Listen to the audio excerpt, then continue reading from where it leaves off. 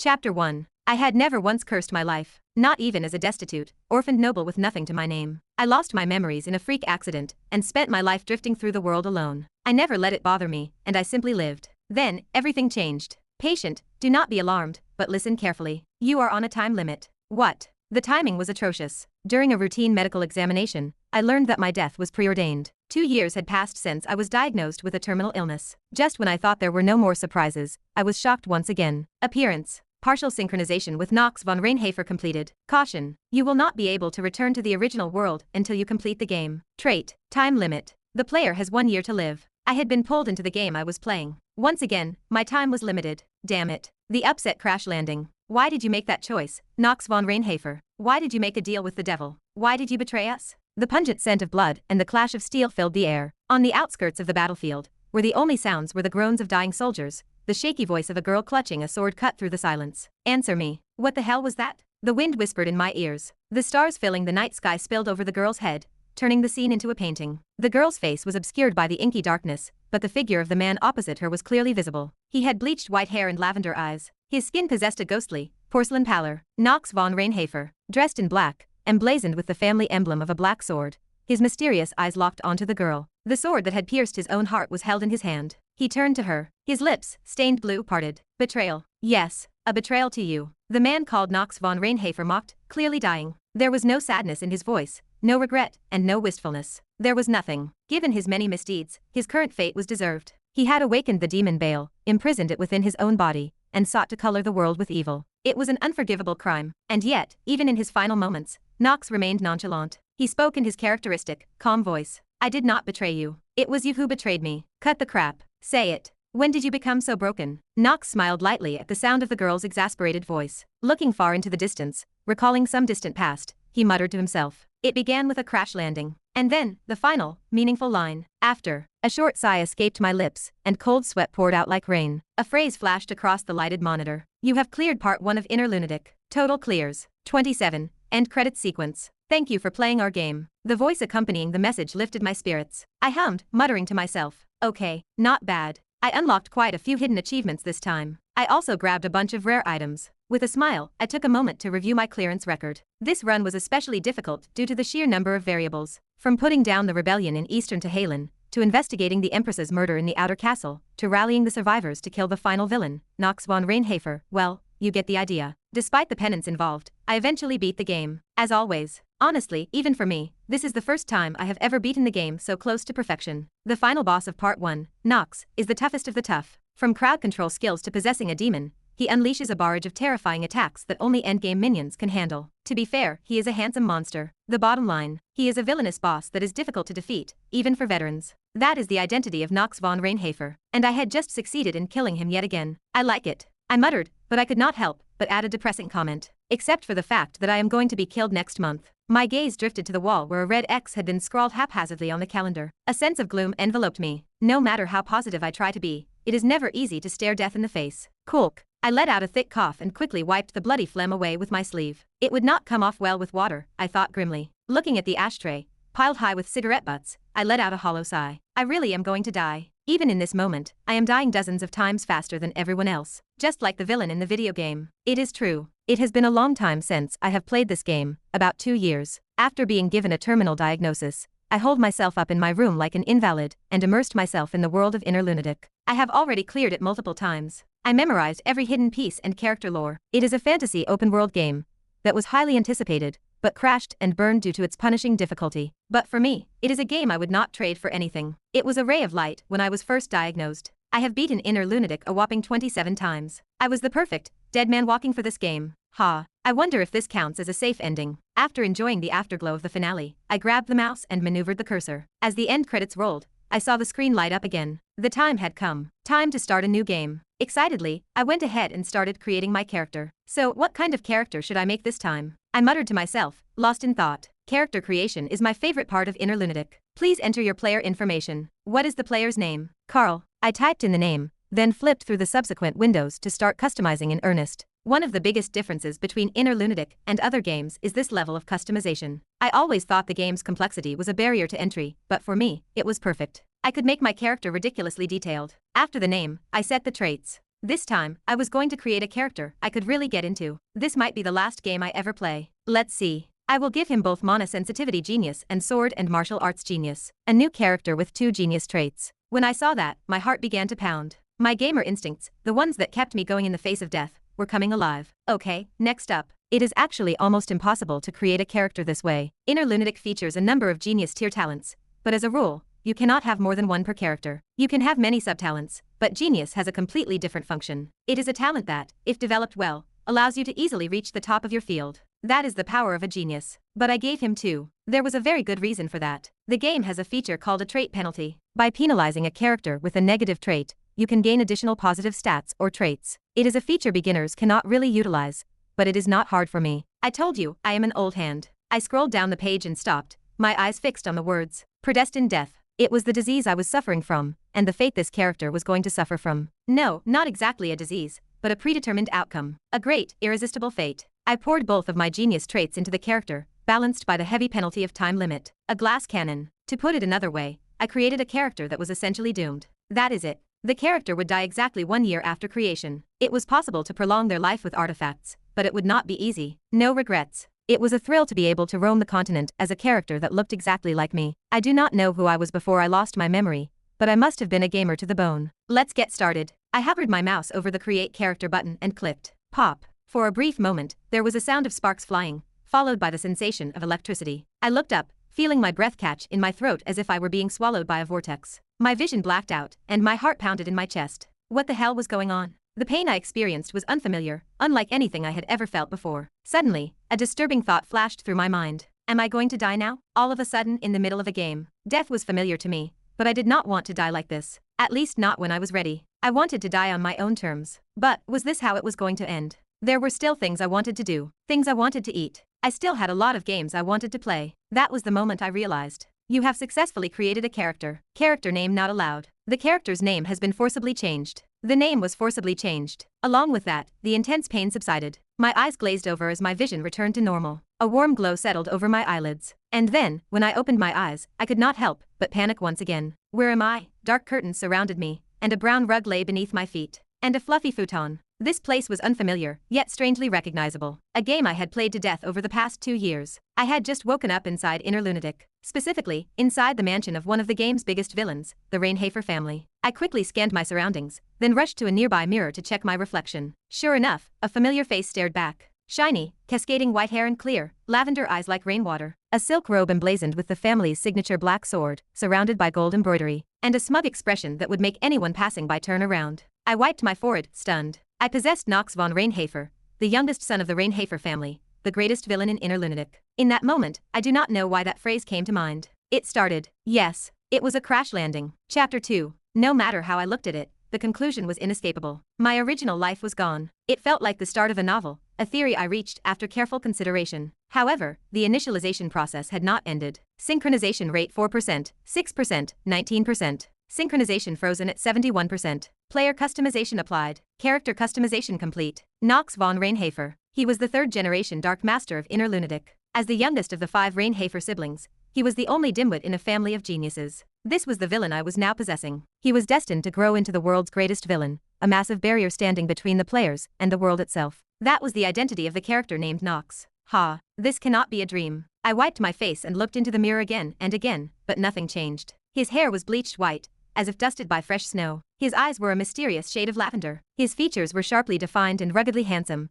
a constant reminder of the character I now inhabited. Insane. I muttered to myself, rubbing my face with my shrunken hands. Ding. Before I could recover from the shock, a familiar chime rang out. I looked up, my eyes narrowed in disbelief, and a look of horror crossed my face. Basic info. Name, Knox Von Reinhafer. Gender, male. Age, 14. Race, human. Primary element, darkness. Achievements, none. Traits, positives. Genius with swords and martial arts. Genius with mana sensitivity, insightful. Master of memorization, steel mentality, master of acting. Neutral. Manifestation of darkness, negative. Terminally ill, curse of weakness, chronic illness, crippling chill, possession. Stats, physique, 2. Magic, 9. Luck, 7. Will, 10. Charm, 25. Skill, active skill. Time of genius. The player's remaining lifespan under the time of genius talent is 1 year. Haha, a status bar now. It was embarrassing, to say the least. It was not enough that I was possessed by an in-game villain. Now, there was a status window hovering in front of me. Worse, Knox's stats were atrocious. His physique was a mere 2,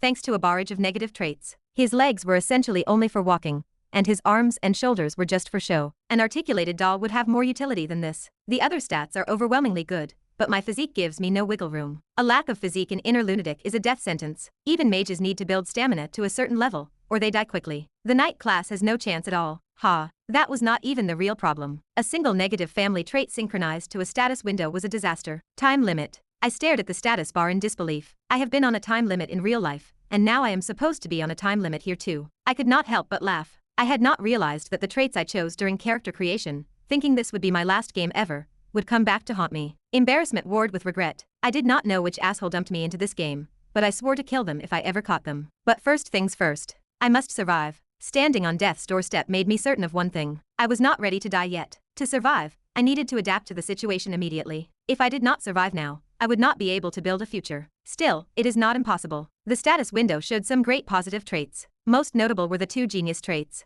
Genius with swords and martial arts meant talent with blades and cold weapons, allowing me to easily peak in basic martial arts. Genius with mana sensitivity increased my efficiency with all things magical. In short, while the time limit trait was a heavy constraint, it certainly opened paths for growth. The penalty was steep, but the talent was guaranteed. That is not all. Insightful is a protagonist perk that lets you see other characters' status windows, and Master of Acting literally calibrates your acting skills. It is great for deception. Plus, Steel Mentality will keep me steady in combat. With 27 inner lunatic clears under my belt, I was ready. It did not take long to get the hang of Knox's traits. I figured out what to use and what to watch out for faster than anyone else. By the way, Knox, you are pathetic. Are you even human? I could see the negative traits clearly. He had looked thin and glazed over in the mirror, but seeing the traits laid out confirmed it. He was a walking infirmary, curse of weakness, chronic illness, crippling chill, possession. It may not seem like much at a glance, but these negative traits would constantly hinder the gameplay. Nuisance was a death sentence. It was nearly impossible to set foot on a glacier without a fire skill, and having this trait guaranteed you would die within the first chapter. It was a massive hassle. Of course, there was nothing I could do about it. First, there were the 2 genius traits I had granted him,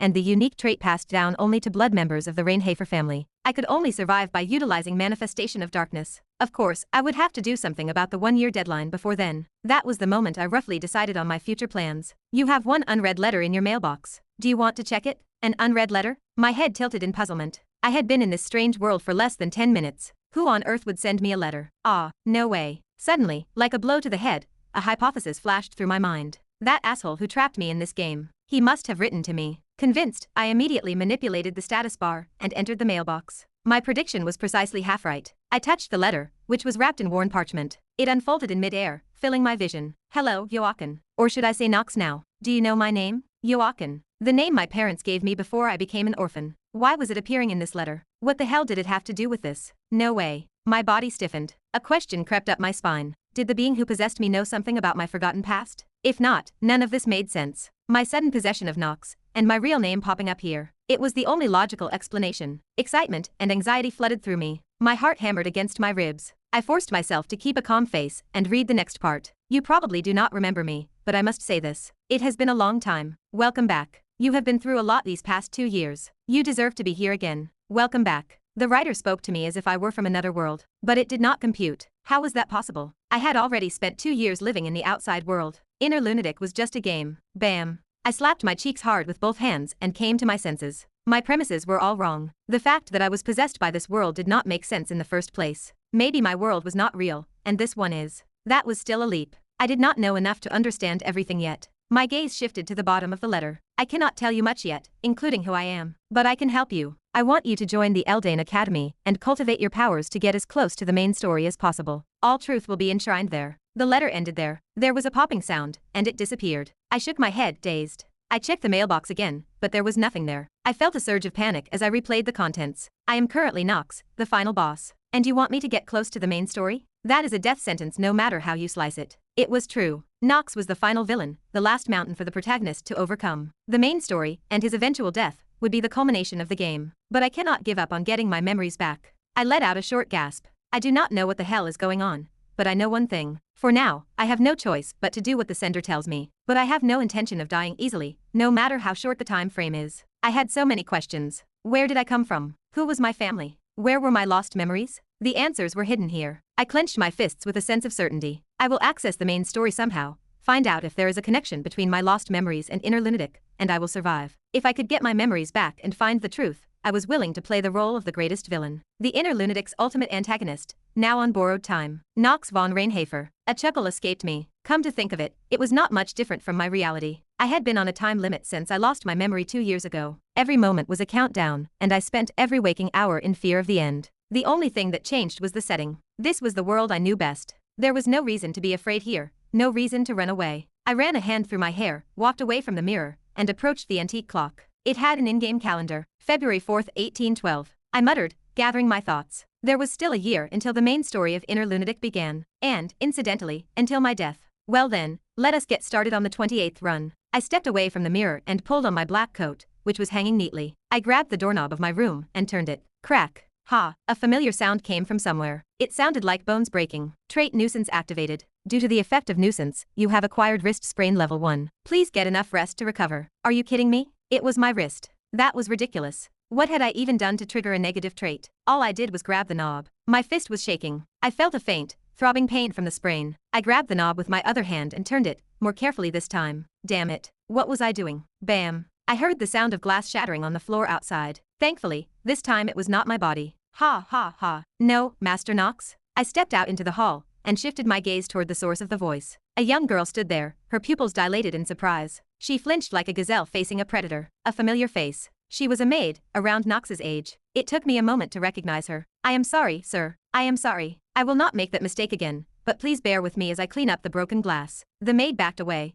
hesitating and begging. I frowned at her intense reaction. Brown hair, bright eyes. Rona? I recognized the character from my memories. She was one of the maids at the Reinhafer estate, the one who talked about Knox behind his back on a daily basis. In Knox's eyes, she was garbage. Not a main character, just an extra. Ha. I glanced at Rona, who looked up at me with a puzzled expression. So she had been talking about Knox behind his back with that innocent face. Anger welled up inside me, but I kept it in check. I was about to pick up the broken glass and place it on the silver tray when I realized something. Please, master, spare my life. I realized 2 things at that moment. First, villains are villains for a reason. No matter how much I changed on the inside, one good deed would not change their judgment of me. And second, Rona was garbage. Consider yourself lucky. I squatted down and locked eyes with Rona. But if you screw up again, I am going to. I trailed off. Rona did not speak, but she frantically shook her head. She looked terrified, as if she had imagined the worst. I stood up, refreshed, and scanned the other hired hands nearby. They were all staring at the family's outcast. Damn. Knox, what kind of life have you been living? I sighed and started to walk away, but another maid in the hallway stopped me. By the way, master, do you happen to know where you are going? I do not need to hide anything. After a moment's thought, I replied simply, the training grounds. The heads of all the employees in the hallway turned in confusion. All eyes were on me. They were not speaking, but their thoughts were transparent. If their monologues had been scripted in the game, they would have gone something like this. Why is this jerk, who has never even held a sword, suddenly heading to the training grounds? Is he going to pick up a wooden sword to beat someone up? Chapter 3. The Reinhafer training grounds were remarkably spacious for such a prestigious lineage of swordsmen. The floor was covered in shock-absorbent material, and a large warehouse at the back stored all the weaponry. Inside, various blade weapons were lined up, with swords being the most common. This needs no explanation. The foundation of the Reinhafer family lies in the sword. There are a few significant phrases that define the house, but the most famous is darkness and the sword. This is an arcane swordsmanship that imbues the blade with the power of darkness to cut through the enemy. This martial art is known as the Supreme Black Sword, and it is passed down only to the next generation, the future patriarch. I remembered that the first 3 forms were taught to the children of the fiefdom, but they did not mean much. If you are going to keep fighting with them, you might as well learn other arcane sword techniques. It was not that the first 3 were bad, but a second-grade swordsman who had mastered both the form and the formula was superior to a first-grade swordsman who had not. Furthermore, there are quite a few things you can get from a family besides swordsmanship. For example, money. Money is king. House Reinhafer is one of the world's most prestigious families. Naturally, they have a fortune. So much so that it could pay for the family's youngest son, the household castaway. Theo, Knox's father, probably did not even care if Knox spent it on himself. That is the kind of character Knox is meant to be. The black sheep, the youngest son of a prestigious family. The character setup is solid. Anyway, for now, this is the problem. I looked at the wooden sword in my hand and sighed. My wrist creaked from the effects of sprained wrist level 1. It felt like Knox's body was weakened, as even the wooden sword felt quite heavy. I felt an inexplicable respect for the people of this world, who could wield such a thing. Fuck. Swearing filled my throat, but I managed to hold it back and swung the sword. A sound like cutting the wind followed. I looked pathetic, my posture was terrible, and my breathing was garbage. It was not my place to say, but I was an athlete before I was possessed. The thought of being in this situation intensified my resolve. I will survive this. After about a dozen times, I made a decent show of swinging my sword, and then tossed it roughly to the ground. I decided not to bother putting things back where they belonged. I was a household pariah now, so the servants would sort it out. With that, I moved on, holding my aching wrist. Out of the corner of my eye, a middle-aged man with a low, bass voice approached me. "Good evening, Master Knox." He was an odd-looking man with black hair and a beard. With his sunken cheeks, he looked very familiar. It was a face I had seen over and over again within the inner lunatic. "Rodwell, why is the butler, who should be serving the patriarch, here?" I said this in a calm voice. Or rather, I pretended to be calm. Rodwell de Ernerich was the real power behind House Reinhafer, and he was not a man I, a mere rascal, could afford to mess with. He was the butler closest to the patriarch, Theo von Reinhafer. A tricky one right from the start. But I had my own weapons. First, I was the son of the head of the household that Rodwell served. I was the son of Theo von Reinhafer, the gift of acting trait activated.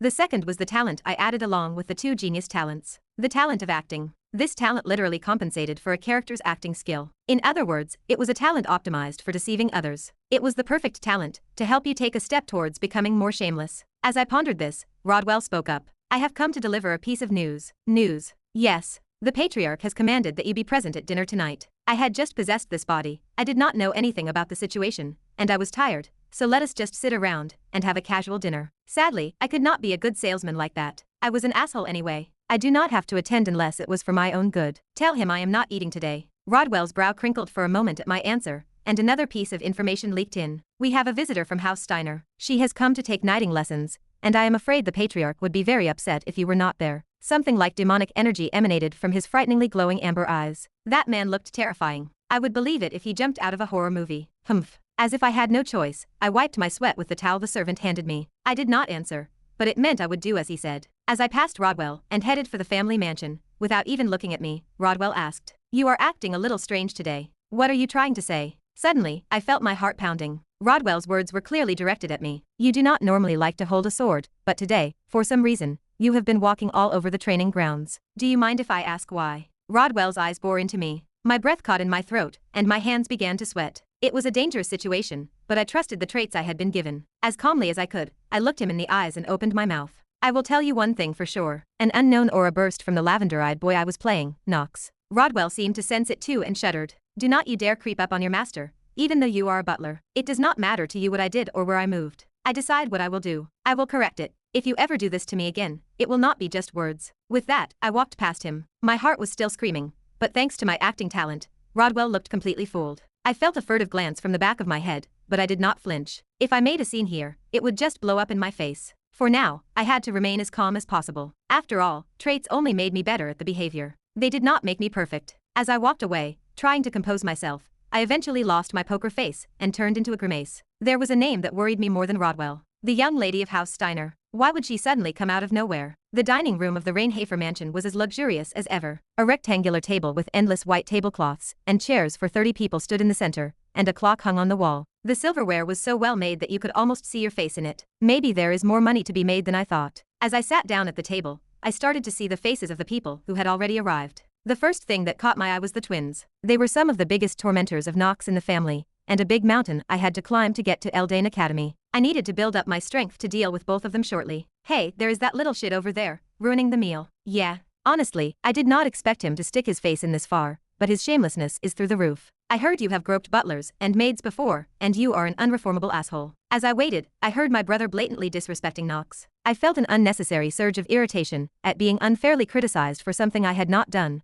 but somehow I managed to hold it together with superhuman patience. Then I repeated it again. "Knox the asshole. Here we go." Finally, I heard a familiar voice echoing through the dining hall. I was startled, my gaze immediately shifting to the direction of the voice, and there was a face I recognized. Theo von Reinhafer, the patriarch of the Reinhafer family, Knox's father, stood there like a giant, with a girl Knox's age behind him. "This is the young lady of House Steiner, Miss Talia von Steiner. She is staying with us for a short time to take her knighting lessons. Please make her welcome." "Good evening. I am Thalia von Steiner. Please take care of me." Of course, of course." The twins, Hartz and Alan, said excitedly. They must have fallen in love with Thalia's face. She is one of the leading candidates for heroine, even within the inner lunatic. Her popularity is in the top 5. No wonder the hearts of adolescent boys were racing. Of course, I merely nodded with a sullen expression. For some reason, "Knox, you are here this time." The voice was too cold for a father calling his son. His icy gaze fell on me. I shrugged it off and took my seat. The meal was about to begin. About an hour later, I ate my roasted turkey and caviar-topped crepes in silence, listening to their small talk. And then, suddenly, I felt a pair of prying eyes on me. Alan and Hartz. My two brothers. Father, I believe it is time to decide on the newest member of the family to be admitted to Eldane Academy. Eldane. Now, something was interesting. In order for me to access the main story, I would need to enter Eldane Academy. A little earlier than I expected. But it was also something I had been anticipating since I first decided to complete the game. Theo stroked his beard. Yeah, it was definitely about time. Eldane Academy is the most central place in the Inner Lunatic. It is the hub where the cadets fight demons and go through all sorts of hijinks. Furthermore, I must enter it and gather my own allies without compromising the story. But first, I must somehow gain admission. Theo's voice trailed off in thought. Hartz, Alan, Knox. As you all already know, there are only 3 tickets per family for admission to the Eldane Academy. Since I have given 1 each to the first and second in line, that means there is only 1 admission left for the Reinhafer family. The reason for limiting academy admissions in this way is simple. It is to prevent other families from becoming too powerful in the central government. For reference, commoners only get 1 ticket. Anyway, knowing the Reinhafer family, I already anticipated Theo's proposal. So, we will choose the entrance the way our family does. You mean you are going to have brothers duel to decide who gets in? Theo looked surprised for a moment, as if he had not expected me to say it first, but he quickly regained his composure. That is right. 1 month from now, we will decide who will be admitted by a duel at the training grounds. I see. I could feel the panic in the room at my calm response. Uneasy gazes swept over me. However, I did not have a choice. In order to enter the main story, I had to enter the academy anyway. There was no changing that fact. Little brother, I will teach you a lesson, but in the meantime, take care to preserve your body, and tell me if you are thinking of giving up before then. Okay, it would not hurt to give up. There is no way a weakling like you can beat us. His tone was playful and sarcastic. I returned the taunt with a toothy grin. Is not that what you say after you have fought and won? What makes you think you can beat me? I snapped back at Alan and the Hartz brothers, who snorted in response. I crossed my arms in a show of adult resignation. Of course. A brief silence filled the dining room. What the hell did I just hear? Everyone had this look on their faces. If I did not get past this gateway, I was out of the main story. There was nothing to lose by blurting it out. I will do it. The 2 brothers were silent for a moment under my icy gaze. I picked up the momentum and spoke. I am entering Eldane. I felt the corner of Theo's mouth subtly lift. Good. You have taken the bait. At that moment, I felt a piercing gaze lock onto me. A chill ran down my spine. The owner of the gaze was the second daughter of the Steiner family, and one of the heroines directly involved in the main story of Inner Lunatic, Thalia von Steiner. She continued to stare, and eventually, my eyes meet hers. Caught, the red-eyed, Western-looking girl looked at me and said, apparently, the youngest master is quite confident. As she smiled at me, I felt my heart sink once again. Because as I said earlier, there was someone who made me shiver even more than Rodwell, and that was Thalia. Thalia von Steiner. She plays the protagonist, who kills the villainous Knox at the end of part 1. Long story short, this was the character who was going to put a sword through my heart in the future. This was going to be intense from the start. With that thought, I shoved the fluffy stuffing into my mouth. I had 1 month to go until my showdown with the twins and 12 months until my death. Chapter 4. The dusky moonlight filtered through the windows of a carriage rolling down Reinhafer Street. A deep voice broke the silence, belonging to the patriarch of House Reinhafer, Theo von Reinhafer. So, has Knox's demeanor suddenly changed? Yes. Standing beside him was Theo's loyal servant, Rodwell. He was the family butler, and the longest-serving member of the house. He reported daily on the activities of the family members. He detailed Knox's recent activities, from his son's sudden appearance at the training grounds and his decision to pick up a sword, to the audacity he displayed by speaking his mind to a man like Rodwell. Everything was noted. It was an intriguing development for Theo. Knox had always been the youngest, consistently overlooked son. The boy usually could not even make eye contact, let alone hold his own against Rodwell or his brothers. Had his attitude really changed overnight? Moreover, he had declared at the dinner table that he intended to defeat his brothers. Theo likely would not have believed it had he not witnessed it himself. It was the first time the youngest son had spoken with such conviction. He would not dare do something like that without a plan to back it up. Otherwise, it would be an act of pure foolishness. Theo had little choice but to issue an order. Understood. Rodwell, keep a close eye on Knox. A few hours ago, the family dinner had concluded. The Hartz and Allen twins had glared at me, clicked their tongues, and disappeared. I quickly rose from my seat and headed back to my room. I needed to organize my plan for tomorrow. Back in my room, I jotted down information I could use in the future. I needed a clear picture of the situation and any hidden opportunities one could exploit. This would provide a shortcut to help this weak version of Knox grow faster. It looked like I was in for a busy few days. With that, I gave myself a quick wash and threw myself into my fluffy bed. Even in this rotten world, the bed was warm and cozy. I drifted off to sleep. The next morning, I returned to the training grounds. I did not hold my wooden sword this time. Instead, I ran laps on the nearby dirt path. I knew exactly why. My biggest problem yesterday was stamina. After 3 swings of the sword, my weak flesh had screamed. That failure had earned me laughs from the vassals, maids, and butlers. I needed to improve my stamina quickly. A wooden sword held considerable weight. With such a young body, and a stamina stat of only 2, it was not easy to wield. Of course, I had the sword and martial arts genius trait. Each genius trait has its own activation conditions. Moreover, I suffered from the penalty of the time limit talent, which made my physical growth twice as slow as others. If I did not build up my stamina now, I would be in significant trouble later. If my body failed, I would be removed from the main story, and dead within a year. I heaved for breath, my vision blurring. I had not even finished a few laps, yet I was already gasping for air. The time limit trait was taking its toll. He is out again today. What is wrong with him? I heard he is having a duel with Master Hearts and Master Allen over the right to enter Eldain Academy. What? Is that true? Did he actually agree to it? I do not know. That is what I heard. That seems like a gamble. No matter how you look at it, Master Knox cannot win. I could hear it all. Every time I stepped onto the field, I felt eyes on me. The staff seemed confused by my presence, and I doubted the other brothers practiced like this. I heaved, my lungs burning. After running 3.5 laps, my body stiffened. My muscles told me I could not go any further, but I could not rest. I had to get stronger to fight the twins and survive at Eldain Academy. The unlocking condition for the genius of swordsmanship and martial arts trait was a minimum physique stat of 4. There was a reason I was running like hell around the track. Physique stat increased by 0.1. Most players with this trait started the game with over 4 physique. I did not. Thanks to that, I started with a measly 2 physique. Or was it 1.9 now? I asked myself, a chuckle escaping my lips. I would die within a year if I kept running like this. However, that was not a problem. I would use the old man's trick. Master, it is ready. I have brought the items you mentioned, Rona said. I turned and gave her a cold look before taking the items. Now you are being useful, I remarked. I looked over the items and smiled. The golem's core, 3-headed poison, and remembering fairy's spring water were precious, but often shunned for being poisonous or tricky to handle. I knew how to use them properly. Add the rapid physical growth scroll, and I was all set. Rona was already gone. She was still afraid of me, and I worried about what Knox had done to her previously. But there was no time to dwell on that. The curse of weakness. I needed to get rid of that first. There was no way to increase stamina other than through slow, steady progress. While there were ways to accelerate growth, they were currently out of the question. I had to remove the curse of weakness first. I thought through this while gasping for air. There were several ways to remove the curse of weakness, one of the worst traits in the game alongside nuisance. The catch was that any method would permanently lower other stats by 1. That was the equivalent of months of hard work lost in a split second. But I was an expert on this game. I knew how to avoid the penalty. The best method was a special elixir to improve my constitution. The ingredients Rona brought were necessary for this. For now, let us move. Too much attention was bad for me. I moved to the cold storage room and shook some of the poison into my mouth. The 3-headed poison is a terrifying poison that temporarily makes the drinker 1.5 times stronger, but kills them instantly. However, it is of little use to me as a dead man. I quickly popped the golem's core into my mouth. There were side effects, like the fact that it petrified the user for 2 hours and prevented them from waking up. Well, that was nothing compared to the venom of the 3-headed snake. At least it would not kill me.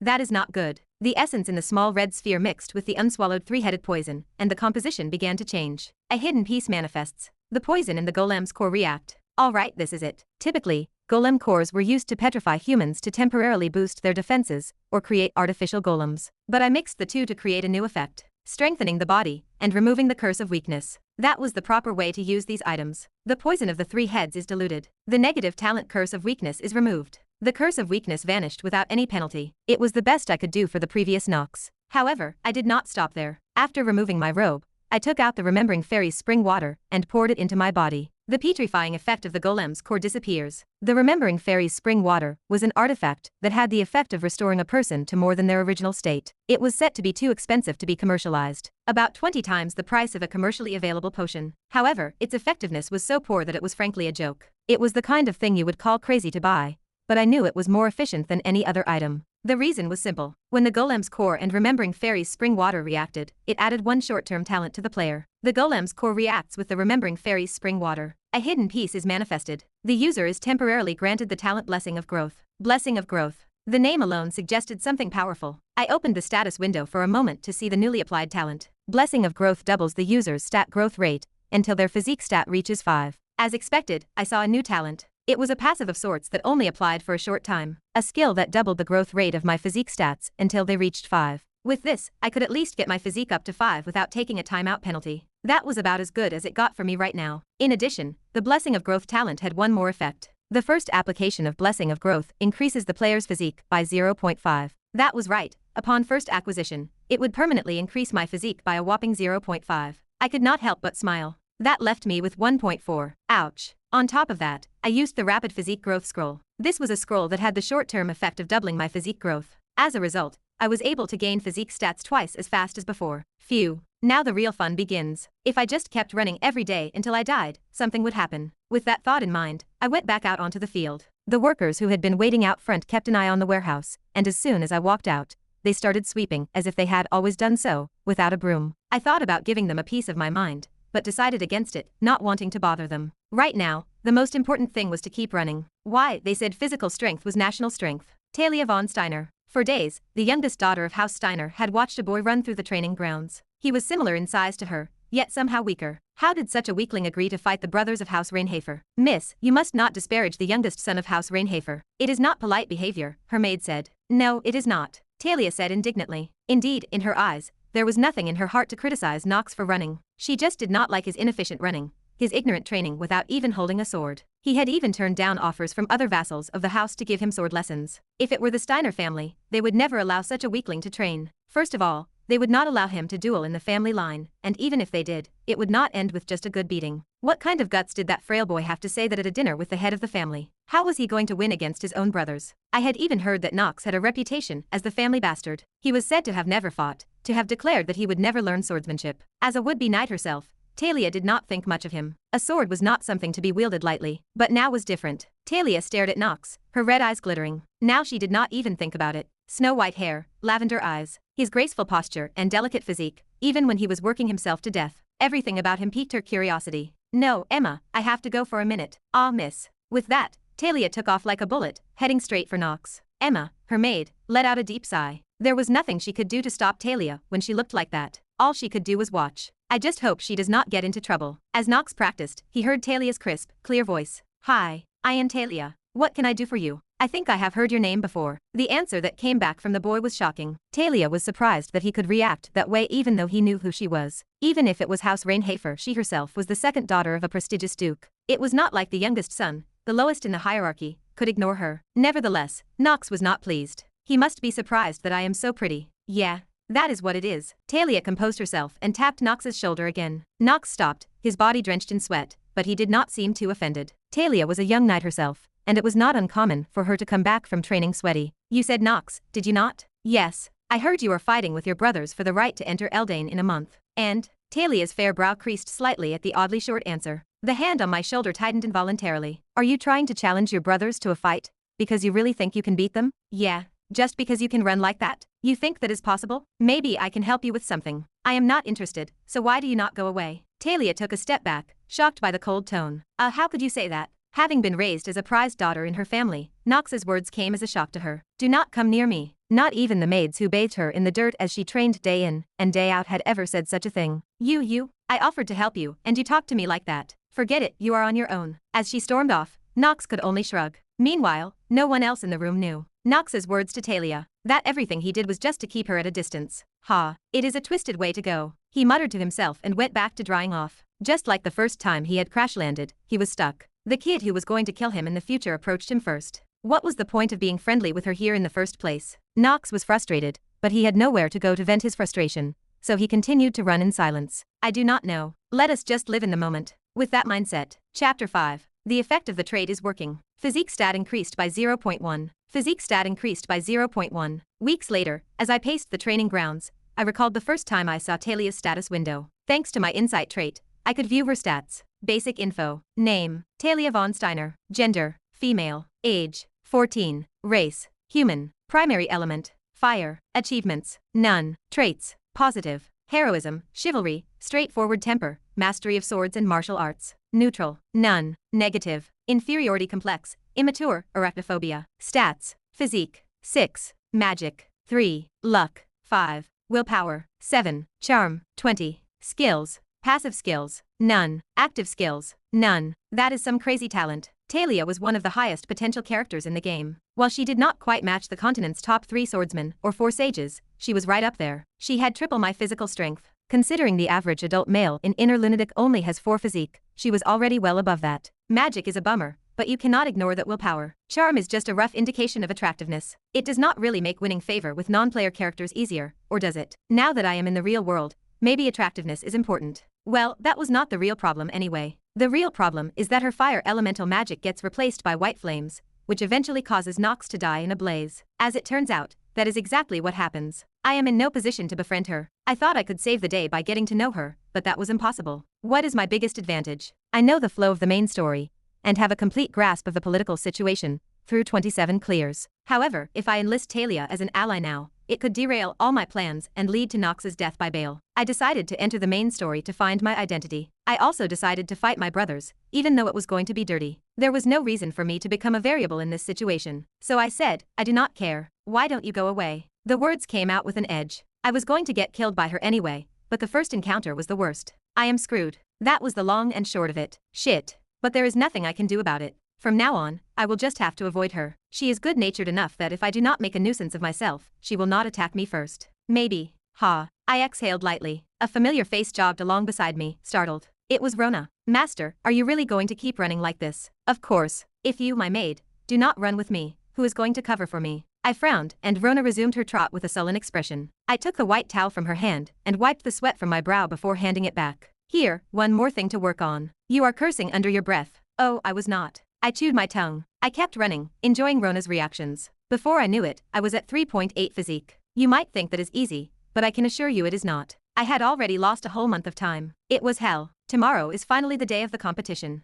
I am not getting any better. I am only going up 0.2 in one day. What? Rona asked, hearing my mumbling, but I shook my head and picked up the pace. Rona grunted her disapproval, but kept up. Curious, I opened Rona's status window to check her physique. The results were shocking. 4.5. It was extraordinary. Rona's initial stats were higher than the ones I had been blessed with after a month of hard work. That is unfair. For the past month, Talia had been taking nightly lessons from the leading knights of the Reinhafer family. Although she could train in her own household, the Steiner family, it was common for nobles to send their children elsewhere for training. Talia, in particular, was considered far less talented than her eldest sister, Chel von Steiner. As a result, she was always in her sister's shadow. She was always compared to her sister. Sweating profusely, Talia staggered to a chair outside the practice hall. Still, she had not forgotten the cold look in her sister's eyes as she watched her defeat in the tournament. She sincerely wanted to be a knight. There was chivalry, but there was also the mindset, and the learning of many swords and their forms. Above all, it must be accompanied by a good and straight heart. But a kid who has only been training for a month is supposed to defeat his brothers, who have been training for years. It was ridiculous. I know this because I had a sister who was a year older, and I had a senior who was overwhelmingly talented. No way would Knox be able to beat his brothers. If he faced the sword with such a light heart, he would never succeed. Talia was sure he would fall here. Just as she was thinking that, the heads of the household, Rodwell and Theo, sat down to watch the duel. Theo, the most honored guest, spoke first. Rodwell, what do you think? You mean the duel between Master Allen and Master Knox? Yes. It was an obvious question. In the octagonal arena, Allen, the older of the twins, and Knox, the younger, were preparing to do battle. Rodwell answered immediately. Of course, from what I have seen so far, Master Allen will win. Of course. For some reason though, Theo's response was to stare blankly out at the arena. It was not hard to figure out what that meant. You disagree with me. It was about a month ago, when the young lady of House Steiner visited, that Knox began to change. Theo, the patriarch, seemed to favor Knox. Indeed, even Rodwell was surprised by his strength for a brief moment. But even so, he did not think Knox would win this contest. It was an impossibility. The sword is at times splendid, and at times simple. Skill is partly determined by practice and partly by thought. There was only one thing that could overturn all of that. Heavenly talent. Overwhelming talent. But Rodwell did not think Knox had it in him. His demeanor so far had been timid, flaky, and sickly. He was a terribly weak creature who caught a cold 10 times a month. If holding the sword for just 1 month changed anything, then he and other leading swordsmen should retire immediately. I agree with some of your thoughts, Mr. Rodwell. Rodwell shifted his gaze. There was Theo, still looking down with bored eyes. But the chances are not zero, at least not if you have the blood of the Reinhafers. In that moment, Rodwell caught it. For the briefest of moments, Theo's eyes lit up with interest. Perhaps the youngest is as gifted as the 3 swordsmen. Hey, Knox. Why don't you give up now? Even if you are a disgrace to the family, you are my little brother, and I cannot beat you too badly, can I? Allen said sarcastically, a wicked grin on his face as he slung an impossibly heavy-looking greatsword over his shoulder. You don't look like you are giving up at all. I replied, feigning nonchalance. Haha, did you catch that? I am actually a bit greedy to look good for the young lady of House Steiner. I am sure you will help me with that. Well, I am not sure that is a good idea. The Steiners were the family most responsible for the demise of House Reinhafer. He had his eye on their second daughter. I could sell her for the world.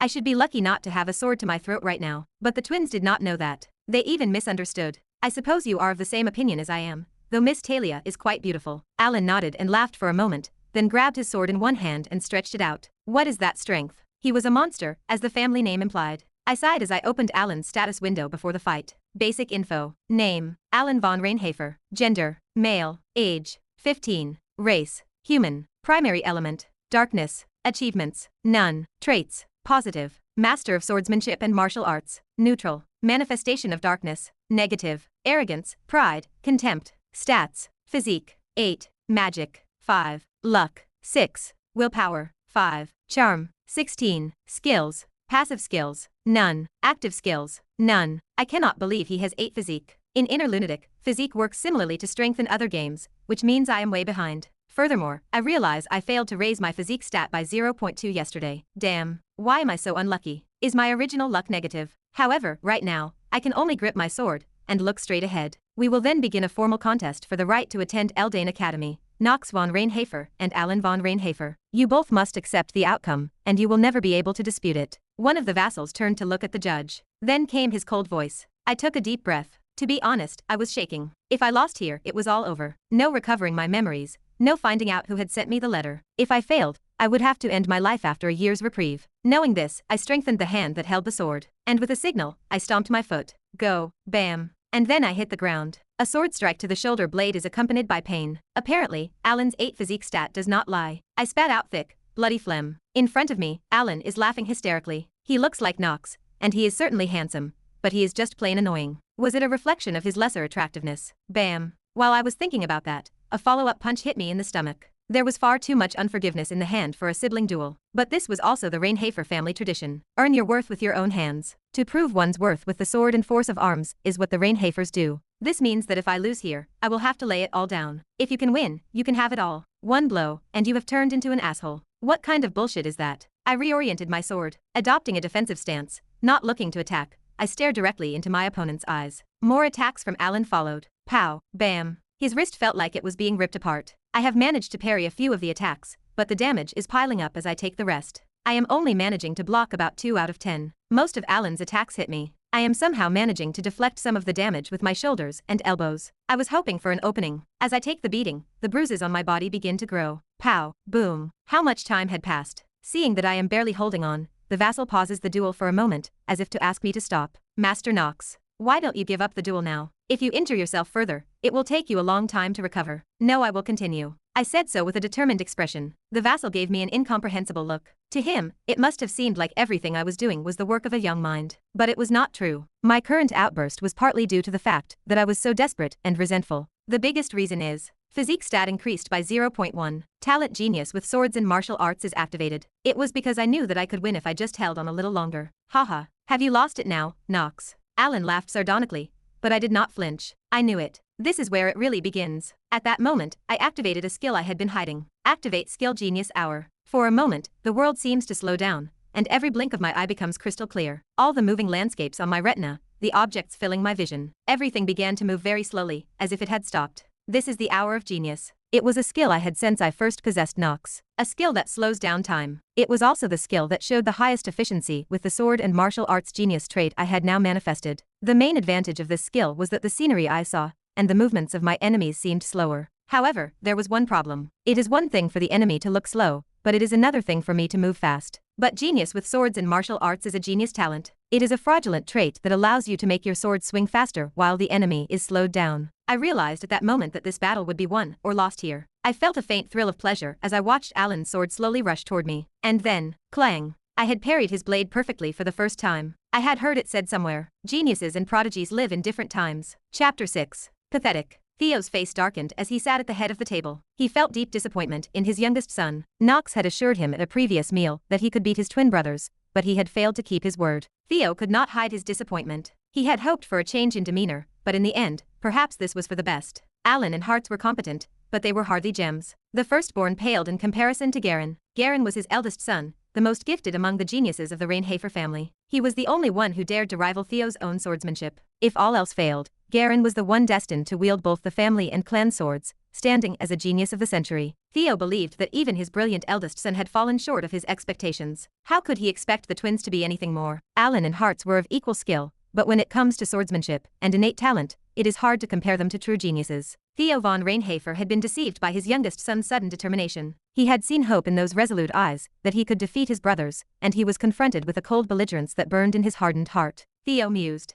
If Knox had truly awakened, he might one day learn the family's arcane art, the supreme black sword. He was the son of the patriarch of House Reinhafer, not a stranger. Overnight enlightenment, or a sudden breakthrough was a surprisingly common occurrence. But in the end, he could not help but click his tongue at the miserable state of his youngest. The supreme black sword. What the hell was that? To lay all things underfoot, and crush them into overwhelming nothingness, that is what a black sword is for. It is meant to bring an opponent to their knees, not to result in all this defensiveness, and these blue bruises, that cannot be washed away. There was no point in watching any further. With that thought, Theo began to stand. A sound of irritation escaped him. Suddenly, a strange current of air flowed through the smoke-filled arena. Theo's movements paused for a moment, sparked by an instinctive sensation. You are different. Rodwell noted this out of the blue. Theo considered his words for a moment, then gave a small nod. Perhaps he has something up his sleeve. It was worth keeping an eye on. With that thought, he sat back down. As he suspected, the battle was just beginning. If anyone knew that better, it was Knox himself. Genius and prodigy live in different times. This phrase has become an idiom,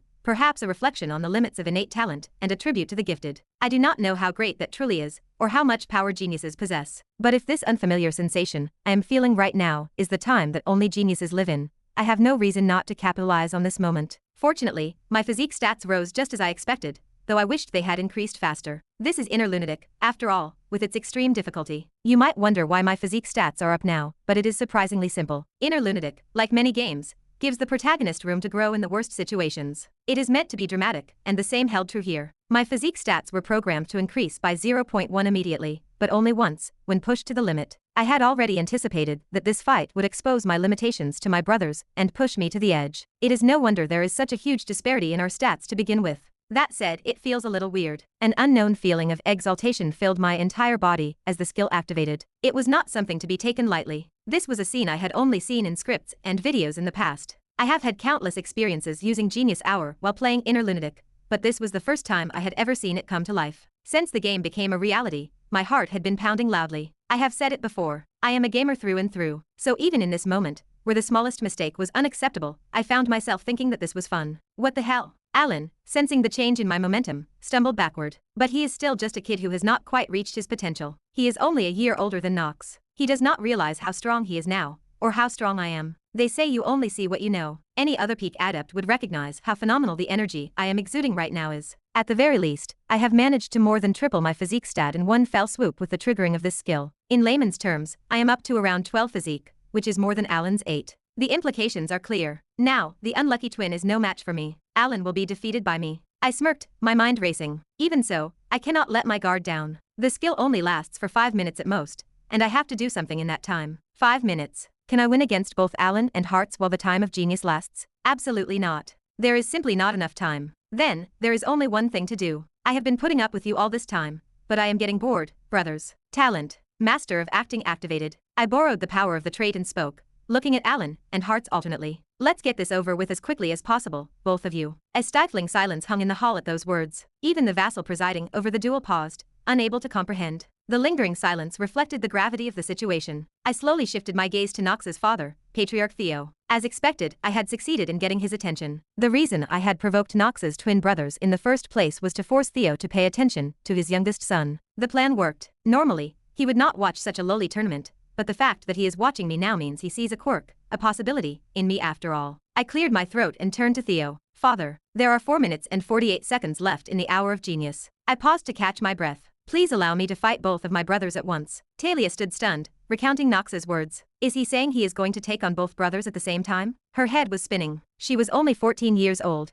and it was perfectly natural to question Knox's judgment. To attack them all at once, that is a disgrace to a knight. You are no match for me, so I will take care of you both at once. That is what it sounded like to everyone else. No knight in Dalian would ever say such a thing. In that sense, Knox was acting like the worst kind of knight. It is behavior that could easily be seen as mocking the efforts of others. It is rash, and if he loses, he has a lot to lose. It is more than just being made fun of. What the hell were you thinking? At that moment, Talia looked into a pair of lavender eyes. She saw the faint gleam from Knox's unwavering gaze and looked toward the patriarch. She saw Theo's cold face. The subtle tension between them made Talia swallow hard. Then, she heard Theo's stern voice. I grant you permission to fight them 2-on-1. My lord. Rodwell's voice came from his seat beside Theo. He was concerned for Knox's safety. He had heard he had been training hard lately, but he was still the worst blight on House Reinhafer. If he struck out here and now, and caused a scar that could not be washed away, he might have to live with it for the rest of his life. Father, that. The backlash from the two brothers was just as intense, but Theo's expression did not change. Rodwell and the twins could say no more. In the Reinhafer household, the word of the future lord is as good as the word of the emperor. No one dared to challenge his decision. Then I will change the rules. The vassal immediately adjusted the rules at Theo's command.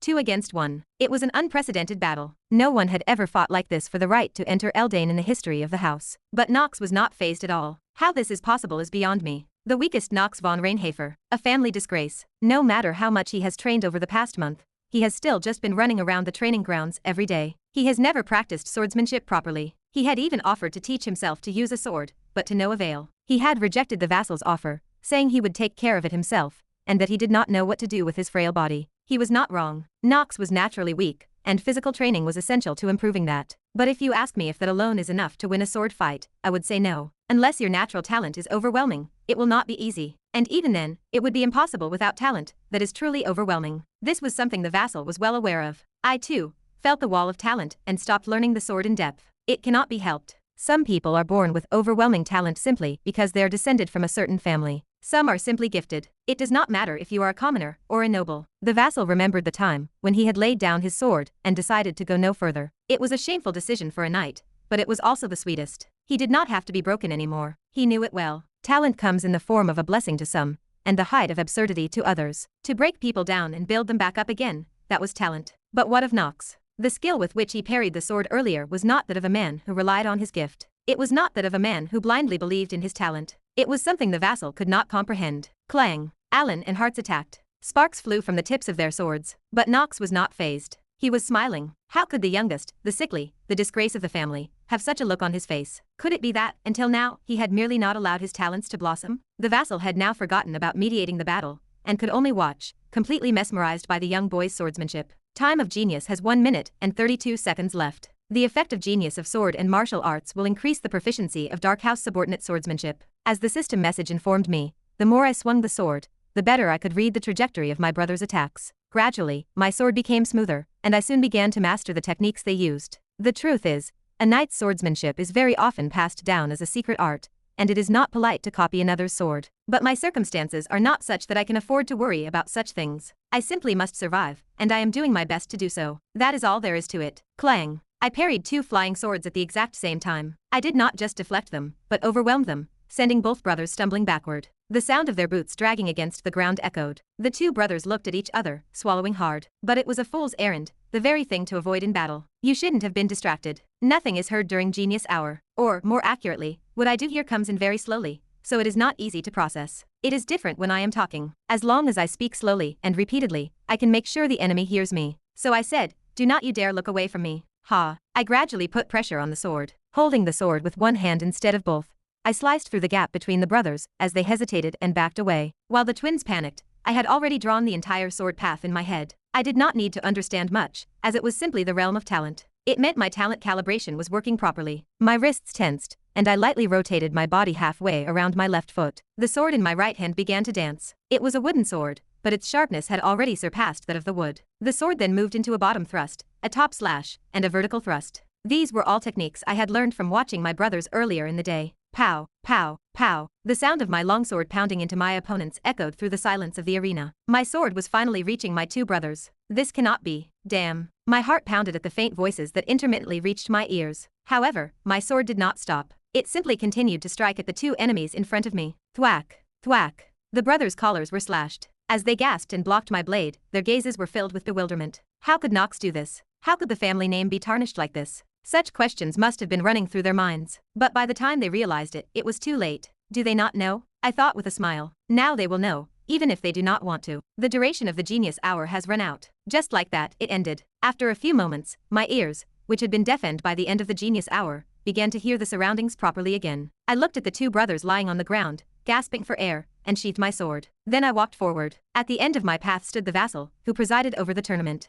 I spoke calmly, trying to settle my racing heart. I assume the match is over. Of course. The winner is Master Knox Von Reinhafer. The vassal shouted as if he had finally come to his senses. It was the moment when the duel was safely concluded. And it was then that I came face to face with a pair of clear, lavender eyes that swept across me. The man I now call father, Patriarch Theo von Reinhafer, stood there, looking at me curiously. I smirked. Yes, he is. You want to take advantage of me now. But if you are going to use me, I will use this family too. And at the end of the day, I will build my power elsewhere. When the house is destroyed, I will seek my own path. It is a bit shallow, but it is my goal. I bowed lightly and walked to my room, avoiding the patriarch's gaze. For some reason, none of the servants were gossiping about me as much as before. It was not surprising, since Knox, the family disgrace, had won against the twins. I felt dizzy, drained, and out of sorts. Then, at that moment, Talia von Steiner, the girl from the Fierce clan, quickly jumped to her feet and started running. I am not sure why, but I need to talk to Knox now. The thought raced through Talia's mind. We have to catch him. Young miss. This time it was her maid, Emma, who was breathless. Chapter 7.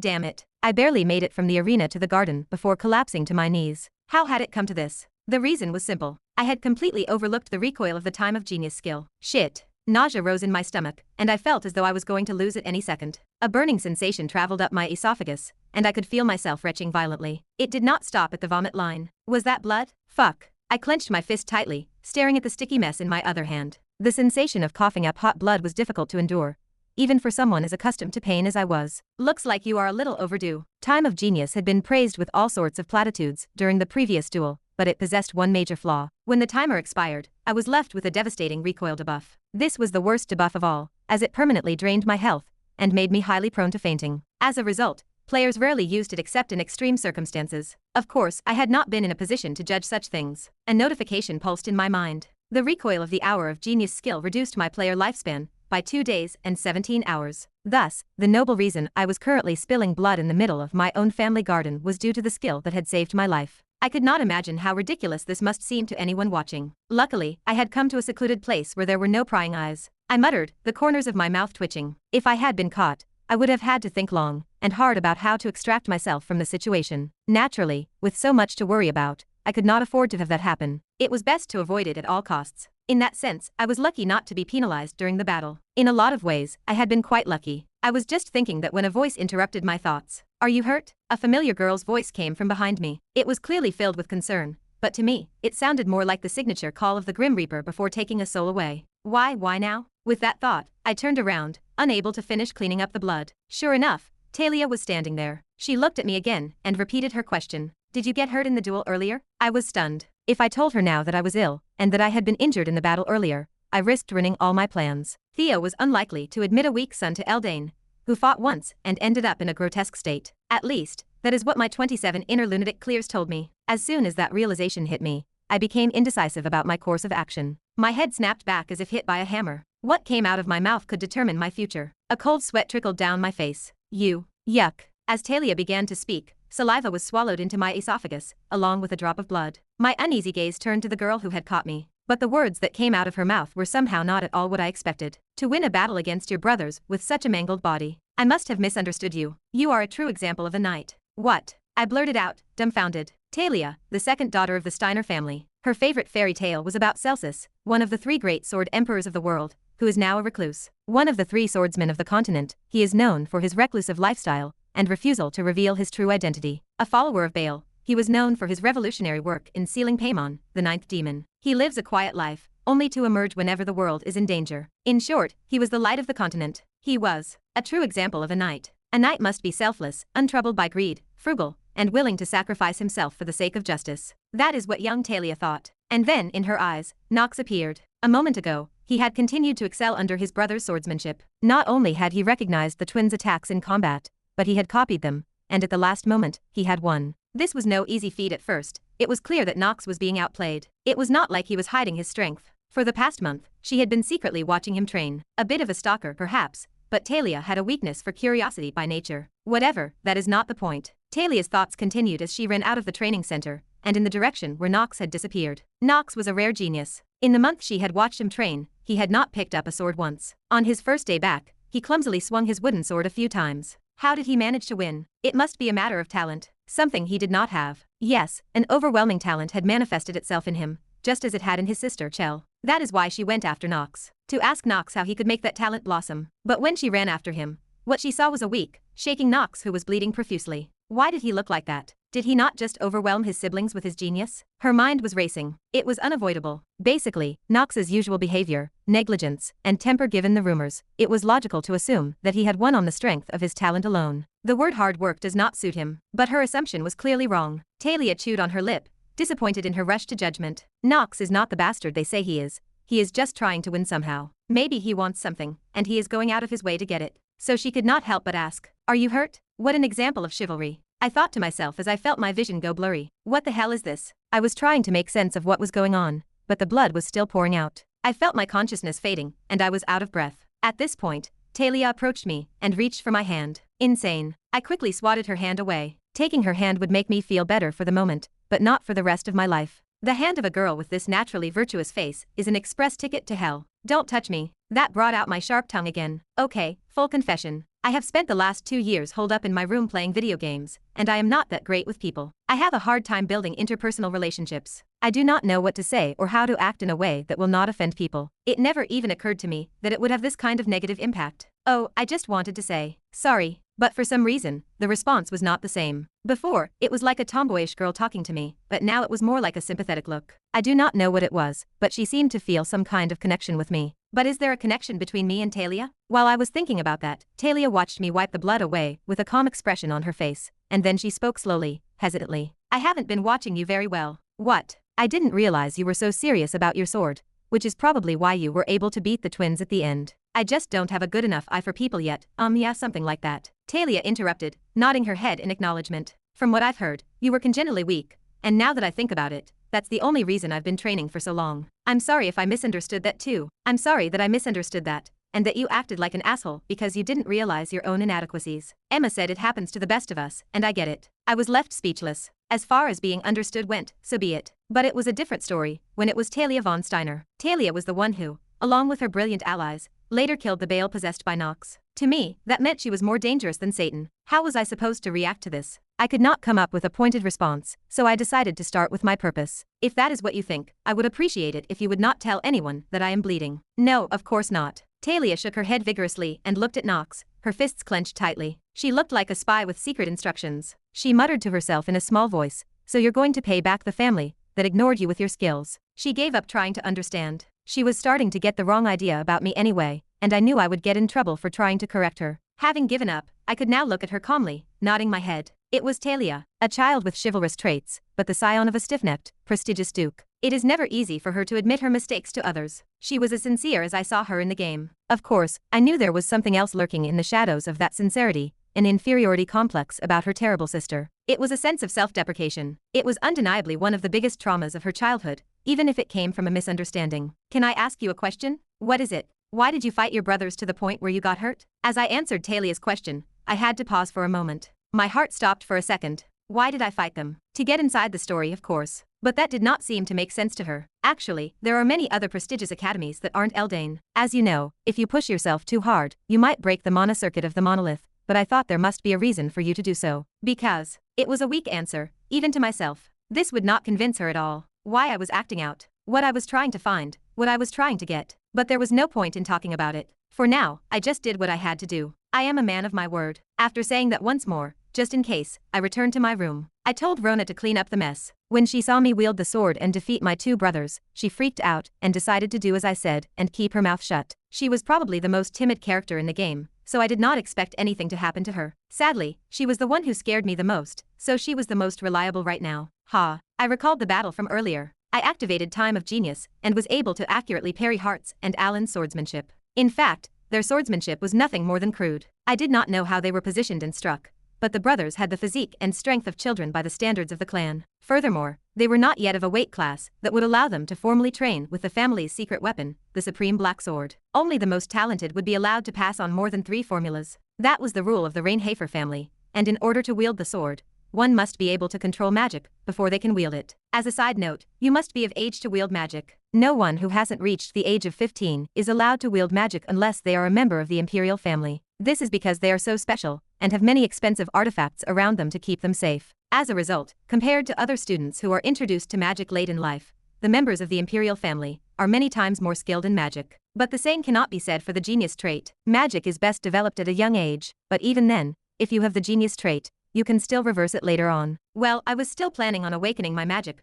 before entering the academy. In any case, this was something I could deal with before entering. I switched gears and reflected on today's events. That battle. It was definitely close. Choosing to raise my last health while taking a beating was the ultimate gamble. A choice I would never make if I had more time. But I did not have the luxury of time. I had a month at most. All I could do was take a risk. The problem from here on out was getting my stamina as high as I could before I entered Eldain, and doing something with my time-limited body. I crossed my arms, opening the status window for a moment. My basic info showed my name was Knox Von Reinhafer. I was a 14-year-old human male with a primary affinity for darkness. My achievements were currently listed as none. My positive traits included genius with swords and martial arts, genius with monosensitivity, insight, master of memorization, steel mentality, master of smoke, and blessing of growth. My neutral trait was manifestation of darkness, and my negative traits included time limit, chronic illness, crippling chill, and possession. My stats were as follows. Physique was 4, magic was 9, luck was 7, will was 10.2, and charm was 25. The active skill, time of genius, remained. The player's remaining lifespan was 332 days based on the time of genius talent. I had only 332 days left to live. I could feel my heart sinking with each passing day. My physique was now just 4, and my will was up 0.2 to 10.2. My initial stats were pretty high, so it was not too bad. The problem was, I had a bunch of negative talents, including time limit. I would have to get those first. I sat down on my bed and organized the document I had created a while ago. It was filled with all sorts of hidden pieces that I needed to get, not the least of which was something I could get right now. And it was hidden within this Reinhafer estate. In more ways than one, I would take what I could from the Reinhafers. With that, I swore to myself and muttered, I will do whatever it takes. The next day I thought, tell me how I can grow that fast. Suddenly, Talia came to me. This felt like a big lump that would kill me in the future. Chapter 8. I suppose my hopes were not in vain. Inside the house of Reinhafer, Theo von Reinhafer's mouth curved upward. It was a subtle change that would go unnoticed by anyone not accustomed to his usual stone-faced expression. Rodwell, the head butler, could only listen in silence. The outcome of the duel had been the exact opposite of what he had anticipated. He had expected Knox to buckle under the pressure,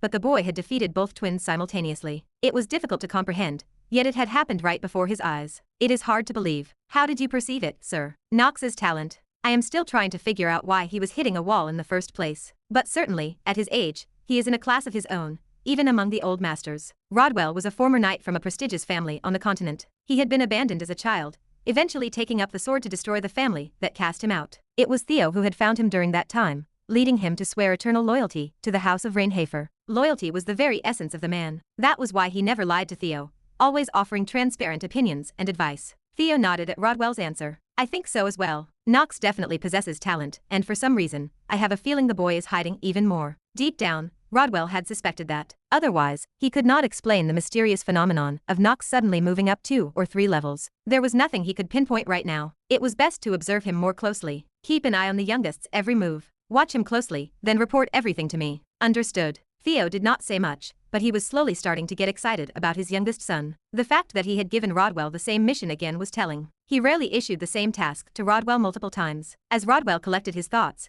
Theo shifted the conversation to the next item on the agenda. How is Grind doing? I hear he is on his way back to the family home. He should return within half a year. Rodwell bowed immediately. Grind was Theo's second son. He was not the brightest of Theo's children, but he had recently graduated from the Eldain Academy. He was currently training to become a knight. It was customary for him to stop by the estate once during his training period to report on his progress. Theo leaned back in his chair, hoping that Grind had matured. He was lost in thought for a moment. My sword. To whom shall the supreme black sword be passed? This had been a major issue for him lately. He did not have a single child with the talent to meet his standards. At this rate, he would have to recruit a talented child from the lower ranks to pass on his blade. This was not something that even Theo, who valued skill above all else, wanted to do. No matter how cold a father he was, he favored his own blood inheriting the family name. In effect, the collaterals were strangers, even if they were bound by blood. They were no better than anyone else, coveting each other's positions. I do not have much time left. Your role is important, Rodwell. I will do my best. Rodwell could only bow his head at Theo's meaningful words. Before I could process what was happening, I decided to take a moment to reflect on yesterday. It had been a day of significant gains. First, I had raised my physique stat to 4,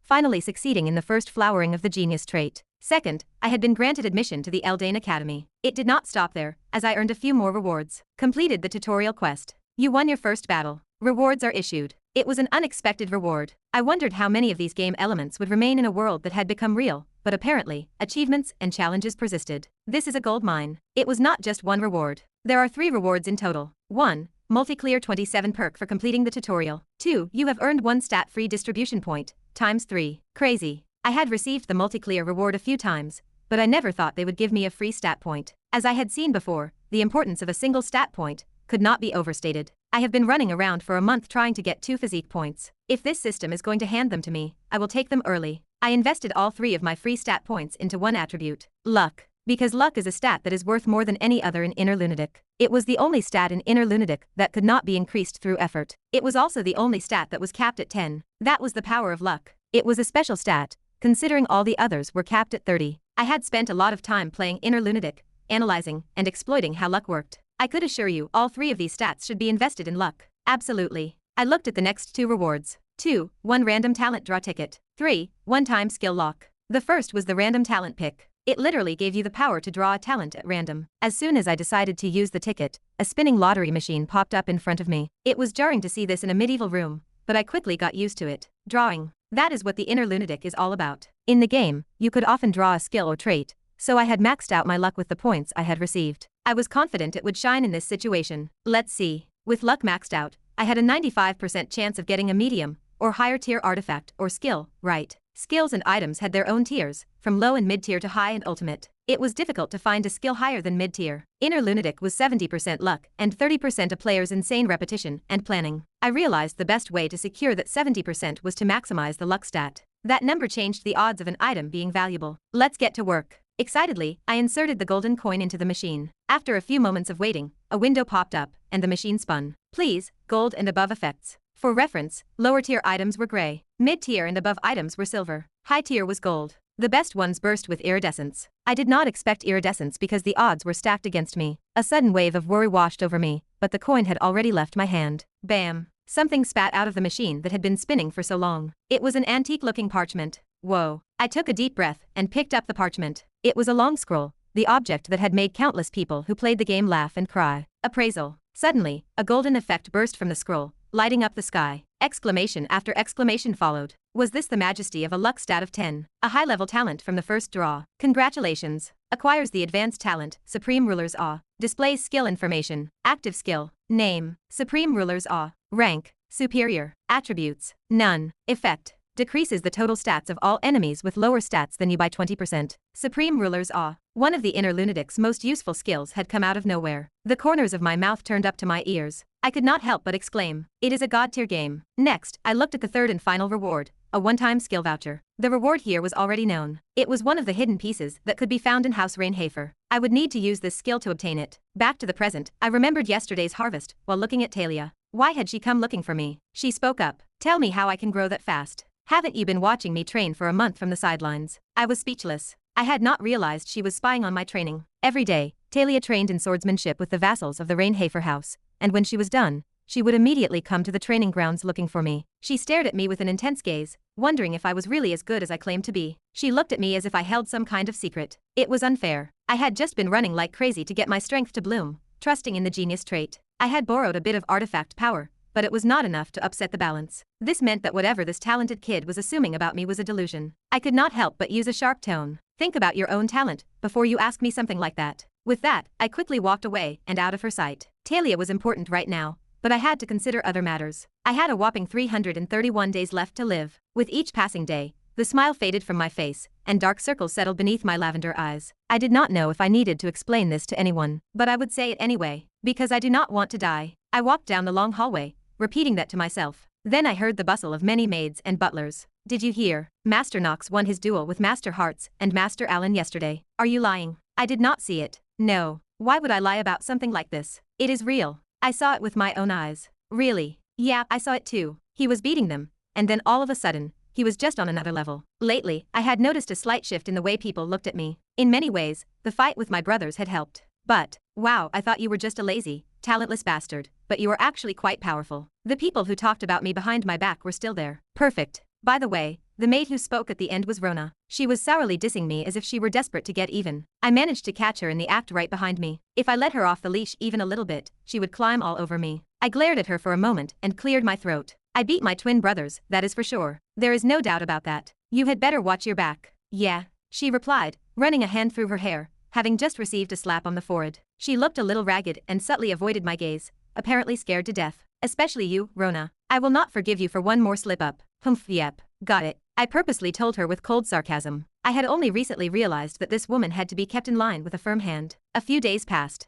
I decided to put my plans for life extension on hold. There were a few reasons, the two biggest of which were as follows. First, Talia had been following me around and bothering me for days. She seemed to think she was being subtle, but it was impossible for me to hide my every move. She was still a 14-year-old kid, and in my eyes, that made her a nuisance. The last thing I wanted was to show her, who might kill me later, how I obtained the hidden piece. I had to move more cautiously than usual. Secondly, Theo von Reinhafer, the head of the family, had suddenly summoned me. Not just me, but my two other brothers. Hartz and Alan were also summoned to the same place. In that moment, I was certain. The time had finally come to use the skill I had acquired to get the hidden piece. He. I could hear the cries of wild foals. That was right. This was the stable. Chapter 9. The location where Theo summoned me was exactly where I expected, the stables. The House of Reinhafer boasted one of the top 3 stables on the continent for raising fine horses. As I walked in, I saw my brothers, Hartz and Alan. Their bodies were still covered in the painful bruises from the beating I gave them a few days ago. Perhaps I should have been a little more forceful. Those stupid bastards. I shifted my gaze to the patriarch. Patriarch. I was the first to bow my head in greeting, and my brothers followed suit.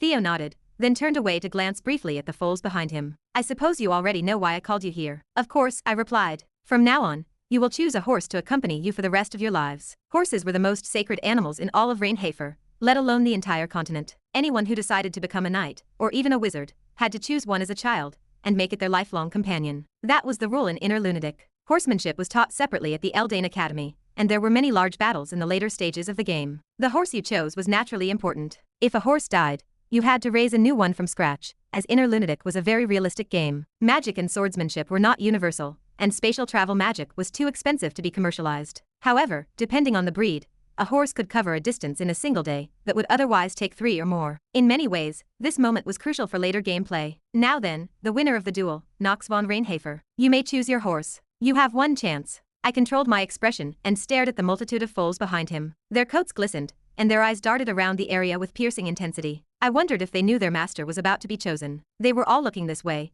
but I had already decided what I wanted from the beginning. There it was. For some reason, it was making eye contact with me. I walked nonchalantly past all the horses that appeared to have good pedigrees, and toward the one staring at me. He gave a small whinny when we made eye contact, and he did not look away. It was as if he already knew what I was going to do next. Theo and my twin brothers stared at the back of my head in disbelief. The reason was simple. The horse within my reach, the one staring at me, was on the verge of being put down. It was destined for death, at least in its current state. House Reinhafer was a villainous family, considered the worst of the worst, so it was not hard to imagine they would have a pretty good hidden piece. Gamers were known for knocking on every stone bridge they passed. They were the kind of people who looked for every little groove in a wall to see if something was hidden inside. If you were one of those people, it was only natural that you would want to take on a variety of challenges. That went for me too. I will choose this one. I will give you another chance. Theo's brow furrowed. At first glance, he looked disappointed. I guessed I had not made the right choice. It must be frustrating to be given the first chance to choose, only to select one that, by all appearances, was about to die. Of course, it would have been logical to pick a horse he could use right away, one that would be the most efficient. But I did not. Hence, the look of outright displeasure on his face. Actually, it was a kindness. Giving me a second chance was something I had never heard Theo offer in all the years I had played the game. Theo was a blunt man,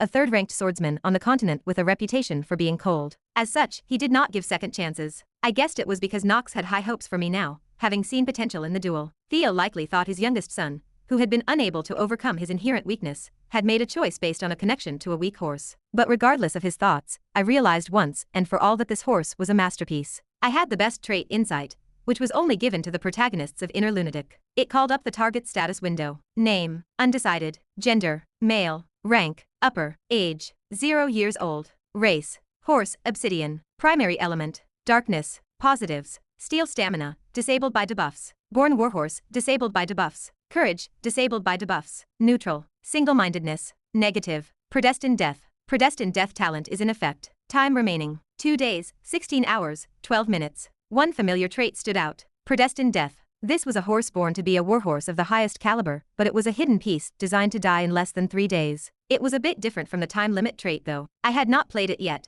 and there was no way to overcome it, but this talent was different. With my knowledge, I can do anything. It did not matter if that was the ending intended for him or not. I glanced at Theo, then shook my head. I will not take it back. I have made my choice. I hope it is a choice you do not regret. Even as he said that, Theo walked out of the stables with a sour look on his face. He did not even bother to watch the other 2 twins choose their horses. He must have been disappointed in me, but so be it. Meanwhile, there was no fear in the eyes of the horse facing its fated death. I wondered if it was trying to come to terms with its end, or maybe it saw its own death as nothing. I did not know, but I felt that he and I were essentially alike. The vassal standing next to me asked, "Master, please name the horse." "Carl." So I decided to give the horse that name. "You shall henceforth be known as Carl." I had used that name about 27 times. Every time I cleared the inner lunatic. It was a name that meant a lot to me, and I gave it to him. Just as I struggled, I hoped that he too would fight to stay alive. I could hear my brothers sneering, insulting voices in my head. Of course, their judgment would be overturned in just a few days. I laughed softly to myself, then left the stables and returned to my room with Carl. He was still a foal, so he was small. So far, it was fine to keep him in the room. Besides, if he got dirty, I could just have Rona clean it up. After all, she was still a collateral of the family. If it was her choice, she would just have to make do with the evil. I was going to let her know that. "You talk a lot." I tucked the blanket around him and sat him carefully on the bed. He tried to move, but he would never be able to. He already knew his fate. He was already under the control of the future, of his predestined death, and overcoming it was not the usual way. If you played inner lunatic and you were granted this negative trait, your character would die in some way. In a sense, it was even worse than time limit. Unlike time limit, which at least allowed you to extend your lifespan, this talent did not even allow you to cheat at all. To be honest, there was nothing I could do to save him. But I brought him here for a reason. I had a sword to fight with, and I had myself. I might not be able to do anything about my own life, but there were many things I could do for the dead. "Carl." I called his name. He lifted his head for a moment, as if to acknowledge me as his master. His eyes still held the same blank emptiness, and a calm, burning will to live. I wondered if those two emotions could coexist. I could see in his eyes that they could. "Rona, I know you are out there. If you do not answer me soon, I will not leave you alone." "Humph, how did you know?" "You got me." For some reason, I thought Rona might be waiting outside, so I spoke up. She was indeed there. Judging by how quickly she replied, she had probably been waiting for a while. I wondered if she actually enjoyed making me do things now. I nodded with satisfaction and gave her instructions. "Take care of him. He is sick, so be as gentle as you can." "Okay, I will take care of him." "Of course." Rona entered the room and spoke, in a disheveled voice, as she looked at Carl's condition. She seemed quite shocked, as it was evident that he was going to die, even to a 3-year-old. I guessed she had not figured out my intentions yet. Actually, it would be impossible for anyone to fully grasp them. I was torn, by the way. What was going to happen next was going to be even more shocking. How was this week Rona going to make it? Theo sat in the training room, meditating for a long time, and recalling the events of a few moments ago. The judgment of his youngest son, Knox. Was it right? The answer was already there. It was foolish. I realized that I had let him choose his words too early. I let my emotions get the best of me, and I picked a horse that was as weak as I was, just because it made eye contact with me. Theo thought. Knox deserved better. One of my sons should inherit my sword and follow in my footsteps, and even better, carve his name into the highest places of the Archheim Empire. Just as I was one of the 3 swordsmen, and still held my place at the top, I meant for one of my sons to do the same. But I knew it was not easy, and I knew it was lonely. Theo remembered one mistake he had made in the past. A day in the middle of a bloody battlefield. Swarming demons, tangled humans, and a night of killing. It had been a disaster. Theo opened his closed eyes. Unfinished mana floated in the air, quickly sucked into his body. A glow began to emanate from his body, absorbing the energy like a black hole. It proved that he was indeed worthy of being called the 3rd swordsman. "Rodwell." "Yes, my lord," Rodwell replied,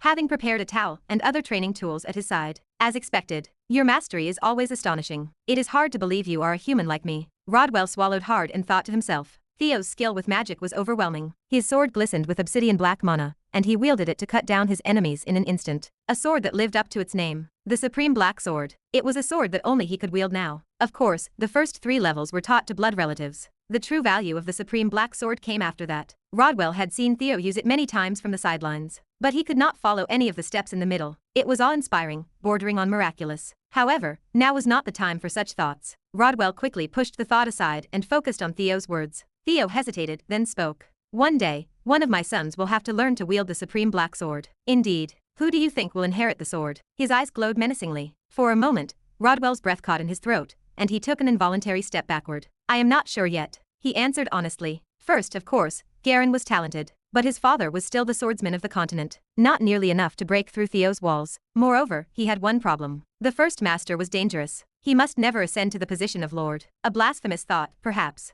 After all, he was only a butler. But Rodwell's loyalty to House Reinhafer was unwavering. He would never, ever sit on the throne. Rodwell let out a small sigh. There was no point in lying to himself here. He who wields the Supreme Black Sword. There was no way the 3 most powerful swordsmen in the world could not see through his lies. It was best to be honest here. They all still have potential. We need solid talent, not flimsy potential. Theo took a moment to scan the surroundings, then rose to his feet. Because one of them is going to have to kill me, eventually. By default, minions do not have any stats, but their rank tells you how powerful they are. In simple terms, this means that the horse I brought with me could have been a top-notch warhorse if it were not for his illness. It was an obsidian, a high-end breed. If I could activate all of his disabled skills, he would grow rapidly. What was more, since it was the default system in Inner Lunatic for pets to increase in rank by at least one afterward, he could be promoted to at least superlative. He was not exactly the kind of hidden piece you would expect to get at the start of the game. Technically, he was not fully unlocked yet. The sword. After 3 days. The present. I was facing the cold, dead body of Carl. Rona, who had been taking care of him with me for a while now, was already wiping the tears from her eyes. Humph. I knew it was going to be like this from the beginning. Carl could not be saved. There was not a single way to save him in Inner Lunatic. But I did know one other way to enjoy the battlefield with him, and it would take me to a better place. Carl. It would give him a little more freedom. Stop crying, it is distracting me. Breathe. But master, Carl. Rona had always been a bit of a gossip, but seeing her crying over Carl's death made me feel a little bad for her. Yes, I realized that Knox must have committed a great sin in his previous life, and that was why she did not trust me. So I decided to speak to her a little warmer this time. Don't worry, Carl is dead, but he will be by my side again. What? Are you crazy? I never thought I would hear those words to my face. I hastily reversed my earlier plan to warm up to her, and turned back to being an evil bastard. Step back. At that moment, I pulled out a scroll that I had purposely kept on my desk and laid it on the floor. I then began to slowly pour my magic power into it. Geeing. Needless to say, it did not go well. I had not yet met the flowering conditions for the mana sensitivity genius talent, so my magical level was not very high. Just a waterfall of mana. That was all I could do. I have to concentrate. I cannot make a mistake. I could feel the tenuous energy of life, pulsating with blackness. It was a strange experience.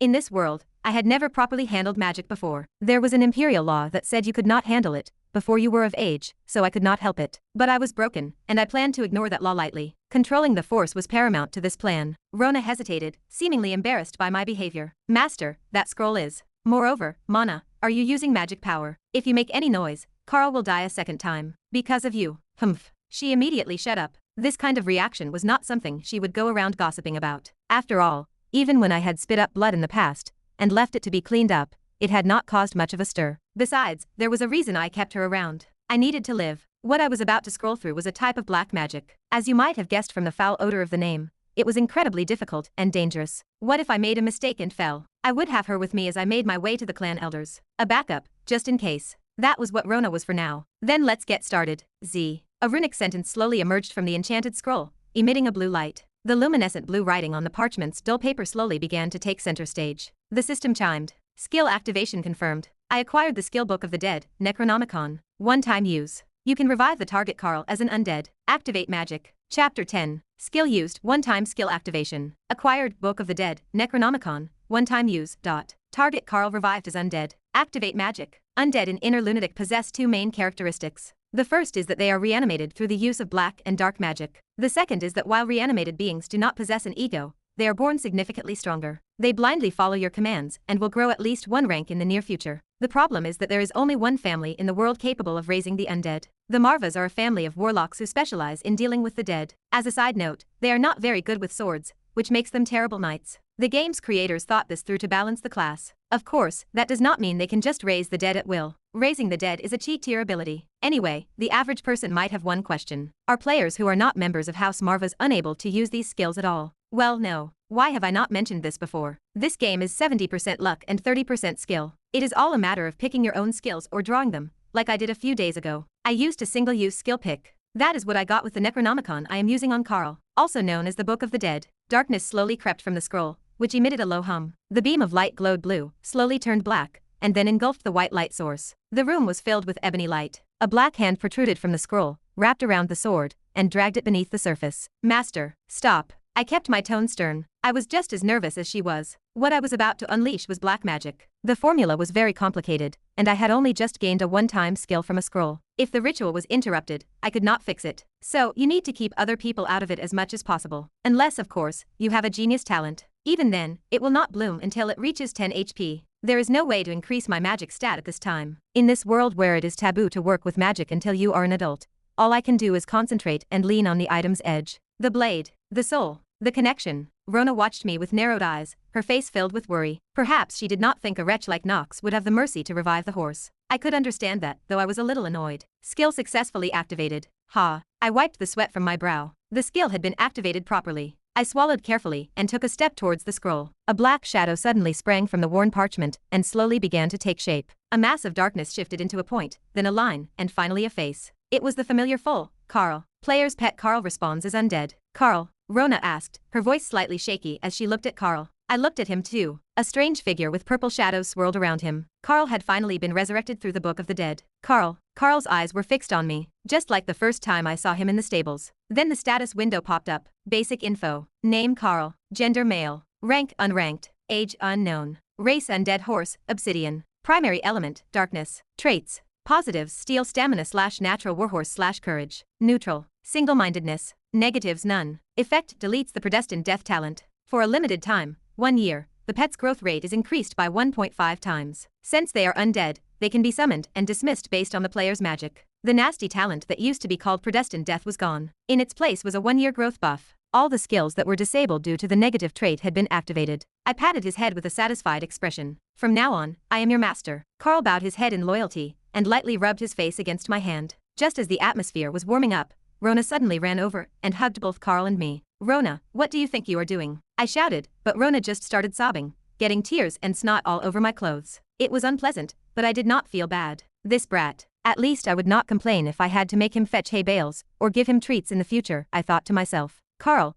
who had somehow grown a bit, snorted and then swiped at Rona's face with his hind foot. Rona let out a dramatic screech, but did not move away from us. I looked at him in disbelief and remembered. Oh right. She was at 4.5 physique, was she not? I nodded, thinking I could harass her some more. A few days passed. From now on, I would take Carl to the stables to take care of him. He was going to grow up fast. With the buffs he had received, he would rise to a pretty high rank as an undead. Furthermore, his breed was obsidian. In this world, only the Reinhafer family could raise obsidian horses. Even then, only family members could breed them, as they were so rare. They were difficult to breed and hard to find because of their esteemed lineage. That was the obsidian. Perhaps the sword, too, would have fallen into his hands if it were not for the negative trait. I hated to think that I would have lost him to that dangerous creature. Not that it mattered much now. How can that be? That horse should be dead. You will have to explain why the horse is alive, Knox. As I was returning Carl to his stall, I heard a familiar voice behind me. I turned around and saw my brothers, the twins who had defeated me so long ago and reduced me to nothing. Hartz and Alan. They thought my steed was about to die, but they could not believe I was still alive. It was undead, but its true nature would not be revealed until my powers were fully manifested. It just looked like a normal horse. The twins were not advanced enough to recognize that it was undead,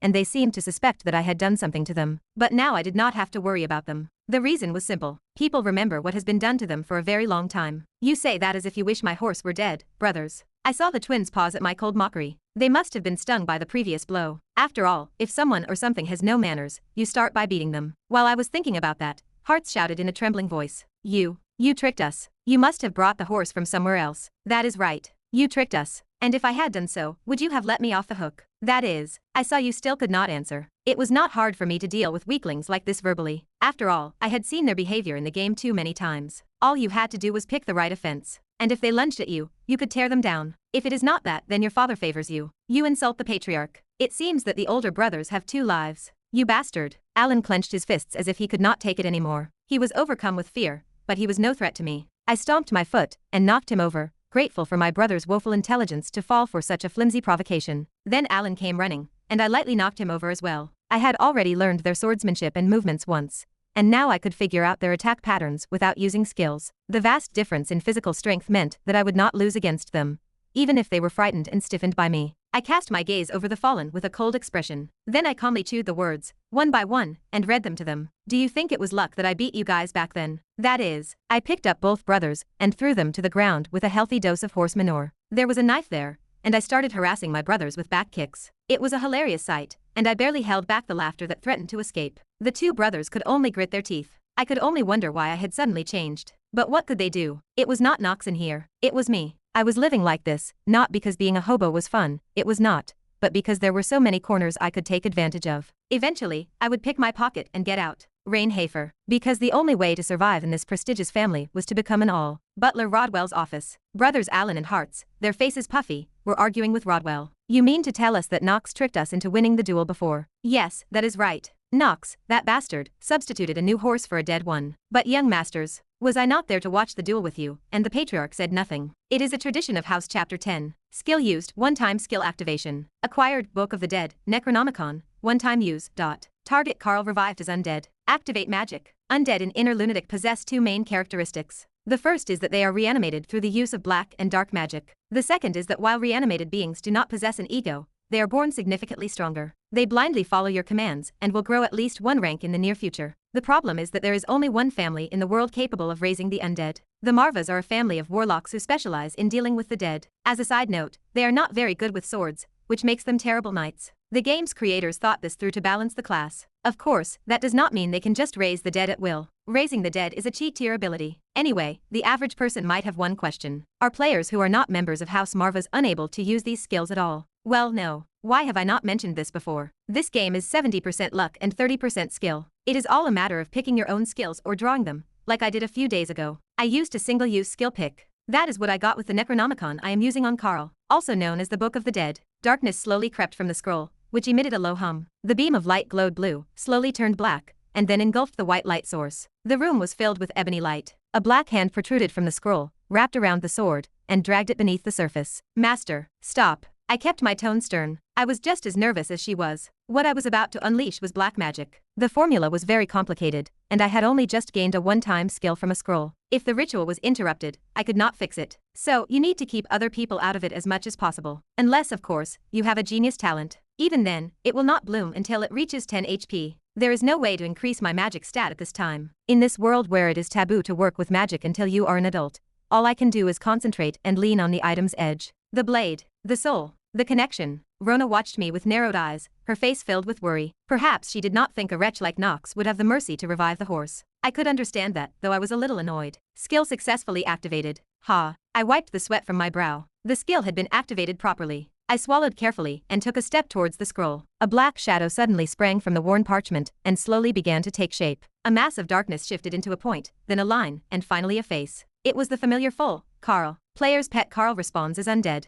Carl, Rona asked, her voice slightly shaky as she looked at Carl. I looked at him too. A strange figure with purple shadows swirled around him. Carl had finally been resurrected through the Book of the Dead. Carl's eyes were fixed on me, just like the first time I saw him in the stables. Then the status window popped up. Basic info. Name Carl. Gender male. Rank unranked. Age unknown. Race undead horse, obsidian. Primary element, darkness. Traits. Positives, steel stamina / natural warhorse / courage. Neutral, single-mindedness. Negatives, none. Effect, deletes the predestined death talent. For a limited time, 1 year, the pet's growth rate is increased by 1.5 times. Since they are undead, they can be summoned and dismissed based on the player's magic. The nasty talent that used to be called predestined death was gone. In its place was a 1-year growth buff. All the skills that were disabled due to the negative trait had been activated. I patted his head with a satisfied expression. From now on, I am your master. Carl bowed his head in loyalty and lightly rubbed his face against my hand. Just as the atmosphere was warming up, Rona suddenly ran over and hugged both Carl and me. Rona, what do you think you are doing? I shouted, but Rona just started sobbing,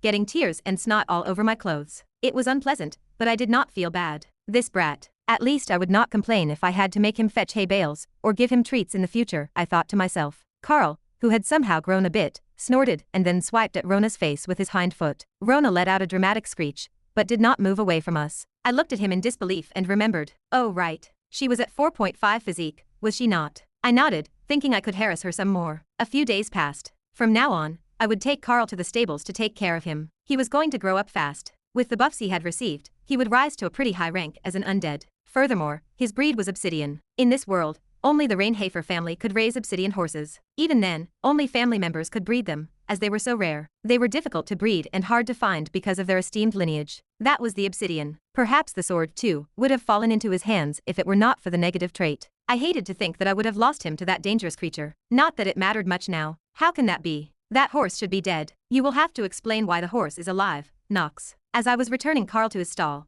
I heard a familiar voice behind me. I turned around and saw my brothers, the twins who had defeated me so long ago and reduced me to nothing. Hartz and Alan. They thought my steed was about to die, but they could not believe I was still alive. It was undead, but its true nature would not be revealed until my powers were fully manifested. It just looked like a normal horse. The twins were not advanced enough to recognize that it was undead, and they seemed to suspect that I had done something to them. But now I did not have to worry about them. The reason was simple. People remember what has been done to them for a very long time. You say that as if you wish my horse were dead, brothers. I saw the twins pause at my cold mockery. They must have been stung by the previous blow. After all, if someone or something has no manners, you start by beating them. While I was thinking about that, Hartz shouted in a trembling voice. You tricked us. You must have brought the horse from somewhere else. That is right. You tricked us. And if I had done so, would you have let me off the hook? That is, I saw you still could not answer. It was not hard for me to deal with weaklings like this verbally. After all, I had seen their behavior in the game too many times. All you had to do was pick the right offense. And if they lunged at you, you could tear them down. If it is not that, then your father favors you. You insult the patriarch. It seems that the older brothers have 2 lives. You bastard. Alan clenched his fists as if he could not take it anymore. He was overcome with fear,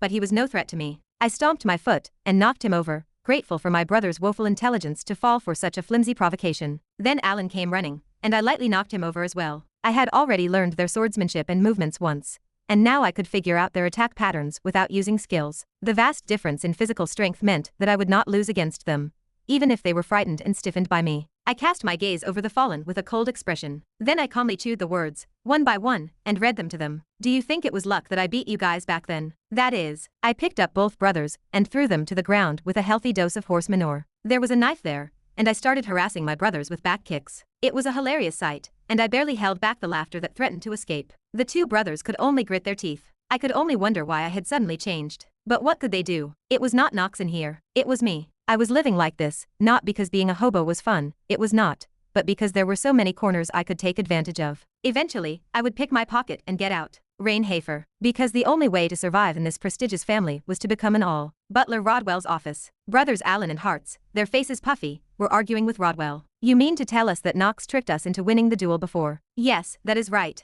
Knox, that bastard, substituted a new horse for a dead one. But young masters, was I not there to watch the duel with you? And the patriarch said nothing. It is a tradition of House Reinhafer not to dwell on battles that have already been fought. Rodwell continued in a calm tone. Also, Master Knox has never taken another horse from the stables, nor has he ever left the manor to procure a new one. I, as head butler of the manor, can vouch for that. Ugh. The 2 of them could say no more. There was nothing wrong with Rodwell's words, and so their plan for a prank had been foiled. Now all that remained was to take the slightly risky step of attacking Knox themselves. Knox had suddenly grown stronger, but there must have been some sort of mechanism at work. If they could figure that out, and if they could unmask the filthy swindler, they would be able to enter Eldane again. The twins had an important reason for one of them to go to Eldane. If one of you does not make it to Eldane, know that you will all be spanked by me. Their mother, Theo's second wife, Scylla, was terribly afraid of them. As a result, they devised a plan to get out of this situation by crippling Knox's arms and legs. Of course, that plan was doomed to failure. Meanwhile, as my brothers pondered and planned their next move, I was moving to get the second hidden piece after the knife. I looked at the items I had prepared and nodded with satisfaction. Looks like I am ready to go.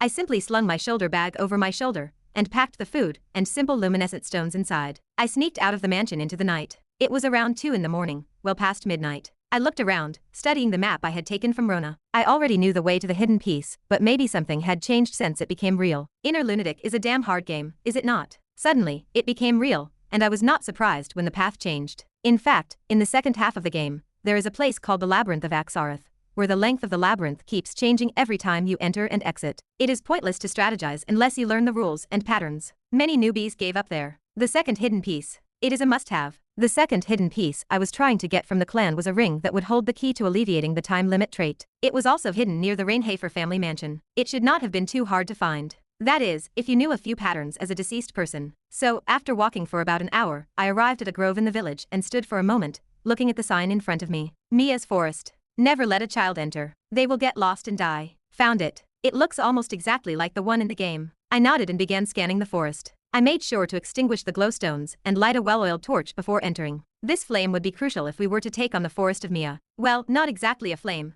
but a fastlick. Just then, I heard the rustling of leaves from somewhere. I instinctively crouched down and looked around, but found nothing. Whoa. I let out a deep breath. Goosebumps covered my body. Maybe I was just nervous because I was in a creepy forest, but I was definitely worried. Games are games, and real life is real life. They are not the same. I took another look at my surroundings before stepping inside, took a deep breath, and slowly began to walk into Mia's forest. A pure white mist enveloped my body. Enter Mia's forest. Players will die here if they fail to clear. Not to dwell on battles that have already been fought. Rodwell continued in a calm tone. Also, Master Knox has never taken another horse from the stables, nor has he ever left the manor to procure a new one. I, as head butler of the manor, can vouch for that. Ugh. The 2 of them could say no more. There was nothing wrong with Rodwell's words, and so their plan for a prank had been foiled. Now all that remained was to take the slightly risky step of attacking Knox themselves. Knox had suddenly grown stronger, but there must have been some sort of mechanism at work. If they could figure that out, and if they could unmask the filthy swindler, they would be able to enter Eldane again. The twins had an important reason for one of them to go to Eldane. If one of you does not make it to Eldane,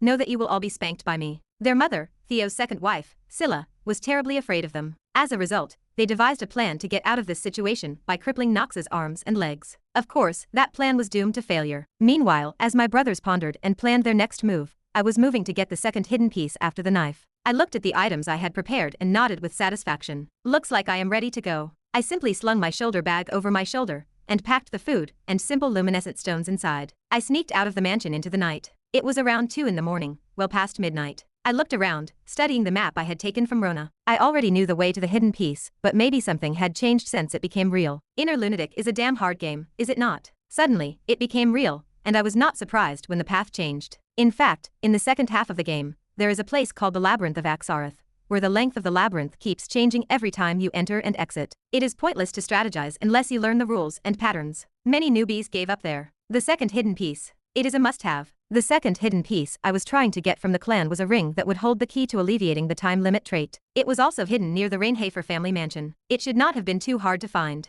That is, if you knew a few patterns as a deceased person. So, after walking for about an hour, I arrived at a grove in the village and stood for a moment, looking at the sign in front of me. Mia's Forest. Never let a child enter. They will get lost and die. Found it. It looks almost exactly like the one in the game. I nodded and began scanning the forest. I made sure to extinguish the glowstones and light a well-oiled torch before entering. This flame would be crucial if we were to take on the forest of Mia. Well, not exactly a flame, but a fastlick. Just then, I heard the rustling of leaves from somewhere. I instinctively crouched down and looked around, but found nothing. Whoa. I let out a deep breath. Goosebumps covered my body. Maybe I was just nervous because I was in a creepy forest, but I was definitely worried. Games are games, and real life is real life. They are not the same. I took another look at my surroundings before stepping inside, took a deep breath, and slowly began to walk into Mia's forest. A pure white mist enveloped my body. Enter Mia's forest. Players will die here if they fail to clear. Chapter 11. There are a few ways to tackle Mia's forest, but it is worth noting that it is not easy. Finding your way around is difficult. This is true even for the best hunters and foresters. In the pitch-black darkness and contrasting white fog, even the most skilled guides can get lost. Especially in this forest, there is not a single edible thing to eat. Everything is poisonous, so consuming anything will only shorten your life. That is why most newcomers die on their first day. It is a place where death echoes. Many children, especially young ones, die here, which is why it is called the Forest of the Lost. It is just as dangerous for adults. The second danger is the demons that appear here. Beast-type demons are very agile and fast. If you do not have good skills and control, you will not survive. Furthermore, because this is Mia's forest, adults do not acquire artifacts when they enter. At best, you can kill all of the dungeon's demons and go home with nothing. If you enter the forest as an adult, the difficulty increases exponentially, making it impossible to complete. There is a reason why it is called Mia's Forest. When I first played it, that was the most frustrating part. I would beat up every monster I could find, and then I would go back empty-handed, because I could not get anything. So, if you want to get items, you must visit this place before you turn 15. This means that you cannot get artifacts without tackling this forest early in the game. In that sense, the difficulty of Mia's Forest is at least 2.5 stars. I nodded to myself. Of course, 5 stars is a perfect score. To me, this is just one of those dungeons that can be easily cleared compared to the others. Well, it is what it is, so I am not sure how it will turn out. As long as you are careful, it should not be too much trouble. For some reason, seeing the place I had seen in the game made me feel at ease. Had I just realized, deep down, that this was now my reality. It does not make sense, but I cannot help it. The sooner I adapt, the better for my survival. For now, I just need to rely on my primal instincts and senses a little more. That is a shame, by the way. In truth, I was not too worried when I cleared this area several times as a non-Knox playable character. Bringing in another helper made the difficulty easier. Back then, I had to set my age to 14, and I did not feel like the items I found here were worth much. That is not the case anymore. There are a few items you will need to overcome the time limit trait, but nothing you will use as often as what you are about to get. I cannot help it. I could not bring Carl, and I do not trust anyone else. There is no one to trust. The only people in Inner Lunatic who can be trusted to give you love are characters who have joined your faction. They all have different requirements, but generally speaking, it is a deep affinity thing. You will need to have at least 60 to be trustworthy. In the case of Rona, of course, she could not be on my side. Favorability is a system that is unlocked once you enter the Eldane Academy. Okay, then. I muttered a familiar mantra to myself and lit a flame. The bright red flames of the torch caught the oil, making it crackle dizzily. I stared at the direction the smoke was headed. The first thing I must do to take on this forest of Mia is find my way. That is what the flames and smoke are for. I heard the wind pick up, and the smoke slowly began to tilt in one direction. You might think it is heading towards the passageway, but you would be wrong. Ahead, the inky darkness lifted slightly to reveal 2 paths. I knew better than anyone what this meant. The key to finding your way here is the direction the smoke is blowing. Specifically, moving in the opposite direction of the smoke is the key to attacking this place. In terms of common sense, this puzzle is unreasonable. Usually, in fantasy games, the direction the smoke is blowing is often the key. After all, that is where the wind blows, so you would assume that is where the exit is. But alas, Inner Lunatic is different. It is the opposite of where the smoke is headed, and not without reason. It is something I realized as I bumped into it over the course of my long, dirty Inner Lunatic playthrough. It is a maze, and I could only assume that I was supposed to do the exact opposite of conventional wisdom. Well, as it turned out, it worked. I was surprised at first too, that the maze cleared by simply reversing the conventional wisdom like a bullfrog. At the time, I thought there was an easy honey dungeon. Of course, Inner Lunatic had fields and dungeons of extreme difficulty, as well as towers and fearsome beasts. Fighting enemies in a 100-degree heat wave or slaying a bear in a glacial tundra does not even begin to scratch the surface of complex dungeon challenges. Even a forest encounter like this is nothing. But that does not mean I should let my guard down. There is one problem that is more important than the forest. I exhaled lightly and placed my hand on my hilt. I grinned, drawing the sword I had secretly stashed away in the training center at the very beginning. Now that you are quiet, why do you not reveal your identity? I knew someone was after me now. In all likelihood, he had no good feelings for me. That rustling sound I heard the first time, I did not hear it wrong. If it had been a one-time sound, I would not have continued to hear it. But it was not. The sound continued to follow me in a steady stream, matching my steps. Someone is walking behind me. But it would not mean much. Knox is not a character who is going to die at this point. He is not a big enough deal to send a skilled assassin to hurt me. I am just a bastardized younger son of a bastardized family. I do not know that I should be too worried. You mean you are not going to show up until the end? I grinned. Well, here we are. I tightened my grip on my sword, intent on giving him a good, hard beating. The next thing I knew, I heard a girl's scream from behind me. Why the hell did you not tell me? Talia von Steiner had chivalry in her heart, longing for their story. Now shuffling her feet, she stole a glance at a boy with gray hair and lavender eyes who had been bothering her for days. It was Knox. Knox had recently fought his siblings for the right to attend Eldane Academy, and he had won. He had been called a disgrace to the family, and the weakest of the weak, yet he had accomplished this in only a month. It impressed Talia deeply. Knox had simultaneously defeated his two brothers, both a year older than him. He did it through sheer willpower, despite having no talent and no physical strength of his own. He did not let his underwhelming abilities stop him. That is not something you can do easily. She knew this. Her sister, Chell, is overwhelmingly talented. She was always treated as the most talented, consistently above herself. She had always had to live in her shadow, even though they were only a few years apart in age. It made one side of Talia's chest feel like it was always under a weight. It was painful, and she could even feel her breath tighten. Her family's expectations were crushing. Her inability to live up to them made her feel like a reject. So when House Reinhafer asked if anyone was available for knighting lessons, she raised her hand immediately. If only she could prove herself to another family. If she could do that, she could return to House Steiner with a golden ticket. They would see her, not her sister. And she was almost certain that the method existed in Knox. It could not be a coincidence that the family's youngest son, the one who had been labeled a reject like herself, had risen to prominence so quickly. I do not know what that technique is, but if I had it, I could be just like you. The thought made Talia's heart skip a beat. The problem was that Knox had been keeping his growth method a secret. He claimed there was no special secret, but she did not believe him. She wanted to get into Eldane and become the best knight there, but she was stuck at the first step.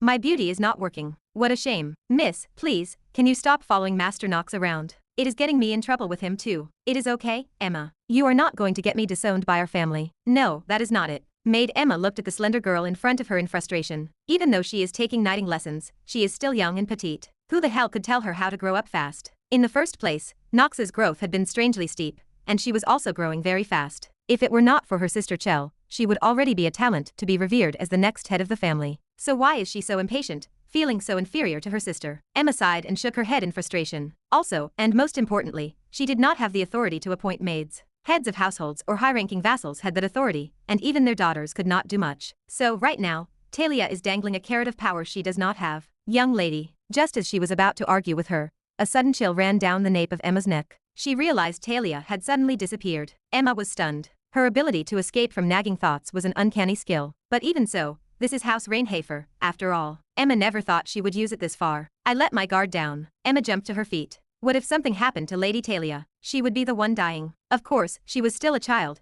so she could not have gotten that far. When her eyes fell on the clock so casually, Emma realized once again that something was solidly wrong. It is 2 in the morning. A 14-year-old had run away at 2 in the morning. We are in trouble. Emma scrambled to her feet, her mind racing. We do not know where she slipped away to, but we need to get her back now. Moments ago, it was only by chance that Talia had spotted Knox as he slipped out of the house without a sound. While ignoring Emma's nagging, Talia looked out the window and saw Knox leave the mansion. In that moment, she was certain he was going to some special secret training that would make him stronger. Talia felt her heart leap into her throat. While Emma was distracted, she quickly made her escape through the window. She had done it all the time. And it was a miracle she did not even make a sound. Perhaps the news would never spread through the family. All it would mean was that Emma could not take care of her own, which would mean she would take a pay cut. From what he had seen so far, Emma was, sadly, a maid who had thoroughly succumbed to capitalism. A soft chuckle escaped her. Talia grinned like a little devil, then kept her eyes on Knox as he walked away. Suddenly, she saw him stop in front of a forest. That is a forest. What is he doing? There was some sort of sign up ahead, but she could not be bothered to read it, so she just followed Knox. I made some rustling footsteps, but Knox did not seem to mind. Then something happened. All of a sudden, there was a white mist up ahead, and I realized that Knox had turned on his torch. I followed him and realized I was lost. On second thought, this was ridiculous. How in the world can you get lost when you are walking alongside a person? Especially when I was following him so closely. The problem did not end there. I started to hear what sounded like a wolf howl from somewhere. Talia cringed instinctively and drew her dagger from its sheath. She had not brought her longsword with her since her knighting lessons were over. All she had were a few daggers. Besides, the one I am holding now is nothing more than a dagger used to slaughter hunted animals. A 3-year-old could tell you that it is not suitable for self-defense. Saliva dripped from his mouth, and her red eyes fluttered as she scanned her surroundings. A sharp gasp escaped her. The sound of wolves grew closer, and Talia despaired deeply that she was missing Emma's nagging now. A branch broke above, and Talia sheathed her blade and squeezed her eyes shut. It was then, from somewhere, a swooping longsword cut through the air, slicing through the moonlight and slashing at the wolf's throat. Blood spurted high into the air. The crimson beast's body collapsed. Talia cautiously opened her eyes and saw the familiar figure of a boy. I thought you were my brothers. Why are you here? Talia watched with trepidation as the boy approached her. A dirty, handsome face, with hair as white as the moon, and eyes the color of mysterious lavender. It was Knox Von Reinhafer, the man she had been chasing. Oh, are you out for a night walk? He tried to play it off as natural, but Knox was seasoned. Cut the crap and tell me the truth, or I am leaving you here. With that, Talia grabbed Knox by the sleeve of her shirt and began to confess. It was no secret that she was a little teary-eyed. Chapter 12. About half an hour ago, I first felt the signs of demons and their pursuers. Rustling sounds from the forest edge and howls from nearby beasts were a constant reminder that this place was unsafe. I decided to eliminate the danger and secure the hidden piece. My first plan was to dispose of the tracker. It should have been that simple. Now, the girl in red stood before me, fidgeting with clasped hands and avoiding eye contact. My head spun. I put my hand to my forehead and sighed. Talia, who had been watching me carefully, began to explain. It is not that I did it, but you suddenly grew so big. I wanted to be like you, so I followed you. I looked out the window at night, and there you were. I thought you were going somewhere, and must have some special training method. So I followed you and saw a forest. I did not think about it. That was a pretty far-fetched story for a second grader. But 3 things were certain. The first was that Talia thought more highly of me than I realized. The second was that she held no ill will toward me. The third was that she did not consider the world dangerous enough to avoid following me into the woods in the middle of the night. That was understandable. I had cleared almost every main and side story in Inner Lunatic, and Talia was a major character. Her narrative could be summarized by one keyword: a deep-seated sense of defeat. It stemmed from her older sister, Chell. I had not expected it to manifest so suddenly and unexpectedly. Honestly, when I heard the rustling, I was sure it was Alan and Hartz. They held a grudge, so it was possible they were waiting to attack me when I was alone in a dark alley. They were not exactly known for pleasant personalities in the game, but this was different.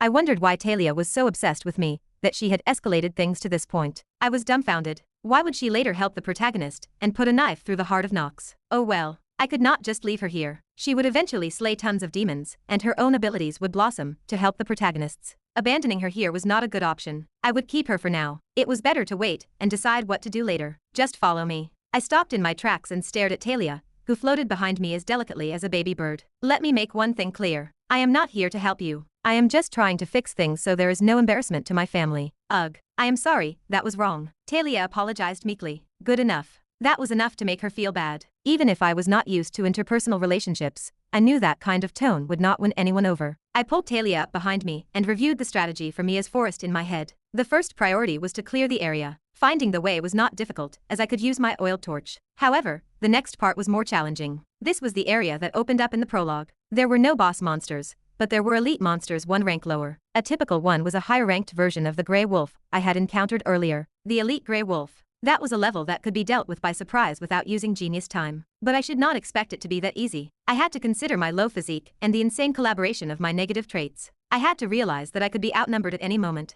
In times like these, I recited the mantra I used to take on Inner Lunatic. I am fucked. I felt a little better. Then, I felt the girl's confused gaze on me again. That, thank you. Never mind, just follow me. I responded to Talia's words with a curt nod and began to walk into the forest, my sword gripped tightly. With each step I took, Talia moved a little closer. She must have gotten over her fear. Why else would she follow me? I will just ditch her. I sighed, looking at Talia clinging to my sleeve. Meanwhile, Talia was diligently following the white-haired boy, her eyes shining brightly. I knew it. Yeah, I guess I am not good enough for Knox. But I am not going to give up. I am going to show him that I can be a proper knight. It was an ambitious early morning for Rodwell. He had been informed by Talia's maid, Emma, that the whereabouts of Knox and Talia were unclear, and he had hastily begun to gather knights. Of course, his lordship had instructed him to keep an eye on Knox, but it was a family taboo to be out at this hour. As prestigious as House Reinhafer was, it had many enemies. They had even killed heirs who strayed from House Reinhafer while hiding their true identities. Given how often that happened, it was obviously dangerous to go out alone. I was wrong. I must admit that you are not the glazed-over Master Knox that you once were. Rodwell had not expected Knox to be out and about on such a late night. This was not the same Knox who used to shiver and crawl into the nanny's skirt. Such a timid boy. Rodwell had not even considered the possibility of this happening. Moreover, the honor of House Steiner was at stake. Talia had disappeared with him. The Steiners and the Reinharbers were masters of the sword and close friends. There were frequent exchanges between the two families, as well as marriage pacts. Allowing Knox and Talia to take knighting lessons was part of the plan to familiarize them and eventually seal the deal. Of course, that was put on hold when Knox came into play. In any case, Talia was one of the potential brides of Knox, and their disappearance was a big deal. Head butler, where is the young master? Have you found him? The knights who rushed in front of him spoke urgently. Rodwell knew that the sweaty rush was a bad sign. The back of his neck prickled. The next voice drove a wedge into that thought. It seems that the young master has gone to the forest of Mia with Miss Talia. That cannot be. Emma, who had been pacing behind him, threw her hands in the air in disbelief. First, lead them to the place where you believe the master has disappeared. With that, the knights, Rodwell, and a worried Emma rode quickly toward Mia's forest. The path was flat, and they soon reached the warning sign in front of the grove. Rodwell studied the footprints in front of the forest. 2 pairs of long, small footprints. They must be yours and Miss Talia's. Perhaps our family's knight was right. Well, what are we going to do then? We are going to go into the forest right now. Emma had almost lost her cool. Rodwell stopped her from going into the woods right then and there. I am afraid that is not possible. What? Why? It was not the most admirable thing to do to the head butler of Reinharber House, but Rodwell did not care. Mia's forest was not easily navigated by anyone. To keep the power from leaking out, the family's knights could not be sent out on a limb. Even though he was the son of the lord, he was the youngest, Knox. In such a crisis, he would not be willing to sacrifice so many to find him. The same went for Talia. If she were the next matriarch Chell, the one patriarch Steiner cared about, Rodwell would have used his forces to rescue her. But Rodwell did not. Even if Knox and Talia were the children of 2 families, he decided they were not worth the risk. He had come to this conclusion with uncanny calm. Rodwell weighed the options. He considered the loyal vassals of the house versus the youngest son and the second daughter of the other house. Wait and see. Emma was still sulking. But there was one more reason Rodwell said to wait and see. It stemmed from a question. Why did you go into the woods? At first, Rodwell thought he had been tricked by a demon with mind control powers. But this was extremely unlikely. The family naturally had a strong magical connection. No other family,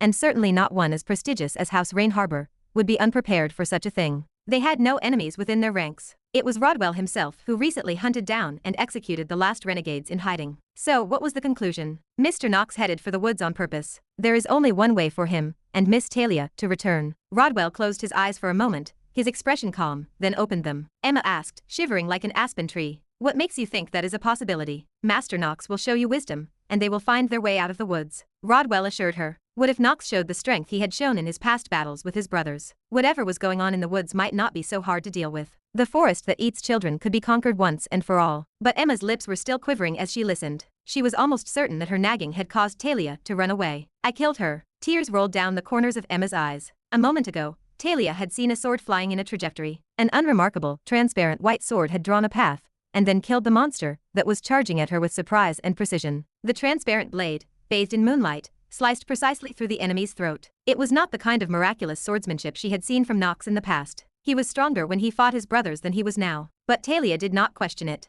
In her opinion, the reason Knox had not shown the same strength earlier was simple. He did not think he had to show his full power. He thought a wolf like that was nothing to him. Talia had forgotten that Knox had once fallen to the ground bleeding. In the midst of her fears, the Knox she had seen had been the best knight she had ever seen. Therefore, she had overestimated him. Emma is going to be very upset. She relaxed a little, and this time she was worried. What could she do to make Emma less angry? Would she ever be able to eat Emma's apple pie again? The thought sent a shiver down Talia's spine. Of course, getting out of the woods was a priority, but Talia was the type of person who hated studying and loved to move. Now that I think about it, Emma had mentioned that the Reinharbers had a forest in the first place. Emma had told her that the Reinharber family had a forest of miasma that she was never supposed to enter, but she had not thought it was that dangerous. Or rather, she had forgotten. So it would work out somehow. People would find her, she thought. Yuck, Talia muttered, but Knox did not answer. The forest rustled, and the occasional vine was stepped on. The sound of grasshoppers echoed, sending a chill down her spine. At that moment, a giant spider swooped down from above Talia's head and landed on her shoulder. Kai.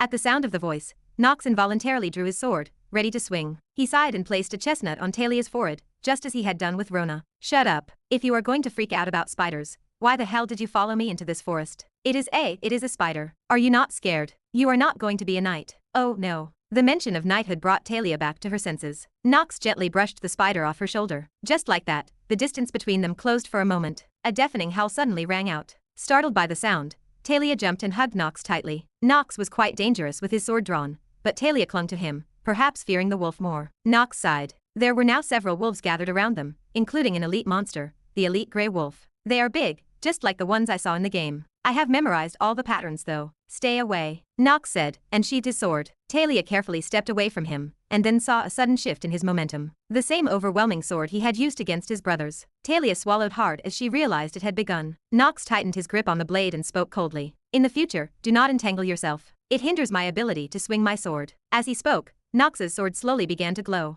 Grr, an elite grey wolf quickly charged towards his body. Naturally, at that time, Rona had fallen asleep, not waking up at all despite the commotion in the mansion. Ugh, Carl, I cannot use it if I hit him in the head with my hind foot. Chapter 13. Elite monsters haunted Mia's forest. There were many ways to defeat the elite grey wolves, but you first had to understand what you were up against. The beasts in Inner Lunatic were often inspired by real-life animals. Wolves, for example, worked in packs, were intelligent, and possessed excellent communication skills. In short, they were cheap bastards. I muttered the thought aloud, exhaling lightly. Talia noticed me reaching for my sword and drew her dagger as well. She asked me what we should do. I held up one finger without turning around. I told her not to get hurt, to put the dagger away, conserve her energy, and run the moment they attacked. That was her best chance of surviving. In reality, killing an elite grey wolf was not particularly dangerous. It was an early game forest, despite the high difficulty. Regardless, I spoke to Talia hoping she would remain alert and finally stop chasing me. Did it work? Talia swallowed hard and took a step back. She adopted a stance that allowed her to track the movements of the enemies. Her training under the Reinhafer vassals clearly had not been wasted,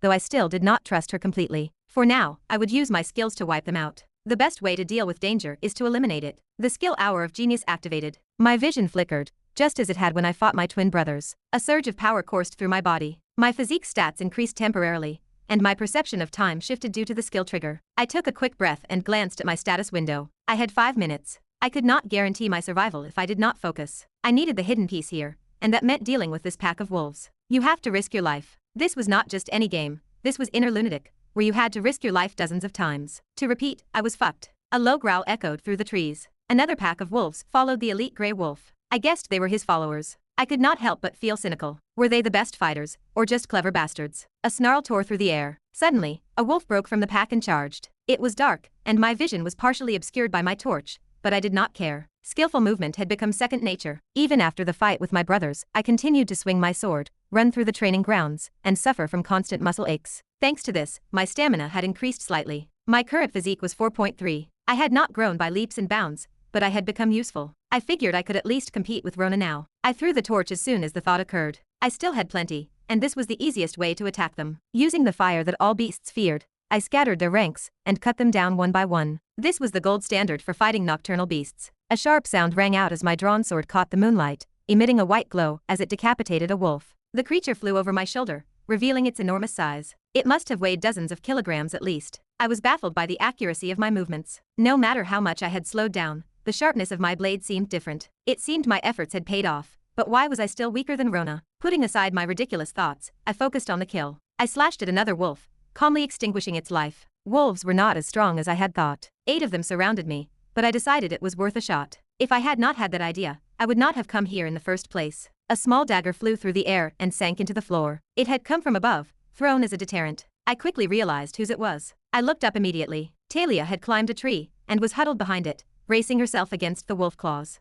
I let out a breath, though my body was beginning to tremble. Recoil was setting in, and I was feeling the effects of the hour of genius debuff. I had 2 minutes and 34 seconds left. Very few enemies remained. When the creatures scattered, terrified by the flames, I knew the battle was all but won. The largest of the remaining wolves was seasoned, and it did not charge easily, merely directing the rest to attack me. An elite grey wolf. As expected of an elite monster, This one was clever. With only one ally left, it was getting antsy. 2 humans should have been an easy bet, but it had just realized it was wrong. But I could not cut it any slack. Life is real, asshole. I smirked, then straightened my sword vertically. I braced my waist to reduce the load on my body from the recoil. After minimizing the impact, I prepared to slash. At the same time, the wolf leaned down and sprang at me. It jumped in my direction, but not at me. It darted into the dark grass behind me to conceal itself. A low, guttural snarl filled the air. For a moment, I lost sight of it. The elite gray wolf leaped out from the dark, charging at me. Because it had jumped from the shadows, it was difficult to pinpoint its location. I was in a bit of a quandary. I was still young, and I could not fully comprehend the wolf's eyes,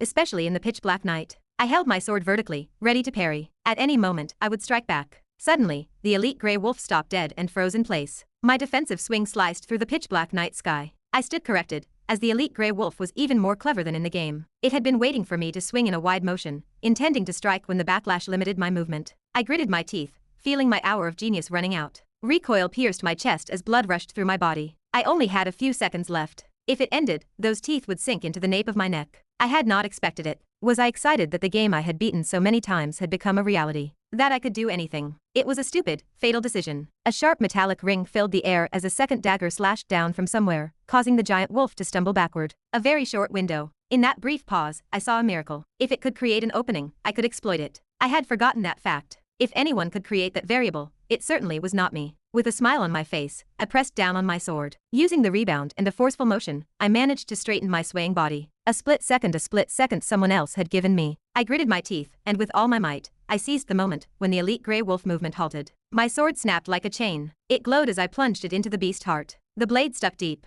I felt the gray wolf body slowly crumble. It must have weighed hundreds of kilograms as it slowly leaned toward me. I had finally succeeded. It fell with a whimper. I gasped for air. Talia asked if I was okay. I told her I was fine, and that nothing was around now, but I clamped my mouth shut before thanking her. I was trying to thank a kid I was supposed to be enemies with in the future. The battle had clouded my judgment. That was not the biggest problem though. What Talia said, blushing as she climbed down the tree, was even more shocking. She asked me again if I was really okay. I frowned, looking at Talia for a moment before standing up. I told her to keep moving. I was going to have some fun from here on out, so I had better get the hell out of there. I realized that even if she was not a one-man army, she was at least half of one. It was better to reduce the risk factor as much as possible. So all that was left was to go get it. The corner of my mouth twitched. This was the artifact that would prolong my life for years to come. The dungeons, fields, and forests of Inner Lunatic were full of magic. As befitted a medieval fantasy, they were home to a myriad of beasts, elixirs, and special artifacts. However, some areas were notoriously difficult to conquer. One of them was Mia's Forest, where Knox and Talia had entered. Mia's Forest was a stain on the Reinhafer reputation, and for good reason. Basically, the Reinhafer family was the strongest family in the south, and the strongest in the dark arts. Yet, they still had unexplored forests within their territory. It was proof of their incompetence. Of course, the presence of Theo, the overwhelming champion, had not stopped others from looking down on the Reinhafer family. There had been plenty of negativity surrounding them regardless. With the disappearance of the Lord children, some even spoke openly of the family incompetence. Rodwell himself had first pledged his loyalty to Theo over 30 years ago. The secrets of this uncharted forest had remained unexplored until now. Then, an unbelievable sight unfolded before his eyes. A low hum vibrated through the air. The forest enchantment had slowly begun to dissipate. Mia's forest was being attacked. Rodwell immediately realized his suspicions were correct. Knox Von Reinhafer. The family prospects had changed, and Theo had not been wrong. As the knights had reported, Talia's skills were excellent. She was a prodigy with exceptional talent for her age. That was that. But capturing this forest would require a genius many times greater. If that was what was happening, it was safe to say Knox was targeting this place. Emma shifted her feet in a mixture of panic and delight and asked if that was the disenchantment. Rodwell nodded. The enchantment was lifting. Perhaps the forest was being cleared, and the only possibility they considered was coming true. Emma wondered if that meant Master Knox would be able to claim it. Rodwell was sure of it, especially with the sword he had shown him. Rodwell was certain in that moment. Knox's life had been turned upside down, and his talents would begin to blossom in earnest. Incidentally, this would cause disturbances in the Reinhafer line of succession. Finally, I found it. I had managed to get a good chunk of information out of Talia. I continued to search with my rekindled torch, and eventually found the artifact. I had been forced to bargain with her, but I got her to promise not to tell anyone. I did not have a problem with my swordsmanship being known, as I had already shown my strength to others, but I did not want the artifact to become a rumor. Thankfully, Talia was waiting outside, not under the wooden beam where I had found it. No worries there. The original design of Mia's forest was such that once the elite grey wolf was dealt with, no more would spawn. There was no particular reason for this, it was just how the game was set up. At first, she had been scared and tried to follow me, but after I extolled the virtues of knighthood, she had no choice but to comply. She looked like she was about to cry,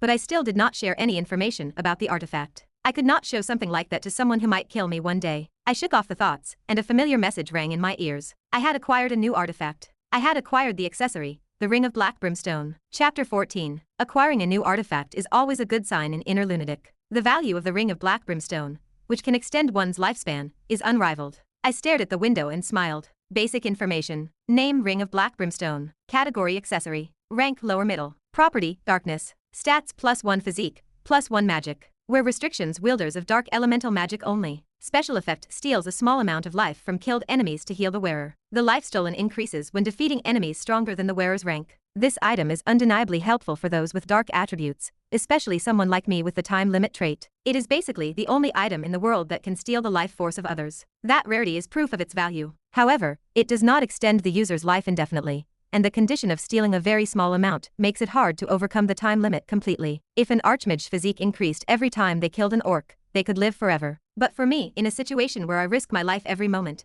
it is a way to extend my time. Even with this, my life is still fleeting. But if I am willing to struggle, is it not better to choose that path willingly? In the past, this would have been a luxury. After the doctor gave me a time limit, I stayed in my room like a cripple, not trying to change, just thinking. It has to be different now. This world is harder to survive in than I thought. Once I cleared my head, I refocused on the ring. Its value was not just the life-stealing effect. This ring increases 2 stats by 1. That is excellent for a lower middle tier item. Considering that artifacts were extremely rare across the continent, acquiring the Ring of Black Brimstone at this point was for the best. Let us go. I walked out of the treehouse. Talia, who had been waiting, perked up her ears and stretched her back like a meerkat. She was frightened, but that did not matter. I had what I came for, and I needed to get out of the forest. I pocketed the ring, wanting to avoid unwanted attention. It was better to use it only when necessary. I made my way through the forest with Talia clinging to my back. There were various mazes along the way, but I cleared them easily. Basically, I did the opposite of conventional wisdom. That is the only way to beat me as forest. 2 hours later, we reached the edge of the forest. Torches flickered,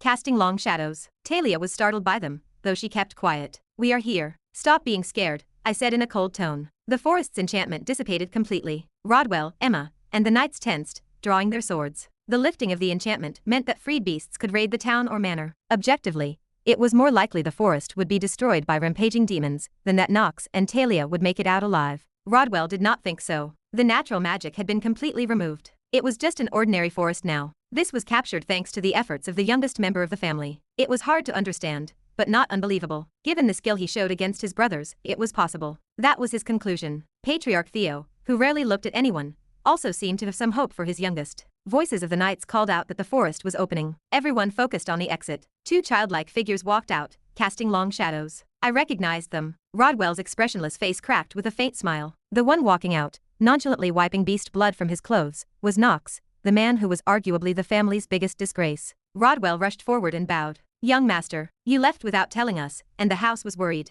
I did not feel any guilt. A wretch like me worries them all. The name of the House of Darkness must weep. It sounded as if I had gone to Mia's forest, because it was a natural place to attack. Talia clung to me, looking around. She knew if Emma caught her, she would be in trouble. By the time Talia realized it, Emma had her by the scruff of the neck. Emma was acting like a mother raising a child. Young lady, please follow me as I explain the 71 rules of House Steiner again. Talia looked at me, but I was already moving away. Emma stopped me to thank me. Objectively, it was well deserved. If Rodwell was right, Knox saving her was the most realistic theory. I shrugged. I did not mean to go with you, but I did it for myself. Do not be too hard on her. With that, I was gone. Rodwell did not blame me, either. Is this why all the children of the Reinhafer family turn out to be geniuses? Emma grabbed Talia by the scruff of the neck and dragged her along. She added that this was going to be a long night. Talia's eyes were lifeless as she gave up completely. It was almost as if she were facing the wolf in the forest again. I have gotten away with it for now. I did not expect them all to be waiting there. Actually, it was not surprising. Talia, the second daughter of the Steiner family, had disappeared with me. It would be strange if vassals and knights did not gather to look for her. But in the woods, I had not thought of that.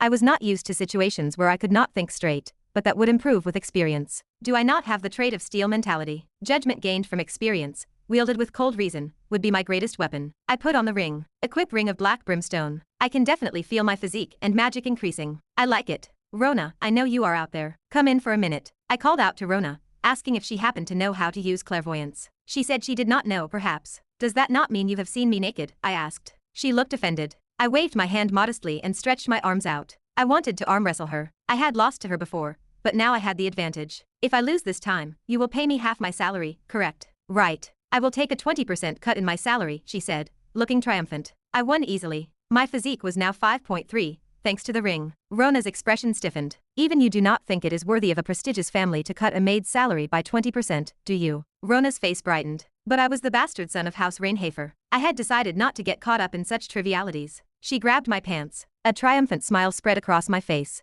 The nuisance trait activated. You have acquired wrist fracture level 2. You have acquired cold level 1. Cancel the cut, but go get some ice and washcloths. I need to rest. Rona ran off. I flopped onto the bed, realizing the truth. It hurt like hell. Chapter 15. About 6 months have passed since I obtained the sword and the ring of black salt. I can honestly say that time has flown by. Especially for me, a man with limited time, it feels even faster. Sadly, I never had the chance to use the ring of black salt. Perhaps father, or rather Theo, was worried about his youngest son, even though I was the most neglected. He grounded me for a while, which felt entirely unfair. I did not cause any accidents, and I even managed to capture me a forest, yet I received no reward. Don't you think so, Rona? But I am a maid of the family. If I curse my master, my salary will be cut. I will bet you your wrist that your pay will be cut if you do not live up to my standards. You are really too kind, are you not? You do not even understand how good I am. She did not praise me after all. I will have to watch this again, as Rona can be a bit of a jerk. I hope it is not just me who thinks that. At any rate, I spend my time with Rona, cracking jokes in moderation. Occasionally, I smile while watching Carl grow. But my life is being cut short. It is something I can never tell anyone else. System message. Based on your time-bound trait,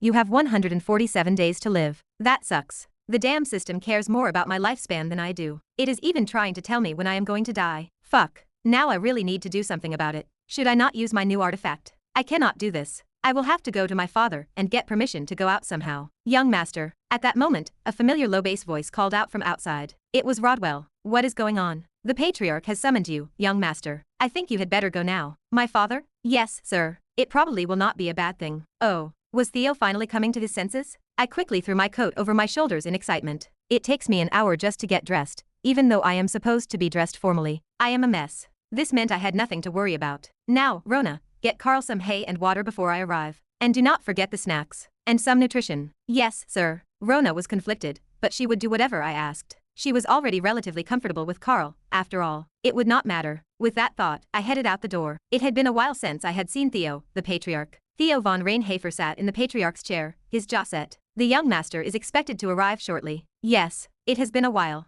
Theo said, hiding his emotions as best he could. Truth be told, he had no intention of grounding him for this long. It was a case of give and take. Mia Forest was a place that even he could not figure out how to defeat. Now that Knox had done it, it was only fair that he reward him. The delayed reward was met with much resistance from the vassals. Knox von Reinhafer, even though he had done well this time, it had not erased his reputation as a rascal. He was a disgrace to House Reinhafer, one of the 3 great families of darkness. As such, the vassals refused to believe that Knox had attacked the forest. It took quite a bit of red tape to grant the reward, and only now had approval been granted. Even a king cannot ignore the opinions of his vassals. Of course, this did not mean that Theo's power was weak. However, he was a man who valued the vassals who supported his family. What if he did something without consulting those who served him? There was bound to be a backlash from somewhere. It was not even morally right. Smart. A knock on the door interrupted Theo's musings. Come in. The door swung open and a boy walked in. White hair and lavender eyes just like his own, but with his mother's fine features. He walked toward him with grace and dignity. Then he bent one knee to the ground and said,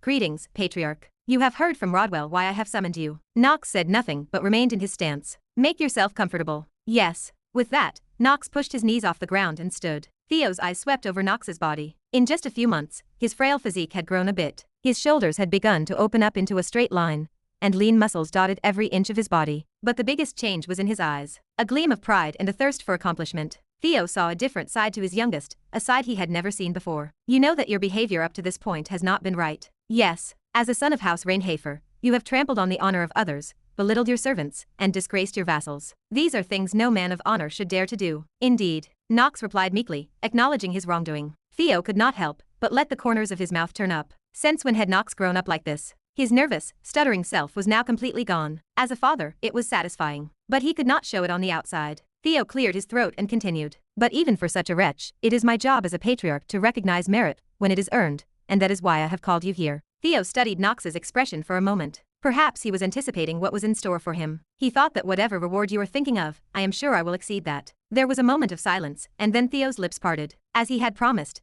Theo's reward was beyond anything Knox had ever imagined. A word of nonchalance fell from Theo's lips. Only one thing. I will grant you whatever you ask. I strained my ears. What? He will grant me anything I want? Even I, who had played inner lunatic countless times, had never heard Theo speak like this. He was always authoritarian and blunt. I cannot believe he is willing to listen to anything. Did he get shot in the head? No, this era has no guns. More like a knife in the back of the neck. You mean anything? I said as calmly as I could. Even at this moment, the acting talent is in full effect. I can now say father and master as smoothly as if I were greased. Is this the effect of brainwashing? Yes, Theo continued. I swear by the long history of the Black Sword that in the name of the House of Reinhafer, I will do whatever you ask of me. I took it lightly, but apparently he meant it. An oath to the sword can never be broken, so there is nothing to add or subtract to his story. Of course, if you make too many demands, my opinion of you will change. I would think you would not do something so foolish. Of course. I nodded immediately. This could be an extra life, so to speak. Whatever was going on could be resolved quickly if Theo got involved. If I were in danger of dying, I could use it to postpone my death. I could demand a rare artifact from an unobtainable continent.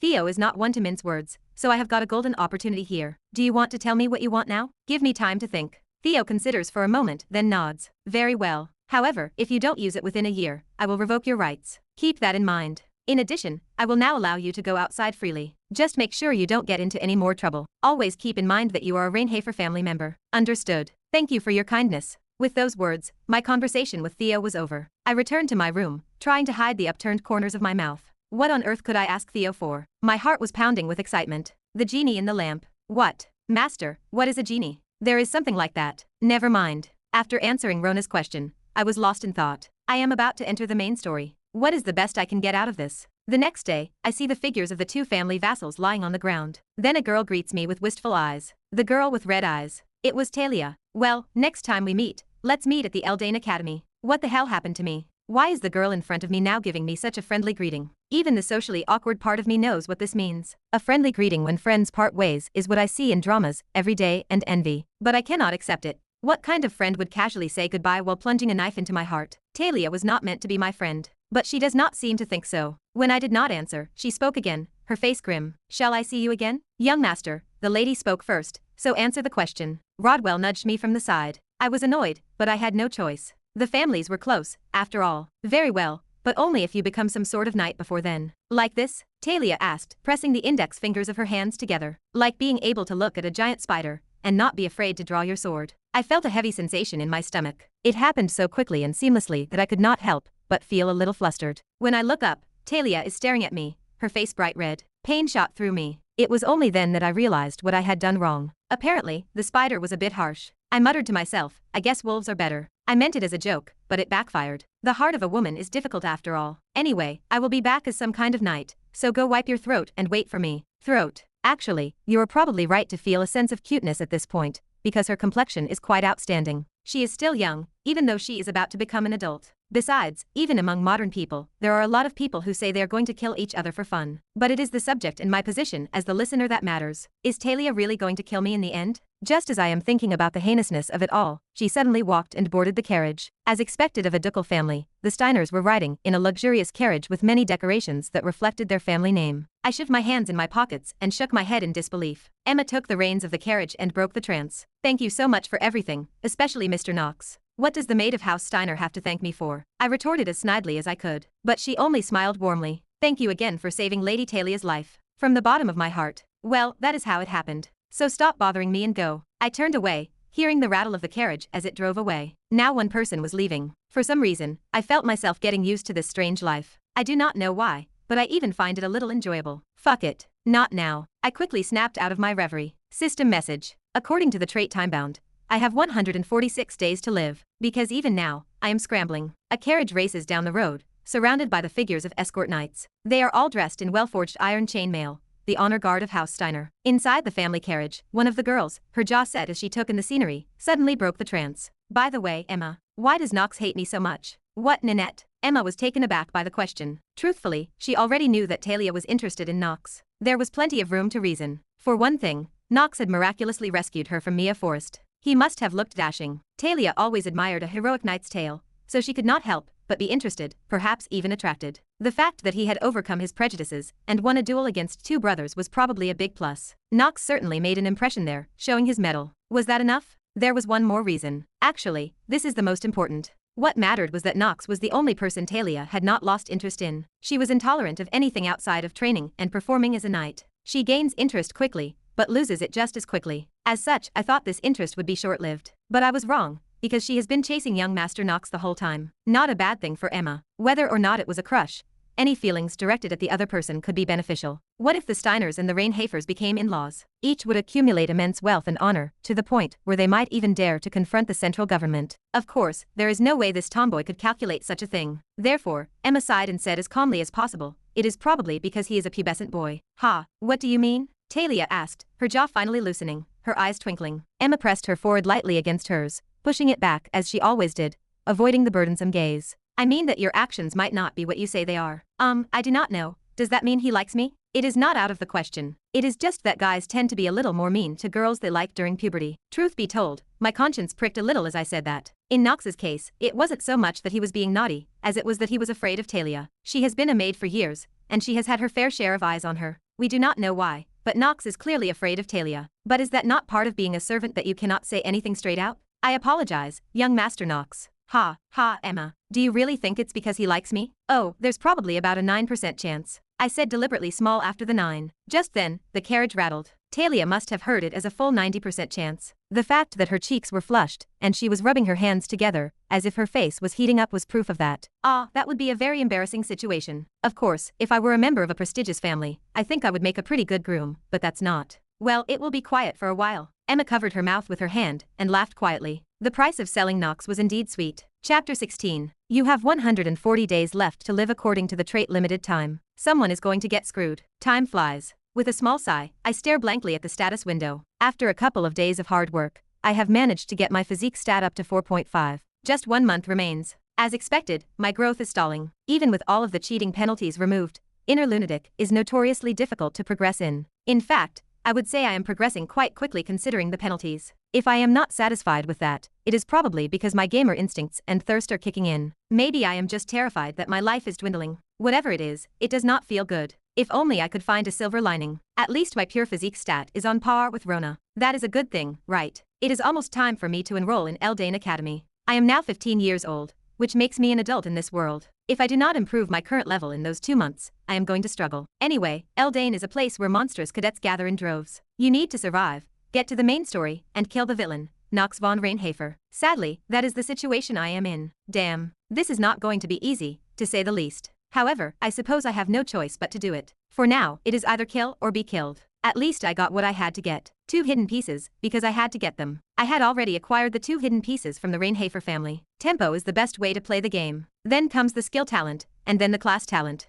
I am the worst at talents, but I already have the rest of the above. It should not be hard to find a way to survive. After gathering myself, I finished my training for the day. Rona, waiting near the practice area, reflexively offers me a towel and water. I casually accept them, then wipe the sweat off with the towel. "Young master, it seems like your stamina has gradually increased. You are the best, awesome. Even if you do not say so, I will not cut your salary, so be moderate." "Okay, hee. Rona is happy that she does not have to fake it. She is very sincere. Why not curse at me like before? As I shake my head, I hear the click-clack of hooves behind me. A cheerful neigh echoes. Before I know it, Carl, who had been watching my training, rushes over and grabs me in his arms. Though undead, he looks no different than a normal foal, unless he is unleashing the power of death. It is peaceful these days, so there is not much of a need for that. To show any power as an undead would be to reveal my true strength to Theo and the other vassals. For now, it is a miraculous resurrection, a situation I have made them understand. It would be better to open up about it later, when I am strong enough. I stroked Carl's head. "You are growing quite a bit these days, Carl. At this rate, you will be big in no time." "Yeah, I have never seen a horse grow so fast,"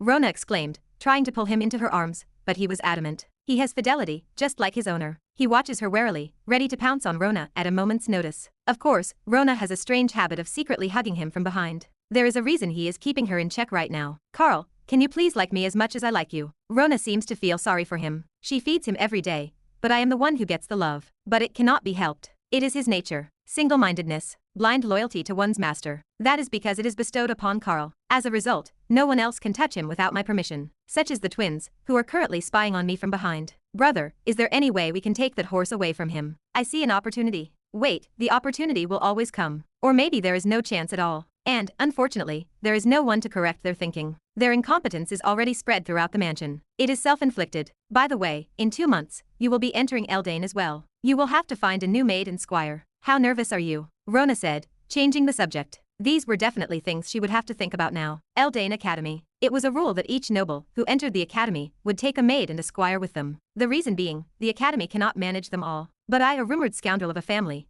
am not expected to be assigned such high-quality personnel. I am sure there will be some soon, but nothing is set in stone yet. I am a little worried. I do not mind the delay, squire, but I need a maid. Rona, I cannot take her with me. She belongs to the family, not to me personally. Perhaps Theo will give me a new maid. I do not know if she will be of any use, but she will probably not be a household name. A nobleman's honor is considered very important in the first place. There is a good chance I will be given a maid from a more prestigious family. Young master, the voice of Rodwell, who had been watching my training, snapped me out of my reverie. He stood tall as a giant tree with a girl at his side. He looked like he belonged in a horror movie. He is truly murderous. What is happening? She is an apprentice maid who will be assisting young Master Knox when you enter Eldane Academy. I am here to introduce her to Master Knox, since she will be serving him from today. Hello, Mr. Knox. I am Zitri de Rabilia, your new maid from today. I have heard a lot about you, so I am looking forward to serving you. As they say, the tigers come when I tell them to. A green-haired, golden-eyed girl with a wistful smile greeted me. I studied her for a moment. Basically a smiley face on a puppy dog. It was a cute little face, but it was also a little false. I felt an unmistakable sense of discomfort from her small face and the deep dark circles under her eyes. Zitri, Zitri. Every time I repeat the name, something clicks in my mind. Something familiar. It will not be long before I remember it again. I realize I am probably the only one who can remember all the extras from Inner Lunatic. It is not a big deal to remember these names. Knox Von Reinhafer. I will serve you to the best of my ability. After a brief reply to her greeting, I quickly activated the insight talent to confirm her identity. After a moment, I could not help but nod my head. The name sounded familiar, just as I suspected, her father. In other words, the spy Theo Von Reinhafer had assigned to me. Theo Von Reinhafer, one of the greatest villains, one of the most powerful men in the world, one of only 3 swordsmen on the continent.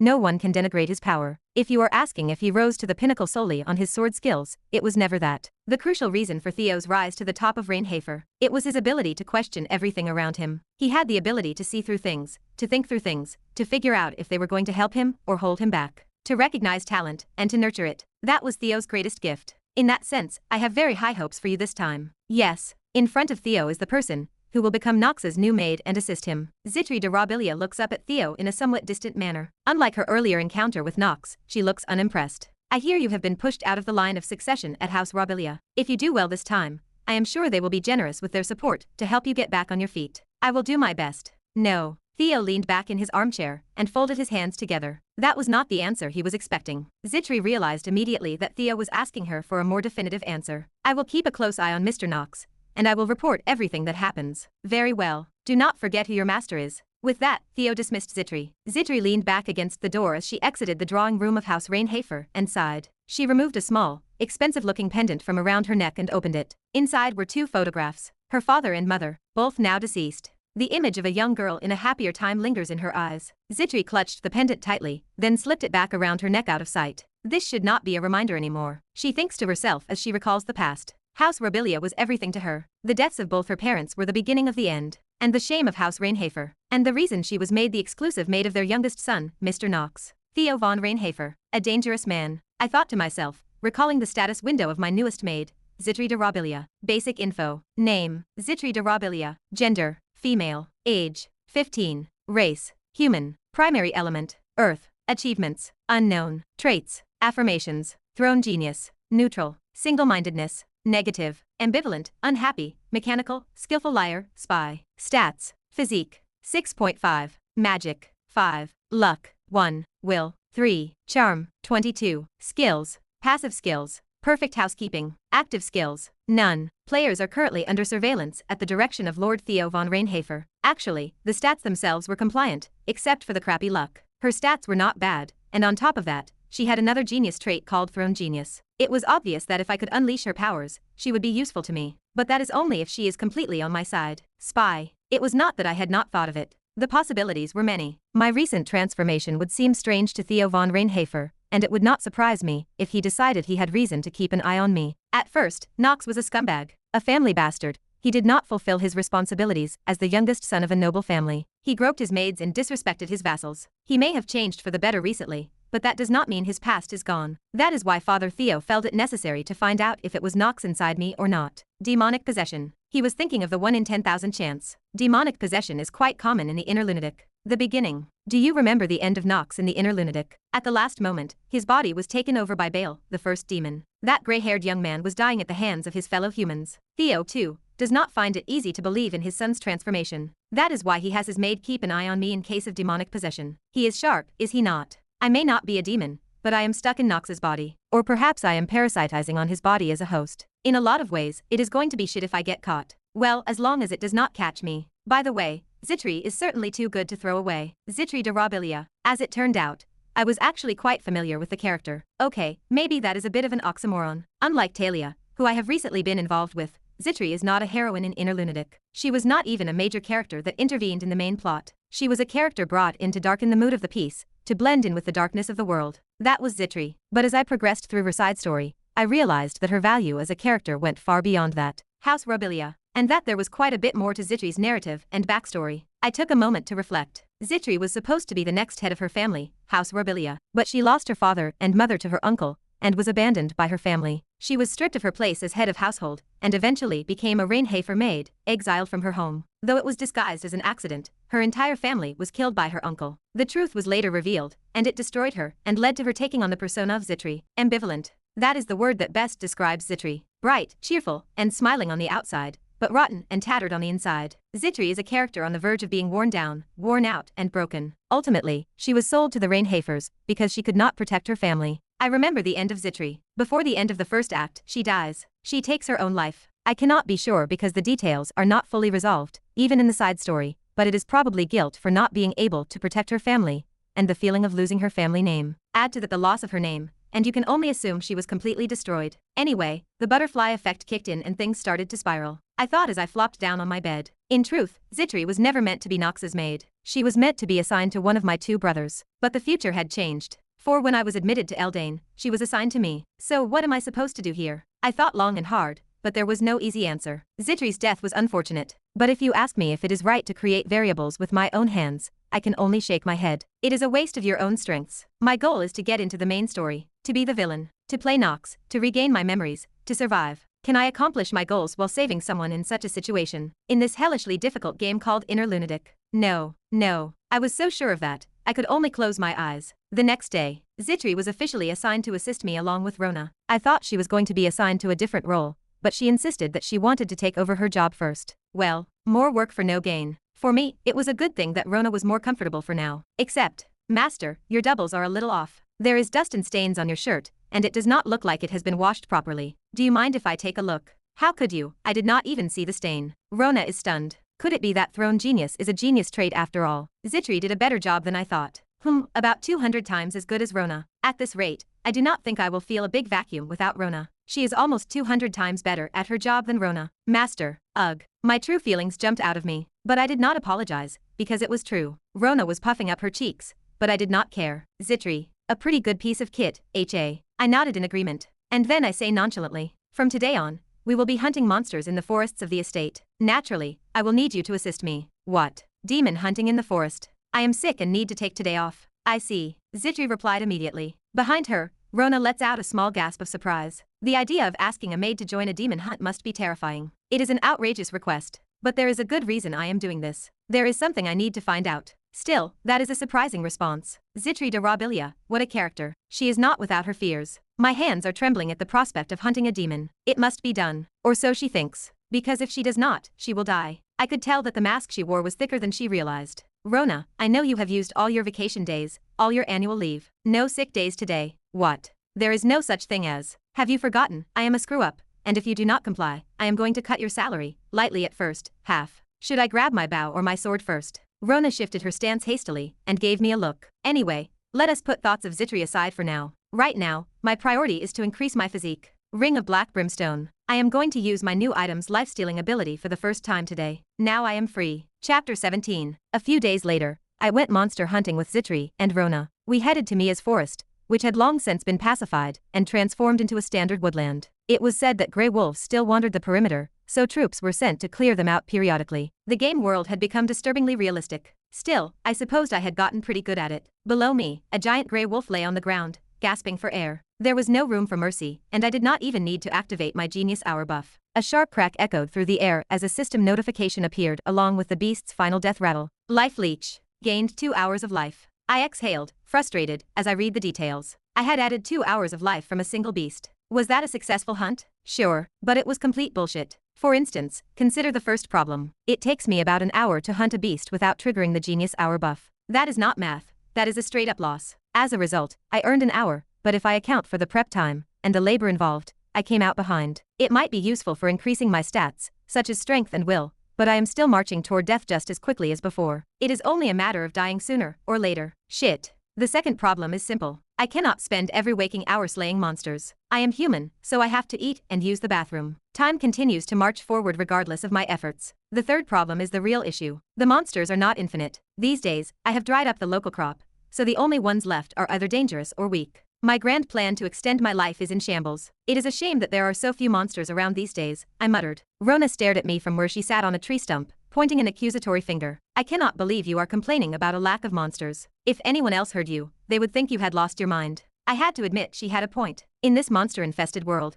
no one should be upset about a lack of prey. Unless, of course, you are a madman who cannot stay alive without killing them. The problem is, that is exactly who I am. It is a pathetic situation, but my mentality has hardened over the past few days of hunting. I have reached the point where I do not get angry about things like this anymore. Rona is grumpy. Zitri's mind remains a mystery, and her aptitude as a maid is genius. She is still playing the role of a spy, but there is no point in me doing anything foolish when I already know she is one of Theo's minions. There is nothing for her to report and nothing for her to file. I will just keep hunting, train day and night, and come back to swing my sword. Theo will simply assume his youngest son has finally pulled himself together. He is waiting to see if I can distinguish myself at Eldane, and he is wondering if I will ever be useful to him. You have had a long day, master, Zitri said, smiling at me. I took the drink she offered and took a sip. Now that I looked at her, she did not look like an extra character at all. Her beautiful green hair was pulled neatly into a bun, and her sharp features were visible beneath her round, cute face. Her porcelain skin was flawless, catching the light perfectly. She was beautiful. If Talia was a vibrant, flashy flower,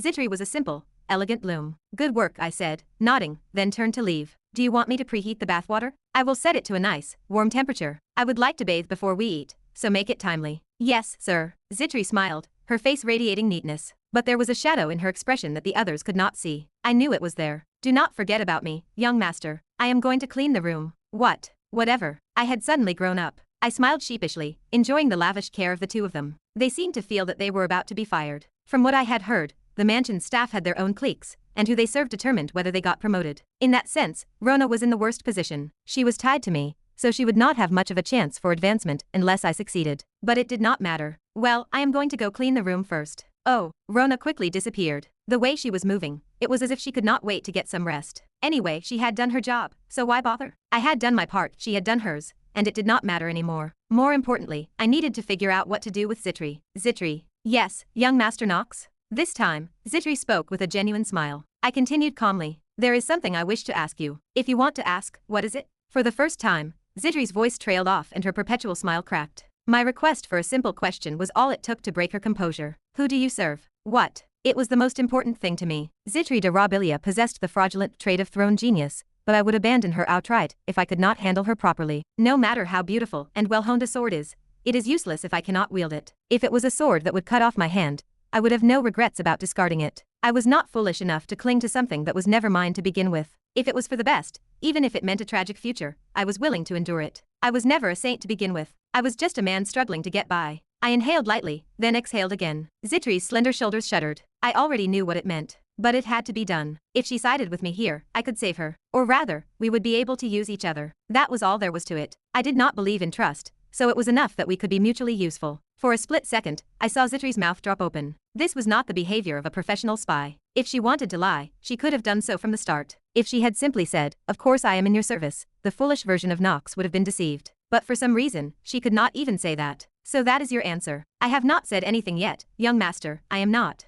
I know what you want to say. I have no intention of chastising you. On the contrary, I am grateful. At least you did not lie, so do not worry. I looked her in the eyes, sharpening my gaze. No matter who you are, I will take you as mine. If I need to, I will use you. And you can use me. That is all. It was better to get what I wanted. With that, I turned and walked back into my room. Get some sleep. There was no reply. Zitri de Robilia just stood there, staring at the scoundrel she had come to serve. She could not help but think about Knox. Rona complained to her, "So is young Master Knox really too hard on me? He always asks me to run with him during training. He says, if you do not run with me, what fun is training? Do you not think that is too much?" Sitting across from Rona's harsh words, Zitri, who was toweling off, smirked. "Haha, I suppose so," I thought to myself. She had heard all the rumors about Knox before she came to the Reinhafer estate, and she knew them well. She knew how he was an asshole, a troublemaker, and what the people thought of him. But yesterday, when she heard Knox's words, a tiny crack opened up in her beliefs. People said he was not as talented as the first and second sons, and that he had defeated the third and fourth sons in one fell swoop to get into Eldane Academy. I figured that was most likely a fabricated rumor,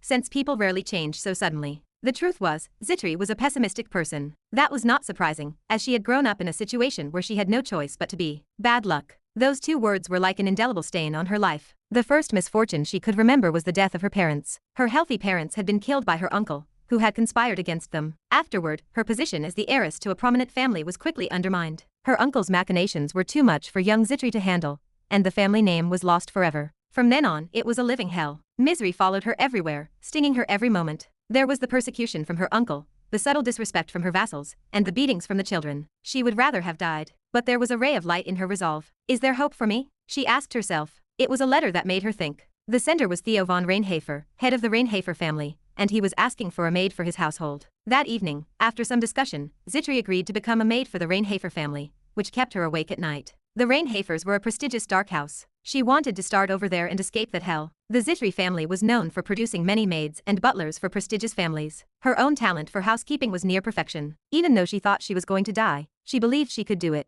She believed she could survive. "The person you will be in charge of is my youngest son, Knox von Reinhafer." The moment she heard that, she felt her plan completely fall apart. It was obvious. How ugly and dirty were his rumors. They said he had laid hands on countless women and beaten his servants. In effect, she had been sent into exile. Her uncle had removed her so that he could more properly assume power, and the patriarch of House Reinhafer had accepted. Now that she realized it, all she could think about was surviving. It was still hard to believe, though. Knox had not called Zitri to him from day one, nor had he beaten her at will as he had done in the past. What you said yesterday, and what it meant. Zitri had made one big mistake yesterday. She had thought she could just smile and laugh it off as if Knox were still a fool. She expected him to put his hands on her in a dirty way, and she had planned to put up with it somehow. No matter how hellish life was here, it was nothing like life in the house that had been taken from her. She would grit her teeth and endure it. But Knox's words were a far cry from what she had been thinking. "Who do you serve?" It was a question that cut to the core. He realized she was being paid by someone else to spy on him. But Knox was nonchalant, as if he already knew. "It is okay," he said. "We can use each other if we need to." "I wonder why." The words stuck in the back of Zitri's mind like a sore thumb. While she was lost in thought, she heard Rona's cheerful voice. Zitri, you are not very talkative. Do not worry, I will take care of you since you are my first junior. I am a bit of an ass here, but I am not the only one." Rona puffed out her chest proudly, and Zitri smiled as wide as ever. As she picked up the laundry, she asked naturally. "Of course. But, senpai, I am done. Is there anything else I can do?" "What? You? When did you finish mine?" Rona exclaimed angrily, realizing that Zitri had done her share of the work. Her face quickly flushed. Just a few moments ago, she was supposed to show her new junior what a proper performance was. What the hell? Rona swallowed hard. There is no doubt about it. Zitri is a genius. She had caught the bull by the horns. Zitri possessed the throne genius trait. Somehow, Zitri realized the blatant meaning behind the gaze directed at her, but she did not flinch. Wearing a mask is what she is most familiar with. Several days passed. An unfounded rumor began to circulate within House Reinhafer. The details of the rumor were that Zitri had been dismissed from the family and was no longer worthy of being a maid. Surprisingly, the rumor did not die down, but continued to spread. The person responsible for the incident remained tight-lipped. Chapter 18. Zitri de Robilia, you will be held accountable for the crimes of the incompetent patriarch, Darren de Robilia,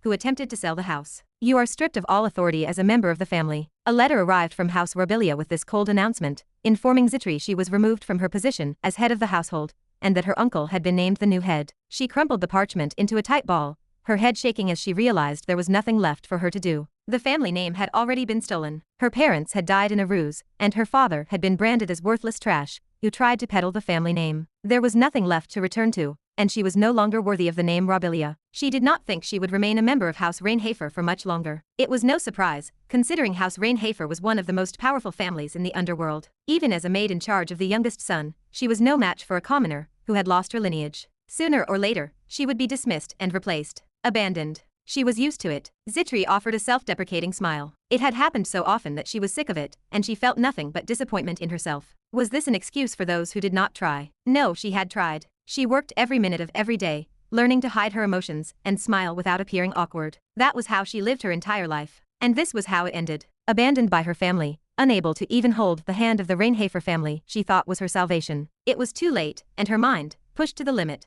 finally crumbled from exhaustion. But she had to finish her work and leave. Zitri de Rabilia was that kind of person. She would never wish harm on another, so she prepared to go hunting to support Knox one last time. She packed her usual small crossbow and a bag of freshly baked bread and soup. Even with these preparations, she could not help but wonder why. There were no more tears left in her eyes. Hey, did you hear about the new maid assigned to the youngest master? She was excommunicated from her family, and she is probably as good as a commoner now. Are you kidding? I am telling you, if the rumor was true, she should have denied it as soon as possible. You know better than anyone how important reputation is in this business, and the fact that she is keeping her mouth shut is telling. Zitri pushed open the door and stepped outside, finding many maids gossiping about her. It was like this when she first lost her family. Those who had spoken ill of her parents, and the loyal vassals who had stood by her side, had died on the gallows. Young Zitri could only watch, and it would be no different now. To them, she was not an ally. She did not believe they were truly on her side just because she had been nice to them for a few days. It was Zitri's habit to expect the worst. Her uncle, the man she trusted so much, had abandoned her to gain control of the family name. She shuddered at his disgraceful words and actions. She stopped trusting people and chose to deceive them instead.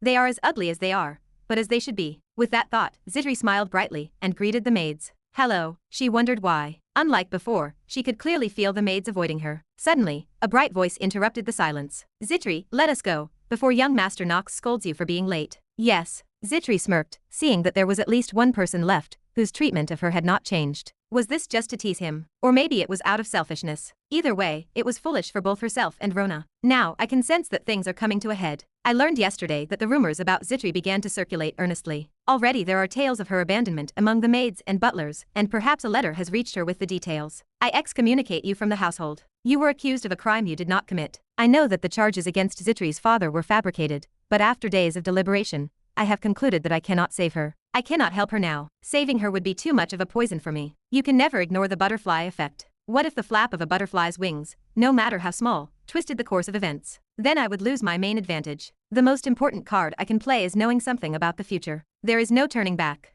I am sorry for what happened to Zitri, but I have no reason to stop her from meeting her end. Let us go. Yes. The two maids followed. Zitri was still smiling brightly, and I watched her face for a moment before turning away. For the next few hours, I continued to hunt the beasts. I could hear Rona muttering about me. Young master, you seem a bit rough today, do you not think? You used to have some mercy in your hands, but today you seem a bit different. Is that so? Zitri stammered, still looking at me. I let out a short breath and looked at the scene around me as the horses were being organized. Swords were gripped, drawn, and slicing through the enemy's torso like a painting. It was all so unfamiliar. It was a scene that would have been unthinkable just a few months ago. I breathed, appreciating the naturalness of the scene now, for it was almost time for the monster to show up. He is not coming out today either. I know that a hidden boss monster in this forest only appears when the number of demons is reduced to less than 20%. However, it is random, so I am not sure which one will appear. Anyway, the reward is pretty good, so I thought I would catch it. But I have been working on it for a couple of days now and have not seen a shadow of it. What can I do? I will just have to try for a few more days.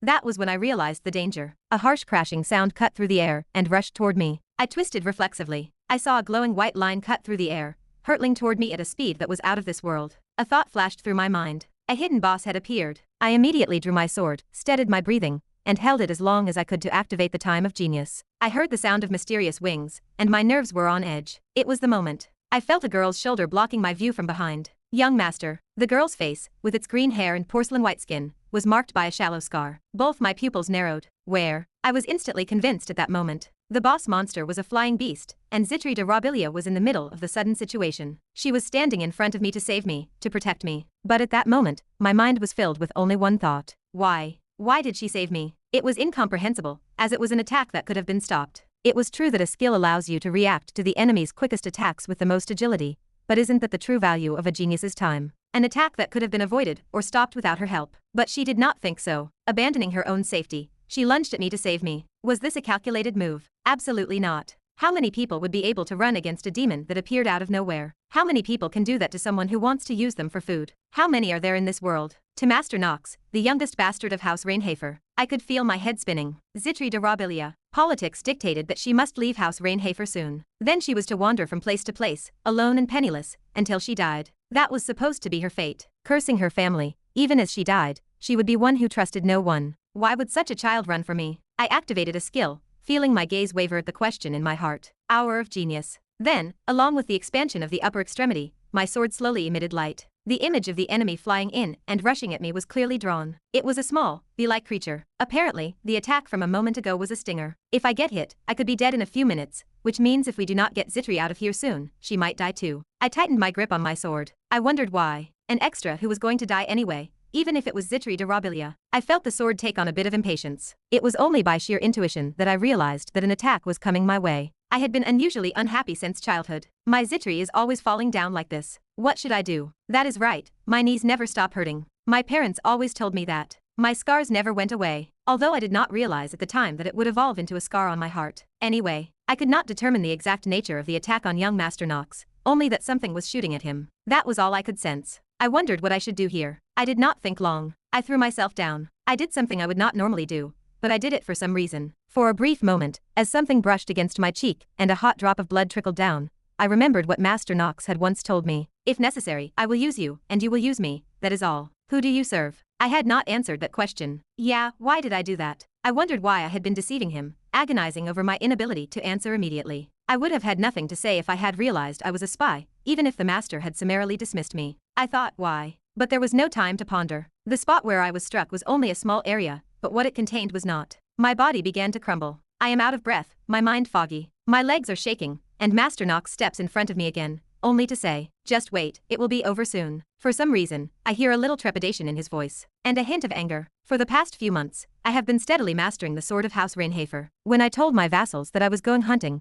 they were horrified and exclaimed that I was going hunting without any sword skills. I agreed to train, thinking that I might as well learn a sword technique or two. Even if it is not a first-class sword like the Supreme Black Sword, the training here is no comparison to other families. However, I did not have a lot of time to practice swordsmanship. A mere 5 minutes a day. Only when I activate the time of genius can I fully unleash this power. Stronger, more fluid, and more beautiful than its original form. Of course, I did not expect to be able to display my sword in this way, but I have no regrets. These two are going to have some heavy words. I do not know about Rona, but it is strange to feel this way about a spy, even Zitri, but I do not think I am wrong. Swish. The sword flashes, and the wings of the bee-like creature quickly fall off. Though dealing with a small flying beast is challenging, what is the greatest advantage of activating the time of genius? It slows down perceived time. That means enemies look slower. Also, once you lose your mobility, even the most venomous of bees, you can easily trample them. You have defeated a monster. Special reward. Before I could even hear the system chirp, I quickly rounded on Zitri and barked orders at Rona. We need to move now. If we do not, she will die. Chapter 19. This is troubling. Theo hesitated, then spoke nonchalantly to Rodwell. The topic was the rumors about Zitri. Rodwell bowed his head and reported. From what I have gathered, the rumor is that House Rabilia has disowned Miss Zitri. It appears that the plan to raise the Zitri family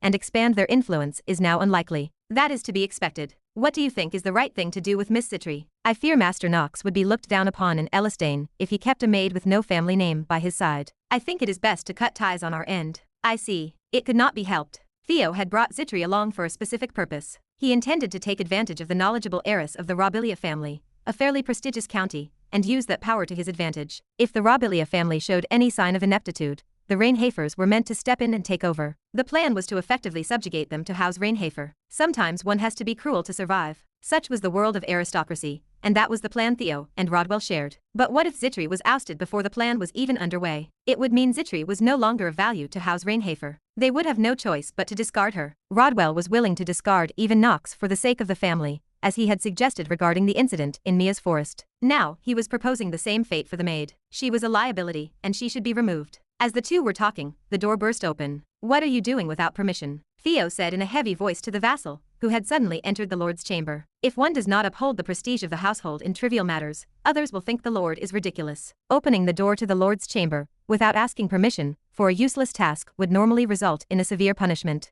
However, the vassal's words were not what Theo had expected. Master Knox has just returned carrying a maid who fell while hunting. It was a very dangerous situation, and he used a very expensive antidote. I thought I should report it to you. Theo sensed that something was going terribly wrong. Had Knox suddenly opened his eyes in a fit of pity? Zitri de Robilia was quite beautiful. Perhaps he had not outgrown the habits of his youth. Theo had no reason to believe his son had sought a maid out of the goodness of his heart, and neither did Rodwell. Rodwell was silent for a moment, then spoke in a surprised voice. No way. Is the antidote that the young master used the Mandrix purifier? Yes. What? Mandrix purifying potion was the ultimate antidote for all sorts of ailments. It was also ridiculously expensive. To put it simply, it cost enough for a typical family to live on for almost 3 months. Theo did not bother himself with such things, but Rodwell, who was directly involved in the family's finances, was different. He realized he would have to say something to Knox. Meanwhile, that night, Zitri went to bed. For the first time in her life, she dreamed of a happy childhood rather than a nightmare. It was a memory of when her parents were still alive, a time that now felt quite distant. Zitri,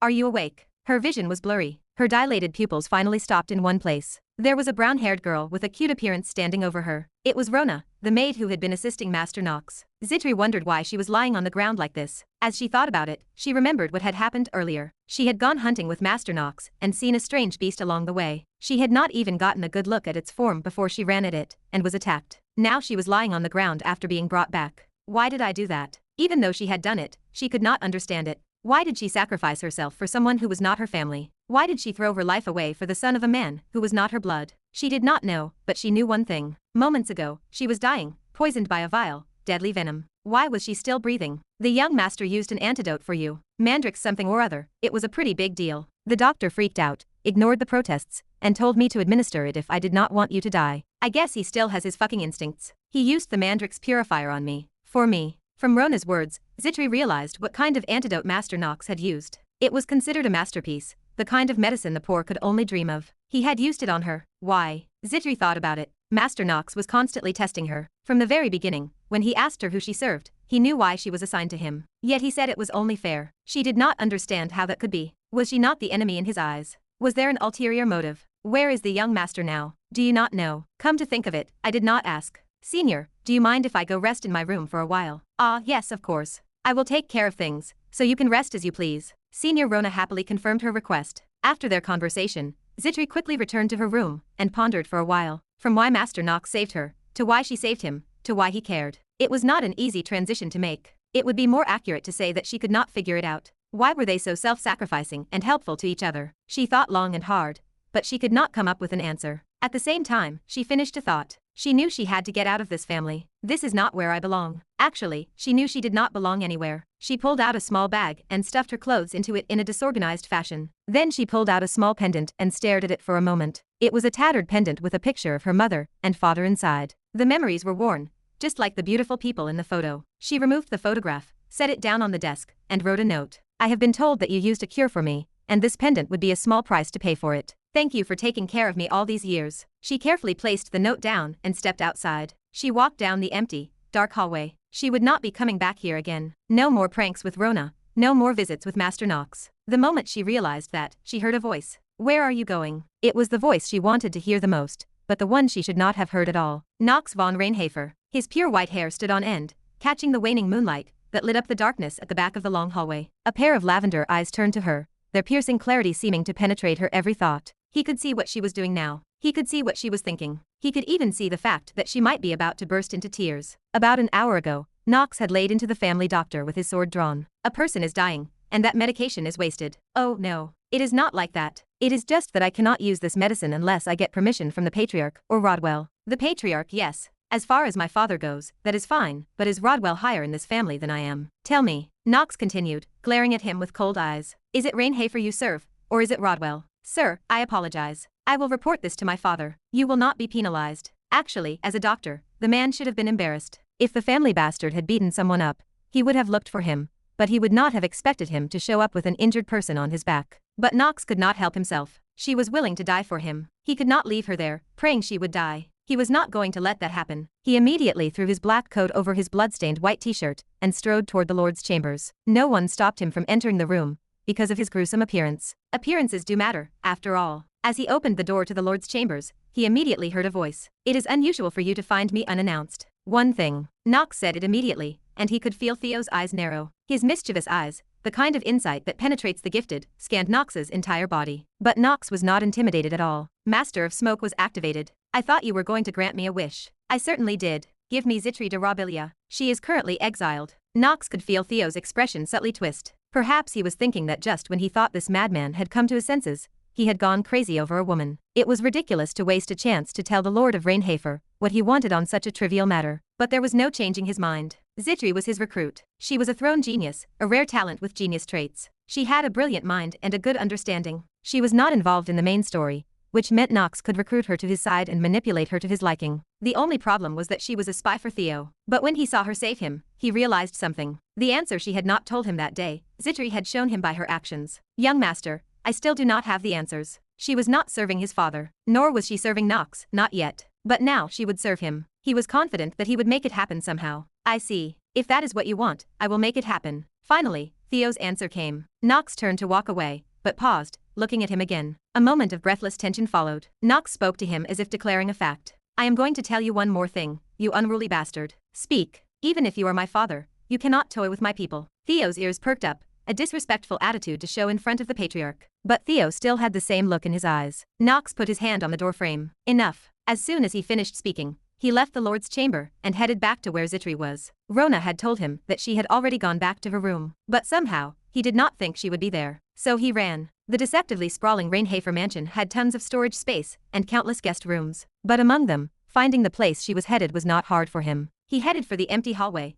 the quietest way to get out of the house. At the end of it, he was reunited with the girl with the green hair and golden eyes. He asked her, "Where are you going now?" Chapter 20. That is it. I am leaving. This is not the place for me, and I appreciate everything. I will ask you once more. I cut across her rambling, forcing her to meet my gaze. Where the hell do you think you are going, maid of mine, without my permission? She looked at me with an expression twisted by a complex array of emotions. She seemed on the verge of bursting into tears at any moment. Finally, she let the act drop completely. She allowed her raw emotions to surface. Young master, you knew. You knew I was spying on you for Master Theo. You knew I deceived you, everything. An exasperated voice burst from her. It sounded like a confession, as if she were purging every single one of her faults at once. There was only one way to interpret this. She was placing complete trust in me. She realized the bond was forming, and the words tumbled out, stammering. Tears pooled on Zitri's skin, eventually spilling over. She brushed at the hem of her skirt, watching the tears soak into the floorboards. But why are you still letting me stay? I cheated you. You could kick me out right now, and I would have no right to complain. Why?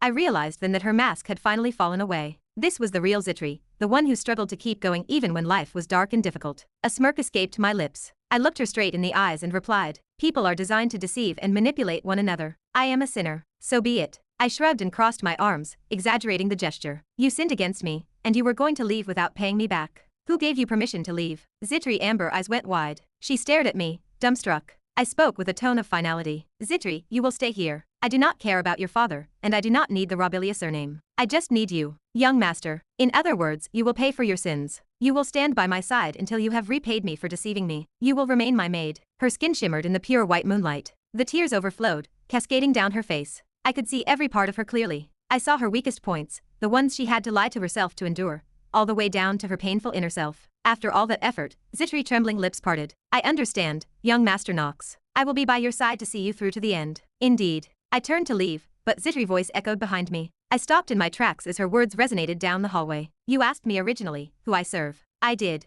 Do you know the answer now? I turned around and locked eyes with her. Her light green hair blew in the breeze coming from the cracked window. She was beautiful, and I do not mean that in a superficial sense. I smirked, having momentarily forgotten to play the villainous asshole. Right. I see. The next day, my survival struggle continued alongside Zitri and Rona. Hidden stats awarded. Agility uncivilized stat generated. Agility stat increased by 2. The reward for clearing the hidden boss was a boost to agility. This stat would bloom at 10, which was a critical threshold. It directly affected the duration of my time of genius. I still have a long way to go. The good news was that my sword skill was now sufficient to carry me through. I could manage Zitri, a character with the genius trait, as a reliable unit. In truth, anyone else might still doubt her. After all, she did try to trick me once. Her orders came from father, or rather, Theo von Reinhafer. While that could be wrapped up in the excuse that it was unavoidable, I could not be absolutely certain it would not happen again. Yet, I was confident. I knew it would not happen again, at least not with Zitri. My certainty did not come from human trust, which is sadly lacking. It stemmed from one specific in-game trait she possessed.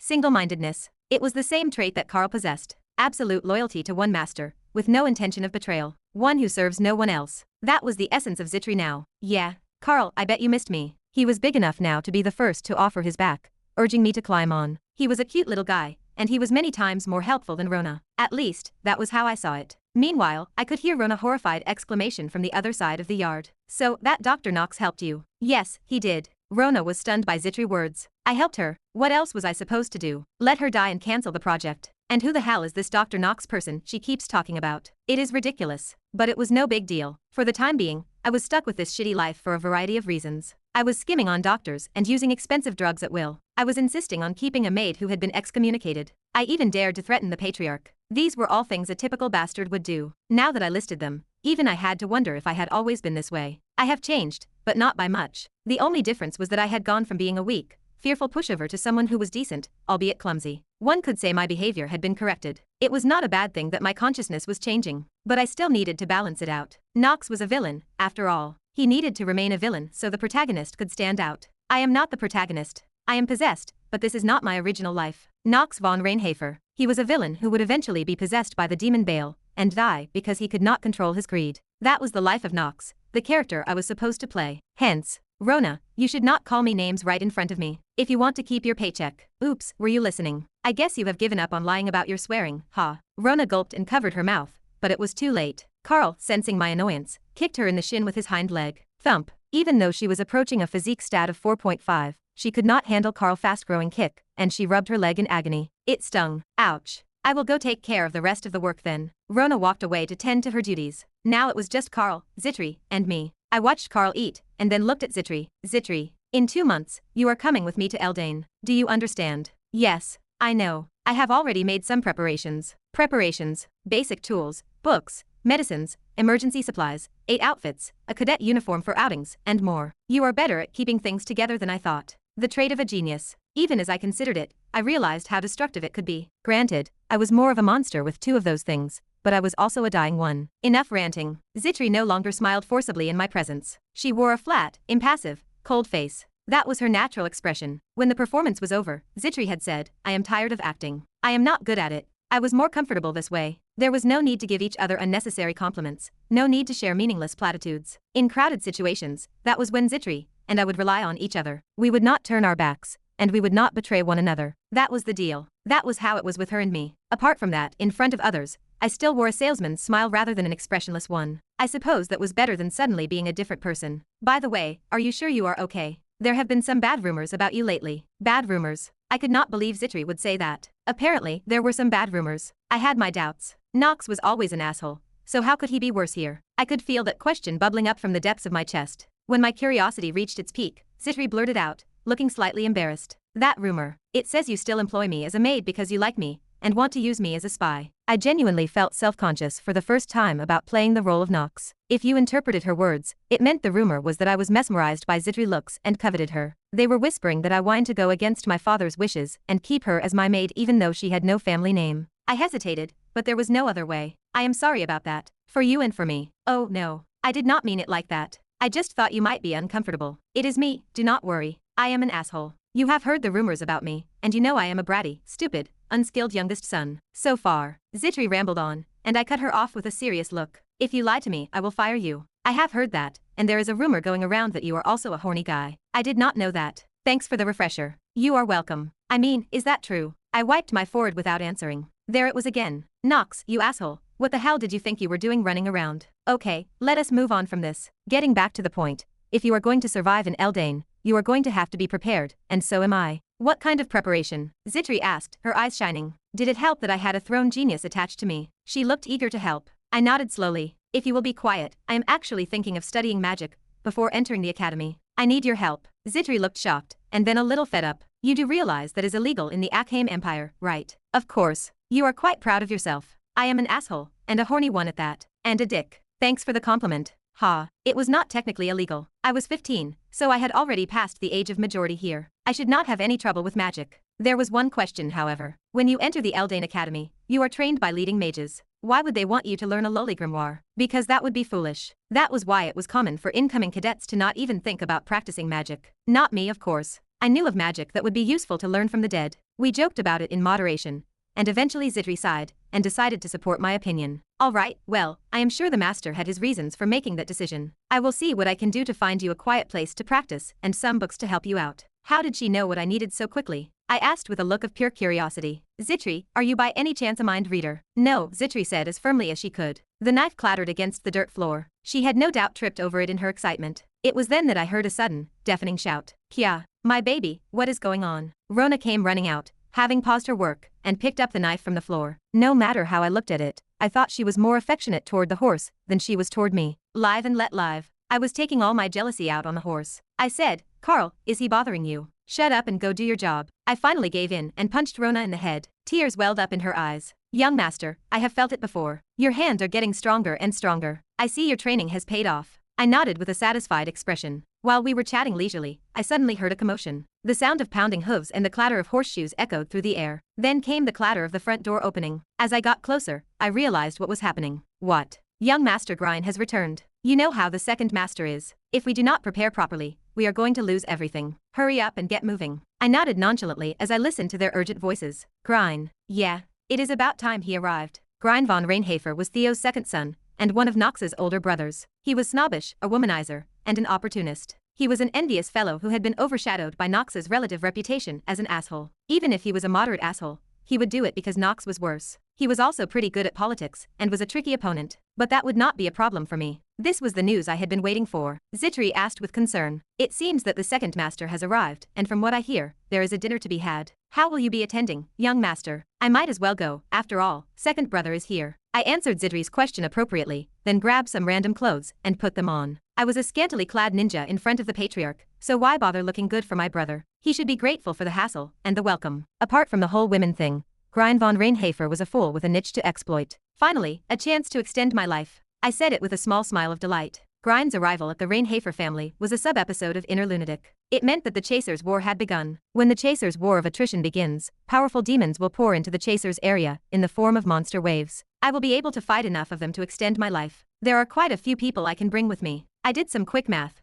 calculating what I would gain, and turned to Zitri. Zitri, I may have to travel quite a bit for a while. Master, what else do you have up your sleeve? I smiled, completely ignoring her narrowed eyes. That is right. I will be joining Grine in the extermination of the Chasers. Chapter 21. That evening was the time for the family dinner. A grand banquet was being held at House Reinhafer. It was a party to celebrate the graduation of Theo's second son, Grine, from Eldane Academy. House Reinhafer had once again brought honor to the family name. Eldane Academy was incredibly prestigious, making graduation an immense challenge. Fewer than 1,000 students passed the entrance exam each year, and only half of those graduated. It made me realize I had a lot of ground to cover. Shit, maybe I shouldn't even attempt it. All things considered, the fact that the house had managed to produce 2 graduates was a very good thing. It was rare even among the other ducal families, so Theo seemed quite pleased with himself. For the record, the twins were absent. Their mother, Scylla, was probably still punishing them for failing to get into the school. They would also be embarrassed to tell their returning older brother that they had been defeated by their younger sibling. Dismissing that thought, I listened to the conversation between Grine and Theo. Good work, Grine.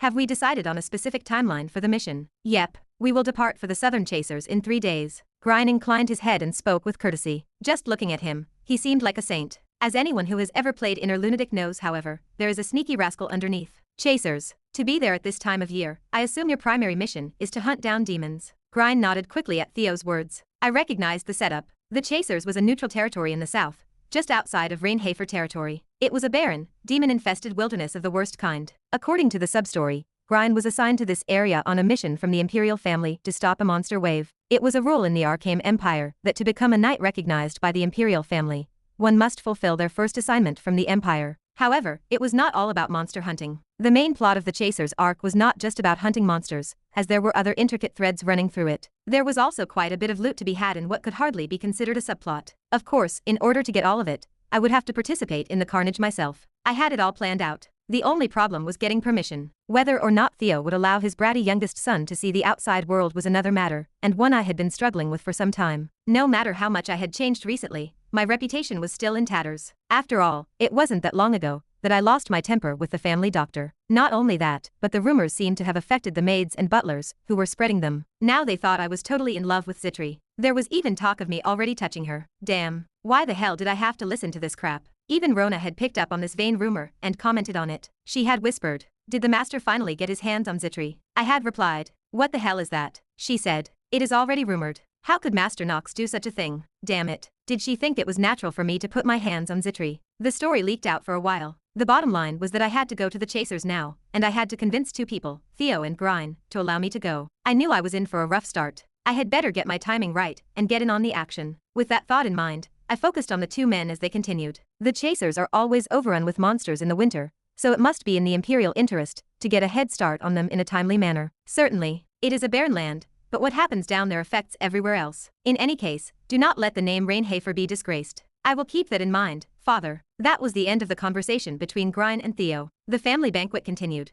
with maids flying around incessantly. I tried to think of a way to bring up the subject, but then I caught sight of Grine's grave face as he spoke to me. I felt a little dirty, to be honest. Knox, I have been hearing a lot about you lately. Grine began with a mischievous look on his face. By rumors, he meant my recent exploits. The biggest one was probably about the attack on Mia's forest. He didn't seem to believe me. I couldn't help it. It was a feat that even those who saw it in person would shake their heads at and call bullshit. Is it true that you attacked Mia's forest with the second daughter of the Steiner family? It is true, I replied dryly. No amount of platitudes here would make it believable. Moreover, his tone was unmistakably mocking. There was no warm glance or eye contact for his youngest brother. No wonder. It was a fantasy to expect such a thing at Reinhafer. Grine broke in with a smirk. I see. So all those rumors about you defeating your twin brothers, Hartz and Alan, and taking a lowly commoner girl as a maid are true. Yes. I said it again, this time bluntly. I could feel Grine's eyes slowly moving over me. It was as if he was trying to read something. He was trying to use his skills. He was convinced I was hiding something, but it was impossible. There wasn't even a hint of agitation in my expression. Basic info. Name, Knox Von Reinhafer. Gender, male. Age, 18. Race,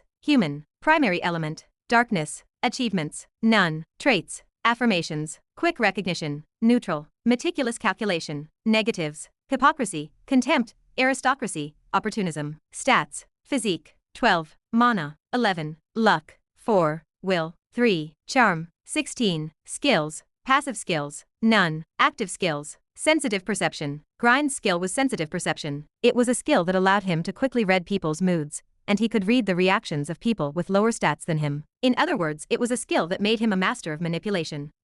Grine furrowed his brow and was about to say something more, but I beat him to it. You said you were going to the chasers. Yeah. I followed up quickly, taking advantage of Grine's nonchalant response. Would you mind taking me with you? What is that supposed to mean? Shit. I tried to make it sound casual, but the response I got back was less than pleasant. Maybe it was because Grine and I did not get along. These two were both assholes, and did not interact with each other. I had read elsewhere that they were constantly playing games with each other. Either way, my past self had never been helpful. Do you even know what the chasers are like? I have heard that it is a neutral zone with occasional raids by demons, and a place where bandits secretly grow in power and size. And you know that, and now you are asking me to take you on a mission, Knox. There are limits to how far you have come in your recent rise to prominence. This is no joke. This is a life or death mission. I know, I replied, this time calmly. Grine crossed his arms in thought, as if to say, try this. Perhaps the recent victory over the twins, coupled with my reputation starting to improve with the maze capture, must have driven the youngest one insane. Grine looked convinced. Sure, it was the chasers, not anywhere else. It was famous for people dying. It was one of the worst places in the world,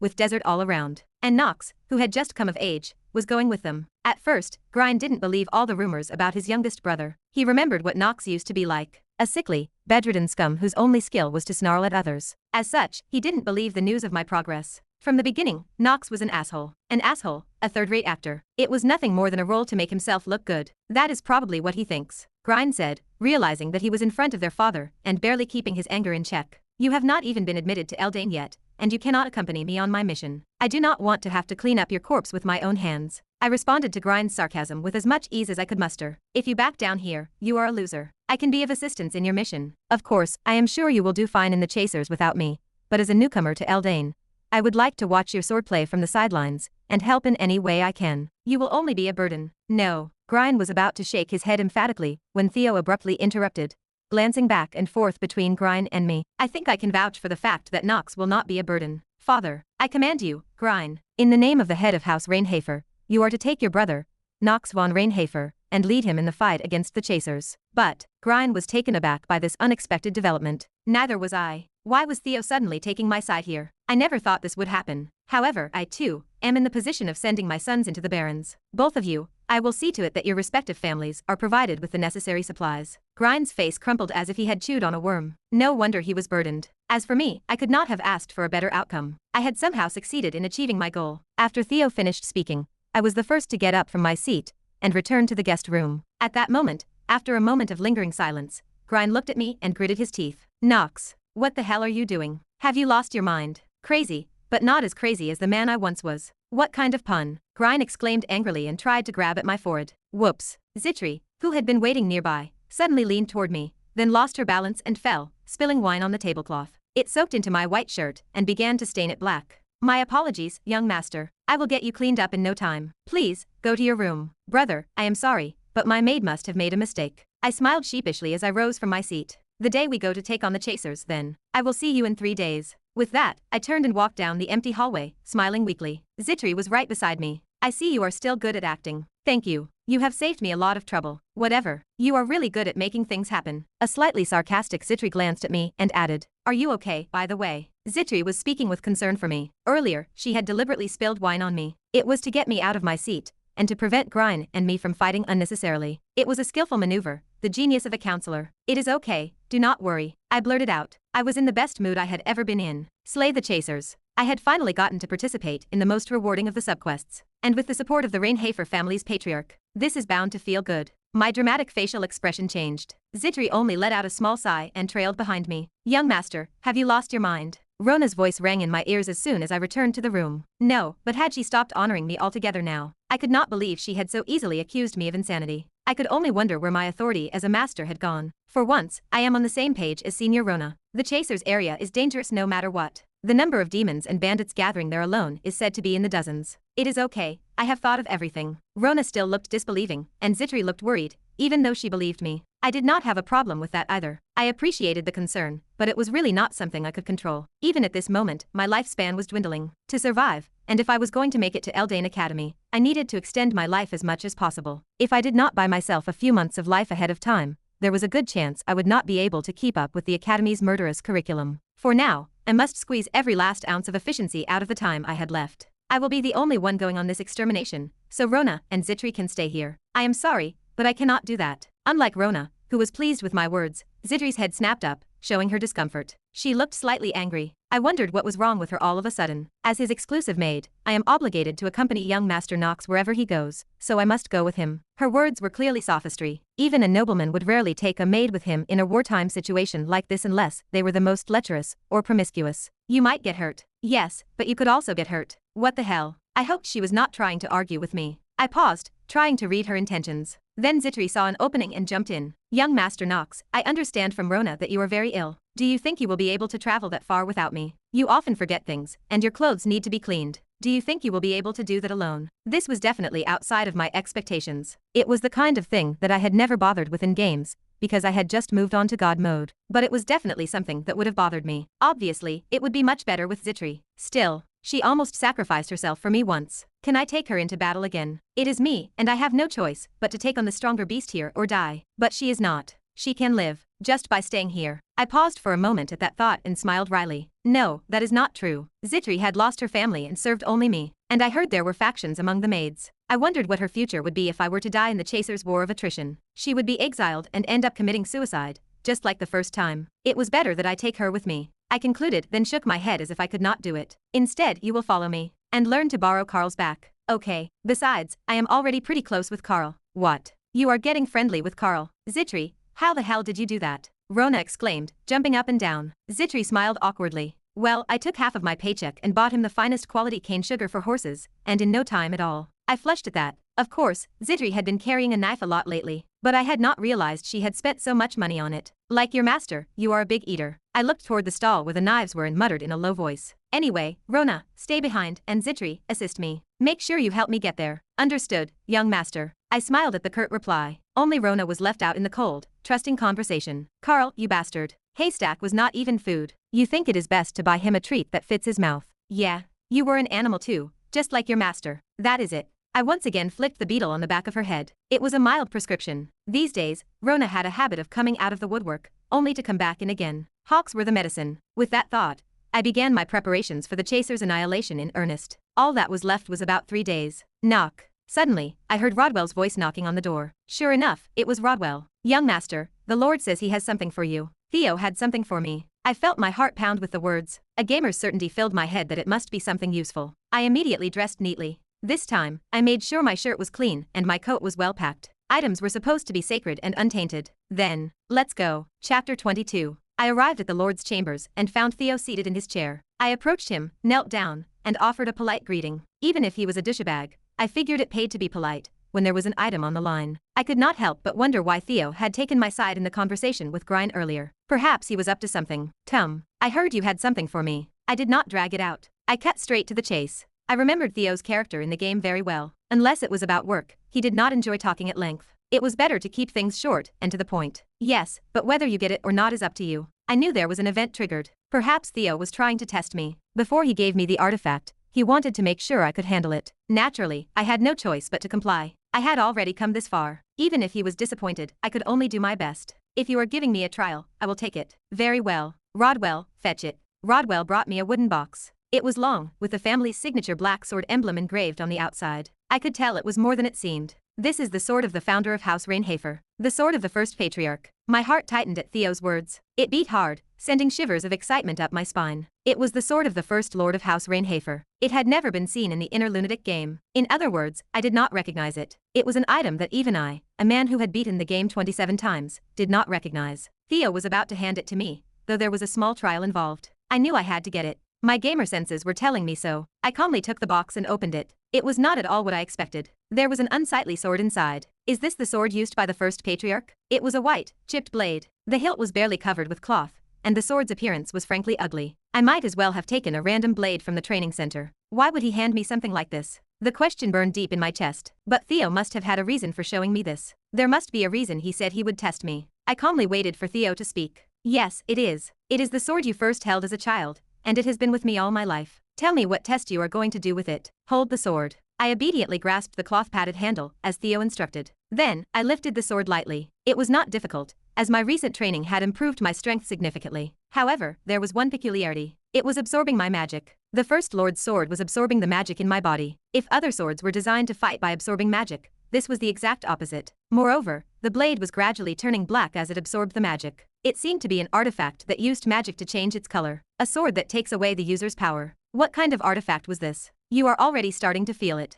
Theo looked at me, as if he had anticipated my reaction. I could only nod. It just happens. Yeah, you felt it. Theo rose from his seat and took a step toward me. He explained that this sword absorbed its master's magic power, and released it multiple times over. Definitely. If so, it could be quite useful. If a normal sword accepted magic and used it to slice through enemies, this could absorb it and release it with greater intensity. But I frowned at my twitching arm. It does not look like a sword you can use casually. The words were true. Even as I spoke, the sword seemed to be eating me alive. It continued to ravenously feed on my magic and life force. The result was immediate. Player's magic is rapidly being drained. The warning was unmistakable. Theo confirmed my words. If you want the sword from me, you have to hold it for 10 minutes. I was stunned. 10 minutes. In my current state. Theo, you son of a bitch. I gritted my teeth. The talent master of smoke triggered. Of course. I said this, though there was not an ounce of tension or pain in my expression. Theo looked down at me and spoke in a cold voice without a hint of emotion. The sword's name is Stormbringer. With his words, the artifact's detailed status window popped up.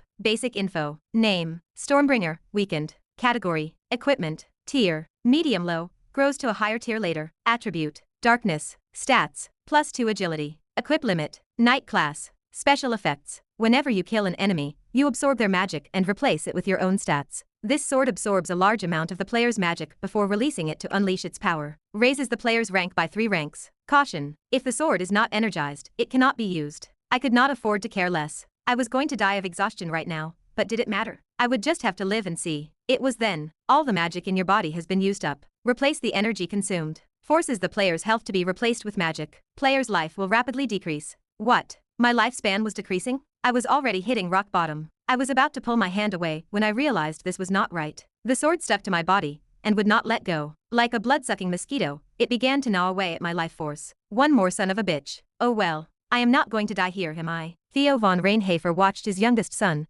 Knox, take up the sword of the First Lord for a long moment, and he could not help but be deep in thought. The Stormbringer, what a sword it is. The sword in Knox's hand was a demonic sword named Stormbringer. A demonic sword is an artifact from the mythical past that is said to lead a swordsman to his doom. But it was real. From the very first founder of House Reinhafer, the sword had been passed down through the generations. But no one, not even the successive patriarchs, thought anyone could wield it. The reason was simple. It absorbed too much of the wielder's magic. 9 out of 10 would collapse from exhaustion the moment they held it. Those who managed to reach the level of a master could barely last more than a dozen minutes. Even the greatest patriarch of history, Theo himself, could only last an hour. And yet he was asking this of his youngest, who had not even begun to blossom. There was a better than 90% chance he would give up. Theo knew it, but he made him clench his teeth. Some unknown sense of anticipation was slowly expanding within him. Knox Von Reinhafer was growing, more than Theo realized. And he was hiding his power. From the recent rescue of the maid to the family scandals, Knox had been at the center of every storm. Theo was convinced none of it was a coincidence. He had also come to believe that Knox might indeed be as gifted as the three swordsmen. So he decided to test him. What if he could hold this sword for 10 minutes? If he could,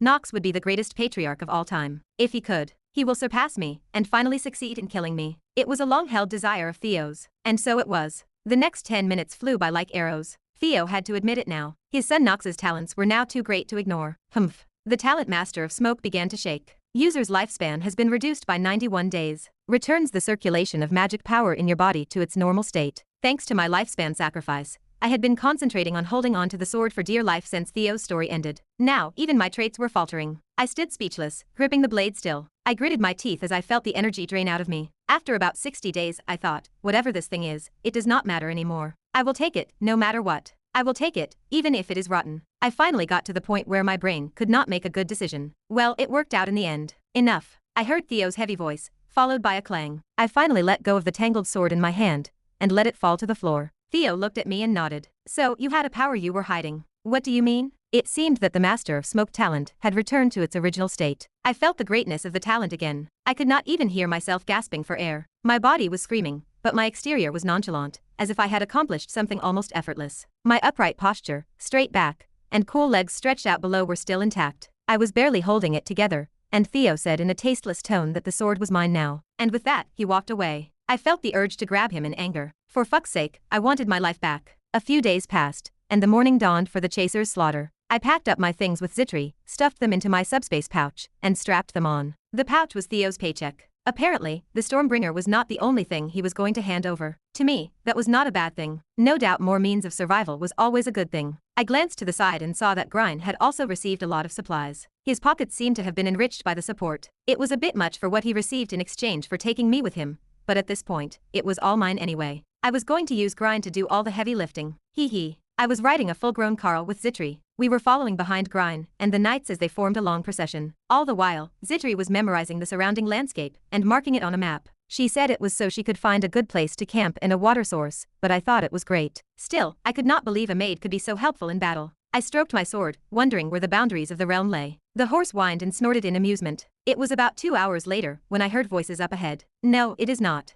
It is this way. No, I said this way. I said this way. Ron, did you not say you could find the way? Amidst the commotion, Grine's voice was heard as well. Beside him, the leader of his hired knights, Ron, scratched his head and replied in a disheveled voice. I am sorry. I have never been this way before. Immediately, the situation became clear. This was so ridiculous. They were lost. Crazy assholes. Master. Oh, I did not mean you. I meant those incompetents. Slowly, I drew my sword and moved to the front of the halted procession. As I did so, I caught sight of Grine. His face crumpled into a grimace. I smiled nonchalantly and asked, Brother, something must have happened to you. None of your business. I dismissed the answer, gesturing lightly around. You are lost. I thought I told you clearly that it was none of your business. I did. I interrupted him appropriately, then smiled sheepishly. I can help you find your way. What? For the first time, Grine's expression was colored with bewilderment. How could his youngest brother, who had been confined to the family mansion for most of his life, talk about being able to find his way around? At most, he had read about it in books. You should try hiring me as a pathfinder. The vassals have said I am pretty good at it.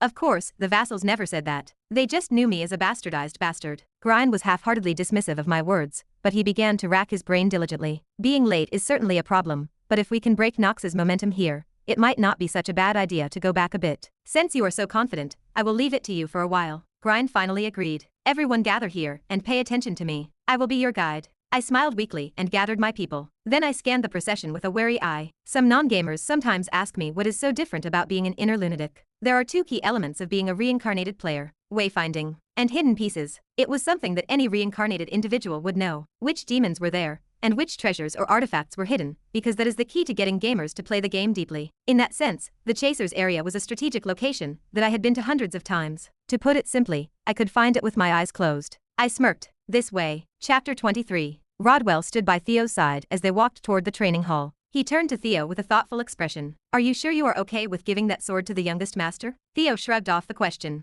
There is no one else who can handle it but him. That is certainly true. Rodwell had to agree with Theo. The reason was simple. So far, Theo had not just given Knox the chance to hold the Stormbringer. He had given Garen, Grine, Alan, and Hearts a fair shot at it as well. The result was consistent. Every single one of them lasted less than 2 minutes before dropping the blade. Perhaps the story would be different if the other masters had grown up, Rodwell suggested. No, that is impossible. I have my limits too. Rodwell clamped his mouth shut. Theo was right. The Stormbringer was a sword that even he, its master, could not fully wield. It is a sword that grows with its wielder, and you must hold it during your weakest moments. You have to make it accept you as its master. It is a sword that does not mean much if you hold it only when you are already strong. If Knox, who had just come of age, held it for 10 minutes, it was justified to give it to him. In fact, the entire incident was tied to Knox's unique characteristics. He possessed a trait called time limit. It had an unknown effect, allowing him to exert power beyond his natural life force in exchange for his lifespan, much like when he activated his time of genius. This was why Knox was able to hold the sword for 10 minutes earlier. It was because he had all of his sword and martial arts genius working in tandem. But of course, no one else could see that. They only assumed Knox held the sword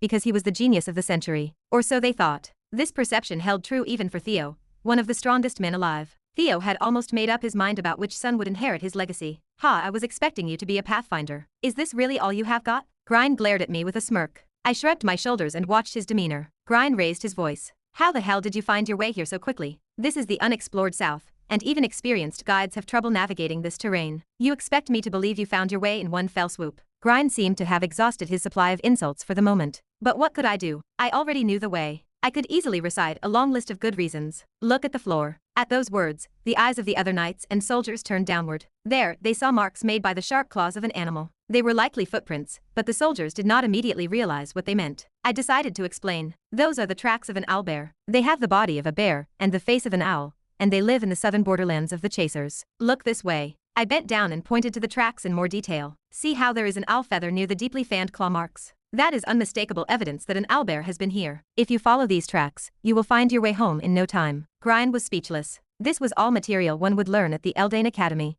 but it would be hard to apply in a real-life situation like this. Anyway, my role as a pathfinder was beginning to appeal to them. The fact that they were listening now was proof of that. What do you think? Why do not you do as I say? Sure, Ron, lead the men and get them moving. Luckily, Grine was quick to judge, but also quick to accept reality. There was no mistaking what I was saying. The people were already starting to get agitated, and if I told them I was not completely right, I would lose their trust. For my own dignity, I had to show that I believed in what I was saying. I had to maintain my authority. Idiot. I mocked in a low voice, leading the way. There was something oddly endearing about having the smallest horse, Carl, at the head of the pack. Zitri was still prancing around the perimeter eagerly. This made me the leader of the procession. The look on Grine's face must have been something to behold. That asshole really deserved to be kicked. Let's go. I patted Carl lightly on the back and spurred him on. With a grunt, he began to gallop ahead. The soldiers' faces were brighter than before as we entered the forest. They traveled through the forest for about 4 hours. Slowly, a ground spider swooped overhead, casting long shadows. I think you should pitch your tent over there, Zitri said from beside me. It is easier to get water, and most importantly, the least likely to be disturbed by beasts or demons. I nodded and gestured in the direction she indicated. We will all rest there for a day and then move on. It will be about 3 more days before we reach the chasers, so rest well. Yes. The soldiers replied quickly. Grine's mood was decidedly uncomfortable, which was only natural. To me, it felt like I had stolen his soldiers. But it was also true that I was leading them down the right path. They would see an opportunity now, and they would be very eager to do something about me once they had a reason, whenever that might be. Well, that was only if I did not give them room to act. I was about to tell Zitri to open the subspace pocket to pitch the tent. The tent is up. I have some immediate supplies inside, so if you need anything else, let me know. For some reason, whenever I looked at Zitri's ability to get things done, I thought of Rona. She was the one who was always running around the yard with Carl. She used to wash my white shirts until they were crisp and return them to me. She was an amazing worker, and she had the strength to hold her own at House Reinhafer. She was unstoppable. Rona, who the hell are you? Zitri, who the hell are you? This was so extreme, I did not know what to say. Sure, thank you. I replied in a dazed voice,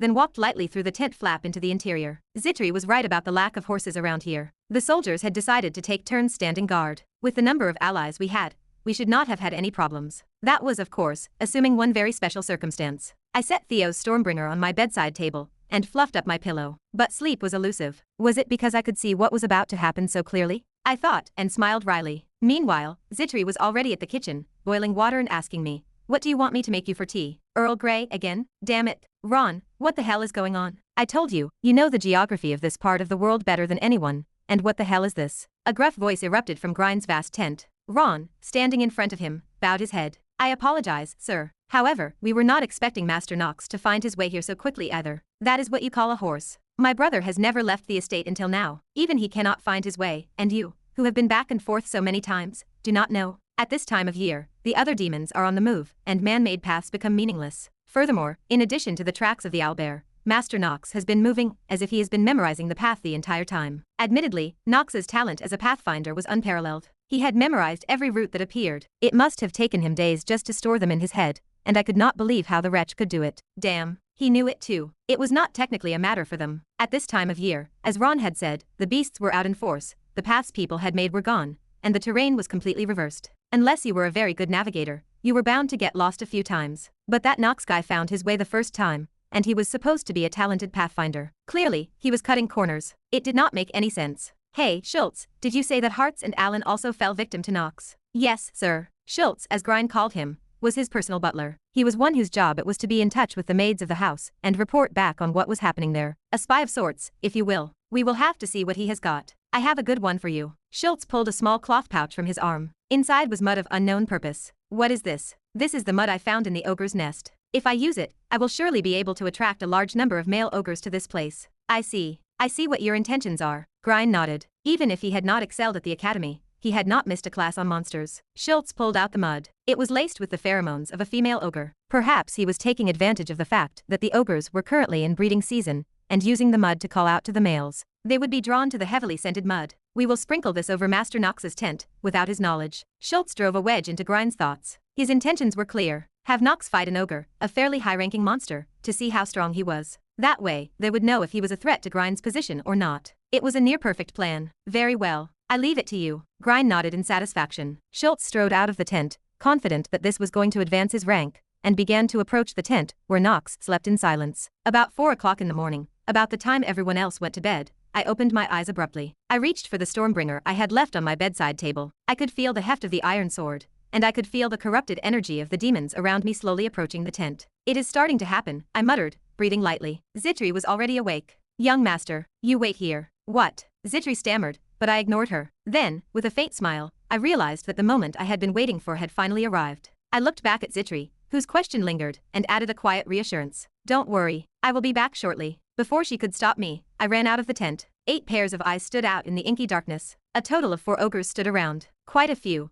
but it did not really matter to me. It was a win-win situation. There were several reasons for this, but the 2 most important were these. First, the artifact Stormbringer responded to my magic and will. The Stormbringer had begun to feed on my magic, and it was starting to show its teeth. When I first saw it, it was a crude, toothy sword, but now it was different. It was an artifact, even if it was low-grade. That meant I could slice through them like they were small pieces of tofu. And the second reason? Hello, my life forces. When you defeat these guys, my death will be postponed by the effects of the Ring of Black Brimstone. Grind, what an asshole, but well done. I thanked Grind for summoning the monsters and began to swing my sword. I took a stance and put my weight behind my blade. Next, the swing. I slowly felt the series of sensations of cutting something. I mentally recalled the basic sword techniques I first learned at the Reinhafer family. Then, I moved my body to deal with the 4 enemies in front of me. I decided to do the best I could without using my genius time. The sword had to become my secret weapon. If I could not get by without it, I would not be able to survive in this world. The ogre's club smashed into the ground across the junction, shattering it, but I was already airborne at that moment. I dodged the kick with my shifting feet, and before I knew it, I was behind him, slashing my sword sideways. I moved to the center, then spun and slashed at 2 of them. The last one was now terrified and tried to bolt, but I did not pause. Carl. I leaped, grabbing Carl, who sprang to life immediately. I was going to take out the last ogre that was heading into the forest. The next one was decapitated. I returned and met up with Zitri, who was waiting in front of the tent, feeding Carl a treat. Zitri was scratching her head in disbelief. What the hell is going on? An ogre popping out of the woods at the beginning of a shallow forest like this? Someone brought the ogre here on purpose. What? Zitri asked. I smirked and stared at the mud on the tent. And I think I know who it is all too well. Chapter 24. Knox Von Reinhafer used the ogre's instincts to attack us. I did not even bother using the title of brother. The original Knox, not the one possessed by me, would surely have died. There was no reason to honor a man who had placed his own brother in a situation that could have killed him. Zitri looked at me with a questioning gaze. Are you telling me that the second master was involved in this ogre raid? Why on earth would Master Grind do such a thing to his own brother, Master Knox? It is about control. I looked at Zitri and continued. Suddenly, his weak little brother has come to his senses and started asserting himself at the dinner table. I suppose he wanted to test if the rumors were true. Zitri hesitated, her expression tightening. She was quick on the uptake. Having been pushed out of the power structure by her own uncle and abandoned by her family, she understood better than anyone that sibling rivalry for the position of family head could cross dangerous lines. I nodded immediately. He thinks I might try to insert myself into the line of succession. He wanted to make sure I was worth worrying about. His ambition was clear. He wanted to outwit the eldest son, Garen, and secure the line of succession for himself. The odds were stacked against him, and he lacked Garen's raw skill. However, he had a dangerous weapon in his arsenal. It was the art of subterfuge. He used his skills to peek into his opponent's mind and expand his own influence. That was Grind's primary tactic. But I had to warn myself that there were those for whom it did not work. I already knew the entire story of the first part of Inner Lunatic. His tricks would fail. I curled the corner of my mouth into a smirk, causing Zitri to look visibly uneasy. She broke out in a cold sweat. Young master, what are you trying to do? Do you know what attracts ogres far more effectively than pheromone-sprayed mud? It is raw ogre blood. Just as these creatures take on a human-like appearance, they often take revenge in groups when one of their own is hunted. You are kidding, are you not? I ignored Zidri's protest and poured the ogre's blood into a glass jar. I walked over to Grind's tent and sprinkled it liberally over the top. I could not wait for tomorrow morning. This would attract at least 10 of them, and 1 or 2 would surely break a bone. I nodded nonchalantly, walked back to my tent, and laid down. I thought I would finally get a good night's sleep. Zitri sighed and looked at Knox, who was already sleeping soundly. She realized she had a lot of dirty work to do. The magic sense crystal, a tool installed in Grind's tent, could detect nearby magic and accurately transmit it to the user. It was supposed to provide details when a threat appeared, but it was currently wailing. Why is this going off now? Grind woke up, peering at the artifact with a puzzled expression. It was brand new, a gift from his father. It could not be broken, and there was no reason for a demonic force strong enough to trigger it to be present. Master Grind, everyone, we need to evacuate immediately. Grind thought the sound outside was a hallucination. Unsure of what was going on, he alternated between the crystal, which continued to vibrate, and the ground, which had begun to resonate with it. Why did the ground feel like it was ringing? It was like a giant beast stomping its feet. A soldier screamed from outside. Grind scrambled out of bed. He quickly wrapped himself in chainmail, ignoring his armor, which would have been even more dangerous to wear in such a rush. The thought sent a chill down his spine. Holy shit, what the hell is going on? You need to get out of here, there is a bunch of ogres. I shouted from outside. But what followed was even more suspicious. Ogres in hordes.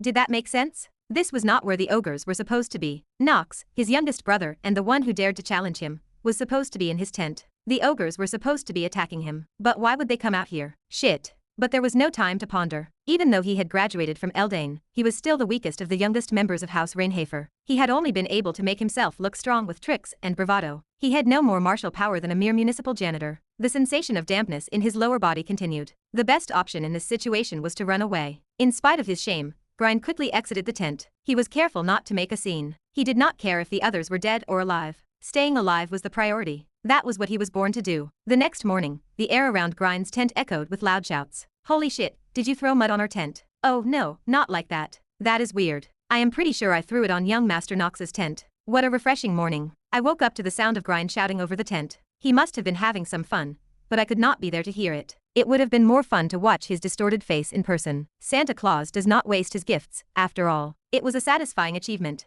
I had kicked Grind's ass, and I had increased my lifespan. Grind was the only one who lost. He was berating my henchman, Schultz. That asshole must have smeared mud on my tent. I had memorized his face, so if I got caught later, I would give him a hard time. Young master, let us eat. Ah, you are up early. I thought I was up early, but Zitri was already ready to eat. The menu was a simple, meaty stew. It had been cooked over a moderate heat for a long time with spices that cut through any gamey odor. Despite the large chunks of meat, it was tender enough to melt in the mouth. I used to cook when I was gaming all day and night. You can only order takeout once or twice before you start to get tired of the spicy flavors. So I started cooking as a hobby, and Zitri was many times better than me in that sense. I will eat. Let us sit down. I am a maid, I cannot be pampered. We are on a mission. If I go off on my own and something happens, it will be a disaster, so sit down. For all we know, there could be dozens of ogres jumping out from under your tent. Zitri gave me a fed-up look, then finally sat down next to me. As I lazily scooped up my stew, I could see Grind picking up the pieces from yesterday. It would not work. We were still covered in ogre blood, and even if we moved, the ogres would follow. That was what I was aiming for in the first place. More monsters meant more life, and I had so many soldiers to save me if I got in trouble. I nodded, savoring the taste of the meat before Zitri glared at me in disbelief. What is wrong? Nothing. It is nothing. Cut it out. I just thought you were being a bit brash for a master. I faked a sorrowful expression, but it did not work on Zitri. It was a shame. Carl, come eat with me. Carl was up and joining us. He made a short hissing sound and came running over, purring lightly. I patted him and fed him his food. He had the cutest snout, and I loved that he hated Rona. It was a shame he gave her his back. There was also fidelity, and that was saying something. That is good. So what are you going to do now? Zitri asked. Are you going to fix it? No, why would I? I see, you really are. Zitri looked genuinely impressed. That was Grind's problem. It was none of my business. Well, now that we are done eating, let us get ready to leave again. That idiot has his uses. I smirked as I said that. Zitri seemed to have given up. This was what her master was like, after all. It would be easier if she just accepted it. I patted Zitri on the shoulder and gave her a hearty pep talk. That is never going to change, is it? This is why I love a perceptive maid. After organizing our tents, we headed over to Grind's tent, where the disaster had occurred. I approached him as nonchalantly as I could. Brother, it looks like something happened during the night. Knox. Grind glared at me. He must have been thinking that it was his brother who used an ogre to attack him. But what could I do? I had gained the trust of the soldiers. I had slowly proven myself as a pathfinder. To accuse me without proof would be a foolish choice that would surely be self-defeating. Furthermore, Grind was a shrewd man. Finally, Grind turned his head and gritted his teeth. It is none of your business. I had to activate the Master of Smoke trait to keep from bursting out laughing. Asshole, putting me to the test. This was the moment when Grind became even more irritated. My role as Pathfinder continued afterward. By the second day, I had mastered the geography of this place. It was not too difficult to learn the geography of my surroundings. It was just a matter of looking at the ground, the trees, and the rocky outcroppings, and constantly checking for nearby variables. It was the variables that mattered here because, in this forest, you needed to be on the lookout for them as well as the beasts to survive. The number of soldiers available to fight, the total amount of food and artifacts, and the presence of traitors. Anything could become a variable and weigh you down. It was a place where you would be killed if you did not deal with them skillfully. That was the world of Inner Lunatic. Sadly, I found myself adapting well to it. Master Knox, why do you care so much about the ground? The soldiers around me were now asking me about geography first. I ignored the leader, Ron, whose true identity I knew. I nonchalantly tapped the ground. There is a chance a demon might jump out here. I am just checking. My words were cut short. At that moment, the ground began to rumble with a loud, banging sound. Here they come. Everyone, prepare for battle. With a shout, a sword slashed out. I felt Zitri's hand tighten around my waist from behind. Soon, a huge beast rose from the ground. It was a worm, a creature that looked like an earthworm, but was incomparably stronger. Chapter 25. A worm is a beast that resembles a snake mixed with an earthworm. In the world of Inner Lunatic, these creatures are believed to be undeveloped dragons. They are known for being extremely strong, even though they do not use magic. A worm is difficult to catch, even when swarmed by dozens of ogres. However, I was specifically looking for one. I walked on foot, turning the ground over with my staff. Naturally, no one else here knew what I was doing. The soldiers would have been horrified if they knew I had been trudging through the ground looking for a demon to emerge, but it was too late to stop me now. I shouted for everyone to get ready for battle, telling them to hide in the grass and scatter the mud I had provided. One of the soldiers, who had been handed the mud by Zitri, began to scatter it nearby. It was amusing to see that even Grind started throwing dirt. The worm scurried around, letting out a low, guttural cry. It was surrounded by soldiers, unsure of where to strike first. I already had a plan in my head to resolve this situation. The answer was simple. I would hit the enemy with the enemy. I smirked, remembering my conversation with Grind earlier. I had asked him how he planned to handle the ogres that were likely chasing us, and if he could shake them off. He claimed it would be easy but worried about drawing other beasts, suggesting we break through as fast as possible. I had agreed to his plan, and Grind had quickly complied with my instructions. Without realizing it, he had begun to believe that I was right. He was becoming a much weaker leader compared to me. It was a funny thing. He paid the bills, but I was the one in command. I also had a confession to make. I had no intention of shaking off the ogres in the first place. Why? Because it was about beating the enemy into submission. In other words, I wanted to subdue them. Zitri asked if it was okay for us to hide like this while the soldiers were fighting. I told her not to worry, because I had a plan. A roar echoed from the beasts behind us. Zitri grabbed my arm, goosebumps covering her skin. She looked up at me, clearly expecting me to do something. I felt a tinge of resentment from her, as if she thought I had caused this mess. I reassured her that there was always a way. When she asked if it would be less painful to be killed by an ogre or a worm, I patted her on the shoulder. I explained that ogres were a worm's staple food, and they despised each other. Good explorers knew how to use that to their advantage. That was right. I just needed to get them to fight each other. I trudged along the path and picked up the rocks I had gathered earlier. Thanks to the sacks I had packed into my subspace storage, I had plenty of them. She asked if there was any chance the ogres would attack us first. I shook my head. The mud I had spread would mask our scent, and ogres were especially sensitive to smell. I pulled a small stone from my sack, clutched it in my hand, and began to hurl it indiscriminately at the worm and the ogres. Zitri looked horrified. There was a reason for this, but I could not explain it to her. I was trying to level up. If I had told her I was going to throw rocks, she would not have let me. I knew one very important thing from the internet. It is faster to ask for forgiveness than permission. I continued to throw stones, hitting every single one of them. Suddenly, it occurred to me that I was a pretty good shot. About an hour had passed since the soldiers had faced off against the worm and the ogres. In the meantime, Grine had been hiding in the bushes, lost in thought. The other soldiers were in front of him, and he realized that being the commander and the academy graduate left him in a problematic position. He had hired the Knights of Ron for moments like this, expecting them to take care of it. He had spent an astronomical amount of money to make up for his lack of power, believing the situation would pass quickly. However, after about another hour, the battle was over. He heard a voice, and it was not his, but his damned youngest brother's. Grine looked up and saw a smug face. Ron was nowhere to be seen. How dare he run away without protecting me? Shame was greater than anger for Grine right now. Feeling his face flush red, he shook off my hand as I reached out to him, and turned away. He disappeared without a word. I smirked at his unworthy figure. Zitri remarked that the rumors about me being a bastard were not entirely untrue. I shrugged off her comment and watched Grine scurry away. I am sure many of you are wondering why I was throwing stones at the worm and ogres earlier. The reason is surprisingly simple. It is a conclusion that anyone who has played the game can easily draw in their sleep. I wanted to get the bonus stats from hitting them. In Inner Lunatic, you are often partying and hunting with troops. In a normal game, you would have a contribution system where those who do more damage or heal more get more stats. This is a game about growing units to kill demons, and the stat proficiencies distributed for the growth of your teammates are the same as yours. I decided to take advantage of this gap. Every time I throw a rock at the demons, it deals 1 damage. But when they die, I gain the same amount of skill as if I had killed one myself. I throw a rock, deal 1 damage, hide, and watch the worm and ogre fight and die. Then I can keep eating stat proficiency and sucking nectar from a place that is not dangerous. The reason I baited the ogres was for this. Strength stat increased by 0.1. Strength stat increased by 0.1. Strength stat increased by 0.1. Strength stat increased by 0.1. And that was not all. Ogre kills increased my lifespan by 8 hours. Killing a worm increased my lifespan by 10 days. My remaining lifespan is now 122 days. I was able to add dozens of days to my lifespan. It was a stat bonus. With others doing the hard work and soldiers protecting me, all I had to do was throw stones, and there was no risk. In many ways, the deck was stacked in my favor. I told Zitri that this was just how it was. Carl nodded his head in agreement and came to me. I petted him and smirked. At this rate, he was going to grow up pretty fast, even with the penalty. Just as I was thinking that, I heard the system sound coming from the blue sky. Your physique stat has reached 5. The talent, Blessing of Growth, has run out of effect. The blessing that corrected my physique growth rate was gone. I sighed and looked at the cleared battlefield. I calmly cleared my throat and told the soldiers to move on. They responded and followed me. Carl skillfully guided Zitri and me to the front of the procession. It was always a thrill to be at the front of a long line. Another 2 days passed. In the meantime, subtle factions had begun to form among the soldiers. Those who continued to follow Grine, and those who saw my leadership as a pathfinder and began to follow me. It was all part of the plan. Finally, we reached the edge of the south. We made it to the chasers. I told Grine we were here, and he furrowed his brow and looked around.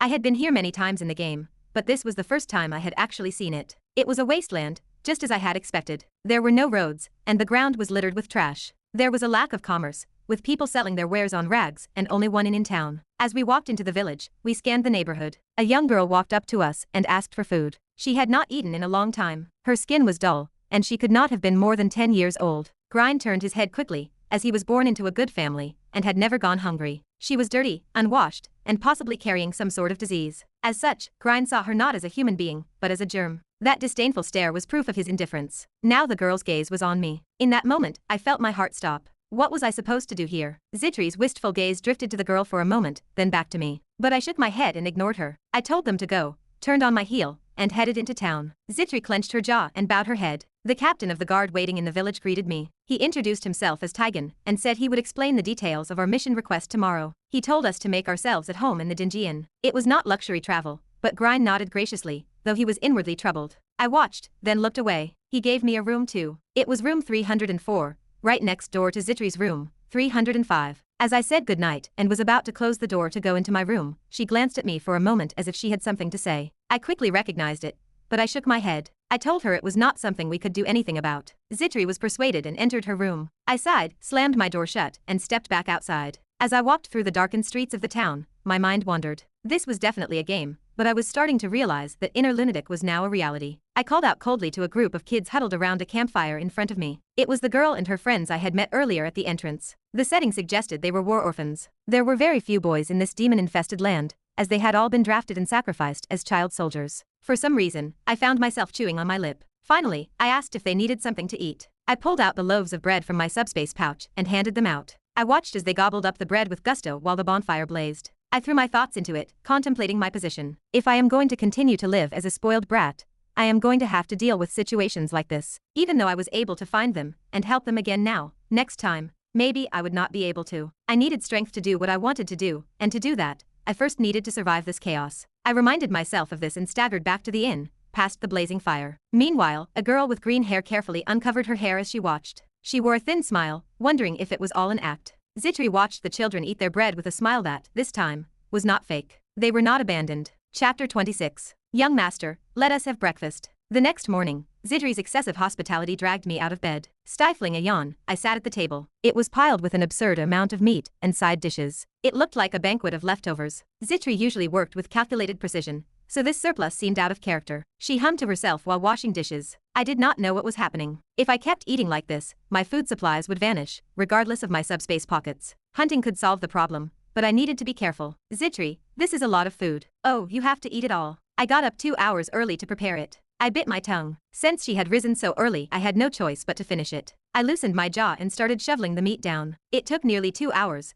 but I eventually finished the meal. As you know, the southern chasers always experience monster outbreaks during the winter. We are requesting funds and troops from the imperial court to handle them. Captain Tigan explained the situation. I already knew this, but I listened anyway. Our village is run down and lacks adult men, so we cannot afford to fend off these monsters. Have you installed any barriers? I asked. Tigan nodded. Yes, but they are old and in need of repair. The demons are aggressive, and we haven't seen this many in years. Some villagers have even spotted griffins. Griffins were staples of fantasy, with lion bodies and eagle wings. Unsurprisingly, they appeared in Inner Lunatic as well, and they were terrifyingly strong. Keeping them at bay was critical. You did not simply kill a griffin in the game, but forced it to retreat, which was the objective of the chasers' showdown. If it is griffins, that is a bad situation. Grine walked up and leaned against the wall. I think you are too scared. We have many men with us, plus Ron, the leader of the Knights of Ron. We should be able to repel them. I wanted to point out where Grine had been during the fight against the ogres, but I restrained myself. There was a time and place for messing with him. For now, I let him run wild.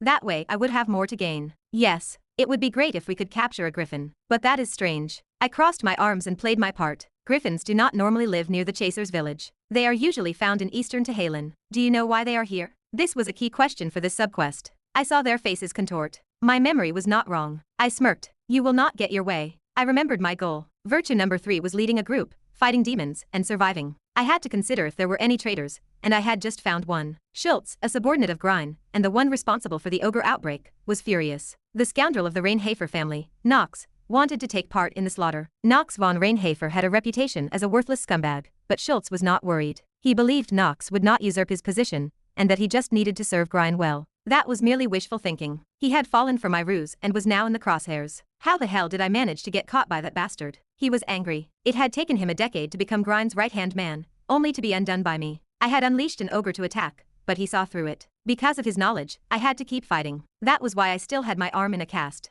I will not be intimidated. Of course, he dared not express this to the youngest master of the Reinhafer family, but he was losing his mind. The golden tower he had spent a decade building had crumbled. As Schultz walked out of his quarters, a figure caught his eye. It was a beautiful girl with green hair and golden eyes. She often assisted me, and Schultz's mouth twitched. I am sure you said she was a commoner. He had risen to his position as a noble, while Zitri's story was different. She had been excommunicated from her family. He was still Grine's right-hand man, and he was not finished with the chasers yet. Even as my maid, she could not say no to him. Schultz sneered and walked toward Zitri as she cleaned. Zitri, did I hear you say you are serving Master Knox? Zitri paused and looked behind her. It was the large, scarred man I had warned her about. She felt a bad vibe, but kept her face cheerful. Yes, sir. Can I help you? Lots of things. Schultz grabbed Zitri's wrist. She gasped as her slender wrist buckled under his grip. What are you doing? Nothing much. I just need to talk to you. Can you let go of my wrist? Zitri replied as calmly as she could, but Schultz sneered. No. Look at this town. It is deserted. Even though I am a knight, I need to have some fun, and so do you. Zitri's body went cold. She felt like a statue,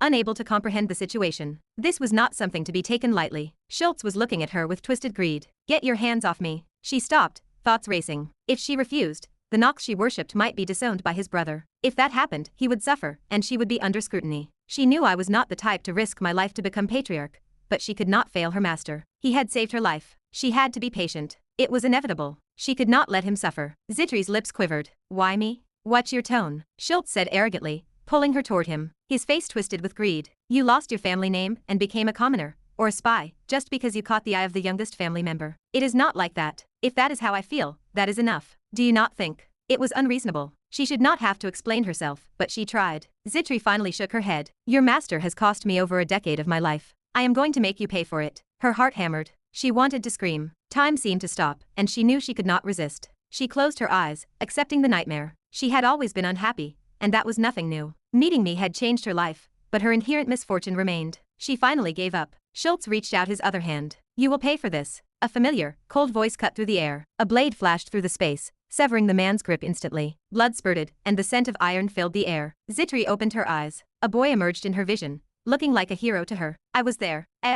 Schultz screamed, his voice echoing through the inn. Zitri stared in shock as he released her wrist. His left wrist had been completely severed. What the hell? Worry overtook her relief. The man I had just slashed was my brother's subordinate. Schultz was Grind's right-hand man. How could I be safe after attacking such a person? I was nonchalant. I raised my sword, brought it to Schultz's throat, and spoke. Now tell me, how do you want to pay me for this? Fear filled Schultz's eyes. The sword was sharp, and he had not even felt the first approach. No matter how he looked at it, he was a much stronger swordsman than Grind. Even among soldiers, his skills were exceptional. But I, who claimed to have no skill, had cut him down without a sound. I will tell you one thing. I continued calmly. You have made an irreparable mistake. You need to take responsibility. This is absolutely unacceptable, Master Knox. Schultz shouted. Even if I was part of the Reinhafer family, this was not acceptable. He had not lost his leash on Grind yet. I had crossed the line. Now that I am in this condition, do you think Master Grind will stand idly by? Are you threatening me with my brother? I spoke as if I had envisioned this all along. I swung my sword again, and the man's right arm was severed. Schultz fell to the ground, off balance, and gritted his teeth. This is not right, even if you carry the family name. No, I am not the one who impudently carried the family name on my back. I pierced Schultz's heart. His body shuddered, blood gushed out, and he stopped moving. What the hell is going on? Amidst the commotion, other soldiers emerged. I did not look at them. I sheathed my sword and turned to face them, looking utterly bewildered. No one could find the words. Knox, did you kill Schultz? Schultz's master, Knox Von Reinhafer, appeared and glared at me. He marched toward me with a ferocious expression. I asked you, did you kill Schultz? Yes. How dare you? You may be my flesh and blood, but a scoundrel dares to say that you have slain my knight. Brother, my eyes calmed down. I think we are out of order. Should we not start by asking what happened? You son of a. Grind lunged forward, grabbing me by the collar, and using his strength to push me. I stood my ground, not moving an inch. Grind gritted his teeth. Why did you kill Schultz? If there is no good reason, you will not escape punishment. He attempted to molest my maid. As her master, how could I stand by and watch? For that reason, you are a commoner at best, and you made me lose a valuable soldier because of a woman. That word. The atmosphere in the inn changed. An indescribable aura burst forth from me. Can you take responsibility? Chapter 27. Grind stumbled backwards as the intangible energy pressed down on him. A chilling sensation tightened his entire body, like a compression on his heart. He could not believe it. Was this Knox's power? Was the family's bastard child really this talented? Damn it. I have been so complacent. I should have known when the rumors started. I should have realized there was no smoke without fire. Grind could only blame himself. Knox's obnoxious attitude and the immense power that leaked from him seemed to seal away his own strength. It was as if he were weakening himself just as much as he was strengthening his enemy. Did you say something? Yes. Grind stammered. Knox remained calm and unflinching. However, anyone in this room would know. His eyes held an anger that was not there a moment ago. It turned out the rumors about you fancying maids were true. Unaware of the absurd misunderstanding, Grind began to wonder how to get out of this situation. Should he back down? That would be the end of him. His authority would plummet, and he would have fewer and fewer supporters, even within his own family. No matter how good you are at maneuvering, there are limits. House Reinhafer is a strict meritocracy. It is a place where you have to prove your worth, or you will be dismissed. In a place like that, if you declare defeat to the youngest of your family, how will your future vassals treat you? I will never be as competent as that. While thinking that, he looked at Knox's face and involuntarily gasped.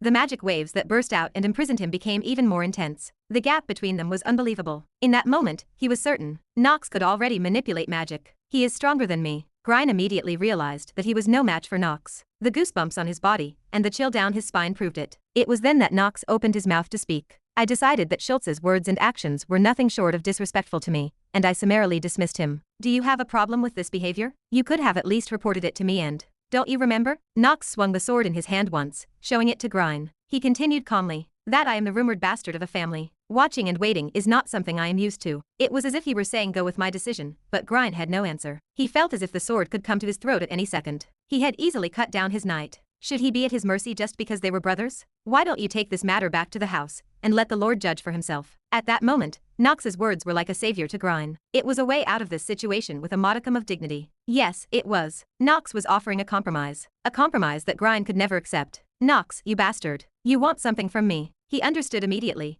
but he could not say no here. Gritting his teeth, He withdrew his offer. Very well. I will leave the disposition of this matter to father himself. A wise decision. So that I do not have to kill my brother. Grine was sure Knox was adding that. A different answer would have led to his head being taken off. And that sword he is holding. I recognize it. But now was not the time to consider such things. Grine hurried out of the room. And with that, the case was closed. Grine's soldiers removed Schultz's body and slipped the innkeeper a few more copper pieces. Fortunately, as was often the case, the innkeeper did not seem to mind. A man or two dying in a skirmish in a ramshackle town like this is not a big deal. At best, it is a minor distraction for the evening. And that is the kind of world Knox inhabits. Zitri, are you okay? I asked, looking at Zitri as she leaned back against the wall after the others had left. Zitri was still sliding down the wall, barely breathing, probably because her legs had given out. I understand. What had happened a moment ago must have been traumatic for her. By the way, it is going to get pretty loud among the soldiers. The removal of Schultz was quite a raucous affair, even for me. I summarily disposed of him on the grounds that he was a disgrace to the family,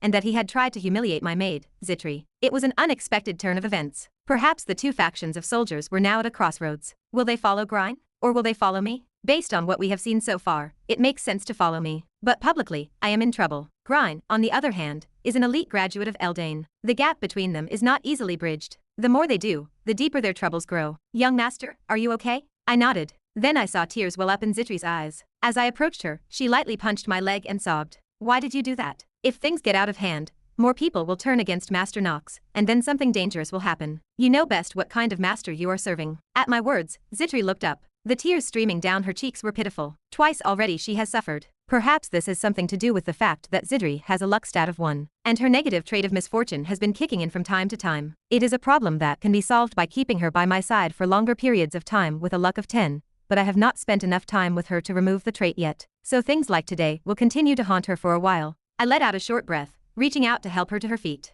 I am the master of the bastards of Reinhafer. So never, ever, anywhere. You will not bow your head either. I could feel Zitri's eyes widen. She quickly covered her face with her arms to hide her expression. Even as she does, the corner of her mouth lifts slightly, and I can see what she must be thinking. But I do not show it, and I decide to pretend not to notice. Zitri stood there for a moment, then grabbed my hand and pulled herself up. Okay, I will keep that in mind. The businesslike, stiff tone was back. In response, I smiled with satisfaction. At least I had gotten one thing out of yesterday's events. I cannot save every unit of the inner lunatic. Some have their own tragedies destined, and I am the villain in the first place. But at least, if they are in my circle, then I am going to save them somehow. Playing the villain, even if it is not easy. After the incident, I noticed some tension among the soldiers, especially the ones who were on Grine's side. They had not paid much attention to me when I was playing the role of Pathfinder with gusto. After all, their master was Grine, and I owed him my loyalty, and he deserved a cut of the action. But Zitri and Schultz, how would they react to the sight of Grine and me? Of course they are afraid. Even those whom I had dismissed as family traitors have begun to fear me, and to slowly avoid me. This is not a bad sign. There are two most efficient ways to deal with units in inner lunatic. The first is to take the time to charm and persuade them. This was the case with Zitri. If I understand their weaknesses, traumas, and so on,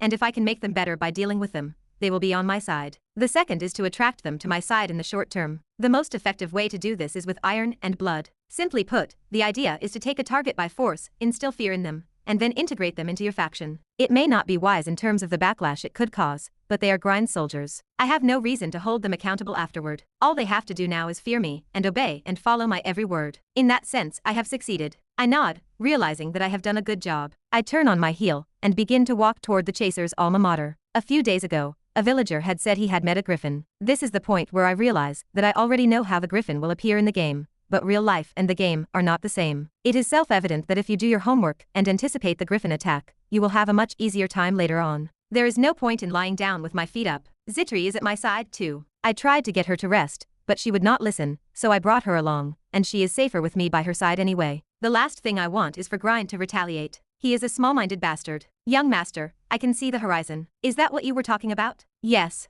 That is the horizon of the endless wilderness. It borders eastern to Halen, and is a neutral territory. It is notoriously inhospitable, and it is likely that the griffin came from that direction. I see. Zitri eagerly pulls out a notepad and takes notes. She is such a diligent child. She is always a quick learner, so maybe I will teach her some history and other trivia later. She was a noblewoman, so she should already have the basics. It is nice to know that I will not have to explain things to her. It would not be a bad idea, I thought. I guess I should start with this barrier first. I snapped out of my thoughts and turned my gaze away from the horizon to look down. The Chaser's barricade. It was in pretty bad shape, even for a pretender. Its proximity to the desert, its sandy cracks, and the fact that it could easily collapse. If we do not fix it, we are going to have a hard time fighting the griffins. I bet it lasts less than an hour before being destroyed. Even if it is a sub-episode, and not the main Chasers battle, it is up to me to save this town or not. Inner Lunatic is a free-for-all, and a few towns have been lost due to player choice. But for the most part, I saved the Chasers. Don't ask me why. Because it is worth it. In the future, Chasers will be a gold mine. People do not realize it now. How an abundance of demons will help them in the future. In the best old-fashioned way,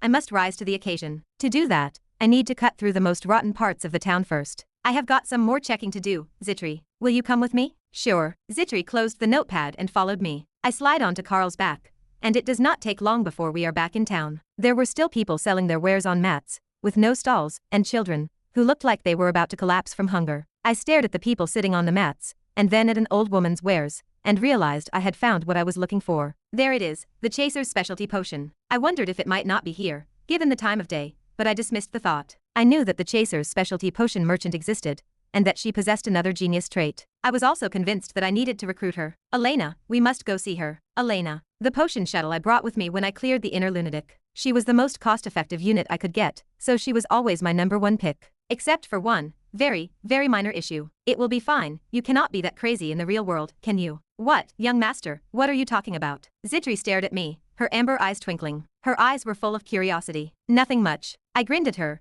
nonchalantly hanging my sword on the front of the inn. Let's go. That. Where are you talking about? Zitri looked at me suspiciously. I shrugged nonchalantly and said, I am going to recruit a new party member for our team. By now, the sun was setting and it was late at night. What the hell does this mean? It means it is time to go recruit a potion shuttle for Knox's ragtag party. Chapter 28. I have said it time and time again. Inner Lunatic is a game with a vast world where countless units interact simultaneously. That implies far too many hidden factions to count. The Lunatics are a prime example. They are a group expanding their power by operating a vast black market that is slowly consuming the Arcane Empire. They play a major role in the case of the Empress main story arc, which occurs later. These are the moguls we expected to see redeemed in Part 2, even if they were underdeveloped in Part 1. They also maintain deep ties to the Reinhafer family. Of course, this is not the only black market in the world. There are plenty of hidden locations and skilled merchants selling wares in the most unexpected places. One of them is the potion-making genius, Elena, whom I am currently seeking. So, you are telling me a potion genius is hiding in this shabby place? Zitri asked, clearly disbelieving. It was a natural reaction, considering we were standing on a manhole cover above an underground waterway. I nodded, remaining completely unfazed. Yeah,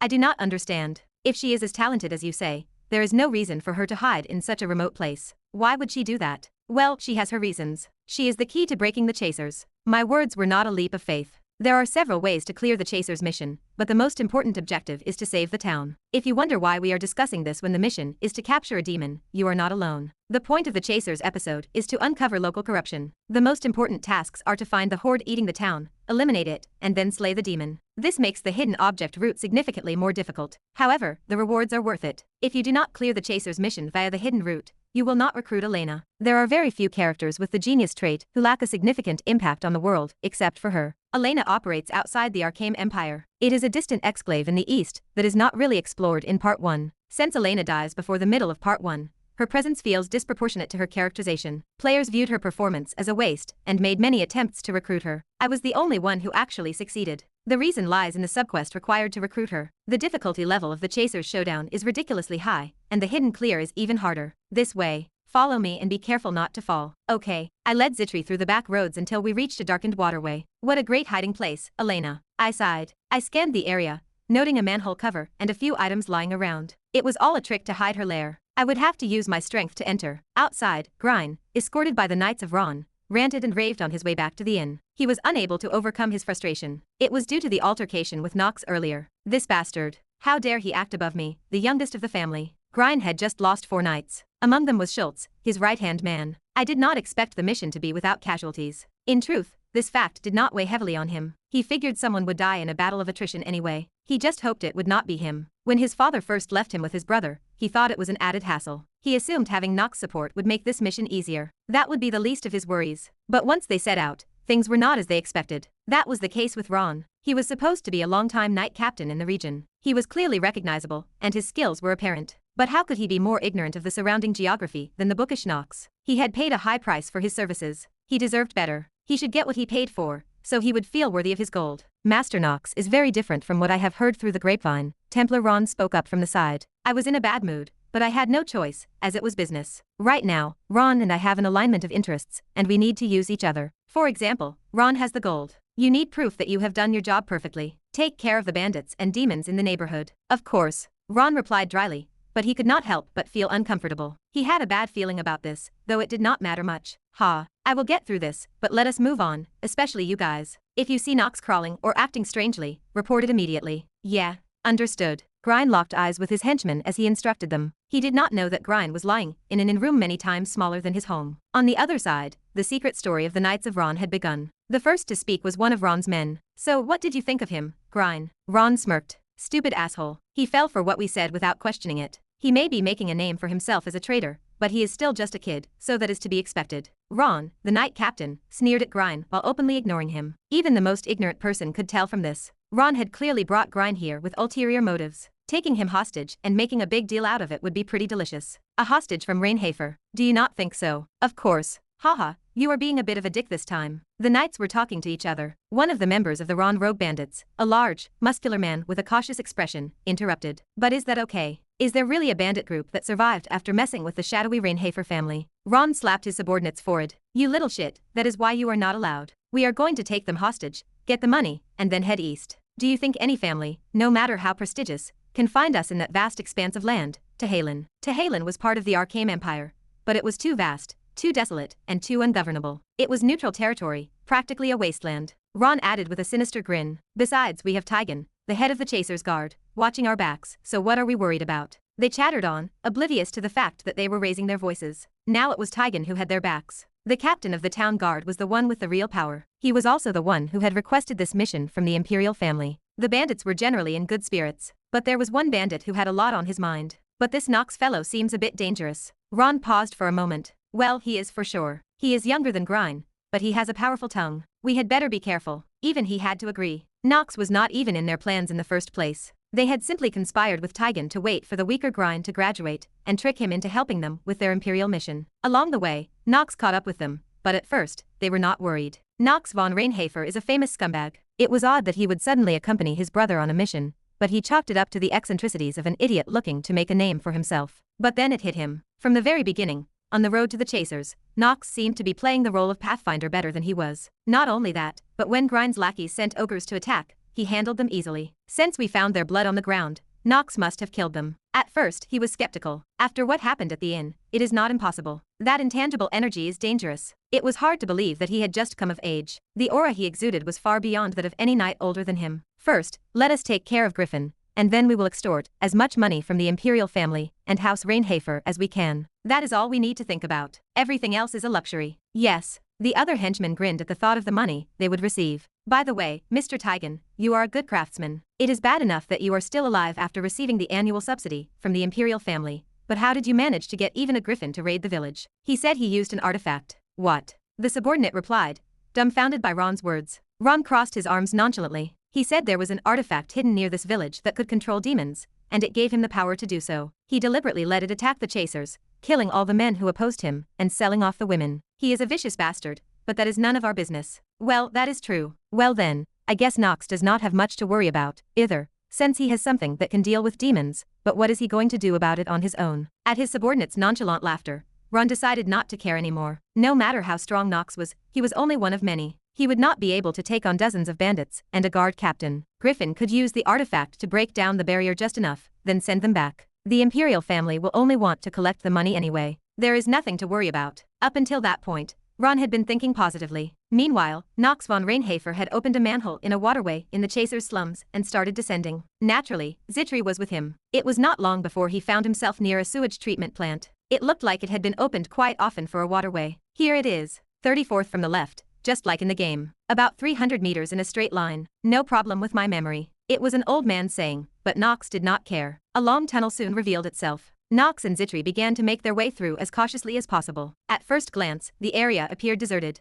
However, the heavily scorched footprints and junk scattered throughout the tunnels were a clear indication of human habitation. Knox began to trudge a little further in. About half an hour passed. Late at night, he spotted a warehouse-like space, dimly lit with smoke leaking out. Found it. Knox was sure the NPC he was looking for was there. Without hesitation, he headed into the warehouse. The faint light brightened, settling on his eyelids and blinding him for a moment. With it, the figure of an indecipherable but cheerful-looking woman emerged. Her dark purple hair, which fell to her waist, glistened in the naked light. The woman's hazel eyes and graceful curves reflected the watery color of her body. It was a beauty that could be felt even underground, where light rarely reaches. Elena was naturally cheerful and seemingly free of worry. Knox nodded, realizing he had come to the right place. Even at that moment, Elena's eyes were somehow slightly slack. That was one of her negative traits, drunkard. So I have been thinking for a while about whether or not I should have her join my squad. This was a minor problem that Knox had thought about before. They say to be careful with people who are close to alcohol. Is it okay? After taking a short breath, Knox leaned in closer. Hee. Meanwhile, Elena was drunk and her gait was unsteady. It was definitely the gait of a drunken woman. Knox felt his head begin to throb. Hiccup, who is that? Knox, he said, removing the hood he had worn through the channel. Knox. Elena clenched her jaw, narrowed her eyes, and began to glare at him. Knox, she thought. The name sounded vaguely familiar. Knox. I think I have heard of him before, or maybe even. Zitri watched in horror and prayed that Elena would survive. No matter how surprisingly kind her master was, it was unlikely that he would let her live after being grabbed by the throat. Just in time, Elena released her grip on Knox's throat, clapped her hands, and stammered. Zitri immediately stepped forward and clamped her hand over Elena's mouth. Between my master's generosity and the girl's rudeness, I was almost certain that the latter had gotten the upper hand. Indeed, a line of blood stood out on Knox's forehead. If she had not stopped herself, she might have gotten a few, like Rona. Elena, I am here to see you, the alchemist. Me, hiccup. Knox thought. Apparently, in order to talk to her, it would take a long time. Some way or another, she smelled like Rona and her kind. Chapter 29. I apologize for my indecency. How could I act this way before the young master of the Reinhafer family? She was clearly shaken. I crossed my arms, feeling my patience fray slightly. Forget it. Are you sober enough to talk now? My tone was sharp, and Elena broke into a cold sweat. I sighed, thinking back to her barging in and immediately grabbing a drink. Inner Lunatic truly was amazing at establishing character personalities, though the developer was clearly a sadist for making one of the heroines an alcoholic. It was embarrassing to watch her use her own talent to craft a hangover potion just to cure herself. She was still pretty though. Her purple hair fell around her face, carrying the faint scent of lilacs. Her dark, youthful eyes were slightly squinty, and the mole beside her eye added a decadent charm. She was gorgeous, but problematic. I pulled up her status window using Insight to confirm the details. Basic info. Name, Elena. Gender, female. Age, 21. Race, half-elf. Primary element, wood. Achievements, none. Traits, positives. Cheerful, potion-making genius, dexterity genius, open-minded, master of elementalism, uncultivated. Neutral, natural, dumbass, gold digger. Negative, ignorant, drunkard. Stats, physique, 6. Magic, 4. Luck, 5. Will, 8. Charm, 22. Skills, passive skills, crafting blessing, active skills, none. There were two critical things to note in her status. First, she was a half-elf. They had always been popular in Inner Lunatic, and Elena was particularly popular among male players for her ditzy nature. Half-elves lived longer than humans, but they were notoriously gullible, and lacked the sharp intelligence of purebred elves. In short, she was beautiful but troublesome. If Zitri was a perfectionist with a painful past, Elena was a character with massive gaps in her personality that begged to be filled. I did not hate her though. I had recruited her enough times to prove that. But dealing with a drunkard in my party was a nightmare. Zitri leaned in and whispered, her voice laced with concern. Master, if I may be so bold, drunkards are usually trouble. Even in my old family, they were nothing but a liability. I knew she was right, but I had no other options. Zitri sighed. It was bad enough handling Rona, but adding Elena to the mix felt like a disaster waiting to happen. It was like bringing a ticking time bomb into the group. Elena, meanwhile, was busy sputtering as she gulped down cold water. I cleared my throat, dismissing the urge to laugh. As I said, I want you to join my faction. Elena hesitated and tilted her head. Her ignorance and stupidity traits meant she struggled with basic common sense. I was asking her to join me, but she did not even understand what a faction was. I am asking you to be on my side. I need your skills with potions. She looked suspicious. How did you know I make potions? I gestured upward. You supply the old woman's stall upstairs. Don't forget who I am. The Reinhafer name can uncover almost anything. It was a lie, but it sounded authoritative. She looked conflicted.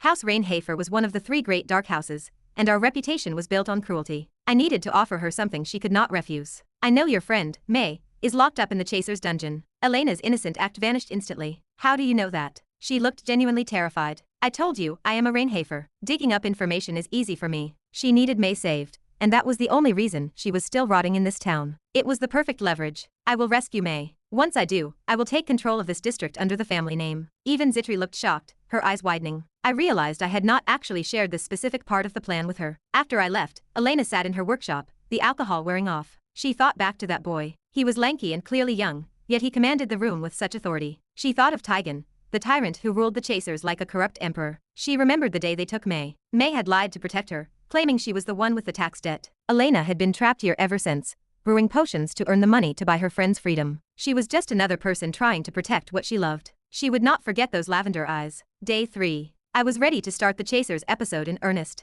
Zitri and I spent the day interviewing villagers to document the corruption. We got a massive lead from the girl I had given bread to earlier. She told us how Tigan targeted girls and boys alike for his slave trade. We documented everything and sent a report to the Reinhafer family via the telegraph office. We found a building that looked far too pristine for this slum, clearly built with embezzled imperial funds. I did not hesitate to draw my sword. A henchman stepped out, looking confused. Master Knox, why are you here? I held my blade to his throat. Where is the sinner, Tigan? The man went pale. He is in the dungeons, but I did not let him finish. Lead the way. And remember, if you lie to me, you die. He stumbled forward, nodding frantically. I smiled. It was time to turn this town upside down. Chapter 30. When you think of a mercenary, one thing comes to mind: sword dancing. It is about cutting down all the scum. There is a lot more filth in this world than you might think, and it takes immense strength to clear it away. Most people only fantasize about doing it. They have too much to lose. You do not actually perform the sword dance. You just sit back and hope someone else will change the world. You know something is wrong, but you cannot find the words to say it.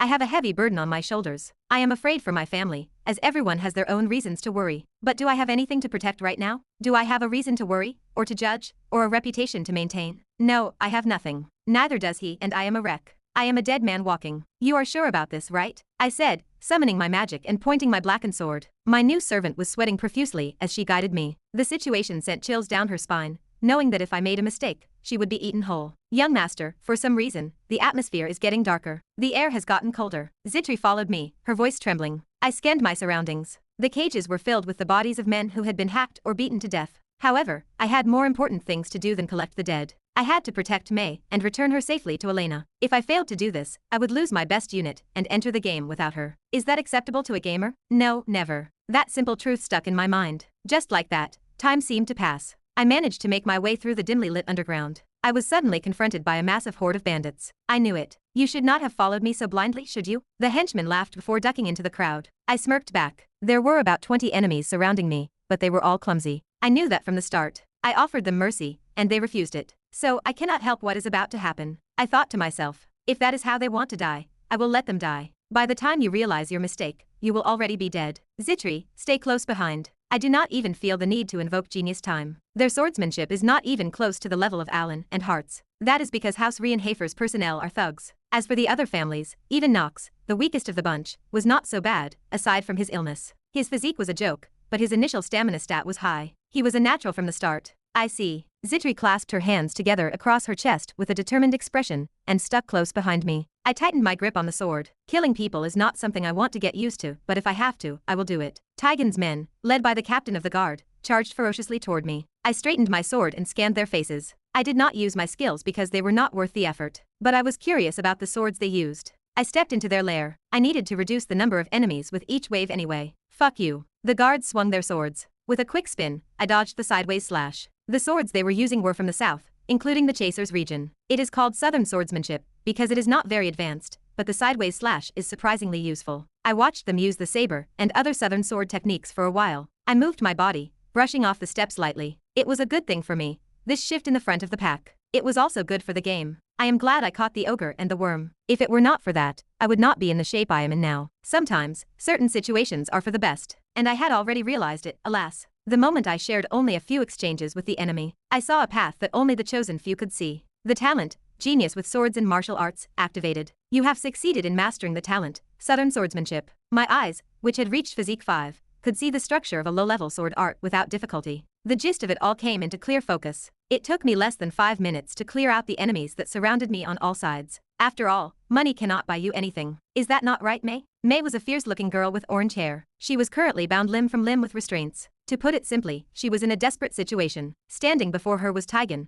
the de facto leader of the Chasers. He could do whatever he wanted. Here, he was the pinnacle of unchecked power. All he had to do was say the word, and everyone would turn on her. Shit. She gritted her teeth, thinking to herself. I could not help it. I could not let her be dragged away, not Elena. Besides, she is not like me. She has a gift. A gift that could take her out of this dreary reality. She has talent. Those words were, sadly, the easiest and hardest thing she had ever said to herself to make her give up. Elena was born with an eye and a talent for herbal medicine. She was a natural at mixing potions. At the orphanage, she was already second to none. The nuns in charge of the orphanage, and even a saint, praised her talent. Each time, May was disappointed by her own limitations. But she soon realized that it was an absurdly overwhelming gift. That is not the role she was meant to play. Prodigies and geniuses can never be compared on the same level. So she thought, I am going to be there for her, to help her realize the fullness of her talent. Maybe, just maybe, she could overcome poverty and make a name for herself in the history of the continent. Not because she was a particularly sacrificial character, just because she was important to her. To May, Elena was an old friend,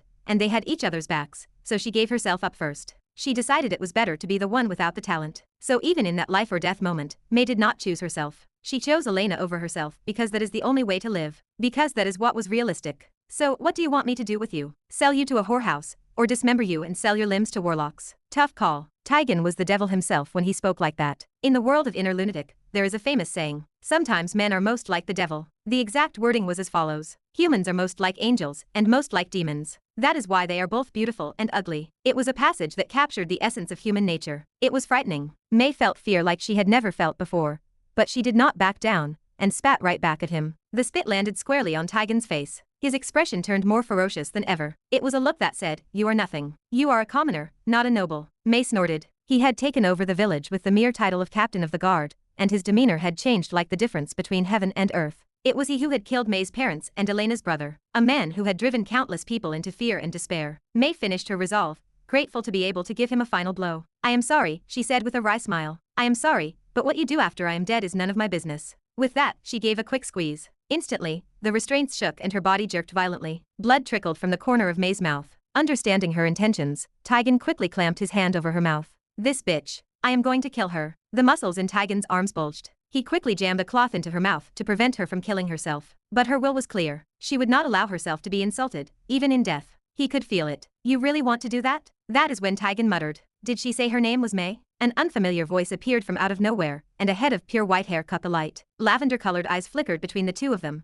a sly smile on their face. Enough with the self-harm. I need to get you to safety, so Elena will listen to me. T-E-T-E. Elena. Even with a mouthful of blood and a pained expression on her face, May tried to say Elena's name. They were practically sisters. So the game setting is real. With that thought, Knox drew his sword. He had not even wiped the blood off his blade yet. Looks like we are in trouble. Tigan, whose tone had changed, also drew his sword. He realized that Knox had learned his secret and some important information. If we do not deal with him here, even if he is House Reinhafer blood, something worse could happen later. Kill him here, say he was possessed, and cover it up. Fortunately, Grine and his youngest brother did not seem to be on good terms, so he might be able to use that to his advantage somehow. He was done judging, and when he raised his sword, with a sharp metallic ring, Tigan's sword split in two, sending him to the ground. It happened before his eyes, but he could not understand it. Before I could fully comprehend the situation, Knox was already at May's side, wiping the blood from her bite with a cloth. He pulled out a healing potion filled with red liquid and poured it into her mouth. What? The moment he realized, a solid line drew across his shoulder, and a stream of blood gushed out.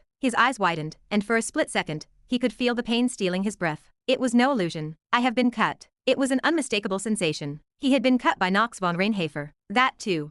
How do you know Southern swordsmanship? By using his own Southern-style sword. The talent, genius with swords and martial arts, is one of the best talents. It is the strongest of the martial arts talents, and it is the only one that is comparable to mana sensitivity genius. I know how to put it to good use. I have discovered the best way to utilize it, and that is to copy the work of others, make it my own, and then refine and transform it. For me, this is not difficult. Physique is now over 5, and the genius trait has definitely blossomed. I can do better here. I had no intention of sitting idle, and alas, I was an old man. I will take the swords of the many who have fought, and make them my own. And then I cut. This sequence of events was now as natural as the flow of water. Although the sword was nothing more than the nameless Southern swordsmanship, I was confident that I could utilize it properly. Furthermore, the less advanced my swordsmanship, the easier it would be for me to change my sword path. It could even be said that it was better for my current level of cultivation. I have been suspicious from the start. The Chasers province alone has a ridiculous amount of money requested from the imperial government, but the wall repairs are shit and people are sleeping on the streets. I figured there must be a bastard in there somewhere. You picked your moment to make sure you caught me. There is no hiding it anymore. Tigan is now fully baring his teeth to me, but I am not nervous at all. The talent, master of acting, is activating. I do not even have room to be nervous in the first place. This is the same pressure I endured in front of Theo, and in the simultaneous battle with my brothers. It is the same pressure I have endured in front of Talia, and countless other characters. Compared to what I have been through so far, I feel like this fight with Tigan is nothing. Mostly because he is not that great to begin with. The talent, Supreme Ruler's Awe, is triggered. The enemy's overall stats are also reduced. I smirked at May, who was now free and holding my wrist. I immediately gestured to the Zitri behind me. They will now sneak out. I have not yet decided what to do with the prisoners. If they are innocent, maybe. If they are truly guilty, and we release them together, we are asking for trouble. For now, I do not know. I think you first, then George. The sword hungrily devours the light. With a thud, the ground caves in, and my body shoots toward the enemy. Tigan straightens his sword to parry my attack with his already broken shoulder. But the sword is no match for me. It will not even parry my attack. Over the past few months, I have been analyzing the traits of genius. I have realized one thing. A genius can learn one thing, and then lose 10. I took the basic sideways slashing motion of southern swordsmanship with a grain of salt. With a flick of my wrist, I twisted the blade vertically, and brought it down on his neck. What? Tigan's eyes narrowed. There was no such thing as a vertical slash in the southern swordsmanship he remembered. He had thought he could handle it. If the enemy was a child who had not learned to wield a proper sword, then it might be worth a try. But he did not know that the world was vast, and that geniuses existed, albeit few and far between, on every continent. Shit. For the last time, my sword sank into Tigan's throat, splitting his neck in two. A fountain of blood spurted, filling the air with blackness. I wonder why. In that moment, I felt an exhilarating sensation that was hard to forget. I stared at him, my lavender eyes locked on his, and the words dripped out. Search. His body collapsed in a heap. It is a hollow end for a man who has taken an entire village under his wing. But I know that there are more meaningful deaths, and more often than not, futile ones. In the dozens of times I have played inner lunatic, most of my deaths have not been against bosses or because I was not good enough. I simply let my guard down. When I misjudged what I was supposed to be supporting, it was when I gave the enemy a momentary respite. It is also when you let the enemy have the last laugh. I will never, ever, survive this place unless I am first here. I lightly wiped the blood from my sword. The first wave is now cleared. I steeled myself and ran, retracing my steps. This is where it really begins. It was necessary to show that the sword dance was not yet over. Not ever, and not at a pace the enemy could even react to. This game must end. Chapter 31. Ron, the leader of the bandits, had just received shocking news from the Western Territory. Tigan, the town captain, had been killed by Knox, along with every soldier under his command. It did not add up. Still, the possibility that the news in front of him was a lie did not appeal to him either. Something was wrong. Knox, that crazy bastard, was clearly involved. Shit. Just when I thought we were getting close, this shit blows up in our faces. Ron quickly rallied the bandits at his side and got them ready. At any moment, Knox could attack. Preparing for battle in their sleep was a major advantage for rogues, bandits, and mountain men who grew up in rugged environments. Ron wiped his sword and thought for a moment. Of course, it might not be necessary to react so severely. Objectively speaking, he was more skilled than Knox. Besides, compared to his short stature, he was leading a group of soldiers. He should not have much to worry about. Yet he felt fear from the unknown. The Knox Von Reinhafer he had seen at the inn was a powerful man. He was not a broken man, but an absolute powerhouse. Prepare yourselves. Eliminate Knox Von Reinhafer and capture Grein alive. Then we will send a letter to the Reinhafers, collect the ransom, and get the hell out of here. Do you understand? Yes. Ron quickly finished his thought. He had more than just himself as a private soldier. If he were to join Knox's side, it would only make things worse. Unless, of course, there was a power struggle between the two brothers at the inn. After all, small fish are bound to get eaten, right? For now, he would make quick work of Knox. Then he would capture Grein's soldiers, collect the ransom, and flee to the eastern country of Tehalen. Tigan is already compromised. Let's move. No need to move. That was the moment. As Ron's gaze narrowed, an enigmatic-looking man emerged from the shadows. He had mysterious gray hair and lavender eyes. Unlike Grein, there was a faint madness in those eyes, a clear brilliance, and a youthfulness. He looked young, yet old. There was no one here who did not recognize the terrible monster within. It was Knox Von Reinhafer. He had arrived here before Ron could. Ron chewed his lip. It would take at least 2 hours to get here from the dungeons with the captain of the guard. How the hell did you get here? He wanted to see if there was still hope, if he could help him deal with Grein. But Knox was adamant. There is always a way. Carl growls. That horse is a real obsidian. Apparently, this guy knew a thing or two about horses. Knox mused, glancing at the others appraisingly. There were about 20 enemies ahead, but they were nothing he could not kill with his sword. He had not used Time of Genius yet. It was a skill that made him nearly invincible for about 5 minutes. Especially at the beginning of a scenario, its power was awe-inspiring. Long story short, at Knox's words, Ron held his hand out, gesturing for his men to wait. Then he added, Grein, if we get rid of him, won't your status rise as well? You would be better off working hand in hand with us here. How can I trust you? You are nothing more than a bandit, pretending to be a knight and deceiving House Reinhafer. From now on, I will punish you for that, regardless of your motives. At the firmness of Knox's words, Ron could finally see through him. He had known all along. The corruption in this town, everything he had done to deceive Grein. Damn it, you have been following me all along. What the hell do you know? Well, a lot more than you know. I know for sure that you brought Grein here on purpose. About tax embezzlement and family connections. Shall I recite more? Knox had seen the ending of the first part of the game countless times. Naturally, he knew many times more than the man in front of him. Ron's eyes glowed bright red. At that point, he could not help but explode. Even if he was treading carefully, Pressured by the momentum of House Reinhafer, did the brat seriously expect to defeat him here? There was no way he could be so confident in the face of so many enemies, unless he was still a child, who did not know how the world worked. It had come to this. I will take you as a hostage and make sure the family gets a good deal. Go. As he spoke, the pure white light shattered. Several intermittent pops echoed through the air. Then a look of deep horror crossed Ron's face. Something had fallen, and though he could not quite make it out, it was not the enemy. It was the heads of his comrades. That makes 16, Knox added with a laugh. I will give you one piece of advice. My father, the patriarch of House Reinhafer, would not blink an eye if I died here. If you think you are going to tear the family name apart with my life, you should not have been born in the first place. A dull thud echoed as another bandit's head rolled on the floor. I have already written to the family. You are causing me trouble in the chasers, and if I do not return, I will have you exterminated by any means necessary. There was even a hint of cold mockery in Knox's words. Ron swallowed hard. He was right. Knox was only the youngest master of the family. If he asked himself if Theo, that southern loser, would blink an eye if he died here, he could only shake his head. Not for anyone else, but for his own damn kid. On the other hand, what would he do if he were caught by the Reinhafers? At first, he thought he would take the money and make a quick getaway, but even that was not going to be easy. If he delayed too long, even if he fled to another country, the three major dark families would hunt him down and destroy him. The situation could be summarized in one word: despair. No matter what he did, he was at a disadvantage. Damn it. There was no answer. Talent Master of Smoke activated. Talent Steel Mentality activated. 2 traits assisted me in dealing with the Ron in front of me. He was dangerous and stronger than me, but he was intimidated by me for one reason only. Loser's intimidation triggered. The target's stats are lower than the player's stat total. The target's stats are reduced by 20%. This was due to his stats being reduced. But here is where one might ask, his stats are lower than mine. So does that not mean I should not worry about it? If you have higher stats than him, it should not be too difficult to fight him. Unfortunately, there was a catch. What did the system consider a stat, physique or magic? If not, would it also include charm? The answer was the latter. Knox Von Reinhafer. He was a weakling, but his charm stat was insanely high for a Part 1 final boss. It was 25. Considering that the maximum stat cap was 30,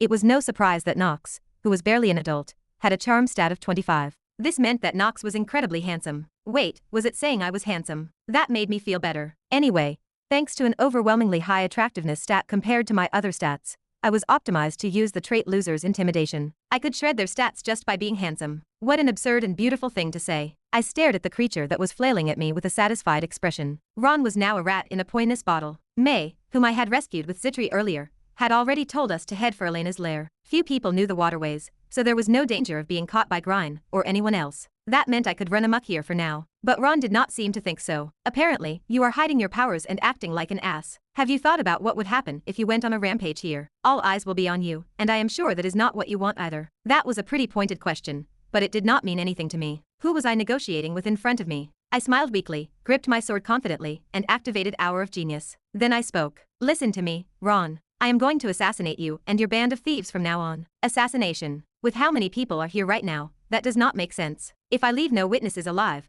no one will ever know. I nodded and smirked. I will kill them all and make it an assassination. You crazy fucker. Whatever. I am the infamous bastard of the family. I replied nonchalantly, drawing my sword. There were only about 15 enemies left in the camp, and except for Ron, they were all ragtag goons. The artifact Stormbringer thirsts for your magic. The black sword in my hand exuded intangible power, with red letters etched across its jet black hilt. Incredible magical power emanated from it. As expected, I would not last long. Ever since I first acquired this sword, I had suffered quite a bit from weapons that drained my magic. Even now, in terms of battle time, I had been wielding it for nearly 7 minutes. Any more time was a shortcut to my death. However, thanks to this sword, I intended to show them one of my family's first beginner sword techniques. What are you trying to do? Ron, being the strong man he was, quickly realized I was up to something. He had had his fair share of knife fights, and could recognize a dangerous situation before anyone else. That was a huge advantage, but that keen sense was only as good as his ability to block my attacks. A ridiculously massive attack, or a ridiculously understated,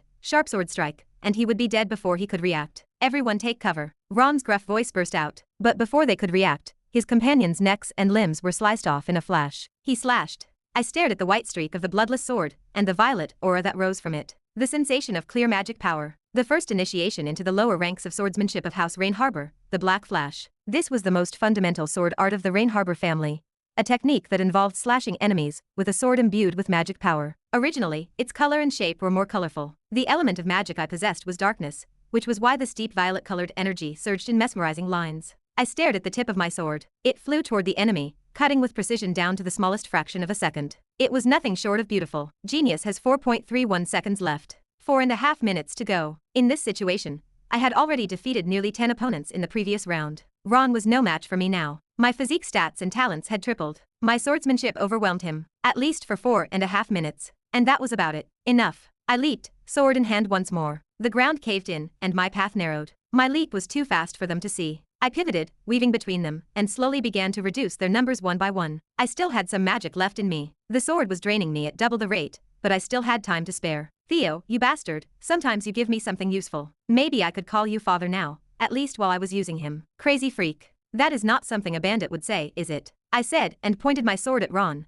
who had lost his henchman. My blackened blade sliced through his throat with precision. His body crumpled to the ground in a foul smell of blood. Now that we have cleared the two factions, let us go blackmail my damn brother. From here, we had already dealt with Tigan, the leader of the guard, and the Knights of Ron, Grind's faction. Although I had defeated them both, I was not done yet. Grind still had soldiers. Our mission was far from over. As you recall, our mission began here to destroy the evil of the chasers. Elena, May. Elena and May were reunited in the underground aqueduct workshop. It was the place where Elena had been hiding because she could not pay her taxes. It was there that the two were miraculously reunited. Knox had killed their enemies. Zitri watched the reunion from a step away. Elena was sober, unlike her usual self, which was a rare occurrence. May, do you know how worried I was? I was so worried that you might have died. Well, I thought I was going to die too, but somehow I found you alive. That gray-haired boy, the one who is your master, saved me. He said he did it at your request. Oh, I see, Elena said as she hugged May. Then she thought of Knox Von Reinhafer. He really did mean what he said. I do not know how that is possible, but he certainly saved May's life. A moment of relief. Then another wave of worry washed over Elena. Knox, where is young Master Knox? Is he okay? She wanted to make sure her friend's lifesaver was okay. Yes. Zitri nodded his head in agreement. My master is an asshole, to be sure, but he is a tough one. Chapter 32. Damn, I am tired. I actually have to start killing demons today. It was late in the morning. Grind muttered to himself as he stretched in his inn room. Finally, the day had arrived to go on a demon hunt with Tigan and Ron. It was going to be a troublesome day. He had hunted demons before, back at Eldane Academy, but even then he had bribed others with money to pass the test with ease. It had not been that difficult back then. He had the capital and the backing of a large family. Graduating from Eldane with decent, if not top, grades was an easy task. Damn it. By the way, that asshole Knox blew my right arm off, and Schultz, the bastard. I paid a pretty penny for him. Schultz had been by his side for more than a decade. It would be a shame to lose him in a moment due to a foolish decision. But what could he do? A dead man was dead. It was not something to dwell on. If the man was not good enough to beat Knox in the first place, he would always be good enough to be replaced. Grind decided to give it no more thought and headed downstairs for breakfast. However, as he passed by the bottom of the stairwell, he saw the face of a stranger. It was his younger brother who looked just like him, but more handsome, and therefore unnecessarily annoying. It was Knox Von Reinhafer. What was he doing here? Grind did not even know him. They had never had a warm breakfast together. Grind's gaze met Knox's, his expression impassive. It was as if he had been waiting. Knox looked back at Grind and spoke. Brother, why don't you join me for a meal? I have something to tell you. For some reason, Grind felt a chill run down his spine. Why was this happening? The servant coming to wake him up should have been Ron, not Knox. Ron was supposed to be the one to watch over him, and he had been doing so. He had been pretty good, given his lack of experience as a pathfinder, and he was not the kind of guy to make a mistake like this. But he was not here. The question grew quickly. A closer look around revealed no sign of Tigan. They were supposed to talk in the morning about exterminating the demons in the village. Where had they gone? Brother. Knox's voice was cold. Why don't you sit down? I am sure you have a lot of questions. A letter had arrived at House Reinhafer a day ago. The sender was Knox. He reported that there were troubles in the province of the Chasers, not only with the marshals, but with the men of the guard. These issues were caused by Tigan, the captain of the guard, and his men. They had embezzled the town's public treasury and municipal funds from the empire. This was a serious matter. It was a felony punishable by death, depending on the circumstances. Thanks to this, the report was passed on directly to Theo. So, Master Knox has said that he will monitor the situation. If things accelerate, he will deal with them himself. I see. Theo closed his eyes for a moment at Rodwell's report, then opened them. In truth, he had expected that. Chasers was a place of many crimes. Gambling, prostitution, and all manner of illicit activities left many dead. It was one of the worst places in the Akheim Empire to find a young man alive, as the recruitment of boys was done in secret. The Chasers were a forgotten region, unhonorable and infested with demons. Because of this, the Akheim Empire had done much to support them. It was a neutral zone, but what if the Chasers' barriers were breached? It could spill over elsewhere, damaging the Empire as well. So the Empire had to be concerned about the Chasers, no matter how neutral they were. They were also secretly hoping for the best. They would rather see them incorporated into other provinces, which would reduce their astronomical support costs. But alas, that had not happened so far. So the imperial family was still supporting the Chasers. This had not worked out too well, and the funding had only increased each year. Except for one, the House of Reinhafer, which was quite close to the chasers. Theo questioned this. The amount of money from the Archheim Empire was certainly substantial, but they received that much money every year and still requested missions from the imperial family. In the end, there was only one answer. There was a force in the middle that was skimming off all that gold. However, he did not see any reason to invest in the chasers region, so he left it alone. If the Imperials were paying for it, why should House Reinhafer be responsible for it? But for once, he realized he might have to change his mind. The reason was the letter from Knox. So if I can pull this off, why don't you transfer the chasers to the Reinhafers and give me the power to run it? If I do not perform, I will give up all my rights as the youngest member of the Reinhafer family. You sound like you have your sights set on something very big, Rodwell said dryly. His gaze was inwardly worried. No matter what he said about testing him, Knox was Theo's youngest son. To give him that responsibility would be too cruel and too harsh. To be so sure, to be so certain, to say this so soon after receiving the sword from me. You are sure. Knox is confident that he can turn the chasers into a golden land. But you are still young. You have only just come of age, and you have not studied for nobility as hard as some of the others. Rodwell was arguing in favor of turning down Knox's offer. Theo chuckled at that. If what he says is true, do you think he will live to return to the family? Rodwell's eyes widened. The words were hitting home. What if, as Knox had said, there was an embezzler there and he knew it? There would be people watching Knox too, and there was a good chance he would be taken out. In other words, after they told him he had been taken out, all they had to do was kill him, and it would be over. But why would they choose to bother? Theo stood up from his seat. No. The chances are he will be dead by the time he gets back with Grine. If they really have committed a crime, and they have found out about it. Rodwell immediately understood what Theo was saying. He was asking for a chance. If Knox made it out of the chasers alive, surrounded by enemies on all sides, it would be worth the investment. In the end, Rodwell had to agree with Theo. It would be difficult to convince the vassals, but if Knox and Grine came back to the house with such accomplishments, no one would be able to ignore them. Besides, investing in the chasers would not be too much of a stretch for House Reinhafer. After all, the Reinhafers were known for their wealth in the first place. I do not know why, Theo said with a weak smile as he summarized the case. I do not know why, but I have a feeling he will pull it off. And that is why you are allowing Master Knox to travel along for the ride. Yes.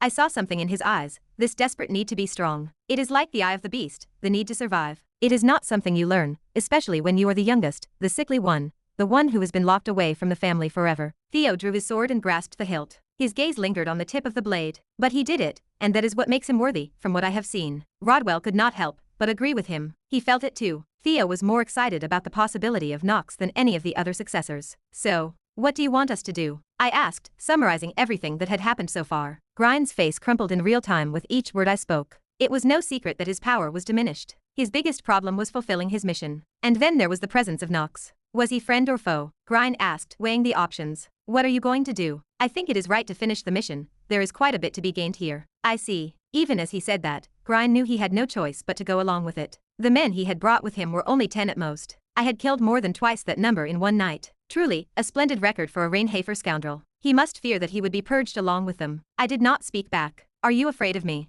That is an interesting question. Grine seemed surprisingly unoffended. He was a very resourceful man, and he used his skills to see into the minds of others. Even if his skills did not work on me, he knew instinctively that I wanted something from him. You have not killed me yet to use me, either. Yes, but depending on how you answer now, I said mockingly. That answer might change. Good. Tell me what you will do. Captain of the guard, the Knights of Ron. No. No bandits. We have absolutely no troops. But now the villagers are talking about seeing griffins. Is there anything we can do here? I can stop the monster wave. But I need you to hand over one thing to me. What do you want? I want you to hand over the command of your private army to me, so that not only will you return home alive, but you will have the accomplishment of fulfilling your mission here. Indeed. An interesting proposition. Grine fiddled with his teacup and met my gaze. He must be weighing it now. How much of what I said was true and how much was false. And what he stood to gain by doing as I said. The risks of handing over his men to me. You are weighing them. But there was no point. The scales were already tipped from the start. Since I killed Ron and Tygan, he had no choice but to listen to me. If he wanted to stay alive, very well. I will delegate that authority to you to handle my men. But I want to make sure you give me a track record of doing what we talked about.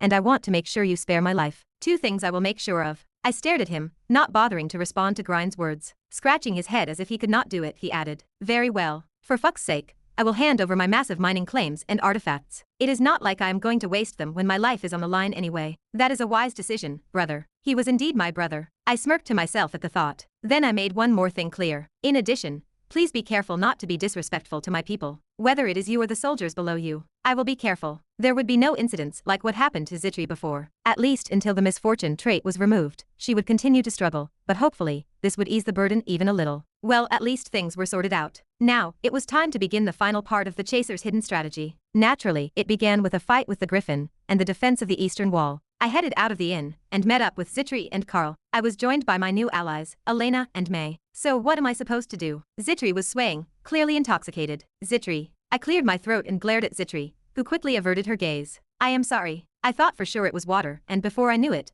I was on my third bottle. I wiped my face dry with both hands. Elena, we were supposed to be catching griffins. I saved your friend's life, and this is what you do. You are still drinking here. Wake her up, now. Okay, do not worry. I have a hangover cure I picked up from Elena yesterday, Zitri said with a proud look on her face. I could not keep the desperate look off my face. I cannot believe it. What kind of person drinks alcohol and then takes a hangover cure she made herself every day? Are you crazy, or are you a freak? Zitri shut her mouth for a rare moment and looked at me. Yeah, I got it. That stare. I was the asshole, right? That was a bit much. You think so too, do you not? I am sorry, Zitri said, not looking the least bit sorry. Elena, meanwhile, had returned to her drunken ramblings, still holding on to my scruff. Young master, go save May. Thank you. May was looking at me with an alarmed expression. I think she was trying to figure out what was going on. I let out a deep sigh and said, I am sorry if I do not thank you. You reek of alcohol. Yep. Ha, crazy lady. I was in a time crunch. Now that I had Elena, you might ask if there was anything more to be gained in this town, but Chasers was a gold mine. There were still 2 more things I needed to get. The first was the town itself. The Chasers would be a gold mine for me later in the game. The second was the Griffin. His feathers, his hide, his meat. Now here was where some people might question. No, I thought you said at the beginning of this quest that Griffins were unkillable monsters. Yes, but that was only for the newbies.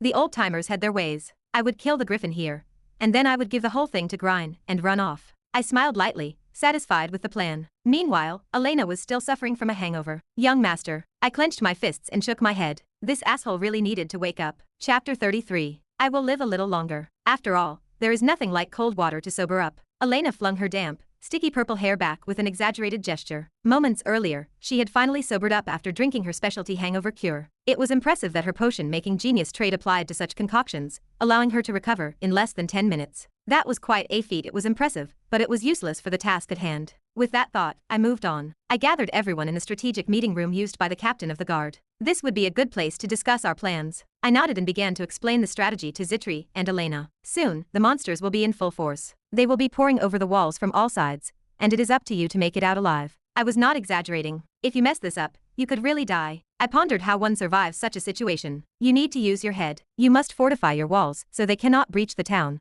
have a commander who is skilled in tactical warfare, and stay as calm as possible. Of course, a 3-year-old could tell you that is not going to be easy. So, the bottom line is, Elena, I need the power of your potion. Can you help me? Yeah. Elena came over to me, looking strangely eager. She smelled faintly of lilac. My first instinct was to say yes, but there was something tingling in my gut. I could not figure out why. Now was not the time for that, so I nodded and continued. Listen, the potion you need to make is… Yeah. I frowned. I had not said anything yet. I cleared my throat, just in case I had not heard her right. The potion you need to make is a hardening agent. Elena had moved to the other side of the room. She cupped her face in her hands and smirked, her chin resting against her palms. I was sure of it when she looked at me and smiled in a lively manner. You were not listening to me. Elena, pay attention. Otherwise, I am going to dump you here. Oh no. Sorry. Elena finally regained her senses and replied quickly. I am not sure why she was glaring at me like that, but it was probably for nothing. It was just in her nature. I ran a hand through my greasy hair and continued. We can talk about potions later, but first we need to repair the barrier somehow. After all, if the town falls, it is all over. I see. I am sorry, what is the barrier? There was an eerie silence. Suddenly, I remembered Elena's in-game settings. Right, she was an idiot. I ran my hand through my hair in frustration once again. Luckily, this time, Zitri answered for me. The wall was built to keep the monsters from raiding the humans. Right now, the Chasers are facing the border with Tehalin in the east. Ah, what is the border then? This time, Zitri also closed her mouth. At that moment, I wondered if this woman had alcoholic dementia. No, that could not be it. No matter how much of a game heroine she was, dementia was a bit much. Elena smiled brightly, hummed, and shook her legs. I would have to get a tutor for her when she went back. Damn it. Why did only I attract these deranged characters? Something like that. Fortunately, Zitri seemed to have a stronger mentality than me. I do not know how that was possible for a character who did not even have the steel mentality trait, but whatever. Having somehow finished her explanation, Zitri looked at me. I guessed this was my territory from now on. I could finally explain the operation properly. So, we will use the potion to make traps, use the horses we catch to repair the walls, and then we will take on the griffins. That is pretty much it, in a nutshell. I see. I am not very good at this kind of thing, so I apologize for bothering you. Elena threw up her hands. I wondered if a maverick character like that actually felt embarrassed. Not really. She pulled a small bottle from her bosom, hoping to take a sip of water. But for some reason, it smelled strange. No way. Put that thing away now. May, my friend who was fortunately by my side, said, stopping her. I realized I would have to take her back to the mansion with her entourage. I realized that there had to be at least one person who could take care of that unbridled ditz. May would be a good fit, as she had been with her a long time. I am sorry. She is not in her right mind. She loses her mind when she sees alcohol, and her goal is to die having tasted every alcoholic beverage in the world. At this rate, she will probably make it in 5 years. Thanks for the help. I felt like it was a useless afterthought, but I did not let it bother me. After all, May was helping me. As I replied nonchalantly, I realized that the human in front of me was even crazier than I thought. Elena's love of alcohol ran deeper than I realized. Try drinking all the alcohol in the world. I wondered if my esophagus would go up in flames first. Damn. Could I include this drunkard in my forces? I was reminded of the story of the drunkard who led House Zitri to ruin. As it turned out, there was nothing wrong with Zitri's story. There was something about a maid with the throne genius talent that made her different. Anyway, I held my breath and thought about Elena. If I took her here, how could I deal with her afterward, and how could she benefit me? Those were my main thoughts. If she was as good as she was, and if she stopped drinking, she would be a top potion merchant. All I had to do was support her work and keep her alive. The problem was that she drank too much. Anyway, it was not uncontrollable. I had my own ideas. May and Zitri. If they were together, anything could happen. May was a normal person. Maybe. So, what exactly are the monsters we need to catch? Elena asked as if the monsters were her friends. I answered bluntly. It is an iron golem that only appears in the desert. Humph, iron golems. But they are really hard, aren't they? You would have to work really hard to catch them. That is why we need you. The potion you are making is going to be quite helpful in catching them. Elena did not seem to understand, but that was okay. I did not expect her to begin with. I nodded to Elena, who gave me a puzzled look. Just do as you are told, and I will pay you in Achaim Empire gold. You there, May? Did I mention you? Come with me to my manor. I cannot pay you as much as Elena, but I need you. Her presence was essential to deal with that crazy Elena. At my words, May nodded,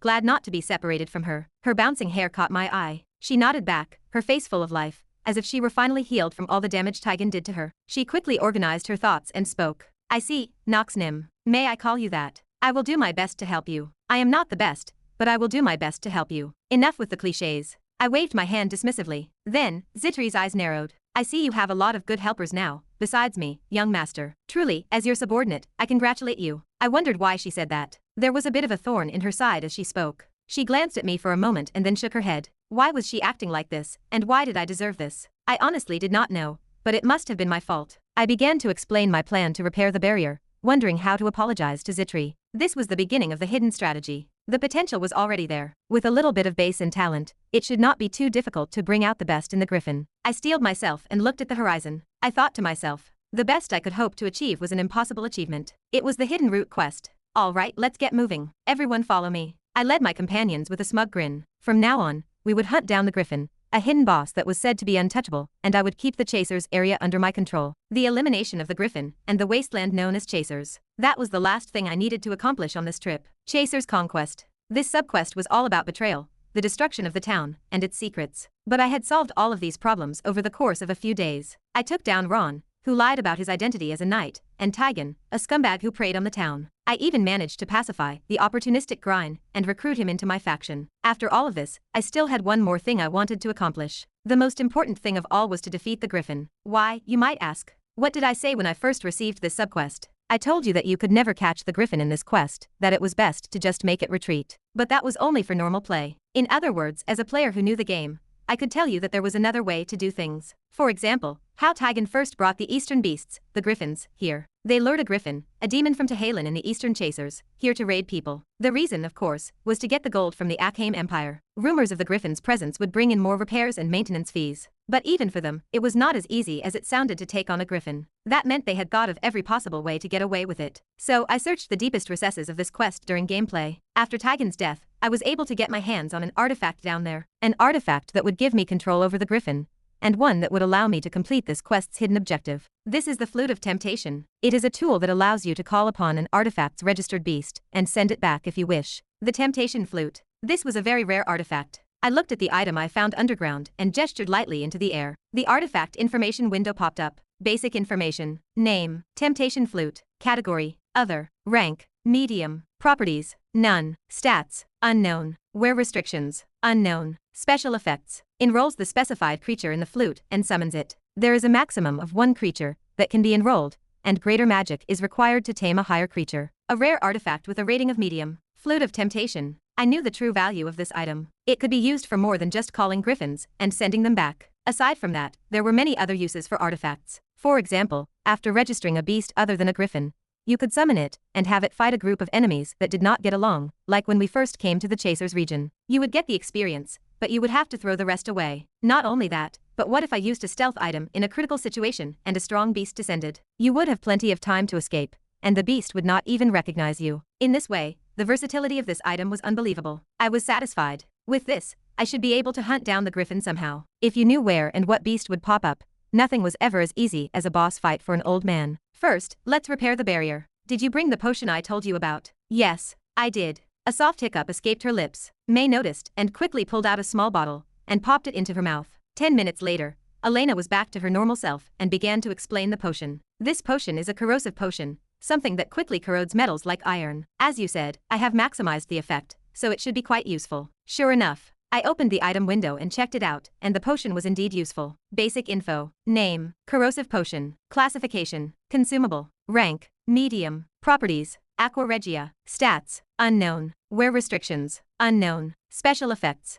This item is crafted by a genius and increases its effectiveness by 120%. I set a basic trap using the potion of corrosion. What we needed to catch was an iron golem. We needed something solidly cast iron to withstand the griffin's hard claws. If it was steel, all the better. I quickly finished my preparations. I looked at the people around the table and spoke up. It is almost time for the monster wave. I will take the iron golem, while Zitri and May repair the walls. I will prepare for the battle with the griffins. And you, Elena, watch the fight from my side. Elena did not look happy, but I could not help it. I decided to give her a little warning. With all the drinking she had been doing, she seemed to have forgotten what an asshole her new lord was. Maybe if she saw me fighting, it would make her feel better. That was why I thought of this, though that was actually a secondary reason. I thought Elena's combat potions might be useful in a pinch. A griffin, no matter how ancient, was still a griffin. The easy way out was always the fastest way to death. I am a veteran of these situations. That cleared my head a bit. With that, I finished my thoughts. I still did not know what kind of potions Elena could make at this point. It was better to ask her directly in the field than to have to fight her for potions. It was a sensible judgment. With that, I finished preparing for the full-scale monster wave. I set the trap on top of a huge pile of sand, and as I artificially channeled magic into it, the ground slowly began to rumble. A deep, resonant roar echoed across the dunes. With a distinctive voice, the iron golems quickly appeared. I smiled at them. Looks like I would have to warm up a bit. While I was at it, I would refine my southern sword technique a bit more. Southern swordsmanship could be combined with other swordsmanships later on to make them more powerful. It was a must-have for the skill tree. It was information only the dead knew.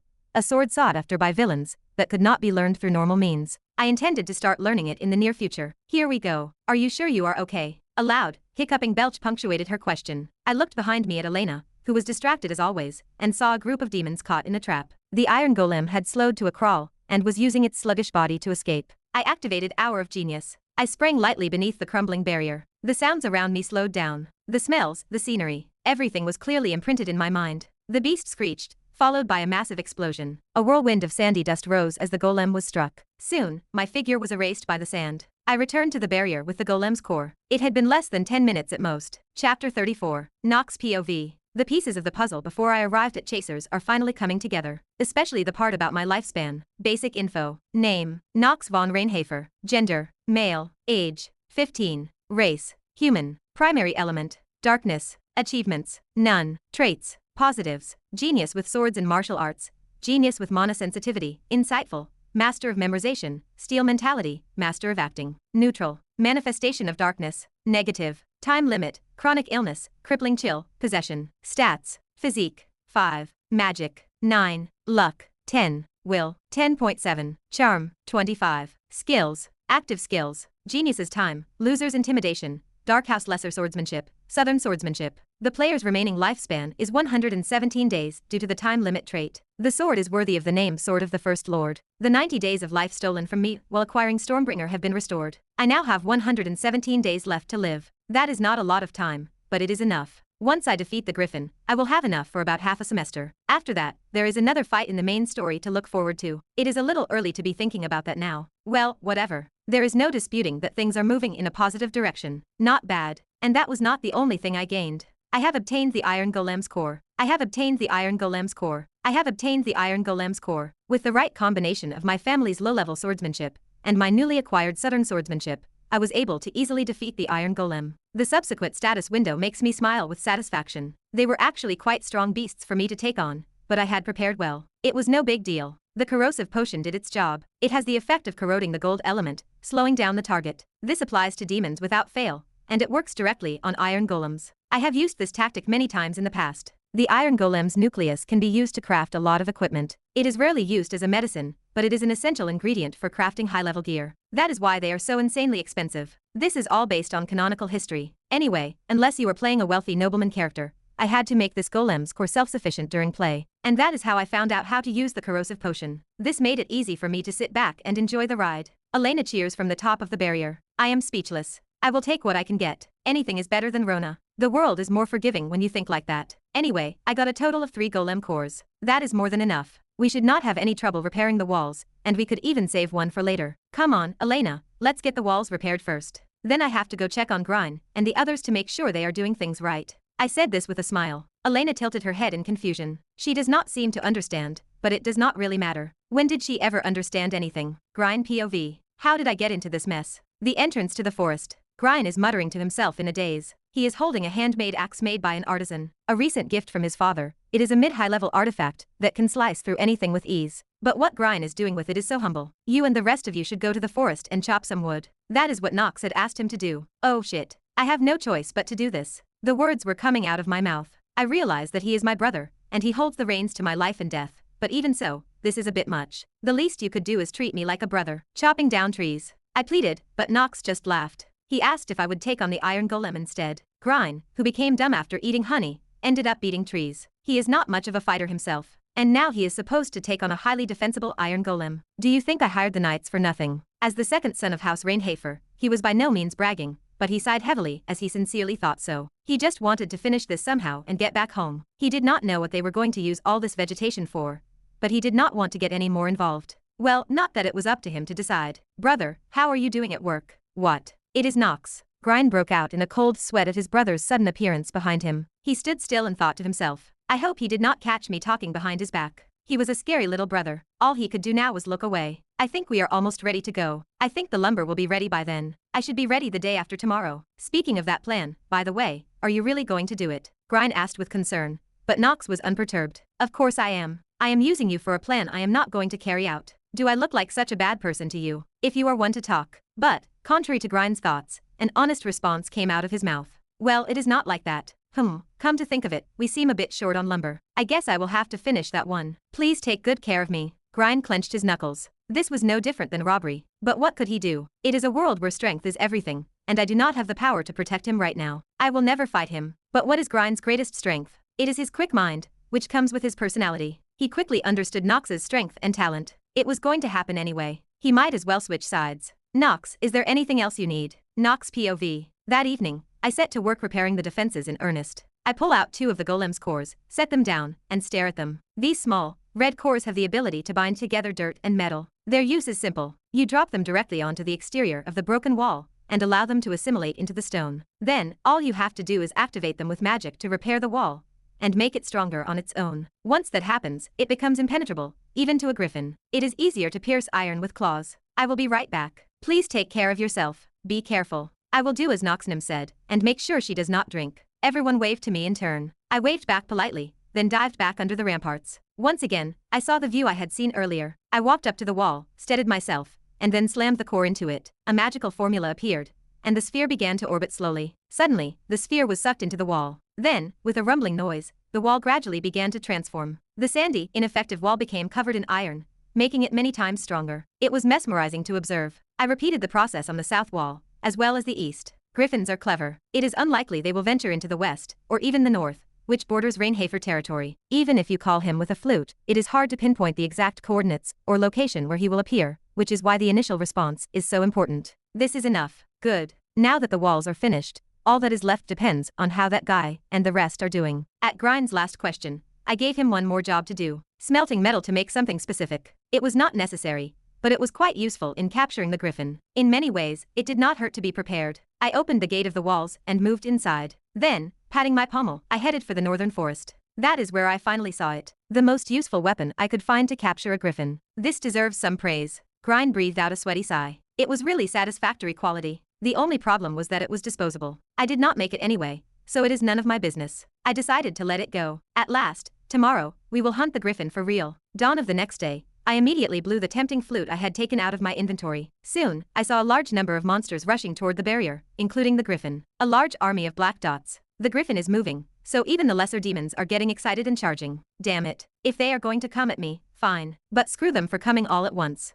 I only called for one. Well, at least I am prepared. You might think you do not have to stop them here, but you should. They are going to attack the chasers at some point, even without the lure of the flute. If they have no choice, I might as well beat them to the punch. I nodded with conviction and waited for it. Suddenly, a shadow was cast across the sky. Pure white wings and a yellow beak. A not-so-bad creature hovered in the air, screaming in my direction. A griffin. My ultimate goal. A hidden boss that could never be defeated by conventional means. But that did not mean much to me. Now, I signal, and as if waiting for me, Grind gestures to the soldiers behind him. They quickly adjusted the direction of the heavy black cannon on wheels. Naturally, the barrel was pointed at the griffin. With a simple flicker of fire magic from Grind's hand, the gunpowder ignited. It did not take long for the fuse to burn out. With a thunderous boom, a projectile shot straight at the griffin. It resembled a sharp spear of iron, larger than a normal ballista, but not as heavy or destructive as a cannon. Its power was not to be underestimated. After all, this is the most useful item for catching griffins. The spear landed squarely on the griffin's wing. However, it only made him irate, lunging for the walls. But I am sure it will not last long. Not so fast.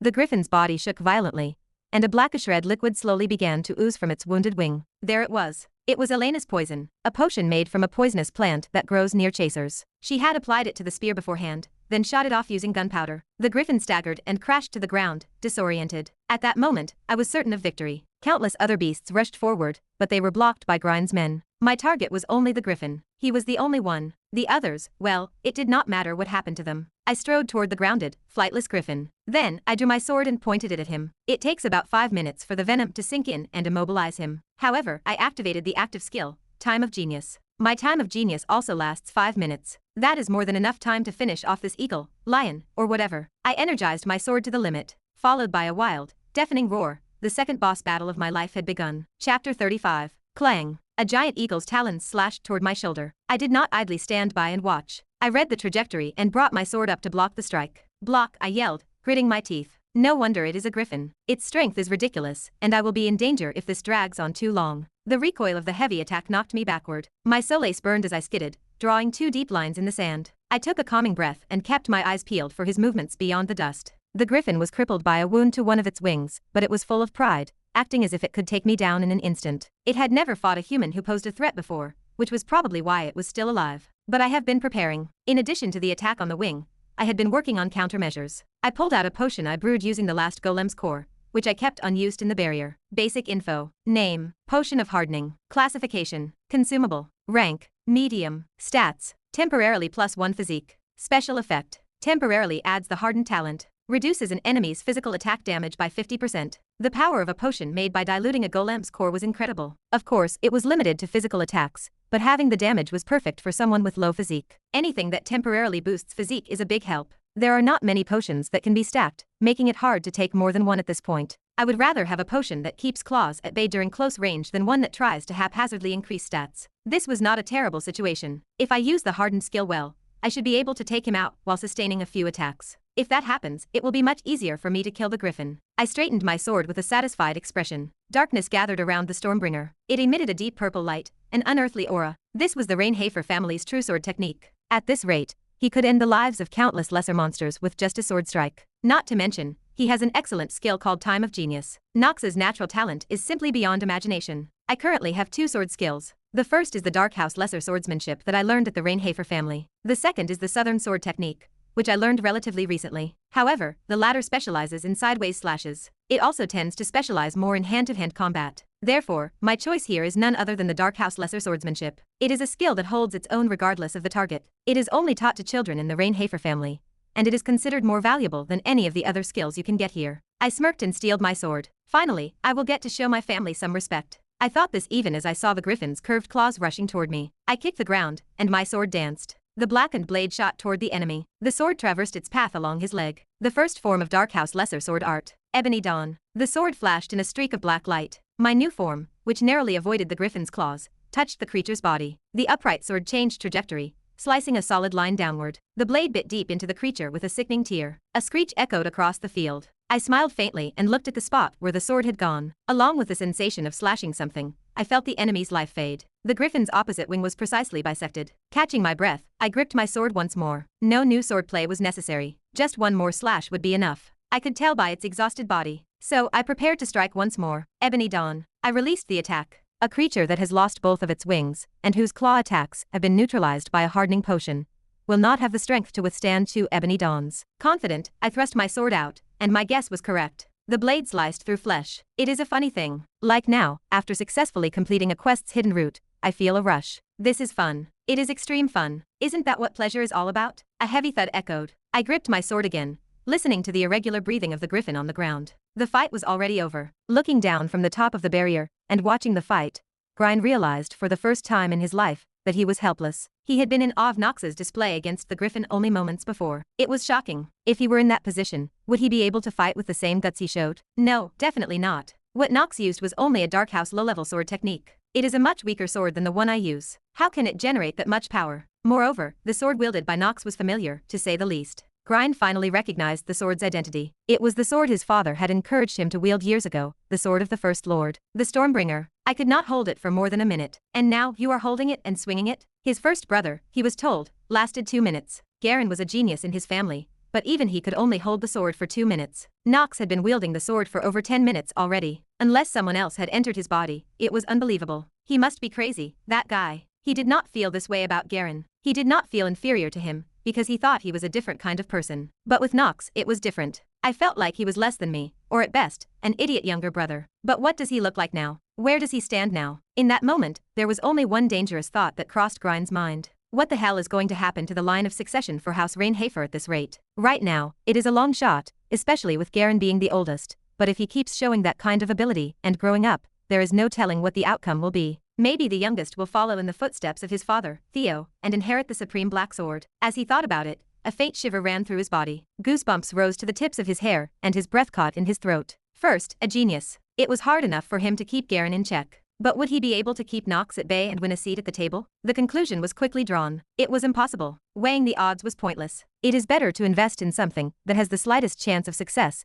than to try to do something that is not possible in the first place. That was the merchant's way, and that was Grine. Grine thought about the rope he had to hold now. Which one, indeed, should he grasp? As he finished his thought, he looked down to see Knox already sheathing his blade. The griffin was already crumbling, blood gushing from its neck like a fountain. It was a high-level beast he thought he could never catch. That is how the griffin fell to Knox's blade. To his youngest brother, only 15 years old, and just past his coming of age. I will have to learn to ride the ropes, Grine muttered, and began to think about how he would look to Knox. He was not even close to the firstborn anyway. If he wanted to wield great power in the family, he would have to attach himself elsewhere. The twins lack talent, which leaves Knox as the only one left. Grine clenched his fists. From now on, I will use him to make sure he earns his rightful place. He grinned evilly as he thought so. The Ebony Dawn technique involved swinging a sword as dark as its name, a flash of light. A sword strike that slices through enemies with lightning speed. It was the supreme black sword that I would inherit in the future. It was the foundational technique for the first 3 forms. It is not easy to use, as you basically need to be able to manipulate magic. At least for me,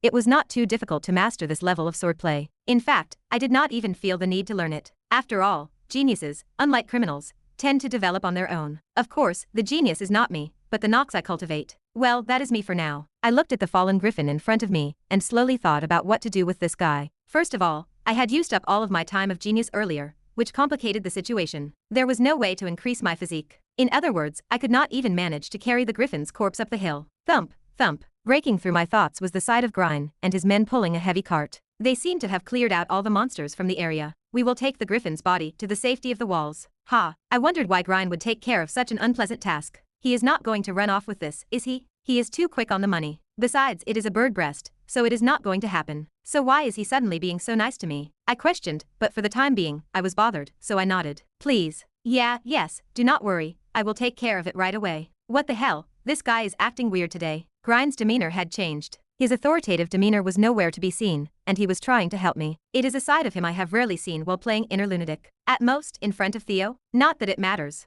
I think I will go back and get some rest. I decided not to overthink it. It was time to go back and feed Carl dinner anyway. He still needs to grow up, which will help him when he takes on a beast like the griffin. Right now, he needed to eat well and grow up. I was pretty worried about how much Elena had drunk again, and how much trouble Zitri and May were in. I quickened my pace. Now that I had cleared the hidden quest, it is time to get a proper reward. By the way, if they are indeed guilty, and if you will condemn the sinners who poison the roots of Arkham, I, Theo von Reinhafer, Patriarch of House Reinhafer, and your father, will bestow upon you the reward you deserve. As you originally requested, I will acquire some of the neighboring lands, including the chasers, and give them to you to cultivate as you see fit. But if you fail to fulfill your promise, I will excommunicate you, as has already been said. Lord Theo von Reinhafer, the news that came to me on my return from defeating the Griffin could not have been more gratifying. A letter from Theo offering to give me control of the Chasers region. This can only serve to strengthen my position in the future. The more the Chasers develops, the more I will benefit, and the fewer people will look down on me. It is a win-win situation. Plus, there is all the profit to be made from the Griffin's corpse.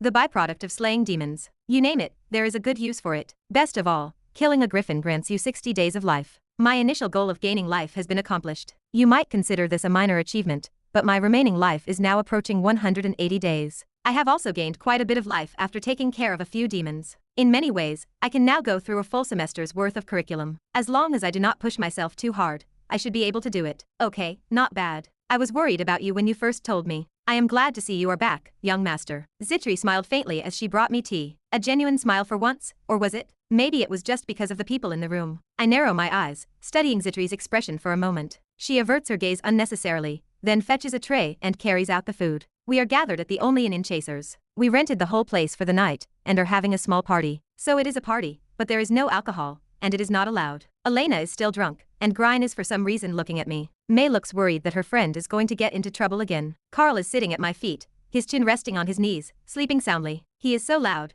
but he sleeps so well. He is such a cute little guy. Of course, I did not have time to enjoy the festivities. I had one item to check out. I held in my hand the one item I had gained from defeating the Griffin. It was none other than its heart. Chapter 36. Item information. Name Griffin's heart. Category Other. Rank Upper. Attributes Wind. Stats None. Wear restrictions None. Special effects, the heart of a Griffin, an outlaw of the wilderness. When properly prepared, it can be made into elixirs that modify physique and agility. Depending on the alchemist's skill, the effect can be adjusted. Okay, this will fill the gaps in my stats. If I go this route, I might be able to control my growth rate somehow. I looked at the Griffin's heart with pride. It is called a heart, but its appearance is not repulsive. Oddly enough, I was worried about my judgment, so I added a fantasy filter. Note unknown. As a result, the Griffin's heart is shaped like a round emerald. I felt my heart flutter in my chest as I looked at it glowing a brilliant green. The reason was simple. The value of an item named heart in the Inner Lunatic is self-explanatory. The Inner Lunatic is a world where alchemy is practiced to the extreme. All sorts of elixirs are made from demonic hearts. They are produced in huge quantities.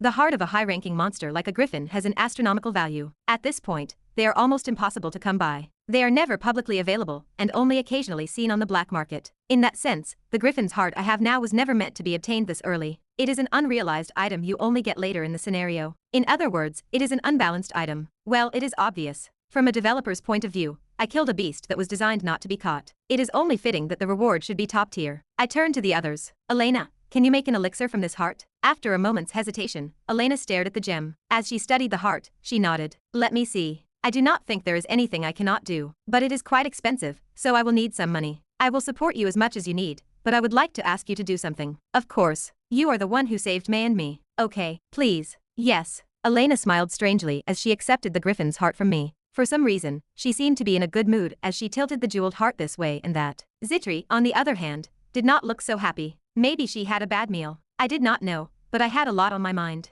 I could not afford to be distracted. Well, the Griffin's heart is taken care of. The meat and feathers will be auctioned off on the black market through Grine, so we have everything we need for now. Grine knows his own body best. That makes him irritating, but it also makes him valuable. He currently runs a small shop that sells goods on the black market. It is called Grand Goods, which is a lame name. Anyway, it is hard for me to sell my items now that I do not have access to the black market, so I decided to use the power of Grine. Of course, I decided to keep all the money after paying the fees. Still, a small price to pay for life. The only strange thing is that Grine has been listening to me a lot more lately. I do not know why, but I feel like he does not think of me as his little brother anymore. Is he used to being treated poorly? Maybe it is just his preference. I am not sure. I guess it does not really matter. The chaser's work is almost completed. Returning to the house was the last task before me. I looked around the dining room at Grine, the soldiers, Zitri, Elena, and May. The next day, I opened all the facilities used by the town's captain of the guard to the orphans and distributed the stash of food. For now, it is important to keep my connections in the chaser's area. In the future, I must treat it like my own personal estate. To do so, it is best to help the hungry. If I can build my network with just this amount of food, it is worth it. As I handed out the food, I saw the girl from before, and her friends. The boys were still gaunt, but their complexion would improve later. All they need to do is eat and drink well, and they will be better. But I do not approach them. I stay at a distance. I watch the boys and girls, and I cannot even smile. I just look down at them all with a cold expression and a misguided glance, because that is what a family scoundrel should do. With that, I left the chasers' territory. The road back to the house was not too rough. For one thing, Grine and his soldiers were more cooperative. They all moved quickly at my command, and there was little cause for concern. Besides, we were not slowed down by wounded men. They were all quickly healed by Elena's health potions. Of course, she had left all the potion costs in Grine's hands, but he still said nothing. Perhaps he had given up. Whatever it is none of my business. He has gotten a lot out of his imperial service. He had been knighted, and he had been recognized, and he was no longer ignored wherever he went. Even if he wears the colors of House Reinhafer on his sleeve, family tradition dictates that he must prove himself or be ignored. Grine will be able to fulfill those needs in this battle of the chasers. As for me, I have a lot to gain. The best unit, the land of chasers, the heart of the griffin, and other miscellaneous things that I have torn up. I can see the mansion in the distance. After a few days of walking, it was starting to come into view. The primary Reinhafer mansion. The same mansion that had frightened me the first time I was possessed by Knox. Slowly, it began to reappear before my eyes. It was only there for a short time, but somehow it felt familiar. I felt a little bit nostalgic. Then I realized this is really where I am now. Let's go. It is not a great place, but it is home for now. I said this while looking at Zitri. Elena and May just shook their heads. Grine huffed and puffed. Brat, looks like this trip was a bitch. But what can you do? You brought this on yourself. With that thought, I led Carl to the front of the family's mansion. Elena and May were right behind me, riding together on one of the horses Grine's men lent them. Apparently, they had taken quite a few casualties, so they were left with a horse without a master. Anyway, I winked at Grine, not wanting to raise any suspicions. He stepped forward and said, I have returned from my mission. I will give you my greetings. Very well, young Master Grine and young Master Knox have returned. Open the gates of the city walls. The guards at the front of the wall grunted in response. The oiled iron gates slowly opened, revealing the interior. The lord of the manor saw us returning and immediately bowed his head. He looked slightly frightened. Grine and Knox. The power of the rascal combo is even greater than I thought. I guess that is why he does not turn off his aggro. You're back. Rodwell, who had already received the letter, said so. The way he bowed was familiar. Grine nodded and waved a hand. No disrespect, but after seeing my father right away, I would like to get some rest in my room. There has been a lot going on. I see. My lord is waiting for you. Let us go. Rodwell waved goodbye, and Grine and I walked off to the guest room. Out of the corner of my eye, I saw the two women following closely behind me, and Rodwell spoke up. Are those Master Knox's new servants? Something like that. I did not bother to deny it. My reputation is as good as gone here, and I am just about to leave anyway. Rodwell's expression was one of mild contempt. But he was not the only one who despised me. Servants chattered amongst themselves. No, he could not resist and brought another woman with him, too this time. Again, even if he has gotten better, he cannot spoil me. Shut up. What if that asshole hears you? Well, I would not be surprised if your head flew off. That is what happens when you are a woman. I am sure Mia's forest strategy is a lie, right? But Theo said it was real. Who would lie to me? The servants were chattering. Do they think I cannot hear them? Or are they just trying to make fun of me like Rona? I decided to leave it at that, since I cannot catch and beat them all. I am actually getting a little tired. After seeing Theo, I need to get some rest. I also need to ask for a room for Elena and May. Plus, I need to find out about the Chasers region. Shit. I have a lot of dirty work to do. As I muttered the profanity, the servants who had been cursing me looked up and shuddered. Why are you insulting me when you are trembling like that? But I decided to add my 2 cents. If you have time to talk, go do some work. The 3 men and 1 woman, who were talking behind my back, freaked out and left the room. Well, what the hell? You deserve to hear that once or twice, assholes. We are here. I see. You guys go to my room. Zitri? Very well, I will show you to the master's room, and you can say hello to Rona. Zitri became cheerful again in front of the others. This is also a scene that I cannot get used to. Ha. With a short sigh, I opened the door to the guest room. There was Theo, sitting upright. You're home, sons. With that, Theo began to speak in his direct manner. Grine and I walked over to him, and knelt before him. Rodwell was at Theo's side before we knew it. From what I hear, something happened at the Chasers. Yeah,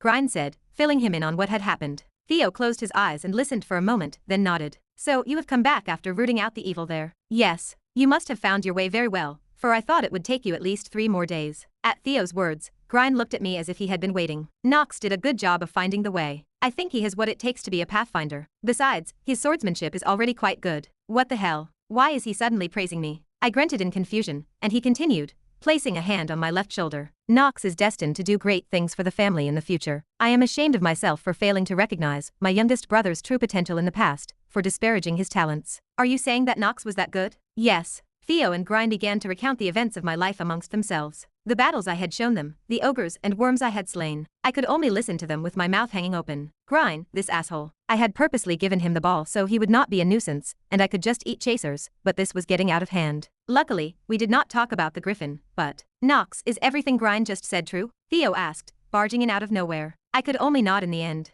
It seems my brother has taken a good look at my lack of skill. I responded, feeling like I was out of practice, but Grine surreptitiously gave me a thumbs up. Is he trying to give me a pat on the back for a job well done? Crazy asshole. Okay. Regardless, Grine, I am sure you have been through a lot. Why do you not go back and rest in your room? Yes. I will take my leave now. Grine inclined his head toward Theo, then turned away. I guess I had better get going then. No. Knox, you will stay. I started to stand up, but Theo stopped me. Grine was gone in a flash. Now it was just him, me, and Rodwell. I could feel my tiredness multiplying in the dreary atmosphere. Theo hesitated for a moment, then spoke. Knox Von Reinhafer. Yes. In the name of the Patriarch, I am about to give you a command, and you must listen and decide for yourself whether you will accept it or not. I understand. I did not understand the words, but the moment I said yes, Theo continued. Are you interested in this position? My eyes narrowed, and I could not help but look up. He would be too. Theo's finger pointed at none other than the chair he was sitting in, a chair that only a Patriarch of Reinhafer could sit in. He was asking me if I wanted to sit in that chair. Theo was asking me, what the hell is going on? I still could not help but look clueless. Theo's expression remained unchanged. Chapter 37. I am afraid my eldest brother would be quite distressed to hear that. I said it as bluntly as possible, keeping my eyes fixed on Theo. His pupils did not move, nor did they flutter. He simply stared down at me with the same cold, unreadable gaze as always. I do not deny that the firstborn has talent. However, not as much as you. In the inner lunatic, I knew Theo was proud of his firstborn, Garen. Why was he saying this now? Something was wrong between them. I was certain there was an ulterior motive behind Theo's words. He had been gone for a few months at most. Theo only noticed the change in me after I defeated my two brothers and secured my place at Eldane Academy. Then there was my assault on Mia's forest and my recent return from the mission to destroy the chasers. Of course, that is a big deal if you ask me. But still, this is a family affair. Just because I showed promise does not mean he should throw caution to the wind. Besides, what happens if he chooses the heir this way? Could Theo truly mend the rift between the brothers that would surely follow? Absolutely not. Therefore, I concluded the situation. Right now, Theo is testing me. He is worried that I am a danger to the family. He suspects that I am a pariah,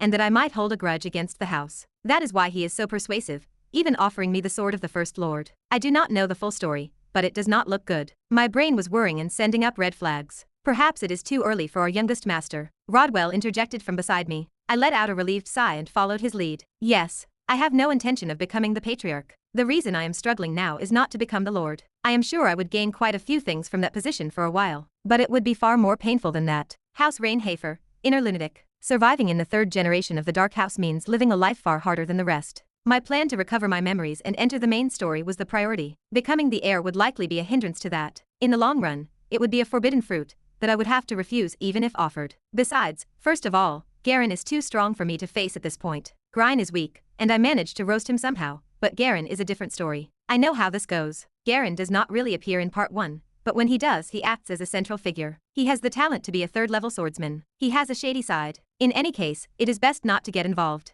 Theo does not seem to think so. You were born my son, yet you fear this position. He feigns disappointment. It does not work on me. I am trying to nudge him away. I will say it again. I have no intention of doing so. Even if I were to become lord of the manor, the people and vassals would not trust me. It is too much of a position for a rascal. The vassals would have to be persuaded, so it would not be easy to accept. Oh, he gets it. But you know what they say about brilliant talent. It can never be fully concealed, even if you try. I do not know what you mean. Damn it. He still had not given up. I tried my best to sound smug, but Theo just kept looking at me. How long do you think you can hide what you have? Remember, when that power is used for the good of House Reinhafer, you will have it all. But if the blade of that sword is reversed and ends up pointed at your family, you will not die well. How could I ever think such a thing? I am only concerned with my own life. Why does he not believe me? Theo, you asshole. I did not see it that way. But are you the kind of person who would sacrifice everything just to hand me a sword? Should I give it back now? No, I cannot give it back. Not even out of spite. Not after the 90 days of life I lost right before my eyes. I think I have said all I need to say. Yes, I will have to think about it some more. But I hope your answer will be different. Theo seems intent on keeping me on my toes. But I am not changing my mind. There are a number of reasons, not the least of which is that the seat of the Reinhafer family is a poisoned chalice. It is the word of House Reinhafer that leads to Talia of the Steiners being disowned by her own family and the rest of her clan. A downfall ending. How the hell does he expect me to be the owner of that place? It is not something to be taken lightly. My answer does not change, I added, and then quickly changed the subject. Rather, I would like to ask how long it will take to finalize the annexation and transfer of the Chaser's territory. Probably within a month, Theo said dryly. I tilted my head in disbelief. I will take that as a given, and I will pretend I did not hear about it today. I bid him farewell. With that blunt greeting, I walked away, barely able to control my pounding heart. Thank goodness for my acting skills. Otherwise, I might have collapsed right there. Whew, I thought as I breathed in the fresh air. According to the original inner lunatic order, the next head of House Reinhafer is Garen. As the eldest son, he inherited all the power. At first, I thought he was just trying to leave me behind. From my conversations with Theo, it seems he has not decided on an heir yet. Plus, Theo already seems convinced that I am hiding my power. I do not know what to make of this. If I have no power, I cannot even get into the academy, so that is an immediate failure. If I have too much power, I will have to hold a poisoned chalice and die. Haha, I do not know for now. Right now, I am really missing my bed. After Knox disappeared, there was an unexplained silence in the patriarch's chambers. It is not easy, talking to your own children. It was too soon, and that is probably why he was so embarrassed. There is a big age gap between him and the first young master, and he may have been overwhelmed by the idea of his own opportunity. Yes, that is true. But no matter how I looked at him, Knox did not look afraid, just unwilling to be bothered. Knox was not like his brothers. He had not even wanted the job from the start. I wonder why. Maybe there was a part of him that believed in it. Or is it that he is still carrying the scars of his past? I must have hurt Knox more than I realized. It is in the past. But you could not have shaken it off easily. It was your mother's work, and you were so young. Theo remembers the past. When he was out there, fighting demons. The youngest, Knox, had lost the mother he loved most. It was raining unusually hard. The sound of pounding against the window, and the sickening smell of blood. There are few in his family who know what he has become after this. Because Knox did not want them to, and because he was afraid of it himself. Theo let out a rare sigh, and returned to his misguided gaze. Let us put this behind us for now. We will have to reward Knox and Grine. Oh, that reminds me, there is something I need to tell you. It is about Master Knox, Rodwell said, looking suddenly troubled, and Theo furrowed his brow. Something about Knox. But Rodwell's reaction did not look good, to say the least. It is just that Master Knox has been out and about with women again, 2 of them this time. Perhaps he has not gotten rid of that temperament yet. Theo could not say anything. It was like he was seeing his old self. Everything else was fine, but he wished he could do something about that weakness for women. Maybe after he became the head of the family. It was not a good idea to have a mistress like that already, when he is barely an adult. Social circles probably would not like it either. Well, if that is how you look at it, I am already past the point of looking at it favorably. Theo closed his eyes with that thought. He sat back and thought for a while. How could he convince Knox? How can I get him to take this job? He wondered. In the short time he was asleep, he dreamed of his first son. His last meeting with Garen. I heard his words to himself clearly. Father, it is time to give up and accept it. The power of the Grand Duke. Damn it. To be honest, the visit was not as comfortable as I had hoped. So, I am going to be Master Knox's bride. Well, what does that mean? Oh, Elena, tell me more. So what is it about Master Knox that makes you fall in love with him? Now, everybody calm down. And Elena, you are a commoner. How the hell do you get to be a noble master's bride? Unless you are a spy. Inside, I was hearing a mix of things I did not want to hear. First, it was Elena's declaration that she would be my bride. Next, Zitri threw up her hands in a rare show of embarrassment, and Rona was having fun adding firewood to the fire. May looked stunned and unsure of where to begin. Should I just go in? Maybe I should go back to the guest room. At least I could play chess with Theo for an hour or 2. I thought about it, but no thanks. The door burst open, revealing the interior. I kicked it open with my heel, and it swung open on its own. The 4 women's eyes focused on me for an instant. In that moment, I realized I had dug my own grave. I should not have brought these crazy units together. Young master, Elena rushed at me with her arms outstretched, and in that moment of embarrassment, my gamer brain continued to spin. Why had she suddenly gone crazy? Fortunately, my 27th game strategy quickly yielded an answer. The answer lay in her characteristic, love at first sight. Damn right she was. She falls in love with the first guy she meets. It was a trait that made her incredibly prone to favoritism. I do not know. It is probably a pretty good trait for a male fanbase, but when it became a reality, it was another thing. If you ask me if I am okay with this trait in my own situation, where I am desperate to survive, I can only shake my head. Zitri, stop her. Ouch. Yep. Zitri put up a physical defense. But Rona had managed to sneak up beside her and began tickling her side. Heek. At that moment, a gasp escaped Zitri's mouth as she struggled against her opponent's hands, and her body collapsed. Sadly, I realized then that I was a little excited to learn the nature of the new unit. Zitri has a weakness for tickling. Noted. A strangled noise escaped my throat. Elena was suddenly hugging me. May watched the whole thing, barely covering her eyes with her fingers. Zitri was on the floor, clutching her side. One of the main culprits in the incident, Rona, was laughing. Rona was actually laughing. Feeling the pressure tighten in my chest, I made a fist to show her. Her face stiffened for a moment, fading from her giggles. I said in a low voice, "You are done." And then, Chapter 38. Hello everyone. My name is Rona De Niro, the proud and fabulous maid of House Reinhafer. I would like to take a moment to share a bit about my life, so please pay close attention as I shed light on all the suspicions and scandals surrounding the youngest member of the family, Master Knox. My basic information is quite simple. My name is Rona De Niro. My gender is female. I am 16 years old. I am of the human race. My primary element is water. My achievements remain unknown. My positive traits include the throne's omnipotence, high self-esteem, an ironclad nature, and shamelessness. My neutral traits are unknown. My negative traits include a loose mouth, a sloppy nature, and a weak will. My stats are as follows. My physique is 4.5. My magic is 3. My luck is 4. My will is 2. My charm is 16. My passive skills are unknown. My active skill is simply a broom swing. My day starts at 5 a.m. I am not the most punctual maid, but I try my best to wake up around the same time each morning. I let out a soft murmur to myself. It is 6 o'clock, the air is chilly, but I am only an hour late so the head maid will not say anything. The air felt colder and clearer than usual today. Perhaps it was because I woke up earlier than normal. I took a quick shower, threw on my uniform, and headed out to the concourse. The time of day is usually around 8 o'clock when I step out the door. Once I am out, the head maid assigns me a job. Someone else prepares the meals, so I set the cutlery, change the tablecloths, and clean the windows. My daily routine feels monotonous, so I have tried doing other things, but the head servant insists that I am the only maid capable of this job. He is right, and he even begged me not to take on other work. He thinks it would be nice if I brought Master Knox his meals once in a while. It is likely because it is a task only I can perform. I am paid the same as the other servants, which feels unfair, but being a maid in a prestigious house is demanding. I take pride in my work and feel I am fulfilling a dream. When I am finished, I head outside to the stables. My sword, the hope, light, and star of my life, is waiting for me. Carl, my horse, lets out a soft whinny. Sadly, he does not seem to like me very much. I beg him for affection,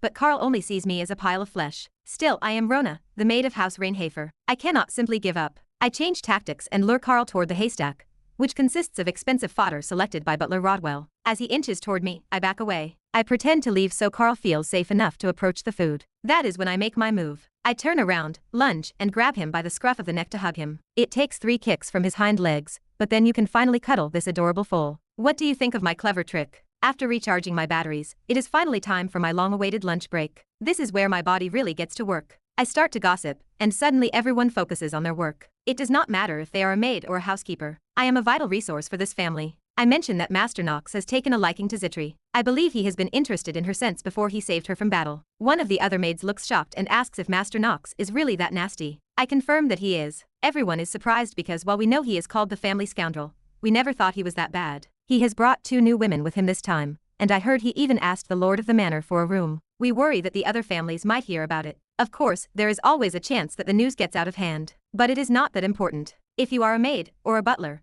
you are exhausted from doing the same thing day in and day out. When I tell these stories, they cannot stop talking. The casualty of the process is always Mr. Knox. He is the family scoundrel, so he cannot help it. After lunch, I am on my own. I usually meet with Zitri, but lately I have been meeting with Elena and May, whom Master Knox brought along, to talk about the world. We discuss the time Master Knox got into an accident, or the time he attacked me with a broken plate. May looks stunned and unsure of where to begin, but I do not panic. This has happened countless times before. I explain that while he does not look like a monster, when I see those gray hairs and lavender eyes, I want to rip out his liver and gallbladder. People are not judged by their faces though. I tell them I like him, and I am going to make him my groom somehow. Elena asks if I am serious, noting it is young Master Knox, not anyone else. I hear a familiar bang and realize it is almost time for him to appear. Master Knox glares at me from behind. He is very, very handsome, which makes him even more of an asshole. I can only apologize to my master while rubbing my battered head. I tell him I am sorry. He demands that I apologize properly. I apologize again, and he tells me to do it once more. I tell him I am really sorry. He makes me apologize multiple times, and then he sighs. He asks why I cannot stop gossiping. He says he scolds me every day,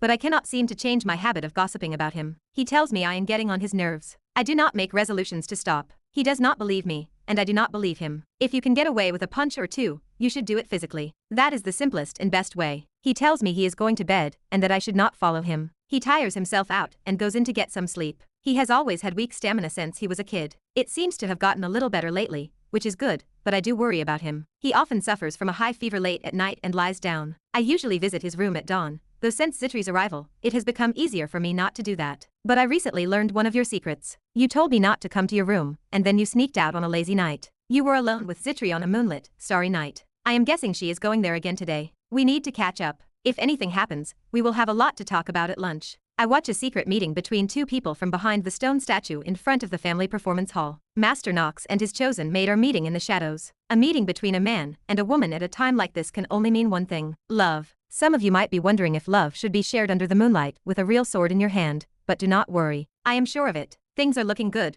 both for Zitri and the young master. The mood certainly looks good. The moonlight is beautiful, and the dark energy shattering off the tip of the sword is cool. But why am I getting a tingly feeling in the middle of my chest? It is like I am getting a little giddy at the thought of this tiny girl finally walking up the stairs of adulthood. Master Knox calls out, telling me to come out. I did not think about it, but there you go. You have two options in a situation like this: jump out or pretend it is not happening. I choose the latter because there is nothing around the statue for cover. As I hold my breath, the master seems to give up. I step out and call him young master. He tells me he can see where I am hiding. He notes I have been following him around at night for days. He tells me to go inside and sleep. He scolded me again for following him and getting caught. I ask him if it was the swords and the lights, as it looked so cool. A raspy laugh escapes me, and I realize his sweaty white hair looks beautiful today. I decide to spit out my most maid-like line. I ask if he would like a towel or some water. He shakes his head and says Zitri has already prepared everything. Then he pauses and says he changed his mind. He tells me to give it to him. He takes my towel and drains the entire bottle, then gives me a scary look. He tells me to keep his sneaking out at night a secret between the three of us. He warns me that I can do that if I want to live. I clench my jaw, miming buttoning my mouth. I tell him okay, but note that I am already caught so I can watch from the sidelines. He tells me whatever. That is how the morning starts again. The next day, I think I will wake up around 8. The young master's training is a little longer than usual. Chapter 39. After Elena hugged me for what felt like an eternity, I finally managed to break free. First, let us look at the conclusion. Elena seems to have fallen for me due to a combination of her ditziness and gold digger traits. It is embarrassing to say the least, but that is how it is. In hindsight, it was weird to see her giggling at me while I explained the plan. I just did not think it was for this reason. Why did I not tell her? I am not interested in interpersonal relationships, and I am not good at building them. Anyway, if you have time to spout nonsense, focus on brewing that potion. Understood? Yes, hiccup. Elena drank again. She looked at me with a flushed face. May, please help me make the Griffin Heart elixir. I have no one else to trust but you. Yes, do not worry too much. May nodded, though she shot Elena a stern warning to stay focused. It was not quite a ruffle of the hair like I usually gave Rona, but the look in her eye was enough for now. I had been worried this would go in the wrong direction. It turns out she is surprisingly useful. I waited for the commotion to die down before looking at Elena and May. You will be staying in the room next to Zitri and Rona quarters for now. I have had it renovated for alchemy, and you will find all the necessary ingredients stocked. If you need anything else, just put my name on the family tab. Grine would pay for it anyway. He just wanted my name on it. A capable man, wonderful. Elena, what kind of ridiculous idea is that for the young master? Are you out of your mind? Elena covered her mouth with her hand, looking emotional. May slapped her on the head, but Elena just giggled. Considering the hell that was the Chasers' district, this place must feel like heaven to them. I thought I was going to die at first too, but the food was better than expected. I had gotten used to being a scoundrel, and honestly, I did not hate it. It was not bad at all. This is not going to get me into trouble, is it? I shook my head and put Rona in a headlock, as she had been annoying me with her antics earlier. I had enough on my plate without her, and I needed to freak her out after she jumped on me earlier. I still chuckle thinking about how surprised she was. Ouch, young master, I will not do that again. Please do not hurt me. I will spare you. Just tell me when you are half dead, and I will let you go. Shit. Rona feigned death, and a vein pulsed on my forehead. She always had a way with words. I tightened my hold and applied the headlock. Hi Eek, you said you would let me live if I was half dead. Rona shouted in frustration, but I ignored her. I changed my mind. Dead men do not talk. Ack, I am alive, I am alive. I ignored Rona's screams and turned to Zitri. So, Zitri, how many days do we have until we enter Eldane? About a month, young master. The Chasers region should be fully processed by then. Also, the headmaster says he is going to teach you the first 3 formulas of the Supreme Black Sword beforehand. My ears perked up at the news, and I could not help but feel bewildered.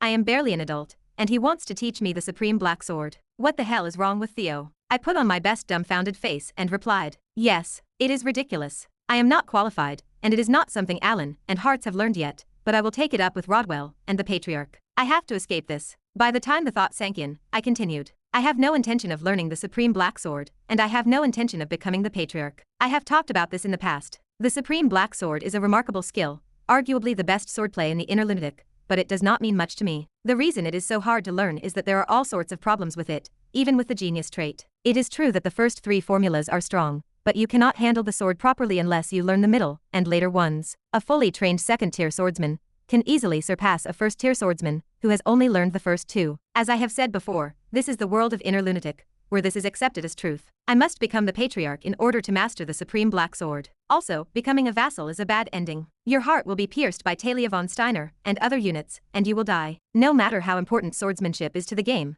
it is not worth my life. Anyway, I have already decided not to learn something I cannot touch. Besides, I am already working hard to learn other swordsmanship that is comparable. For example, the southern swordsmanship I learned in Chasers. This is the foundation for other higher level styles. Since it can only be learned in Chasers, it is better to have it already. In short, I do not need to get involved in the house feud right now. There is no reason for me to learn the Reinhafer family sword. Young master, are you serious? Rodwell asked, turning to me as if he did not believe me. I nodded. I am interested in the sword, but I do not want to learn it while bringing bloodshed to my family. I am not as dense as you assume, and I am not the prodigy you think I am. That is not what I meant. The very foundation of House Reinhafer lies in the sword, and the supreme black sword is the best swordsmanship anyone on the continent could wish for. You wield the first House Lord's sword, yet you refuse to learn it. I do not recall that when the patriarch gave me the sword, there was a condition that I must learn it. If not, I will return it. Rodwell had no choice but to turn back. My attitude was stubborn, but it was not my fault. It was a matter of life and death. I can learn swordsmanship later. Right now, I just need to prepare to enter the academy. Young master, I have prepared everything you asked for. Zitri and Rona brought the items and laid them out on the floor. I looked at them with a faint grin. I had sent Zitri to borrow books to familiarize myself with the things I needed to learn before entering Eldane Academy. Rona must have tagged along. I flipped through the pages of the books they brought.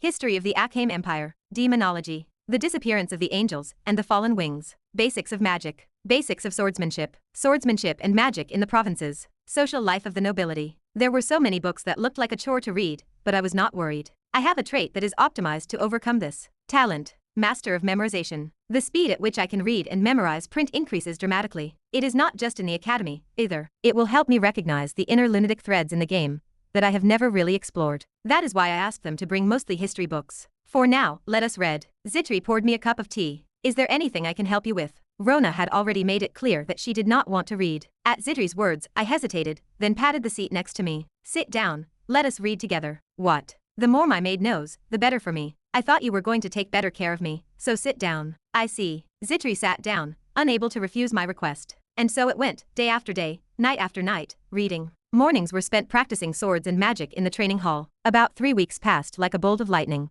and I was able to receive the materials for the Chaser's transfer from the Reinhafer estate a little sooner than I had expected. Theo summoned me to his chambers and held out a thick, magically sealed parchment. The Imperial House has been pleased to recognize the merits of House Reinhafer, and has granted us the Chaser's estate. I will give it to you as I said, and you may take care of it as you see fit. Thank you. In that moment, I realized that the Imperial family is too stupid to be trusted. This is land that will increase in value hundreds of times in less than a year, and they are giving it away for free. Of course, in the current situation, it does not make any money, and only pays taxes, but it is still a dumb idea. Anyway, it is a good thing for me. After accepting the documents, I met with Grind before managing the estate. Before he left to manage his business, he drew up a contract that gave me the money from the sale of the Griffin corpse, as well as the shares in the 2 mines he was supposed to hand over. It is enchanted, so I do not have to worry about him defrauding me. With that, I owe you nothing. Of course, it was dirty work, but I had gotten a lot out of the Chasers. I returned to my room and leaned back in my chair. There was only one thing left to do. Husband, no, I mean young master. I am finally done. You are a bad person after all. I smirked, for it was then that I heard Elena's voice. She held up the liquid in the small container she had crafted. It was clear. It was the elixir made from the Griffin heart. This is going to work. I will be right there. I replied curtly, throwing on a robe and heading for Elena's renovated room. I saw May's dark circles creeping down to her eyes. It was clear she had been taking care of the process. Seeing her sleeping with her eyes open, I put my hands over her eyes and covered her with a robe. I finally got the elixir from Elena. This is the elixir made from the heart of a griffin. I had spent quite a bit of money on the ingredients along the way, but it was not much compared to this. It was not my money anyway. Rodwell's facial expressions became more colorful, which made it worth watching. It is scary, but I have to live, do I not? For now, it is best to take some medicine and build up my strength. Once I am stronger, I will be able to extend my life by slaying the mighty, just like I did when I captured the griffin. Ha! It was hard work. At last. The timing is right. 2 weeks until I enter Eldane. That should be enough time for my body to absorb the elixir. I think so. The item's information popped up with an unmistakable system chime. Basic information. Name. Wind elixir. Classification. Consumable. Rank. High. Properties. Wind. Stats. +1 physique. +3 agility. Wear restrictions. None. Special effects. None. Forged by the alchemical genius herself, Elena, the effectiveness has been increased by 200%. The effect was simple, but the ripple effect was profound. The time it takes to raise a stat in Inner Lunatic is at least months. But this item, just by consuming it, gives you a +1 physique boost and a whopping +3 agility boost. How ridiculous is this? Memories of sprinting through the training grounds to increase my physique flashed through my mind. And now, thanks to Elena's potion-making genius talent, the effect is doubled. Tears blurred my vision. To think of all the trouble I had to deal with that lunatic. Young master is that, crying. Noisy. I quickly regained my composure and turned my attention to Elena. I heard a small voice behind me say that even a grouch can be charming, but I tried to ignore it. I quickly poured the elixir into my mouth to test it out. It took less than 10 seconds before I felt a change in my body. Chapter 40. After consuming Elena's elixir, I trained for another week. Just when I thought I was becoming formidable, I opened my status window to check my progress. Basic info. Name: Knox Von Reinhafer. Gender: male. Age: 15. Race: human. Primary element: darkness. Achievements: none. Traits: positives. Genius with swords and martial arts. Genius with mana sensitivity. Insightful. Master of memorization. Steel mentality. Master of acting. Neutral. Manifestation of darkness. Negative. Time limit. Chronic illness. Crippling chill. Possession. Stats: physique 6.1 +1. MP 9 +1. Luck 10. Willpower 11.1. Charm 26. Hidden stats: agility 7. Skills: active skills. Time of genius: Shadow Family Intermediate Swordsmanship, Southern Swordsmanship, Ignition, Transmutation. The player's remaining lifespan is 150 days based on the time limit talent. Subquests completed 10 of 10. Tutorial cleared. Status will be updated with the tutorial reward. You will see additional itemized stats. I was satisfied with my stats and achievements. My initially abysmal physique was nowhere to be found, replaced by a decent level. It was enough that I should have no trouble entering the academy. Reaching 10 in the magic stat unlocked the talent mana sensitivity genius. This was the core of the magic tree, and the ultimate talent, and it had successfully bloomed. The requirement to unlock it was mana 10. With my existing mana stat of 9,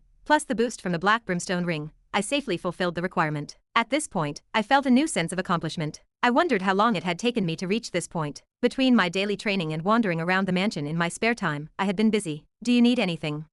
No, young Master Knox. I asked if you needed anything. Don't make me say it twice. I wandered around looking for people in distress. I heard that one maid had lost the ring she wore when she married her husband 4 years ago, so I told her I would find it. Heek. I will find it and bring it back. I helped other servants with similar cases of lost property. Each of them reacted with horror, and Rona's suspicious gaze followed me everywhere. If it weren't for the master of acting talent, I would have failed to complete the subquest. That would have slowed my growth even more. However, after working to the bone, I succeeded in blooming both of my genius traits. A strange sense of satisfaction rose in me, making my whole body tired. But now is not the time to relax. I am well aware of the dangers of the time limit talent. The most dangerous aspect is the inability to raise the physique stat above a cap of 15. While others are capped at 30, I am stuck at 15. This means I have to watch other units overtake me. Eventually, if I don't take advantage of the 2 blossoming genius traits soon, I will gradually start to fall behind. After all, survival in Inner Lunatic begins and ends with physique and MP. Whatever. There is nothing too bad to think about. It is true that I have gained a lot from this process. Apart from that, I don't feel too bad about my development.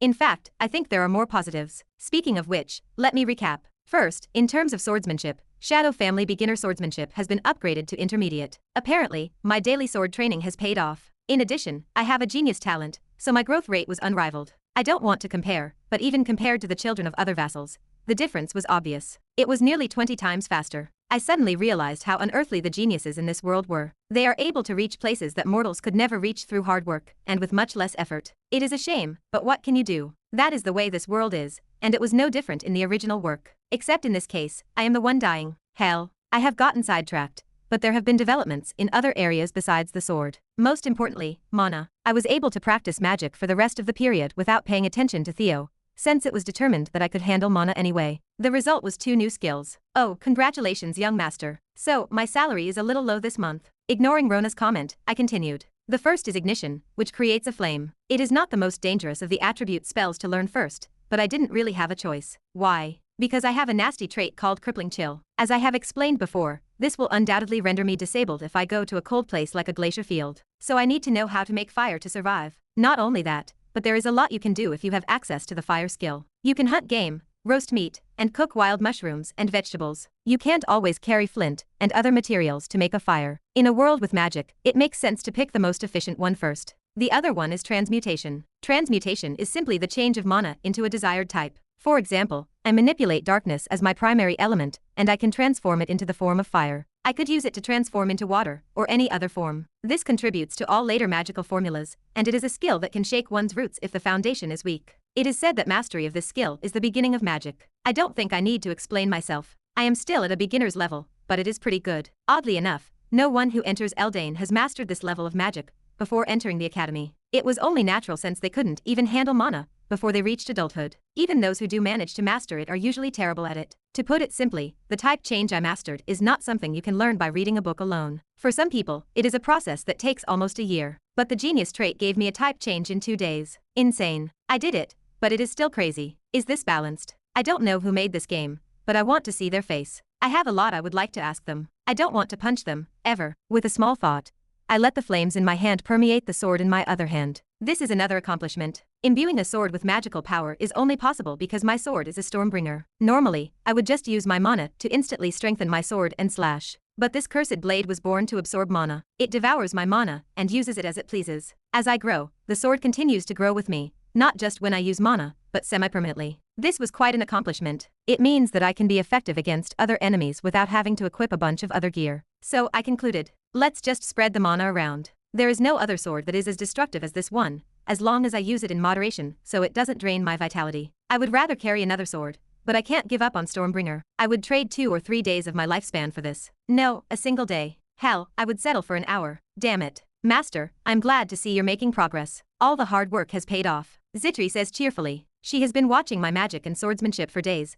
and she is the one who recognizes my progress the most. It is reassuring in more ways than one to have a maid like her follow me to the academy. I nodded and took the water she offered. Of course. I sheathed my sword and cleared my throat to catch my breath. This time, Rona spoke again. By the way, if you get in at this time, you'll be reunited with Lady Talia again. I'm sure you'll be happy. So I'm going to need my paycheck. Senior, may I ask who young Master Talia is? Since your face has taken on a shade of color. When Zitri realized the seriousness of my change in expression and asked Rona, she placed her hand on her waist and replied, alas, Master Knox's fiancé. Well, it's still unofficial, but rumors have already spread like wildfire among the butlers and maids. What? Wait. Shit. What the hell did I hear? Rona, tell me that story again. I asked, feeling dizzy. Rona has a nonchalant look on her face, the type of look that suggests she doesn't think it is a big deal. I couldn't help but want to punch her in the face. Rona crossed her arms. I was just telling you that young Lady Talia and the master are getting engaged. It's not like everyone knows about it. That is the problem. I didn't know. I blurted out. What kind of nonsense is this? Who was this person who was going to stick a knife in my heart in the future? Without a second thought, it was Talia von Steiner. And she is engaged to whom? Why did all the other idiots know about it but me? Ah, even you are embarrassed.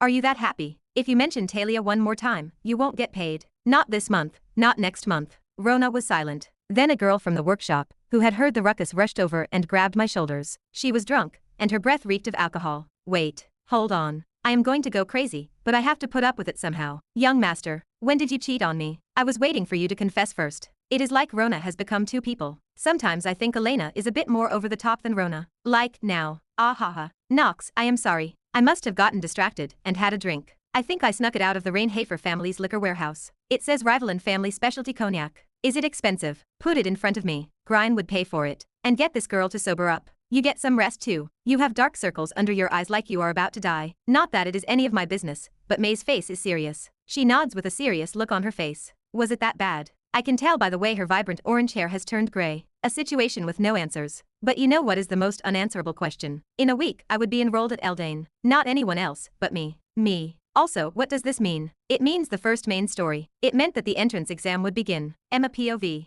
A troubled girl's voice came from the Steiner family mansion.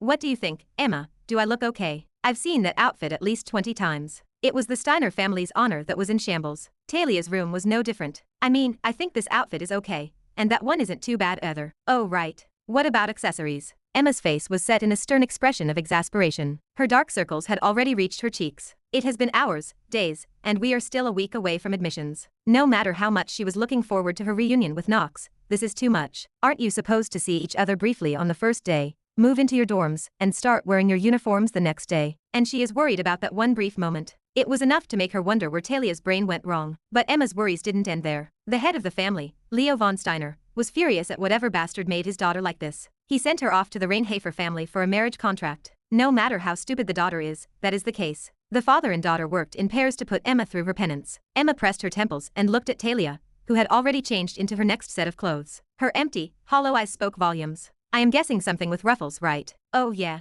Emma, you just answered out of boredom. Oh, this is haunting me again. You sassy little brat. Emma couldn't help but look at her outfit again. That is right. It is her own fault for succumbing to the power of capitalism. If only for the sake of my healthy parents back home. Tears blinded Emma. Chapter 41. Some time had passed. The Chaser region was now completely under my control. I surveyed my newly acquired land, unable to hide the smirk that tugged at the corners of my mouth. It was still a shabby place, but thankfully, the barriers I had reinforced with the iron golem's core remained intact. Since the defenses did not collapse when we captured the Griffin, we should be fine for now. The old building previously used by the guards was also mine to command. I had rearranged the furniture and cleared out all the useless clutter. I also released all the innocent prisoners held in custody. In their place, I installed Grine and his soldiers. You might assume they would repeat Tigan's mistakes, but I was not too worried. They knew full well that if they messed up, I would deal with them. People are simple creatures, and once they experience fear, they learn. Grine was listening to me now. I did not know why he would choose to praise me, even in front of Theo, but it was safe to say he was unlikely to betray me. On a side note, the prison had been downsized, and the neighboring bandits had been cleared out. It cost a fair amount of capital,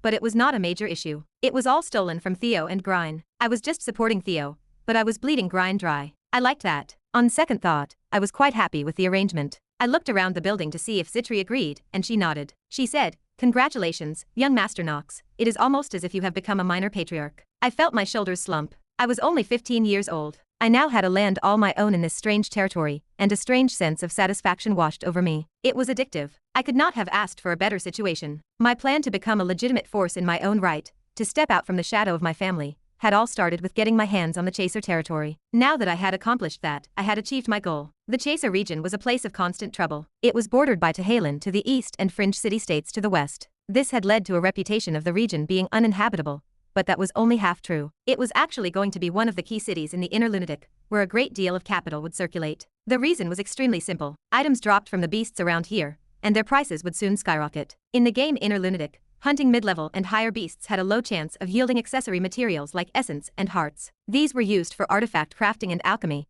just like in any other game, and they had many uses. Unfortunately, at the start of the game, these alchemical and artifact-making skills were not yet established. Elena was just a unique case. Did that mean the materials that dropped after killing a demon had no value now? They were currently only being used for research. However, items would not be cheap forever. Over time, technologies would continue to evolve. Artifacts would be artificially crafted, and alchemy would be used to create better items. Along the way, blacksmiths and alchemists would realize that making armor out of demonic materials could have special effects. There were many reasons to hunt demons. I had the Chaser region under my control. This demon-infested land was about to experience an unprecedented boom. The price of all magic stones and materials would skyrocket, and I would benefit financially. It would be well into the hundreds of millions. Buy low, sell high. It was the fundamental principle of being a merchant. The more capital I could accumulate, the better off I would be when I reached the main storyline in Chapter 3, where the Rivalin family came into play. Plus, there was one more reason to secure the Chaser region. It was an extremely obvious one. After all, the Reinhafers were a third-generation dark family, and Theo was the patriarch. If I was going to do anything under his watchful eye, it was hard to do it at the family manor. At the very least, I needed to get out of his sight. Honestly, I did not want to die with Talia's sword through my heart. Even less did I want to be engaged or married.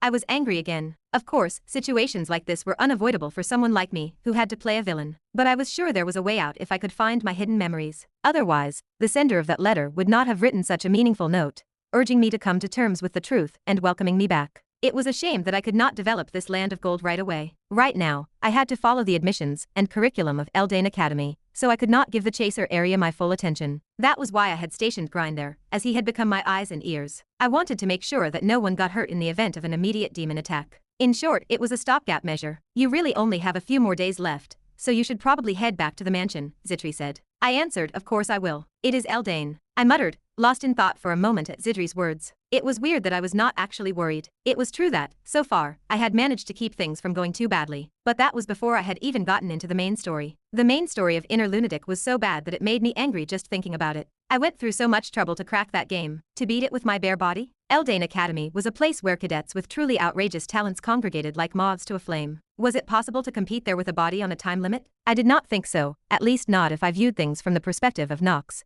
the final villain of Part 1. No way. But what could I do? That was who I was now. Ha. Zitri asked, are you worried? I answered, finally and honestly, rotten. Some time later, we were riding in a carriage toward Talonfeather, the capital of Arkham, home of the Eldane Academy, and the starting point for all knights and mages. There was one great river that flowed through the city. It was called the Arc River, and it was from this river that the capital developed into the city it is today. These were all interesting elements. It was a very solid game setting, and when I first read it, I could not help but be impressed. Plus, there was a special effect for taking a dip in the Arc River. It might be worth a shot if I got a chance. I stared out at the swaying carriage and recited the in-game settings. From here on out, I would have to rely on my memory and analytical skills, and the experience of the dead to survive. This was not a game. If you mess up, you do not come back. That meant I could become a corpse with a single decision. Repeat after me. I am a corpse. While I was thinking about this, a massive fortress-like building cast a tall shadow over the carriage. Before I could look up, the family coachman spoke in a quiet voice. We have arrived. This is the Eldain Academy. Indeed. I thanked him appropriately, then stepped out of the carriage. I could see the outline of a gleaming building. I had seen the academy hundreds, maybe thousands of times in the game. The main gate stood there, imposing and grand. There is still some time until the entrance ceremony, but do you want to go in early? Zitri asked. I was about to nod when suddenly, a carriage pulled up to a stop with a clatter of horses' hooves. Young Master Knox. I spun around at the familiar voice. It was Emma, the maid of House Steiner, and the exclusive handmaiden of Talia von Steiner. I cocked my head appropriately. I see you are early too. Yes. Apparently, it is the entrance ceremony for the Eldain Academy, so here you go, young lady. Please disembark here, and say hello to young Master Knox as well. Knox. Wait. A voice called out from inside the carriage. It was a high-pitched, clean voice. Talia had guessed right. The Reaper was right in front of me. What a surprise. I met a powerful enemy as soon as I arrived at the academy. She was an honored member of the Steiner family, so she could not be ignored. I would just have to give them a proper greeting. As I waited, I thought to myself, what was taking her so long? Why wasn't she here? For a long time, Talia did not come out. All I could hear was the rustling of fabric. I was about to ask Emma if something was wrong. Finally, Talia stepped out of the carriage. The girl with the red eye. Talia looked at me with an uneasy expression on her face. She was wearing a pretty dress with ruffles, and she was starting to look like a lady. Like a child, she seemed to be growing up fast. Maybe it was the Western setting. It had only been a few months. Oh, hi. This must be Talia, the fiancé you told me about. Zitri. I thought I told you not to bring that up. While Zitri was responding to the question with a strange look on her face, a distraught Talia asked, how have you been? Okay. And you? I asked, thinking I should be polite, and she snapped her fingers. Yes. I have been swinging my sword every day, and I have been training to become a knight. Miss, do you really need to talk about your training? Emma cautioned. It did not matter to me, but I had heard that they almost considered me their fiancé. I supposed it was better not to talk about my knightly skills and virtues. I was sure they did not have enough time for small talk. Talia pondered Emma's words for a moment, then gave me an embarrassed look. I am almost over the spiders. Really? I could not help but ask, forgetting to act. Apparently so, because in the game, Talia did not get over her arachnophobia until the end. Talia tugged at the hem of her skirt. I am almost over it. Really, just a little more. You haven't gotten over it yet. No. I shook my head, looking at Talia as she screamed. Of course, even at that moment, Zitri somehow managed to look back and forth between me and Talia, a pensive expression on her face. Did I do something wrong again? Meaningless thoughts filled my mind, but I could not help it. For now, I just had to pretend not to notice and move on. As I continued to chat, I saw other carriages pulling in, each with their own distinct style. I realized that many of them were children of high-ranking families. As for the commoners, most of them arrived on foot and made their way inside, but about a fifth of them were noblemen of considerable talent. I followed their procession with my eyes until I spotted a particularly large and gaudy carriage. I knew instinctively who it belonged to. The carriage came to a halt in front of me with a sudden clatter. An unusually gaudy vehicle. A woman was stepping out of it. She was dressed in an expensive blue dress adorned with jewelry. Well, who is this? Aren't you young Master Knox? I didn't expect the third son of the Reinhafer family to end up at Eldain Academy. How nice to meet you. The corners of the girl's eyes curved charmingly. She had auburn hair and unusually blue eyes. She was petite, but her face was quite commanding. She had gently curved eyebrows and a sharp nose. She wore light makeup, and her lips and face were lightly rouged. A girl who was still a child, but hidden behind her youth was a cunning fox. Of course, I already knew who she was. Eleanor de Rivalin, the most powerful woman on the continent. The only daughter of House Rivalin, a star in the merchant world who would go on to shake up the entire business world. Commonly known as the Fox of Gold. Yes, that's me. Incidentally, she and Knox had met as children. A lowlife like you is a noble? Can you get the hell out of here? A noble from a lowly merchant family that you ignored. Not on good terms with Knox. Simply put, it was one of Knox's many past sins. Along with Talia, for the record, she was the character who helped drive a sword into my heart. Eleanor de Rivalin. I never thought I would see you like this again. Shit. I was not even mind-controlled at that moment. Why did I get all these kids around me who wanted to kill me? My luck must have been at an all-time peak. Chapter 42. I spotted a girl with auburn hair and clear eyes standing before me. My insight flared, and I summoned her status window. Basic info. Name: Eleanor de Rivalin. Gender: female. Age: 15. Race, human. Primary element, wind. Achievements, none. Traits, positive. Genius in computation, genius in acting. Neutral, none. Negative, secretive, vanity, pride. Stats, physique, 5. MP, 7. Luck, 9. Willpower, 7. Charm, 21. Skills, passive skills. Colossus I, active skills, none. Yes, it is me, the noblewoman from the lowly merchant family you ignored. Eleanor de Rivalin. I never thought I would see you again. Her tone was blunt and prickly. Part of me wanted to apologize and clear up the misunderstanding right now. Knox's past behavior had struck a nerve with Eleanor. Eleanor was from a merchant family in the inner lunatic setting. She was also the only daughter of a nobleman. She was obsessed with appearances and always strove to be aristocratic. Her middle name, was also given to her by her father, who was now dead. Clarkson had bought it with his money. In this world, it was not uncommon for a fallen noble to sell his family name and become a commoner. As such, Eleanor's biggest backstory was her own past. Her hatred of House Rivalin, or her commoner roots to be precise, ran deep within her. To the old version of Knox, she was nothing more than an eyesore. He had said terrible things to her. He had called her a lowlife for pretending to be a noble, mocked her for thinking money could buy history, and called her a stupid bitch. Naturally, he had done something incredibly foolish. It was so typical of Knox that I did not even know what to say. That was exactly who he was. I had not done those things, and I was furious, but there was nothing I could do about it.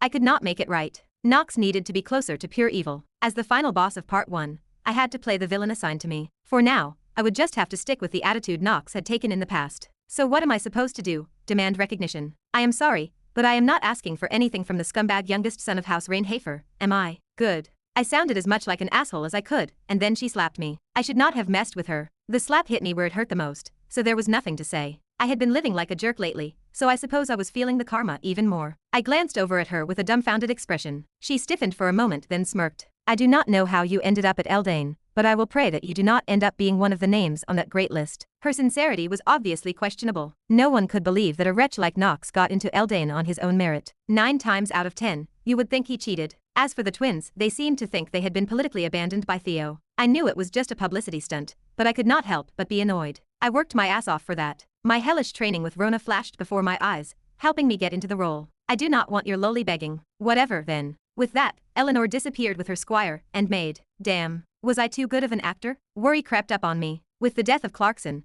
the head of House Rivalin, and no other heir, the title was already in Eleanor's hands. Although House Reinhafer was a prestigious ducal family in the Arkham Empire, it was a bit of a burden to antagonize House Rivalin, the great godfathers of the underworld. The power of the Rivalin family could not be ignored. They controlled almost all of the continent's black market, and the size of the market itself was staggering. Even Theo did not take them lightly, as they had been able to skirt sanctions as a monopoly, and continue to expand their holdings. The Reinhafers had plenty of money to burn, but they were new blood on the block compared to House Rivalin. If you did not look good to them, you would have a very short leash. But what could you do? The old Knox was an asshole. My personal impression of her was that she was a very unfortunate unit. I liked her quite a bit, regardless of her current situation, because she was a character who was trying to push herself to the limit every moment to overcome her trauma. I recruited her often. Of course, if she was one of the members of the Order that would kill me in the future, that would be a different story. I thought Eleanor was a pretty great character. If she did not interfere with the main story, I would have her in my pocket somehow. But it was a futile assumption. She was destined to blossom her talents and kill me, along with the main character we would meet in the future. As her status said, she would accumulate vast wealth,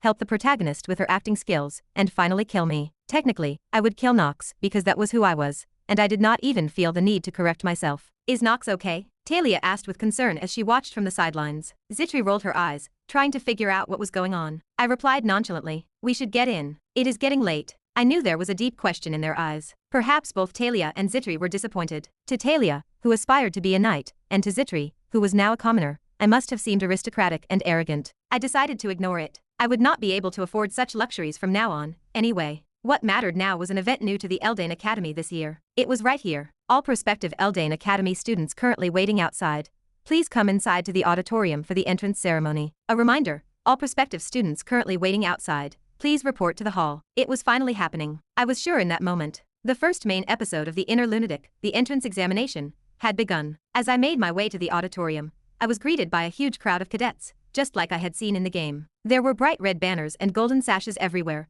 as the colors of the Arkham Empire were red and gold. I shifted my gaze and took in my surroundings. There was a slightly elevated podium, with all the trappings of a formal speech, just like in the game. Next, I started looking at the cadets. Zitri was not technically a cadet, so she could not come with me. Instead, I decided to have her go to the dormitory where I would be assigned, organize my things, and get ready. By the way, Zitri would also learn to be a maid at the academy. While she would not have to study much in the way of housekeeping, she would learn basic magic, math, and other foundational knowledge. This was the academy's way of supporting students, as it was necessary for them to properly care for the lords and ladies they would be serving. I hoped no one would bully her for being a fallen noble, though if they did, I would be there to kick their asses. Anyway, there were many children of pretentious families in the vicinity. Eldane Academy was said to be the finest educational institution on the continent. If that was the case, it was no wonder. On the other side of the seating were the commoners. The atmosphere was somewhat intimidating, as opposed to the carefree nobles, who seemed to know each other. They seemed to think they did not belong there. If not, they were probably worrying about being hated by the nobles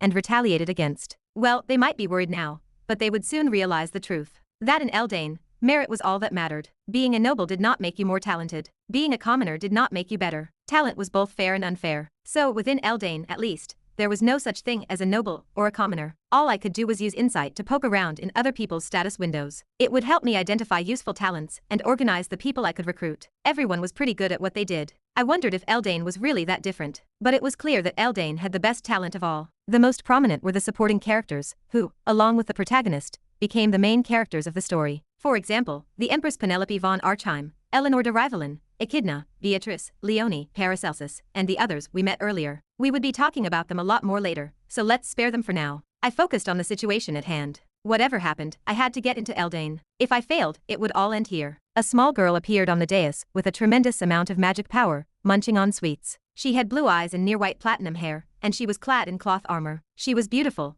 but she was a child, and it looked like she was in the wrong place at the wrong time. Moreover, she naturally forgot the sweets on the dais. It was a scene that probably did not look very pleasant in the eyes of the high-nosed aristocrats. Thanks to this, a loud voice spread from under the podium. Who is that kid? Where are the professors? Shouldn't we get her out of here? What is this, an entrance ceremony for the sacred Eldane Academy? The aristocrats thought they were being ignored, so they complained loudly. In truth, I was the one who wanted to silence them. That person was a monster, who should not be judged by appearances. I stood as far away from them as possible. Up ahead, the girl from earlier was smirking. She looked to be about 10 years old. One thing I could guarantee you was that you should not talk about her. She was one of the greatest mages in the world, and a revered member of the Four Sages. I used insight to check Noah von Trinity's status window. Basic info. Name, Noah von Trinity. Gender, female. Age, unknown. Race, unknown. Primary element, water. Achievements, Solis, Dean of Eldane Academy, Four Sages. Traits, positive. Monosensitive genius, fluffy. Neutral, none. Negative, complex, childish, congenitally cute, lazy. Stats, physique, 21. MP, 26. Luck, 8. Willpower, 22. Charm, 10. Skills, passive skills. Sea of Mana, Supreme Ruler's Awe. Active skills, Waterball, Cold Beam, Blizzard. Even though her physique was not insignificant, her MP was insane, as befitted her name and title as one of the Four Sages. A whopping 26. This one was so obvious that it did not even make sense. So monsters were indeed monsters. I nodded, taking a moment to organize my worldview. Inner Lunatic was notorious for the fact that as your stats increased over time, they became harder to raise. Noah's presence here in the Inner Lunatic was unique, as characters with stats above 20 were considered monsters, and those above 25 were called mythical beings. But that was not the only thing I noticed about her. Greetings, my name is Noah von Trinity. I am the new dean of Eldane Academy. The hall erupted in confusion. She is the new dean? Really? No way. She is just a kid. There is no way the Noah I know is that kid. Actually, I could understand the cadet's reaction. Not many people knew Noah's face now. Moreover, a child. It was hard to believe. To be honest, it seemed like the game company put her in just for characterization, but there was a reason for that too. She had previously participated in the slaughter of the 9th Hierarchy Demon on the Night of Slaughter, along with Knight Celsus and Theo von Reinhafer. In the process, she used much of her power, which caused her to regress into a child. In the story, she was transformed into that size during the use of a time reversal spell. That was why many people did not recognize her face. It was not a world where photos were widespread. What? Are you not all applauding me? I am the dean now, and you dismissed me as tiny. She said it deliberately, with her hands on her hips. My head felt sticky again. Noah von Trinity had an odd way of speaking, an infantile regression in both size and tone. She was barely over 100 years old, and I did not like it. Imagine if your grandmother's speech ended with infantile quirks. That would be intolerable. No. I find your maturity attractive. There was a loud voice over the commotion. It was an extra, but I thought it was great. That was the kind of person I would like to have in my party if I ever got the chance. I memorized the face of the shouting cadet and paid attention to Noah's reaction. Hee hee. Whatever. Noah's expression softened, and she stared at the group of prospective cadets gathered below. If you were asking why the word perspective was attached to this, I had quite a bit to say about that. It was also the answer to why I had been so troubled since the first day of school. Noah, whether she realized it or not, sounded excited. I really do not like to be bothered, so I am going to keep this short. So listen carefully, and do not ask any questions, and from now on, you are going to take the entrance exam for Eldane Academy. With that, the hall suddenly erupted into an uproar. Why? It was pretty simple. There was no such thing as an entrance exam in the first place. So why the sudden change? Because I am the new dean, and I have noticed that many of your seniors are slackers, who think they're nobles, and who bully commoners. Yai. So much for talent. A frosty look crossed Noah's face for a moment, then faded. She smiled again, an innocent smile, and gestured toward the cadets. So, Noah paused, gesturing lightly. An immense amount of magic power flowed out of her body. It then expanded, filling the room in an instant. It was huge. Even I, who had a magic stat of 10, and a monosensitization genius trait, could not breathe. The others were almost out of breath. I am going to organize a special test this time to weed out such trash. Of course, even if you die here, I will not even know. Suddenly, Noah's mood changed, and her voice sounded eerily cold. It was a far cry from the smiling, joking person she was just moments ago. With that, Noah clapped her outstretched hands together. At that moment, the auditorium went dark. Well, everyone, I will see you all alive. With that, she spun her body around. Shit. It was a good life. A bunch of guys had that look on their faces. I felt my body float away. When the flash of blue light ended, I was standing on an island surrounded by water. And with it, a giant shout rang out overhead. You bloodless bastards, get up right now. How dare you think of sleeping in front of the instructor? You must have swollen brains. But no one woke up at the sound of the instructor's voice. All of them were just drifting like seaweed. Luckily, I managed to stand without falling down. I was dazed for a moment, but I quickly regained my senses. I let out a sigh and stood up. I did not forget to cross my arms over my eyes. And now I am Knox. Knox. I repeated to myself, ignoring the overwhelming feeling. A muscular, balding man stood in front of me. An instructor unit known to users as Takoyaki, a cool name. It was Vernon. I thought to myself, I am pretty sure he used to be a rich blonde too. Poor guy. For some reason, I felt a surge of pity for him. What is it? Gray hair, why are you looking at me with pitying eyes? Ah, I was caught. I stopped myself from imagining what it was like to have a head without hair. I steadied my gaze and spoke. It is nothing. You bastard. Why are you frowning now? Vernon asked abruptly. I could not answer right then and there. I could not say that Vernon's head glistened in the sunlight and dazzled me. I wished his hair well and quickly changed the subject. Tell me about the entrance exam, please. Chapter 43. Vernon, the bald instructor known as Takoyaki, found himself in a rather embarrassing situation. The reason was the boy with bushy white hair and lavender eyes standing right in front of him. This was a student who somehow struck a chord in men and set women's hearts on fire. It was not just his rugged good looks that had the instructor flustered. Vernon crossed his arms and looked the boy over. It was strange. The dean had said everyone would be unconscious for at least 2 hours, so why was this bastard already up? For some reason, the word bastard slipped in, but it was just one of Vernon's habits. He had a deeply ingrained complex about his appearance, so he had a habit of looking down on handsome people, especially those with fuller heads of hair. It was a pathetic habit in many ways. To Vernon, the current situation was clearly embarrassing. The magic that Noah had performed in the auditorium earlier was forced transference, an intermediate spell. His own magical proficiency had not yet blossomed to such a level. For those without talent in magic, it was a spell that could easily kill them. However, the gray-haired boy had not only woken up quickly, but he had managed to get to his feet. Vernon wondered how he did it. The dean could not have lied. No matter how childlike she appeared, she was one of the 4 sages. They were mythical beings, unrivaled among wizards. Noah Von Trinity was a force to be reckoned with. Few wizards in the world could match her. Despite the innocence of her eyes, her freezing magic could chill everything in existence. She was a living legend of incredible power. Witch of Freezing was the phrase that described Noah. That was not all. She was a living myth with a reputation as a demon hunter. Noah Von Trinity was a figure that every prospective student here looked up to, even if her appearance and mannerisms were more than a little odd. Vernon patted his chest and thought to himself, even with the dean present, it was still dangerous to move cadets around like this. I would advise caution in future trials. For now, the prospective students were all still breathing, but it was dangerous to suddenly expose them to magic like this. Few, if any, of the instructors could withstand Noah's power, even if it was contained to a trickle. And to ask a cadet who had not even been enrolled to endure it was madness. No matter how you looked at it, it was an unreasonable test. Other families might have shouted that this was unacceptable, and that they would not tolerate such a trial. Even so, I doubt anyone would argue with Noah, one of the 4 sages. She was the dean, so she could do whatever she wanted. Indeed, in retrospect, Dean Noah had a good reason for sending them this way. She wanted to weed out the cadets from the very beginning. Was the being in front of you a student worthy of entering Eldane? To find out, it was necessary to pre-screen their talents. Talent would only end up making life hell for the individual student. The further you went, the more this talent became a barrier, and it ultimately destroyed the person who attempted to break it. That was why Noah chose this method, albeit a rather violent one. The sooner you weathered a storm of magic and woke up, the higher your mana sensitivity would be. Mana was a key element for both knights and wizards. At the very least, I wanted to see the talent with my own eyes before accepting a student. If they could not handle this,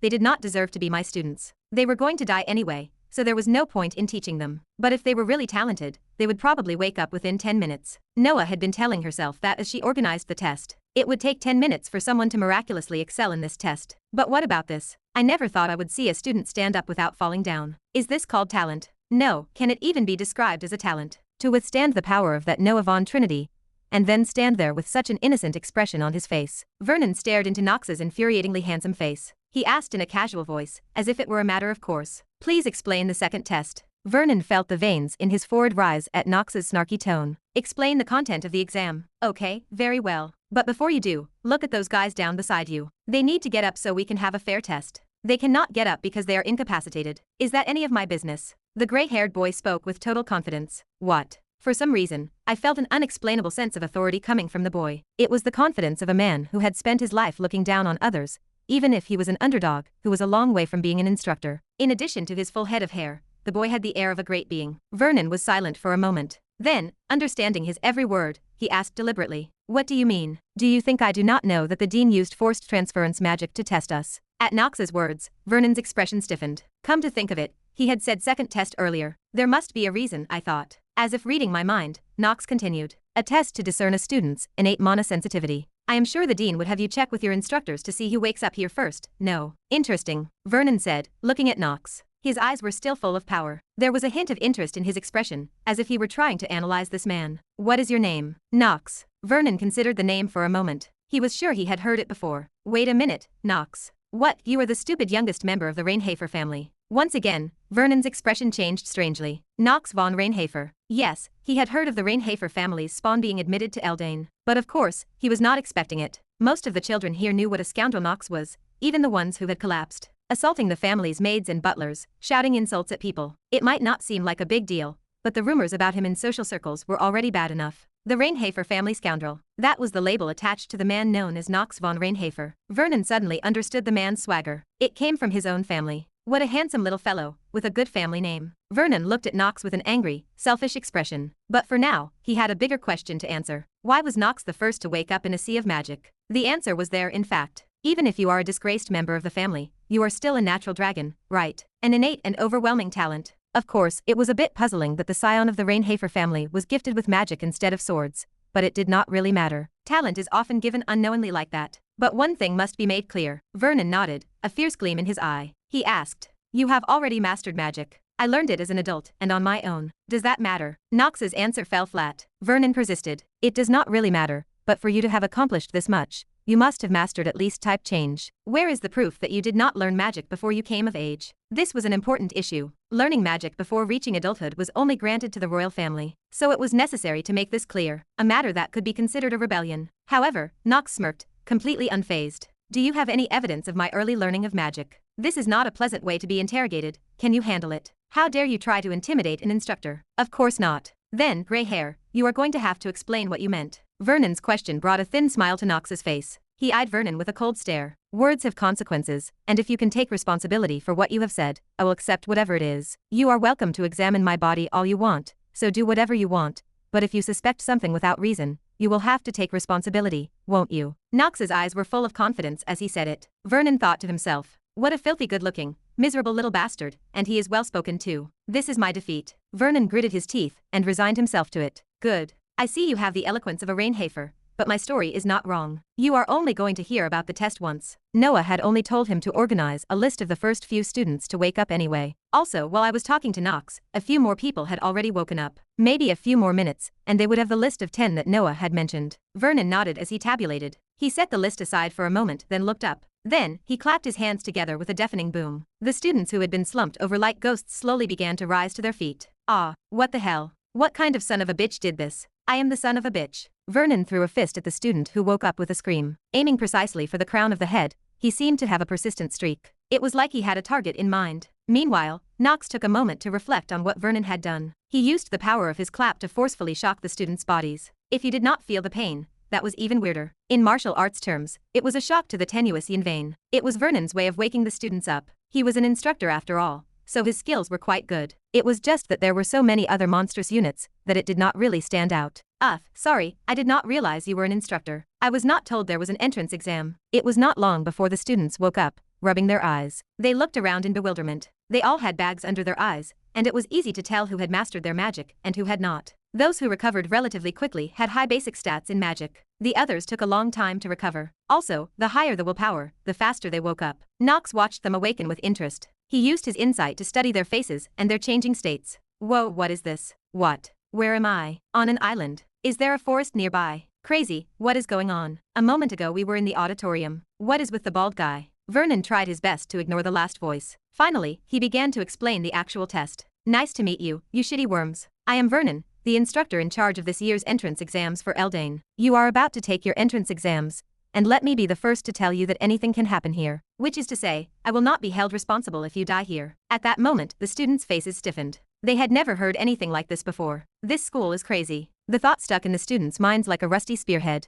They are evil, especially for a subject they have no intention of letting die. I smirked at Vernon as he casually spouted the lie. The truth was, Vernon was just trying to scare us. Even though more than 90% of the people here were adults, there was no way they were capable of rational thought when their lives were threatened. This was how they would separate the wheat from the chaff. Resistance to fear was one of the most important qualities of a knight. No matter how talented you were, if you were not willing to face the enemy, you would be overrun and killed. I had seen units like that many times, and now I must take them into my own hands. The ones that do not make a difference in the grand scheme of things. I must devour them, raise them to power, and then have them help me. Of course, it will not be easy to weed out the talented ones, but I have no choice. If I do not, I am bound to get screwed. Then there was the player, the main character. The first main story. The entrance exam was the first time the main character was active. So I continued my train of thought, and looked at the stats of the prospective students. Before I knew it, Vernon's explanation was over. So, from now on, you are going to attack this field, and bring me the gems that are hidden all around. The gems were graded according to their color, and the less powerful gems you brought, the better. The gems were ranked in the following order: white, green, blue, purple, and black. Black had the highest score, and vice versa for white, but black gems were usually unavailable. Of course, I was the only one who knew how to get the black gems here. Of course, there was a reason Vernon asked them to bring him gems with weak energies. It was to test their ability to detect magic. In short, the more talented you were,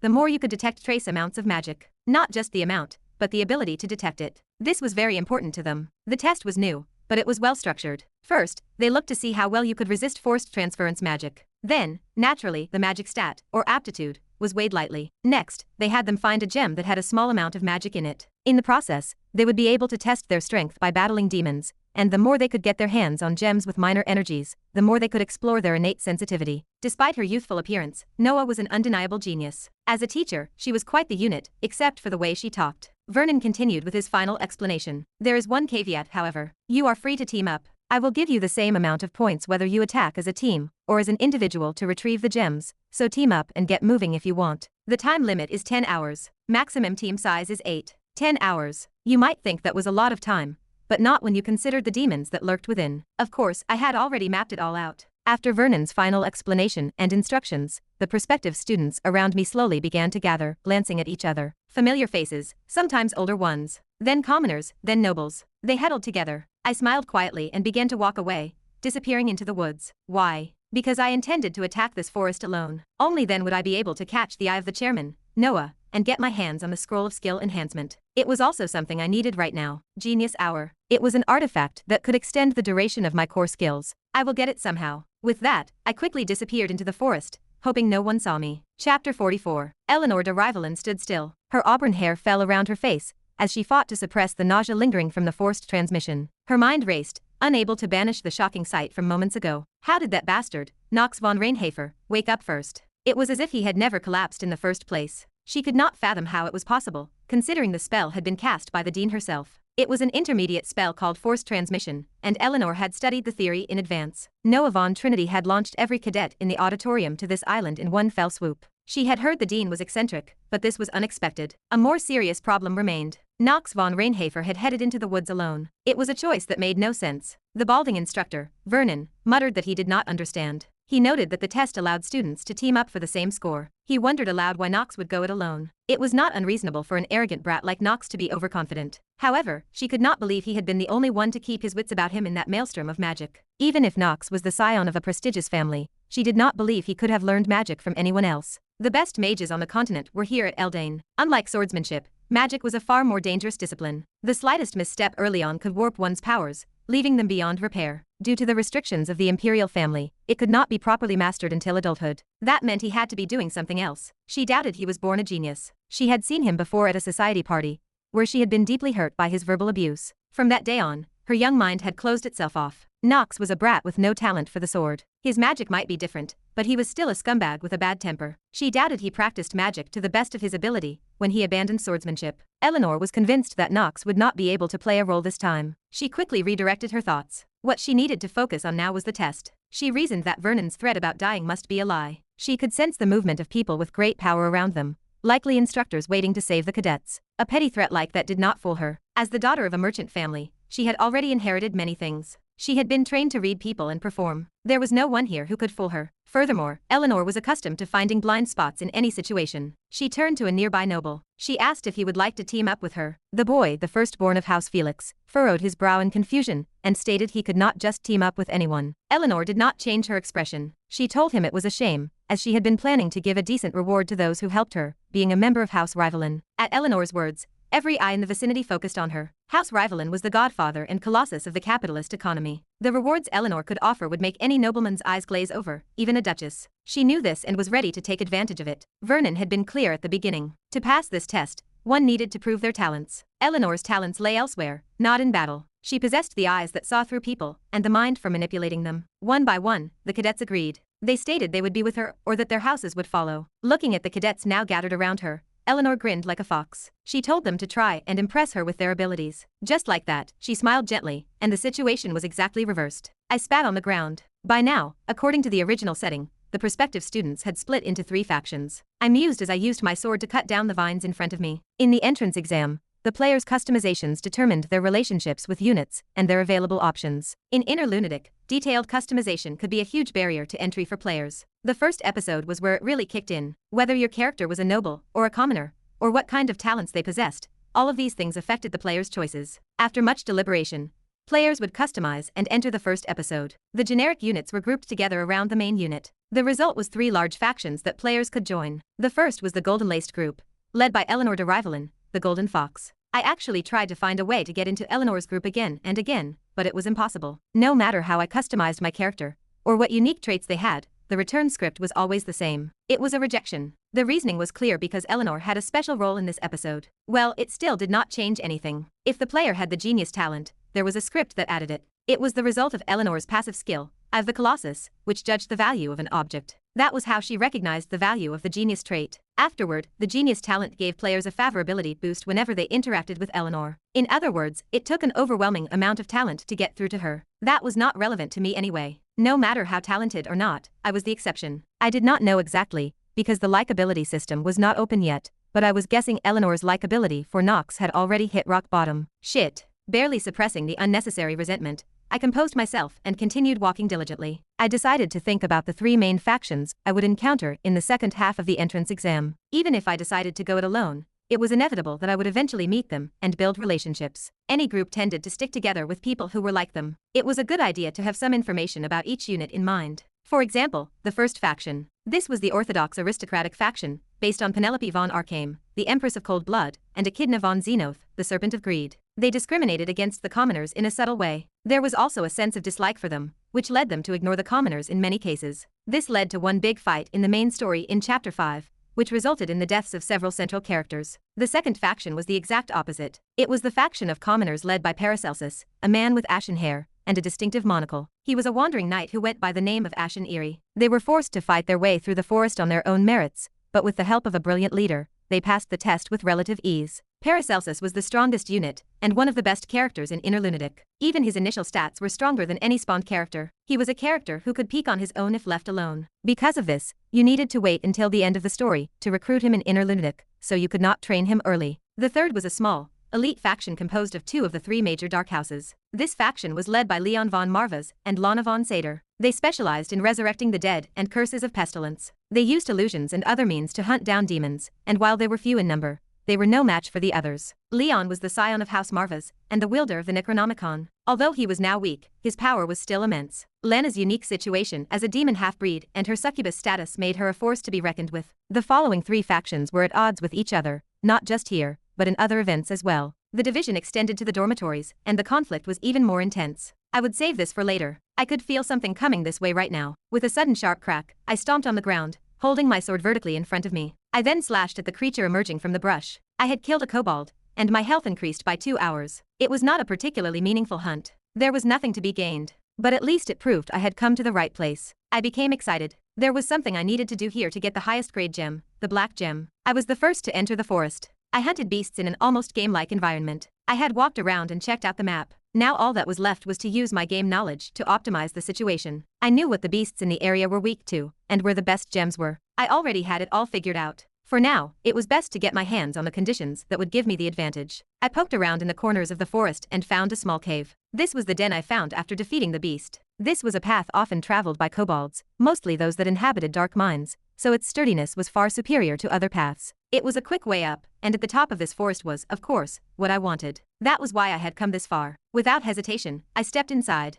The message that followed made me even more excited. I had found the hidden route to the first main story, entrance exam. The message indicated that reaching the top would grant an extra reward. As I listened to the message, I reminded myself of one fact. The jewel with the lowest magic power hidden in this forest was embedded in the heart of the boss monster. I was scouring this place like a hunt for that boss. A black gem and a skill scroll. My heart raced at the thought of them being mine. After Eleanor built a faction based on her capital, Paracelsus, the core of the commoner faction, also united with them and quickly disappeared into the forest. Leon and Lana von Sater, members of the underworld, had also vanished. There was only one remaining. It was now time for the heavy-assed nobles to confer with each other and decide who would take whom. The loudest voice in the room was, by far, the most vocal. The cold-blooded princess, Penelope von Arkham. She was a fair-skinned character with beautiful blonde hair and golden eyes that she inherited from her father. She was similar to Knox in that she exuded a unique and mysterious aura, but her popularity and the amount of goodness she portrayed in the game made the comparison embarrassing. Knox was a scumbag, and Penelope was a pariah. She had the support of all the people of Arkham. Penelope suggested that they should probably organize a party and take the test. It was Echidna who had said that. Echidna was from the continent's only family with divine elemental magic. She was the eldest daughter of House Xenos, and the one who would inherit the family name from her father. She was the star of the family, and known as the Serpent of Greed. As a result, from an early age, Echidna had been in close contact with the princess.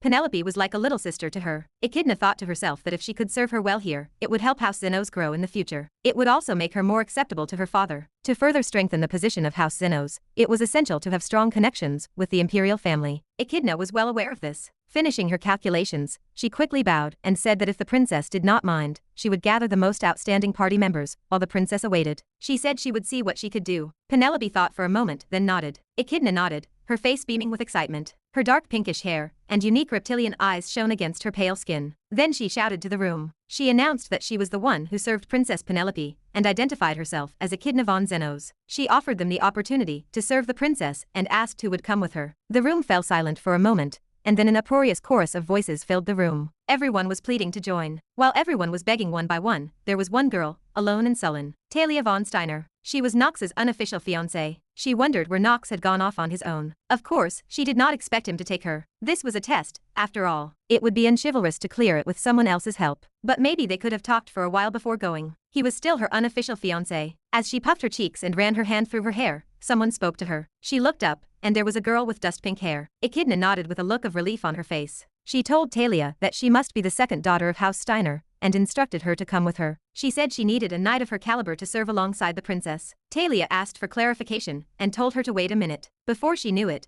Talia had joined Echidna's party. She already had a relationship with Echidna, so it was not a bad offer for the shy Talia. Of course, having the princess by her side was a bit much. It was a bit of a burden, but she had to take on the forest with someone, after all. She had not expected to be part of a team so suddenly, but there was no other way. She could not help but nod and agree. Talia missed Emma and her apple pie more than ever. Oh, except for the spiders, of course. At that time, there was an unknown shadow following Knox. A small, petite girl. She followed behind Knox and gave him a bloodshot smile. She mused that it seemed like a pretty useful talent. She thought she had better make sure they were not letting a lion cub in, or an imposter. She munched on a stick and watched as Knox began to climb through the forest. Chapter 45. Noah von Trinity, the Witch of the Freeze, had transported the prospective students using forced transmission. The resulting environment was called the Noah's Prefab Labyrinth. Despite its toy-like name, it was far more dangerous than a standard dungeon. Noah had total freedom to place demons and traps within its 1,500 square kilometer expanse. The structure shifted solely in response to her magic. One scenario in particular focused on this labyrinth,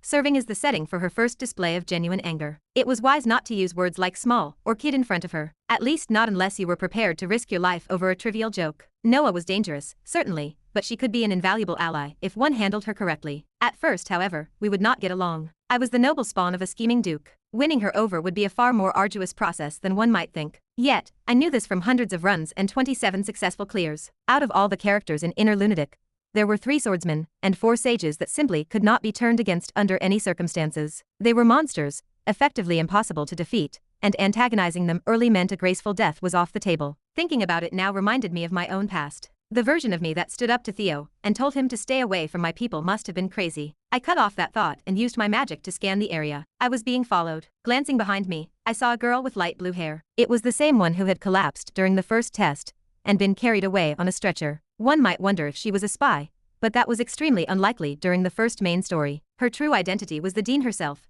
Noah von Trinity. She just wanted to assess the talent of the prospective students, trailing them in plain sight to see if they could sense her presence. Regardless, I was not particularly interested in her peeping. Right now, my priority was to get deeper inside and head upward quickly. I could feel the air getting colder. As expected of the Frost Witch, the residual magic from her teleportation spell carried a lingering trace of ice. As I climbed higher into the forest, a chill began to seep into the air. My talent Amphibian Chill activated, and my player stats decreased while movement slowed. I knew it, I muttered. This damned, sickly body of Knox never ceased to be a burden. It was not just a slight cold, either. I could tell by the way the crippling chill set in. I could not be bothered to analyze how a human body managed to fail this spectacularly. I simply exerted a bit of magic power. The negative trait was temporarily alleviated, and my player stats were restored. I used my practiced fire magic to light the way with warmth. It was dark in the den I had followed the kobolds into, so the extra light helped. It was comfortable enough, though I wondered if it was a bit of a mana drain. Regardless, I had played enough games to know I would be at the top of the island soon enough. Meanwhile, the dean,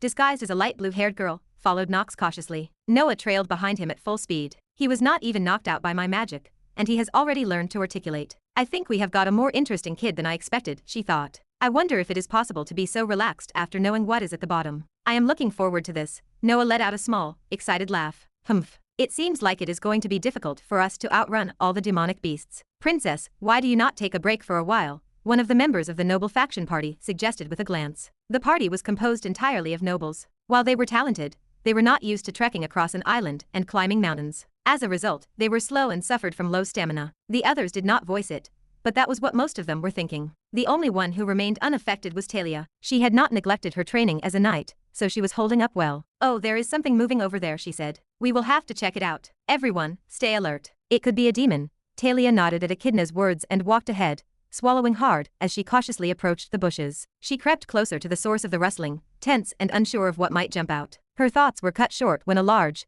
jet black spider leapt out of the grass, causing her to fall backward with a thud. A spider, she gasped. Expecting an enemy, the group dropped their weapons with a sinking feeling. Talia was horrified to see the spider almost cling to her face. Echidna clapped a hand to her face. I forgot, you have always been afraid of spiders. That is, I thought I was all right now. I would be not afraid of spiders. I am worried. Echidna let out a small sigh, while Talia watched her anxiously. Contrary to what Talia thought, Echidna did not see her as a burden at all. For now, she had no one else to trust but Talia. The other nobles had been brought in for their backgrounds and magical talents, but they lacked the necessary resolve. Most of them had only a modicum of knightly training, and they quickly tired of the physical strain. Their pathetic demeanor prompted them to ask for a break. That was a terribly impolite thing for those entrusted with escorting the Empress to say. Ridiculous, that will not do, Echidna said, shaking her head. No, I cannot. I have not found the jewels I was looking for yet, and the princess must always be given only the finest. There is still time. Her dark pink hair fluttered as she spoke, her stubborn tone as cold as ice. The noble boy who had spoken up immediately lowered his head. Penelope shook her head in concern. I am fine, Echidna. If others are having a hard time, we can stop here. No, I am sure you will make good progress if you try harder. There really is not much left now, is there? The color of the gem they had obtained was purple, the highest grade except for black. But Echidna was not satisfied. She felt a compulsion to secure the best one possible for Princess Penelope, to ensure she was seated at the top.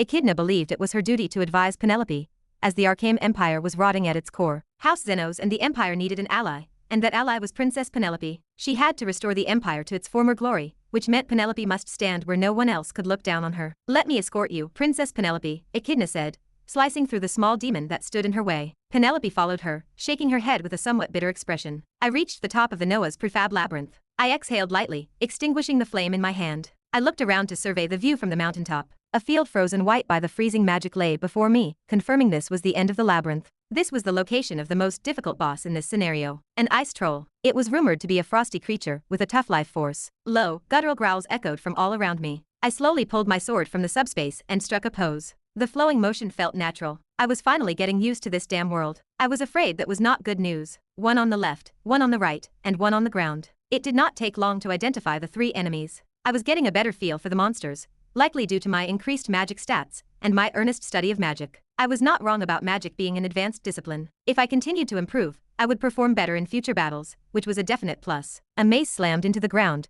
causing the earth to rumble, and my vision to blur for a moment. My genius trait quickly adapted to the situation, activating my skills to heighten my combat senses. I could see things I normally could not. The enemy attack trajectory was clearly etched on my retina. Good. At this rate, I will not have to use time of genius until it appears. I had revealed my hand, and there was someone watching my every move closely. Noah Von Trinity. The dean, who should have left long ago to attend to the others, continued to stare at me. I did not understand why, but in the heat of battle, I could not afford to be distracted. The enemy attacks were relentless. A second ice troll emerged from my left, and the 2 of them attacked in unison. I leaped lightly and powered up my sword in midair, deflecting their attacks with precision.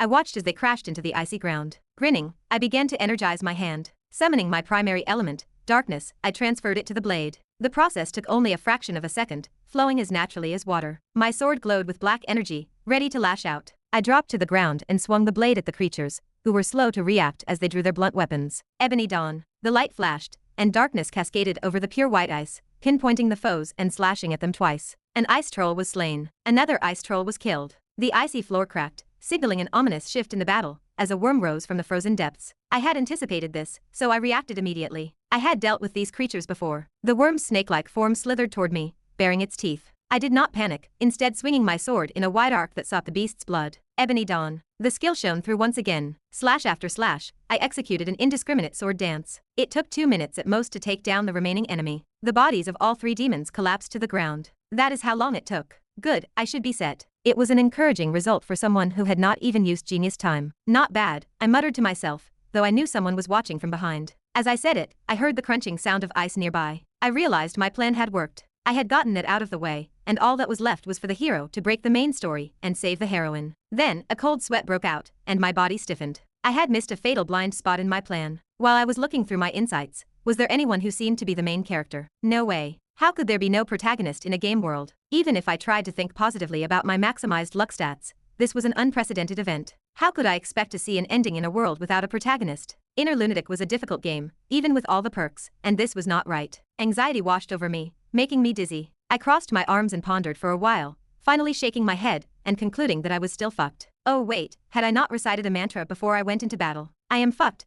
I recited the belated incantation and quickly analyzed the situation. Pulling the black gem from the heart of the defeated worm, I pondered for a moment. Without the hero, who the hell is going to save the heroine? I replied to myself with a dumbfounded expression. Of course it is me, damn it. Chapter 46. The central character in a novel, comic, movie, or any other medium is what we call a protagonist. We admire or sympathize with them. In most novels, the protagonist possesses some kind of extraordinary talent, lineage, or intellect. They are entertaining and own the story as if they were the medium itself. They become fully immersed in the narrative and are the most directly involved in the process. That is the true value of a protagonist. But what if the protagonist does not exist? The work cannot even be established in the first place. The story itself loses its power. There are no novels where everyone is the main character, nor are there any where everyone is an extra. Consequently, the current situation can be summarized in 2 words. Shit happened. I had been too complacent. I relied on my memories of playing Inner Lunatic and thought that staying in the background would do the trick, but it did not. When I first entered the world of Inner Lunatic, I blacked out during character creation and awoke possessed as Knox. Not only did some of my customizations sync, but I was also given the insight trait, which is exclusive to the main character. What does this mean? It means the protagonist does not exist in this world. Fuck. I have been so busy scrambling to stay alive that I lost sight of what was truly important. Why do things always go so wrong for me? I sighed, trying to calm myself. I took a deep breath to steady my expression. Then, I thought back to the moment before the entrance exam started. I looked at all those cadets surrounding the podium, the people with immense talent, and the characters who would later have a direct or indirect impact on the main story. As I scanned them, I could not help but feel a sense of unease. I had not noticed it at the time, but there was a distinct anomaly somewhere. Where the hell is the main character meant to drive the plot? Where is the person who is going to carry the weight of the main story while I figure out the secret of the letter? That is right. He never existed in the first place. I had inherited some of the main character's powers, a realization that made me feel like I was losing my mind. The original character I customized had disappeared altogether. God. For the last few hours, I had been trying to ignore the anxiety rising in my chest. I thought I would just have to survive somehow, but that was not enough. My head was throbbing with a pounding headache. I realized that if I messed up, this could go horribly wrong. The first main story had already started. This is the story where the hero and heroine fall in love. It is a typical heroic narrative where the hero saves the heroine. However, there are two problems here. First, the hero is about to die. That means if he does not save her, his character arc will be destroyed. What kind of game is Inner Lunatic? It is notorious for killing off units regardless of their importance to the overall game. It was notorious for it, and as you can imagine, this was a dire situation. The crisis occurs an hour before the end of the test. About 8 hours and 50 minutes have passed, so I have 10 minutes left. I have to come up with a solution in that time. It is no small feat. You might think the death of a single unit cannot really upset the game balance that much, but sadly, it does. The heroine who must be saved is the unit that will make the biggest difference in the future. She is also the most troublesome unit for me to save, and the reason is simple. The heroine is my worst enemy. Yes, you have guessed it by now. It is Eleanor de Rivalin. She is the daughter of the Colossus, known as the Fox of Gold, who nearly dies in the first story. She is a poor victim. Shit. What am I supposed to do? One thing is for sure. Time is running out.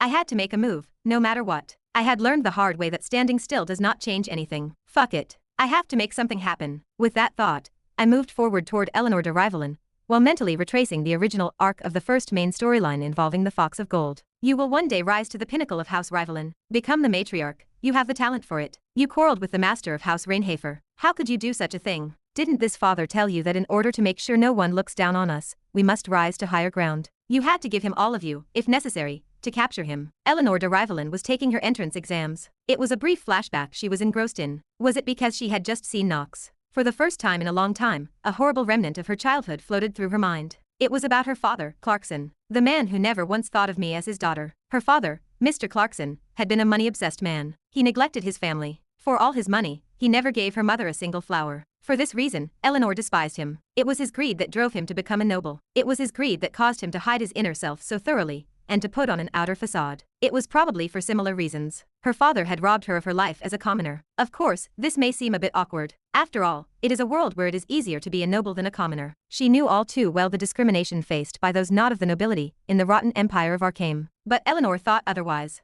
The improper table manners, the stooped posture. Was it really so important to lead a life of nobility that you had to be force-fed manners? The young girl did not know. She just wanted more time with her mother. She just wanted to live happier with her father. So from a young age, Eleanor tried to make her father, who did not see her, see herself. Little by little, I helped him with his top job and showed my talent. Before long, Eleanor was reading the market faster than her father with her natural talent. But the attention he was giving me was not what I wanted. From then on, Clarkson pushed his daughter to the limit, to make her profit grow bigger, and to rake in more gold coins. Eleanor gradually broke down, and her mother soon fell ill and died without proper care. It was a disaster, a complete collapse. There was one more event that pushed her over the edge. That first social encounter with Knox. He had hurt her in ways she would never forget. Money cannot buy honor and a past. No one from a lowly birth could ever stand with her. Now she could see it. She could see the eyes looking at her, eyes that were filled with an incomprehensible, lowly desire to use her. From then on, she closed the door to her heart. Her father died soon after, and she became the de facto representative and head of the household. The rest is history. Her name became the Fox of Gold, and the world came to call her a money-crazed woman. Main quest. In order to pass the entrance examination by the hidden route, 2 conditions must be met. The first is the strongest unit you will encounter at the top of the mountain. It is Paracelsus. There is only one thing that matters here. Earning his favor is key. Paracelsus is an insanely strong unit. He is a knightly character whose overwhelming power is unrivaled by any other cadet unit. He takes the hidden route, and when the main character reaches the top before him and gets his hands on the black jewel, he is there to steal it. As befits a monster unit, there is no way to defeat him here. However, this can be solved by agitating Paracelsus and subsequently recruiting him. But there are a few conditions. The protagonist must be of the good alignment, have no animosity towards commoners, and not be a noble. Why? Because he has a terrible aristocrat-hating trait. Though that is not surprising, given his birthright grievances. The fact remains that this is not good news for me. I am the aristocratic, commoner-despising Knox Von Reinhafer. I am playing him. In many ways, I am not likely to be a favorite of his. Anyway, once you have survived the first trial, there is another one waiting for you. Saving Eleanor. I stroked my chin for a moment, pondering. Eleanor de Rivalin is a character who lives or dies with the help of the main character in this entrance exam. Most people choose to keep her alive, because she is helpful later on. I calmly reflected on her backstory. Eleanor, a fox of gold, she flaunts her wealth in exams and organizes parties, where she sweeps up all the resources to get her hands on the gems. However, she steps out of her comfort zone to go deeper. Finally, with an hour left in the test, she reaches the top. All the factions have gathered together, except for the shadows. There, she gives up the jewel with surprising ease. She does not like to get involved in fights she cannot win. But then something happens. Shortly after Noah decides that the entrance exams are over and heads back, one of the boss monsters that had been lurking in the forest swoops in and attacks her. It was a night walker, a creature known for its agility. Unbeknownst to the instructor, it quickly lunges to kill her, leaving our heroine with one of two choices: save her, or abandon her. Obviously, if you do not do the former, the Empire, and the entire marketplace that the Rivalin family operates in will completely collapse for some time afterward. What if the top shareholder, whose wealth rivaled that of the Arcane Empire, suddenly dies? The consequences are obvious.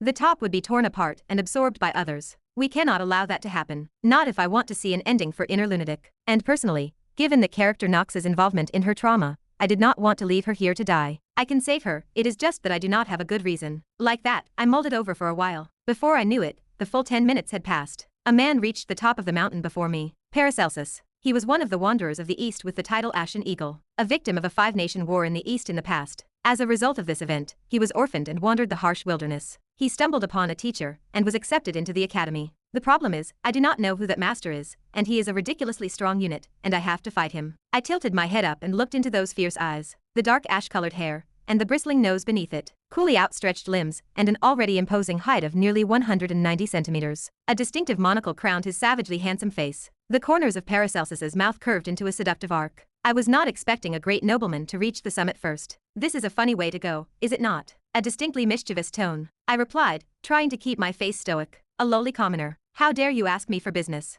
No, I do not. How could I? Paracelsus continued with an exaggerated gesture. I am just a little puzzled. I am pretty good with a sword myself, but you reached the top before me. It is almost as if you already knew the way, is it not? If you have something to say, then say it, before I blow your head off. At my words, Paracelsus's mood changed drastically. His eyes went cold. An icy chill radiated from him. Haha, sure, if you can. How dare you, a lowly creature. Talent master of smoke shakes. Shit. Paracelsus was a formidable foe. That laid-back demeanor from the conversation. Also, where his gaze was now was not a good place to be. Please, do not hurt me. I made myself look as calm as possible, and said nonchalantly, if you do not want to see me, go fuck yourself. I am sorry, but I just realized that I do have something to do. The sound of a sword being drawn shattered the silence. Paracelsus suddenly drew his sword and pointed it at me. It is a crude-looking, pure white blade sword. But I know who it belongs to, and I know how dangerous the master's presence can be. That is why I am afraid. It looks like a monstrous unit. Paracelsus laughed nonchalantly. That black jewel you are holding. You will have to hand it over to me. You want to take it from me. What a lowly way to think. I do not know about nobles like you, but we have grown up in a world where you cannot survive unless you are number one. So you will have to make a concession, unless you want to see blood. Shit, it is not working. I immediately realized that persuasion was not going to work. I quickly used insight to bring up the current status of Paracelsus. Basic info. Name, Paracelsus. Gender, male. Age, 15. Race, human. Primary element, steel. Achievements, unknown. Traits, positives. Genius with the sword and martial arts. Master of medicine. Neutral. Favoritism, strength, weakness. Negative, slothful, obsessive, disdain for nobility. Stats, physique, 10, MP, 8, luck, 2, will, 10, charm, 25. Skills, passive skills, sword extreme, active skills, divine sword combination, wanderer's sword, bow blade beginner. Insane. The maximum number for a single stat on an early student unit is 10. But he already has 10 physique and willpower and 8 MP. Is this balanced? On top of that, he has the trait favoritism. Every single one of them has this trait. If there is someone who looks stronger than them, they will run at them. So, now that I have surpassed Paracelsus in the test, that means I have already made quite an interesting opponent for him. Damn it. It is certainly possible to deal with him now, but I will have to activate Time of Genius to do so. However, if I use the skill I need to save Eleanor here, it will be disastrous. I glanced behind me, but Noah had already left. She must have had enough of the entertainment after I collected the gem, and withdrew. The instructors seem to be waiting nearby, but they are not prepared for Eleanor's attack a little later. There is no reason for this. It is just what the first main quest says. Anyway, a little later, Eleanor is targeted by a night walker and killed. Unless the protagonist intervenes. But if I told my instructors that I was going to save Eleanor, would they believe me? Of course not. Not only that, but now Paracelsus is glaring at me with a pair of twinkling eyes. To take the black jewel from me. I suck in a breath. What the hell is the best decision I can make right now? Obviously, I do not have time to think long and hard. I cannot help but jump to a quick conclusion. Talent master of smoke reverted to normal. Come on, lowly thing. I will teach you your lesson. I too drew my sword. It was the best I could do for now. Maybe I could stall for 10 minutes and save Eleanor, who would come up later, from the demon's attack. Shit, I do not even know if that is possible. I am just doing it because I have to. Then no thanks, your nobility. The ground exploded under Paracelsus's feet as he lunged. I place the black jewel in my hand into the subspace and immediately draw my sword. The energized, blackened Stormbringer sucks the light from the surrounding atmosphere. A violet darkness emanates from the pitch-black surroundings. My black sword clashes with the pure white of Paracelsus. Metal clashed against metal with a jarring screech. Sparks leap from my sword. The group of commoners who had been lurking around the perimeter follow Paracelsus up the mountain, and then Eleanor, the true aristocrat who has reached the summit, is stunned. The tip of the sword burst into flames. The magical energy from them bound their swords together. For the first time since I was possessed here, I felt my sword shake. A sword of terrifying destructive power. Yet he still seemed relaxed. Surely this is not all. Paracelsus said softly, and I scoffed back. You are so cocky. Meanwhile, the auburn-haired girl watched from behind. Eleanor could not help but raise a brow. Paracelsus, I had heard he was strong, and that he was called Ashen Eagle in the East. But how in the world could Knox look like that? She chewed her lip involuntarily. With the sight of the sword, he had so deeply traumatized her. Even she, a mage herself, found herself distracted by it. What the hell was going on? Was it because the sword was a masterpiece? No, it was not. It is draining his magic. A deep question arises in her mind. What could have made him grow so powerful? Chapter 47. Eleanor recalled the Knox Von Reinhafer she remembered. Arrogance, conceit, and vanity. These were the words that defined him. He was fundamentally incompatible with hard work. Knox the scoundrel. That was what the world called him. Eleanor furrowed her brow as she watched Knox cross swords with Paracelsus. She could not believe her eyes. He was actually parrying the blade of the Ashen Eagle of the East, that lowly bastard. She could not believe it. However, she did not have long to dwell on it. Aside from the team led by Eleanor, the area was dominated by Paracelsus and his commoner companions. The teams belonging to Princess Penelope and Princess Echidna had also gathered at the top of the mountain. Perhaps they, too, had realized that in order to obtain a valuable gem in this test, they would have to venture deep into the forest and face the monsters. As a result, 4 of the top teams had their sights set on the black gem held by one man. Knox must have obtained the gem somehow, but it was pointless.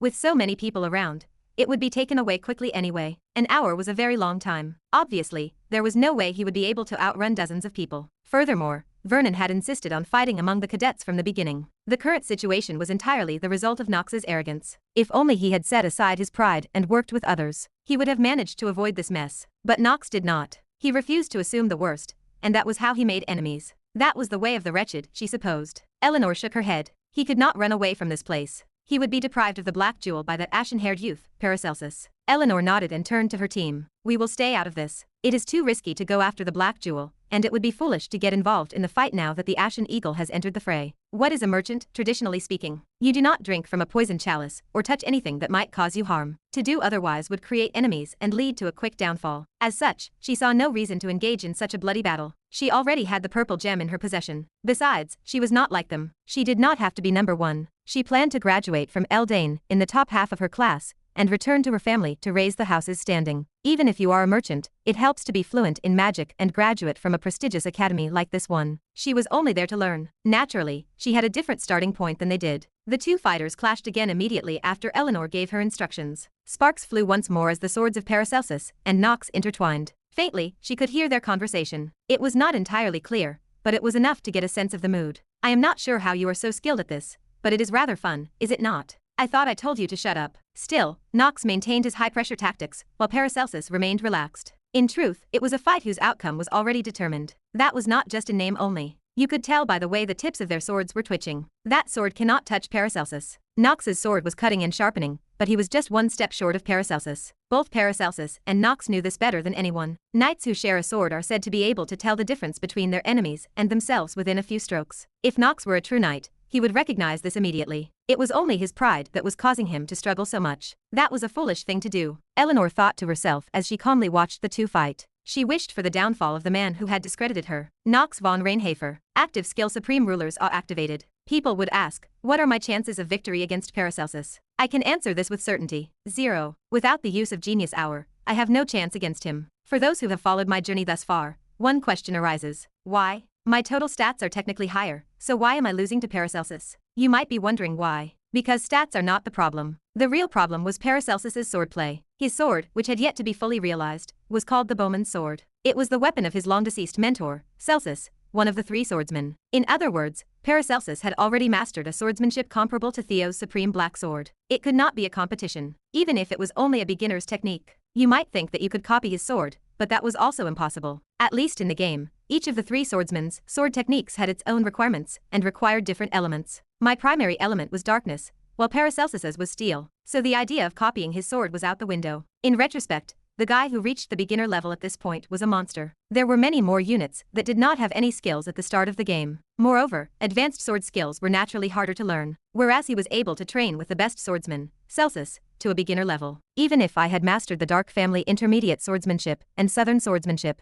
they were only low to mid-level skills. They were no match. Fuck. In many ways, this was screwing me over. Are you mixing too many thoughts with your sword? Paracelsus swung his sword, aiming for an opening. I spun my foot half a turn and narrowly avoided it. Paracelsus's sword spun as it hit the ground and rose into the air again. Its destination, of course, was my throat. Damn. This is what you get for being from the harsh east. Was he going to kill me without even looking back? I must remain calm. I cannot lose to Paracelsus here. I finally took a deep breath and looked ahead again. Paracelsus was also an essential unit for defeating the demons down the road. Without him, I could not reach the final scenario. At least in my experience of nearly 27 playthroughs, there was no end to Inner Lunatic without him. If I were to use Genius Hour here, I would be drawing unnecessary attention to myself, and I might end up killing him. No matter what happened, it was dangerous to mix things up. For now, I just needed to buy as much time as I could. I had to last right up until the moment of the attack on Eleanor. So how? The old-fashioned way. I parried a rushing sword, and looked him straight in the eye. Clearing my throat, I said, "Ha. Did I say Paracelsus?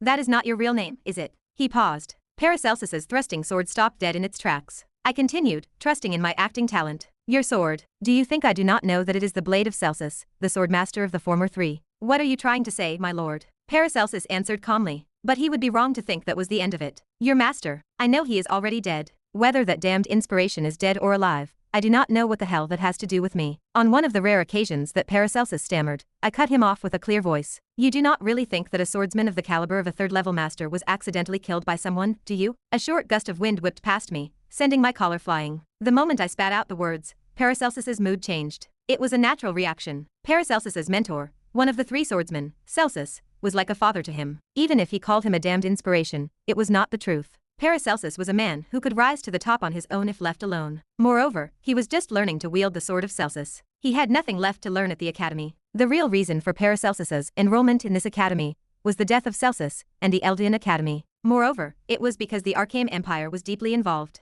The person who actually killed Celsus was within the academy. It was still just a theory. As the evidence piled up, Paracelsus would develop a deep-seated anger and hatred for the Arcane Empire, and he would avenge his master's death in the only way he could. Nevertheless, I stirred him up by revealing information that would be revealed later, information that Paracelsus could not presently know. It was okay to reveal this much information. He had probably already guessed it anyway. Right now, I had to take him down and save Eleanor. Just as I finished that thought, Paracelsus's pupils narrowed, but then returned to their normal size. Magic blazed and materialized with a harsh sound. It then transferred to the sword, sparking it to life. An icy cold emotion leaked from him, raising goosebumps all over my body. That bastard. Even from 10 meters away, he looked furious. Paracelsus spoke in a blunt voice. "I am done honoring you. You do not want to know the story of your master's death, do you? That is because a limb could be cut off, and you would still have your tongue. Crazy fucker. What a murderous way to talk." Paracelsus leaped up and thrust his sword at me with a thunderous impact. The sound of steel striking steel rang out repeatedly. I must concentrate. If I do not, I will be dead in an instant.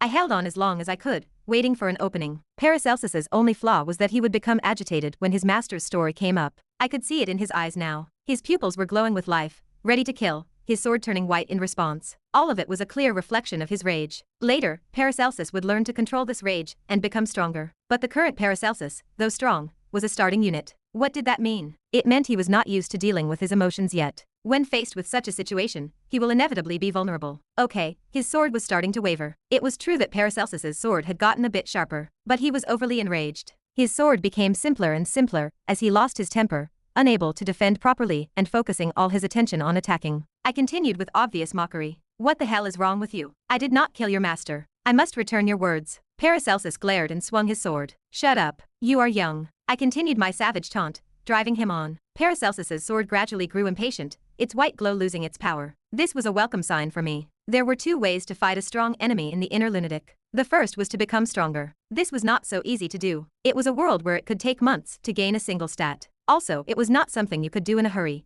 so disregard it for now. Then there was number 2. Make your opponent weaker. It did not matter if it was a potion, a debuff, or something else. Another way to do that was to create an agitation like we had now. If you could knock them down, you could somehow fight them. I fought Paracelsus with as little genius time as possible. He swiped his blade. But even after all this effort, was a genius any different? Paracelsus gradually regained his breath and began to raise his sword. His gaping maw, which had been so angry and threatening to crash down on me like a wave, calmed down. He waited for an opening, and then he swallowed his foe whole. His trait, sword and martial arts genius, was proof that it was working. I knew this trait because I had it too. No, I would say I knew it better than anyone. Even then, at that moment, he was growing. Because that was what they called genius in the inner lunatic. A genius was someone who grew at the lowest point, when they were pushed to the limit. But it was too late. A loud boom echoed as steel cut through the air. I slashed down, leaving a black sword mark on Paracelsus's shoulder. It was not a sideways slash or an ebony dawn using a black sword. Just a simple stabbing motion. Paracelsus's panicked pupils scanned me. All the while, he was turning to react to my attack as best he could. His reflexes were nothing short of phenomenal. Get lost,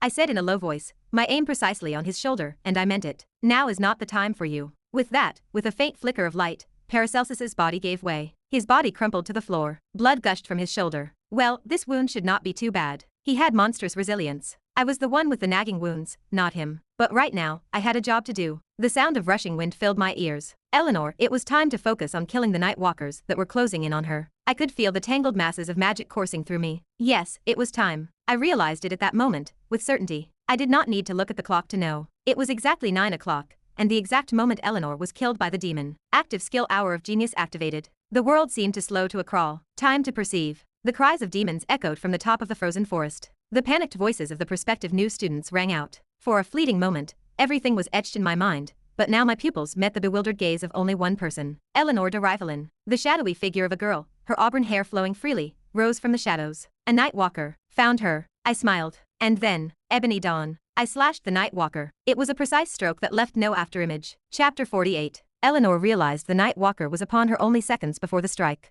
By the time she truly understood the danger, it was already too late. The beast was lurking right in her shadow. Its movements were unnervingly agile. She came face to face with the beast, and her pupils dilated in pure horror. Death was the only thought in her mind. It was not a common fear on this continent, but she had never expected to face it so soon. Eldane was a prestigious school for knights and wizards. That meant it was expensive, and more importantly, it was supposed to be safe. She had never paid much attention to safety because of that assumption. Was she really going to die here, just like that? She was terrified. It was the first time fear had ever enveloped her so clearly. Since her mother's death, she had viewed the world in black and white with dead eyes. Eleanor clenched her fists, finally succumbing to the massive black shadow that loomed over her. She closed her eyes and covered her ears. Looking away was the only way to make it slightly less terrifying. Then, a voice echoed from a distance. I do not have the time to pay attention to you right now. The voice grew closer. Eleanor opened her eyes to see the back of a boy with flowing white hair, wielding a slender, black sword. The boy spoke again. How pathetic. It was Knox Von Reinhafer. Standing before Eleanor was the boy she loathed so deeply. There was no emotion in his words as he chastised her. It felt as if he were putting on a performance. They say it takes a barbarian to control a barbarian. It means catching a lion by the scruff of its neck,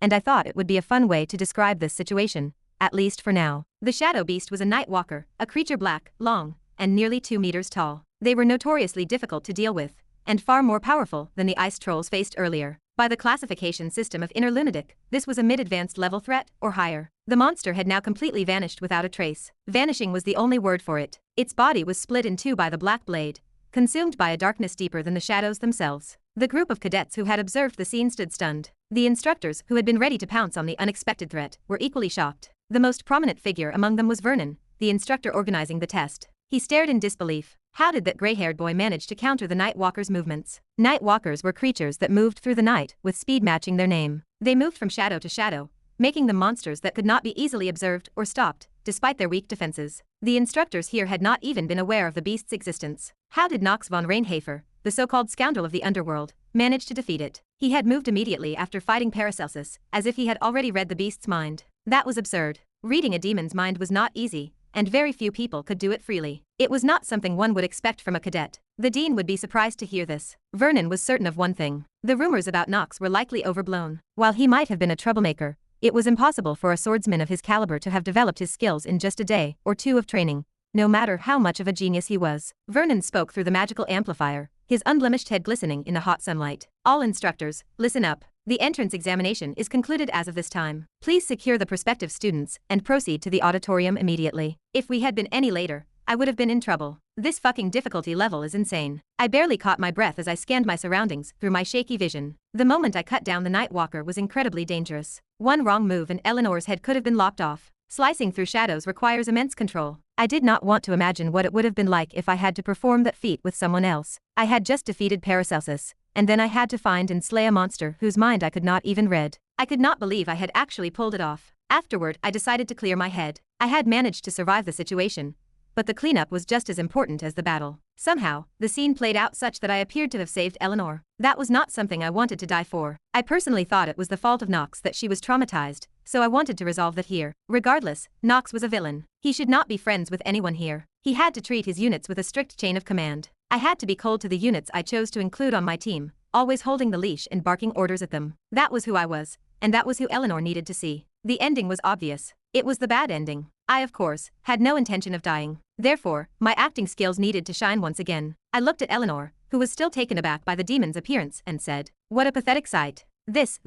Actually, there was a slight contradiction in my words. These were just prospective students. To ask them to defeat a mid to high level demon was not something even the mad Dean Noah would do. Even the instructor had only just managed to catch up. It was even weirder to react that way. But I pressed on, facing a flustered Eleanor. You could not even kill a demon right in front of you. No one was spared from my cold words. It was just as I planned. You are being harsh. You do realize this is an emergency situation, do you not? There was one person who could talk back to me, someone who had more backing than I did. I rolled my eyes, ignoring basic etiquette. It was Penelope von Artheim. The princess of the Empire was holding Eleanor's hand and pointing at me. You must be the princess. This situation is clearly a matter for the instructors and the dean, Noah von Trinity. The Night Walkers are not the sort of creatures that cadets like us are meant to deal with. The knot of anxiety in my throat warned me of the danger. But if I backed down here, I was as good as dead. I took in her words with as much composure as I could muster. With all due respect, princess, would you say that if you were standing in front of an enemy? What? I interrupted in mockery. Even in front of an enemy who wants to kill you. I am asking if you would not even struggle. Penelope did not respond immediately, knowing that my words were an insult. I had my reasons for saying this. She had actually received several death threats. The biggest one was the princess assassination case. Shortly after this, Penelope would lose her compassionate side. From then on, she would be known by her new name, the cold-blooded princess, and would rule the empire of Arkham after her father. In a sense, my interference could be a guarantee of her safety. It was like an immunization. Knox Von Reinhafer. What kind of disrespect is this to the princess? At that moment, there was another interruption. Dark pink hair and vertical pupils. It was Echidna von Zenos, the snake of greed. She was a leading supporter of Princess Penelope, and a member of the Zenos family. Not surprisingly, she had the worst relationship with Knox. There were many reasons for this, but the first was the difference in their status. Echidna was from the Holy House of Zenos, and I was from the Dark House of Reinhafer. It was a nasty little twist. I realized that Knox was truly an unloved character. Even though I had possessed his body, I was still stuck dealing with her. A private member of the Holy Family. I have nothing to say to you. You cannot speak to me like that. If you do not apologize to the princess, I will not leave you alone. Talia's eyes narrowed behind her. Her gaze, which looked twice as innocent as usual, seemed to be asking what was going on. I tried my best to ignore her. If you do not leave me alone, what will you do? I said, releasing my mana. Immediately, a deep silence settled over the cadets. They all seemed to be cautious. If this had been the first time they met me, they would not have reacted this way. They would have thought of Knox as nothing more than a bastard from the underworld. But it was different now. I was the one who had defeated Paracelsus and slaughtered the Night Walker in one fell swoop. My presence had been unintentionally imprinted on them. A subtle confrontation ensued. Enough with the fighting amongst yourselves, you bastards. The top of the mountain. Vernon, who had been climbing the highest tree, said as he fell. His voice boomed as he descended, echoing overhead. The thud of his landing was followed by the sound of his body hitting the ground. I watched him descend, sheathing my sword and suppressing my magic. Is the test over? Yes. White-haired Knox von Reinhafer, you brought the black gem, so you are in first place. The rest of the cadets here who brought purple gems will be recorded as tied for second place. The prospective cadets looked at Vernon with hopeful eyes. Vernon nodded and continued. That is right. Everyone here has passed the entrance exam. Congratulations. And I am sorry for allowing you to be attacked by a demon. As your instructor, I will take responsibility for that, and I will make sure that Cadet Eleanor is compensated afterward. He glanced in my direction. And Knox, what is up? I have asked for your compensation, so I will send it to. I do not need it, I said firmly. I already had enough rewards to go around. I had something to give Noah, and I did not want to mess things up by giving him something strange. I had saved Eleanor, and that should be enough. Besides, if I took the reward now, I would be admitting that I made the move to save her. That would complicate matters. If Eleanor's hatred of me ever faded, I shuddered to think how much worse things could get. I did not want to add more variables to a story that already had a lot going on without a main character. In many ways, if things got twisted, it was my side that would die. It was hard enough to play the villainous Knox, but to add another layer to the mix was too much. I shuddered to think of it. I would just have to find a replacement for the main character, who did not exist in this world, and do something about it. As I turned to walk away, a voice suddenly stopped me in my tracks. Why did you save me? Eleanor. It was the voice I had hoped I would not hear. I felt my mind racing. My answer here could make or break the rest of the game. I spoke as calmly as possible. The master of smoke talent shook. I killed a demon, and you were there. Damn it. I was tired.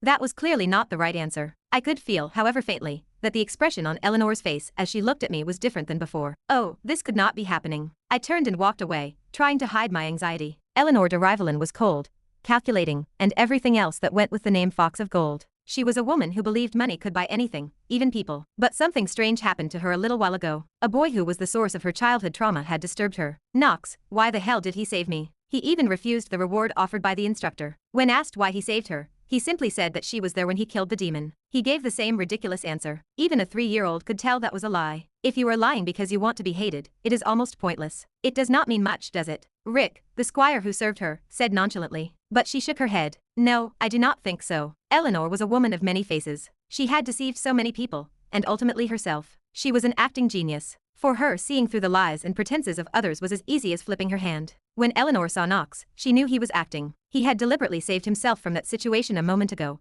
but he had orchestrated it to keep the spotlight off himself. In her head, she understood, but why on earth would he do it? Knox was obviously someone she had dismissed as beneath her. Buying a commoner's or a noble's surname did not really change where you came from. She felt it clearly. He did not owe her any favors. However, after this incident, there was a tiny crack in that ironclad notion. She did not know why. Rick, I want you to research everything you can about the movements of Knox Von Reinhafer, and turn it all over to me. And I want you to bring me an expensive gift that he cannot refuse. Understood. Rick nodded. Eleanor tilted her head, a frown on her face as she thought about the orientation for each subject in a few days. Let us see. If I have 4 required courses and 4 electives, I will be able to take. Eleanor had already bribed her seniors for information. She had analyzed the situation thoroughly, and picked out the subjects she was best at. Now all that was left was to fit in as a freshman, and get good grades, while dealing with this nagging feeling she now had. Master, are you sure you are okay? Your complexion is pale. I wonder if you are having another case of cold feet. Zitri looked at the returning master, with anxiety, as he paced back and forth for 4 hours. Knox was always up to strange things,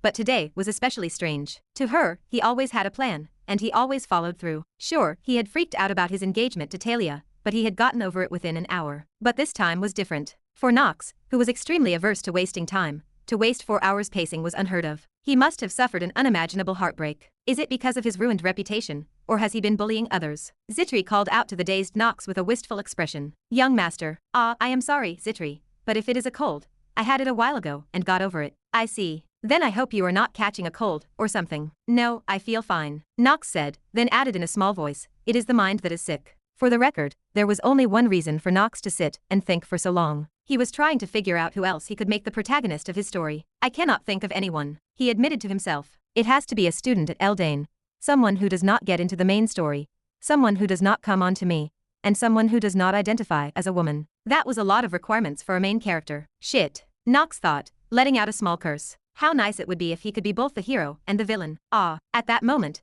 Knox jumped up from his seat like a man who had found a solution. Then he shouted, yeah, I can do both, can I not? It was an obvious conclusion. Zitri realized that her master must have gone firmly insane, and that she needed to find more people to assist him as soon as possible. Chapter 49. As a gamer, one thing has always resonated with me. The protagonist and the final boss are often 2 sides of the same coin. They share a surprising amount of overlap. With the exception of absolute evil, the protagonists and villains in recent popular games usually share a history of trauma. The difference lies in how they react to that trauma. The protagonist tries to overcome the obstacles, no matter the cost. The villain, however, channels that pain into anger toward society, or the system. That is where the line between good and evil is drawn. It forces a choice in inevitable situations. Will you uphold a version of good, even if it is a sham? Or do you succumb to your anger at the rotten status quo? That is what separates a hero from a villain. I used this logic to find a way out of my own dire circumstances. I would play both roles, a protagonist and a villainous boss. If I could do both, I might just resolve this whole mess. The protagonist is a player named Yu Chan. The big bad goes by the name of Knox Von Reinhafer. I have the villain part down.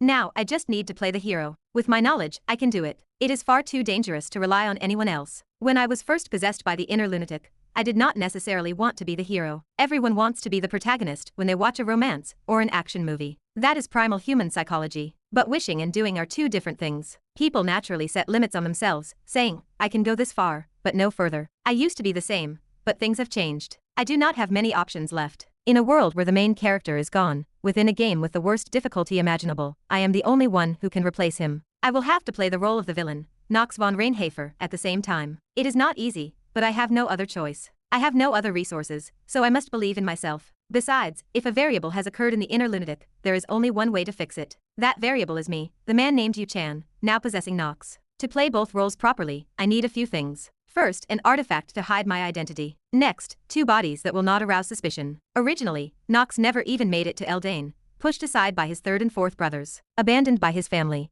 He wandered the wilderness alone until he joined the lunatics and made a pact with the devil. He became a pessimistic human, leaving his mark on the house and the world. I have about 2 months to change that. To play the villain properly, I must become something more than just a demon-possessed Knox. I need to protect my units without giving up my cover. It is a little early, but I have to go. I have resolved myself. What is the most important factor in becoming a villain? It is being part of a group. That is why I am heading to the largest villainous group in the inner lunatic. Even in the late-game scenarios, like black market terrorism or the murder of the princess, they are the criminal organization at the center of all the trouble. I am going to meet Luna, one of the 3 swordsmen. There is only one reason for this. I need to join the criminal organization, Lunatic. A secluded meeting room on the grounds of Eldain Academy. The long rectangular wooden table felt heavy with an eerie air. It was all because of the person sitting at the head of the table, Noah Von Trinity. The instructors had gathered here at the urgent summons of the 4 sages. It was a bizarre situation. Vernon looked at Noah, wondering if there was any real danger. Noah rarely stayed in the academy's main facilities, as she disliked the responsibility and preferred leaving the work to the other instructors. While the Empire had granted her the title of dean, it was largely symbolic. Yet, having one of the 4 sages present gave Eldain Academy a weight of legitimacy that could not be ignored. The meetings here were usually mellow, but today was different. Vernon felt a pounding headache as he listened to the hushed shouting of his colleagues. The dean herself is calling us here. Is something going on? I thought so too. Was there a cadet who failed the entrance exam? What if she decided she is done with the dean's job? There is a new candy bar on the market. The instructors were clearly uneasy. Noah Von Trinity was a talented individual, but she was also an unstoppable force. She was a walking time bomb with the power to back it up. They were terrified. Dean, what is your reason for calling us here? Vernon gathered the courage to ask. Noah just offered an innocent look while chewing on a lollipop. It was a strangely vexing face, but no one dared to press the issue. She looked like a child, but had she not been one of the 4 sages, she would have given anyone there a punch in the face. And there was not a man there brave enough to challenge her. She was a monster capable of wiping out a city-state with ease. It was better to just endure it. Yum, yum, yum, yum. What are you all doing here? Her gruff tone startled the group. Vernon quickly regained his composure. Isn't that why you called us to the conference room? Oh right. I completely forgot. She had been there for 2 hours. As if the start of a new semester was not stressful enough. Vernon marveled at the dean's casual attitude and asked again. So, why did you bring us all here? Nothing much. I just thought I would let you know that there are a few people you might want to keep an eye on. Hee hee. She twirled her hair with a virtuous smile. Lars von Celestia, professor of Imperial Basic Magic, sat next to Vernon. Do you have any cadets to watch? He was a handsome man with slick back hair and a rounded forehead. It was a bonus that he and Vernon did not get along. 4 yes. Quite a harvest this time. Lars frowned. You mean like Paracelsus the Ashen Eagle, the Eastern Swordsman, and the princesses Penelope, Echidna, Leone, and Talia. We have already gotten a handle on those. There was one more. A very unexpected cadet. Lars scratched his head. He had already examined all the new recruits. He was meticulous, but if Noah was reacting this way, there was a surprise. Oh, no way. He remembered an incident at the entrance exam he had not attended. A cadet had almost died, but someone had used his strength to save the day. It saved the life of Eleanor, the heir to a massive estate. Yes, that is right. Knox Von Reinhafer. He is the best talent I can think of in this class, maybe even the greatest wizard of all time, next to me. Lars stared at her in disbelief. Even if she was one of the 4 sages, it was hard to believe. Eldain was the most prestigious academy in the world, and Knox was the rumored scoundrel of House Reinhafer. You do not understand. This is nothing more than a fluke. He just happened to save student Eleanor. Noah disagreed. That is not true, Professor. Lars was skeptical. I do not take it lightly, even if you are the dean. If he is really that good, would you mind if I tested Knox at the next orientation? The basic Imperial Magic course was a required first-year class. Knox would be there. If Lars could test him, he could prove if Knox was a fraud. You mean you are going to intervene in the trial? That would not be fair. Vernon protested. You can. Noah smirked. Vernon looked puzzled. Noah continued, her voice suddenly sounding more mature. Goosebumps rose among the instructors. When she spoke like that, it was reminiscent of her past as the Frost Witch, before she had sealed the demon. Very well. I will test Cadet Knox's talents in my own way. I hope you will not be disappointed, Dean. Lars left. Noah nonchalantly tore into another candy bar, rattled off a list of useful names, and then curled up and fell asleep. Vernon sighed, scratching his head. That white-haired kid was going to bring trouble to the school. He could not shake the image of Knox saving Eleanor's life, slicing through a night walker in one motion. It was a beautiful swing. Late at night, inside the dormitory where Knox and Zitri were staying, Zitri's voice emanated from within. No way. Going out in Eldane on our first day without a pass. It is too dangerous. I listened without comment. As soon as Zitri heard my plan, she disapproved. It was no wonder. As a maid, she was protective and feared I would draw the attention of the instructors. But I had no choice. It is okay. I am just going to step out for a second. No, you cannot. And when you say just a minute, it is not credible. Zitri looked at me suspiciously. She had noticed I was the type to ask for forgiveness rather than permission. We were arguing in a dormitory reserved for high nobility. Zitri, your opinion is not important. Even as a maid, I have a duty to protect my master. No, not that. You will soon be asleep. Zitri's body suddenly collapsed. A dizzying sensation weighed her down. I gently picked her up and set her on the bed. I had planned for this. I had Elena concoct a sleeping potion from herbs I had obtained from the chasers. I felt a little sorry for her, but I had to survive. Then get some sleep. My advice is to be careful what you drink when someone tells you to drink it, no matter how close they are. Young master, you tampered with my tea. Zitri gritted her teeth, but it was too late. You have been working too hard lately. It is important to take a break. Zitri shook her head in exhaustion. A moment later, she was asleep. Phew. Zitri is asleep. Now I just need to sneak out and find the place. I slipped on a black, worn hoodie. It was not enchanted, so I ran the risk of being spotted, but it was the best I could do. I opened the door cautiously and moved through the path that the warden did not frequent. I had memorized the patrol routes from the game. After passing through the long corridor and exiting the noble dorm, I looked at the view. Sidious Hall. I will be spending a lot of time here from now on. I turned away. The most important thing was to find my destination, the Goblin Tavern. I was headed to an illegal bar called Let's Drink Up a Goblin's Crooked Nose. Chapter 50. Knox Von Reinhafer. It was clear to me that you knew something about the death of my master, Celsus. Paracelsus, the Ashen Eagle, lay in bed while reliving the battle from a day ago. It was a humiliating first defeat. Until now, he had never been bested by an enemy, regardless of how harsh his environment was. The current situation felt impossible to believe. He could not understand why Knox had provoked him by bringing up his master. No matter how much he thought about it, no answer came to him. There was clearly something suspicious going on. Besides, for a split second, Knox's speed had completely outpaced his own. How was that possible? He had never seen anyone like him, except for his master. Celsus was the only one he recognized as his mentor with a sword. He was one of the pinnacles of the world, a member of the 3 sword masters. What was it about Knox's behavior during the battle? How did he display such quick reflexes, and how did he end up slaying a beast he had not even realized was there, saving a girl in danger? Knox Von Reinhafer. Where did he come from, and what did he know? Honestly, he was not sure. A man who knew his master was Celsus. That was a pretty loose characterization. In the first place, not many people in the world knew that Celsus was his master. With the possible exception of Noah Von Trinity,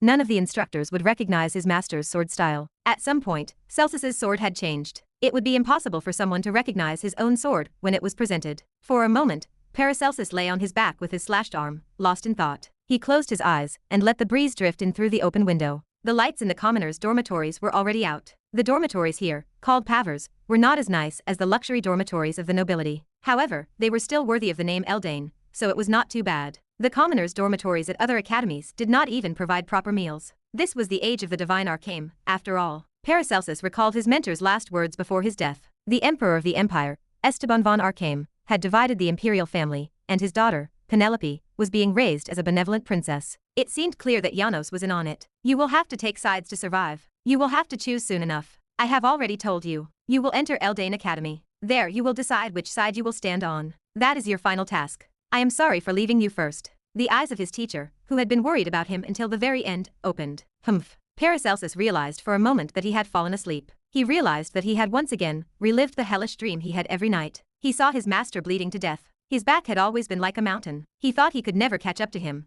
but he fell apart in an instant. When he returned from his usual training, he found his master lying on the ground, bleeding. He had said, "I give you everything. I have given you everything I have. Now that my story is over, yes, I will give you a gift. Celsus, I give you my name. One day you will surpass me. From now on, your name is Paracelsus, which means to surpass me." His chest throbbed. The memory made his heart ache. The master had given him everything. In his final moments, he gave his name, deciding who would carry on his legacy. One way or another, I will find out why my master died, even if it means selling my soul to the devil. At that moment, Paracelsus closed his eyes again. A glimmer of red light peeked through his white gloves, illuminating the darkness and silence. The goblin's crooked nose. Not many people knew that there was a tavern with such an absurd name. It was safe to say that few students knew about it, and certainly, not many people came here at this late hour. But I was different. In the game, this was a place I had visited many times, and it was not hard to find my way. I searched my memory for the tavern's description from the game. A small fountain sat just after you bypassed Sidus Hall, the noble dormitory of Eldane Academy, and exited to the west. If you walked slowly while feeling the atmosphere,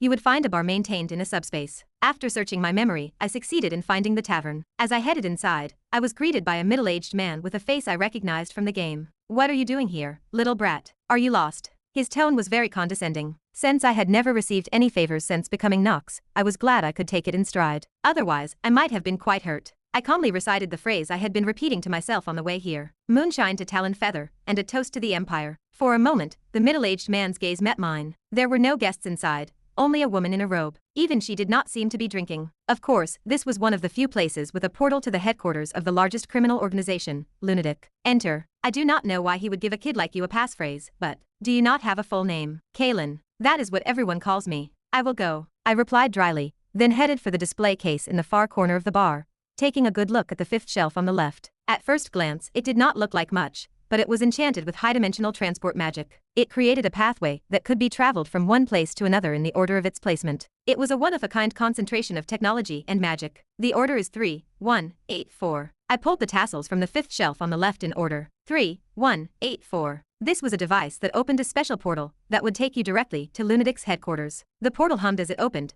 and the cupboard plunged into darkness. I felt a sudden wave of dizziness as the magic scrambled my sense of space. You have been exposed to high-level magic. Mana temporarily backfires. Talent, Mana Sensitivity Genius, neutralizes this, transporting the player to a designated location. At the end of a series of system sounds, I could feel dozens of eyes on me, along with a murderous intent that made my throat tighten. With it came a sour, cold woman's voice. "What are you?" I opened my eyes silently to see the woman pointing a sword at me. Brilliant blonde hair, golden eyes, snow-white skin, and a cold scowl. She shimmered white in the moonlight. She was a woman with a sword as cold as frost. She was beautiful in color, but her expression was blunt. I already knew who she was. Although she was hidden now, there was no disputing that she was one of the strongest beings on the continent. Luna. The woman in front of me narrowed her pupils. She seemed surprised to hear her name, but before I knew it, her expression was back to normal. I could feel the dagger digging a little deeper into my throat. Blood trickled down. Talent, Master of Acting, helps players perform to the extreme. I spoke without changing my expression. The head of the lunatic, the only one of the three swordsmen, whose face is not even known. A mysterious being. I have come for you. It is bad enough that you have found my secret headquarters,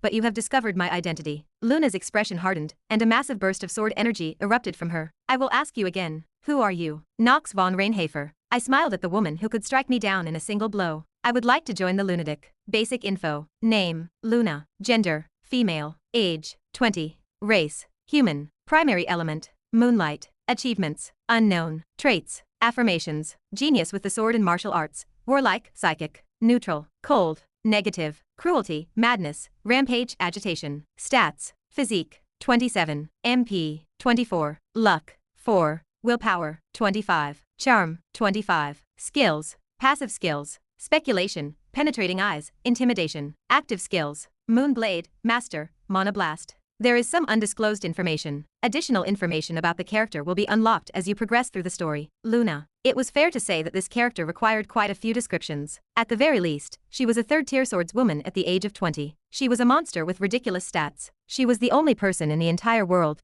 to hold the mastery of one of the greatest swords, the Moonlight Sword. However, all of these things were secondary. Luna's true value as a character lay in the something that was hidden behind the veil. It was a question that I, too, was unable to answer in the first part. Why did she have these powers? Why was she involved in a secret organization? Why did she become a villain? And why did she later participate in the princess's assassination? It still left a lot to be answered, but I thought there was a reason for Luna's behavior, at least from what I had seen in the game. Obviously, she was a black market mogul, and had amassed wealth through her connections to House Rivalin and the underworld. But she was also a vigilante, who helped other poor people, and killed corrupt nobles. She did not take unnecessary lives. Hence the question, Lunatic. Can we judge this organization by what we see? Why was the game titled Inner Lunatic? After much questioning, I decided it was worth taking a gamble. That was why I sought her out to join Lunatic. Do you have any idea what our lunatic is like? From the looks of you, you are like that guy from House Reinhafer. Luna snorted. It is a gift to be able to distinguish between courage and indiscretion. Even if you were Theo's son, do you think you would make it out of here alive? Theo, the name of Knox's father, the owner of the Supreme Black Sword, came out of Luna's mouth. Not surprisingly, they had been colluding from the start. They were planning to bring down the Arcane Empire and the Holy Family. They were organizing for rebellion, so to speak. It was no wonder they were on opposite sides of the fence, though I was not sure it would be at this point, anyway. Eldain is supposed to be neutral toward the nations, but in practice, they are not. They have a huge knight and wizard training organization under their control, and they are recruiting like crazy. It is not exactly clean. What are you trying to say? That there are spies among the incoming students? Luna shuddered slightly for a moment. Would that not help bring down the Arcane Empire? I continued slowly, studying Luna's reaction. That means we could plant a spy there. Noah Von Trinity, one of the 4 sages, is the dean there. She must have been going through a severe internal conflict right now. I was sure she was thinking I was quite valuable. In reality, Eldain was directly affiliated with the Imperial family. They claimed to be neutral, but she was their dog. I was originally tempted to plant a spy on them as a student, but that would have given away their location. But I had already passed the test. If I were to become a student and act as a spy, it would certainly give Lunatic's activities a boost. It would also be perfect as a villain. I seized the momentum and cut to the chase. But I do not mean to go against tradition. I just am asking you to let me go through the trials. What? The tip of Luna's sword twitched. She was afraid. One wrong move with the sword and I would be dead. I should have gotten Noah a scroll that would have given me a genius time reprieve. Damn, that would not do much good against the 3 swordsmen. Those who undergo the trial of the moonlight are accepted into Lunatic unconditionally, with no strings attached. Is that not a condition? You. How much do you know about our organization? Well, know that I came here on purpose, and I know you are the head of this organization, so let me take the ordeal. Luna considered for a moment. She must have been using her talent, psychic, to see through my true intentions. As one of her primary traits, perception was light on lies. That was true, unless she had a talent that was at least as good as Master of Smoke. For a moment, her gaze swept over me. I could hear the sound of grasshoppers in the background. That was right. I had been distracted by the sword, but this was a forest. One of the most feared places in the game, a hellish forest where countless people had died. After the trial, you will be one of 2 things. Luna continued, her lips parting in thought. Either you die and become a corpse, or you pass the ordeal and become one of the lunatics. You are not going to keep me alive if I turn back now, are you? If so, I might as well do something. I will see how long you can tease that tongue. Follow me. Okay. Success.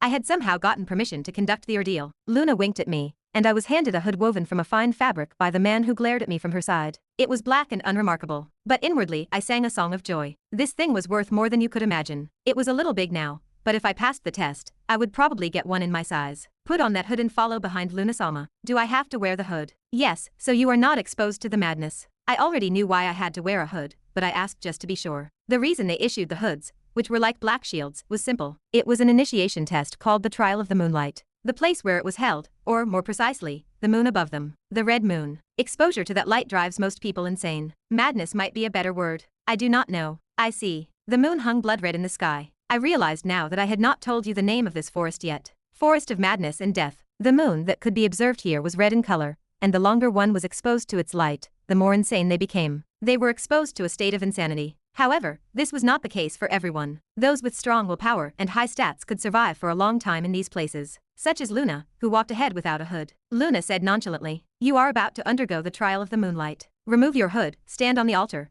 and kill any demons that attack you in this forest. When you have done so, you will have passed the trial." Understood. I took a step, then another, toward the altar. In truth, I was ready, but I needed to see just how much this insanity would consume me. I took a calming breath and stepped onto the altar. I looked at Luna, who nodded, and removed my hood. Red moonlight grants the player the insanity status ailment. Caution. Players may lose their ego. Caution. Once you lose your ego, you cannot regain it. I opened my eyes to the sound of the system. The world flashed red all around me. To be continued. Hope you liked today's video. Join the community by subscribing and dropping a like. I'll be back with another update as soon as possible. See you then.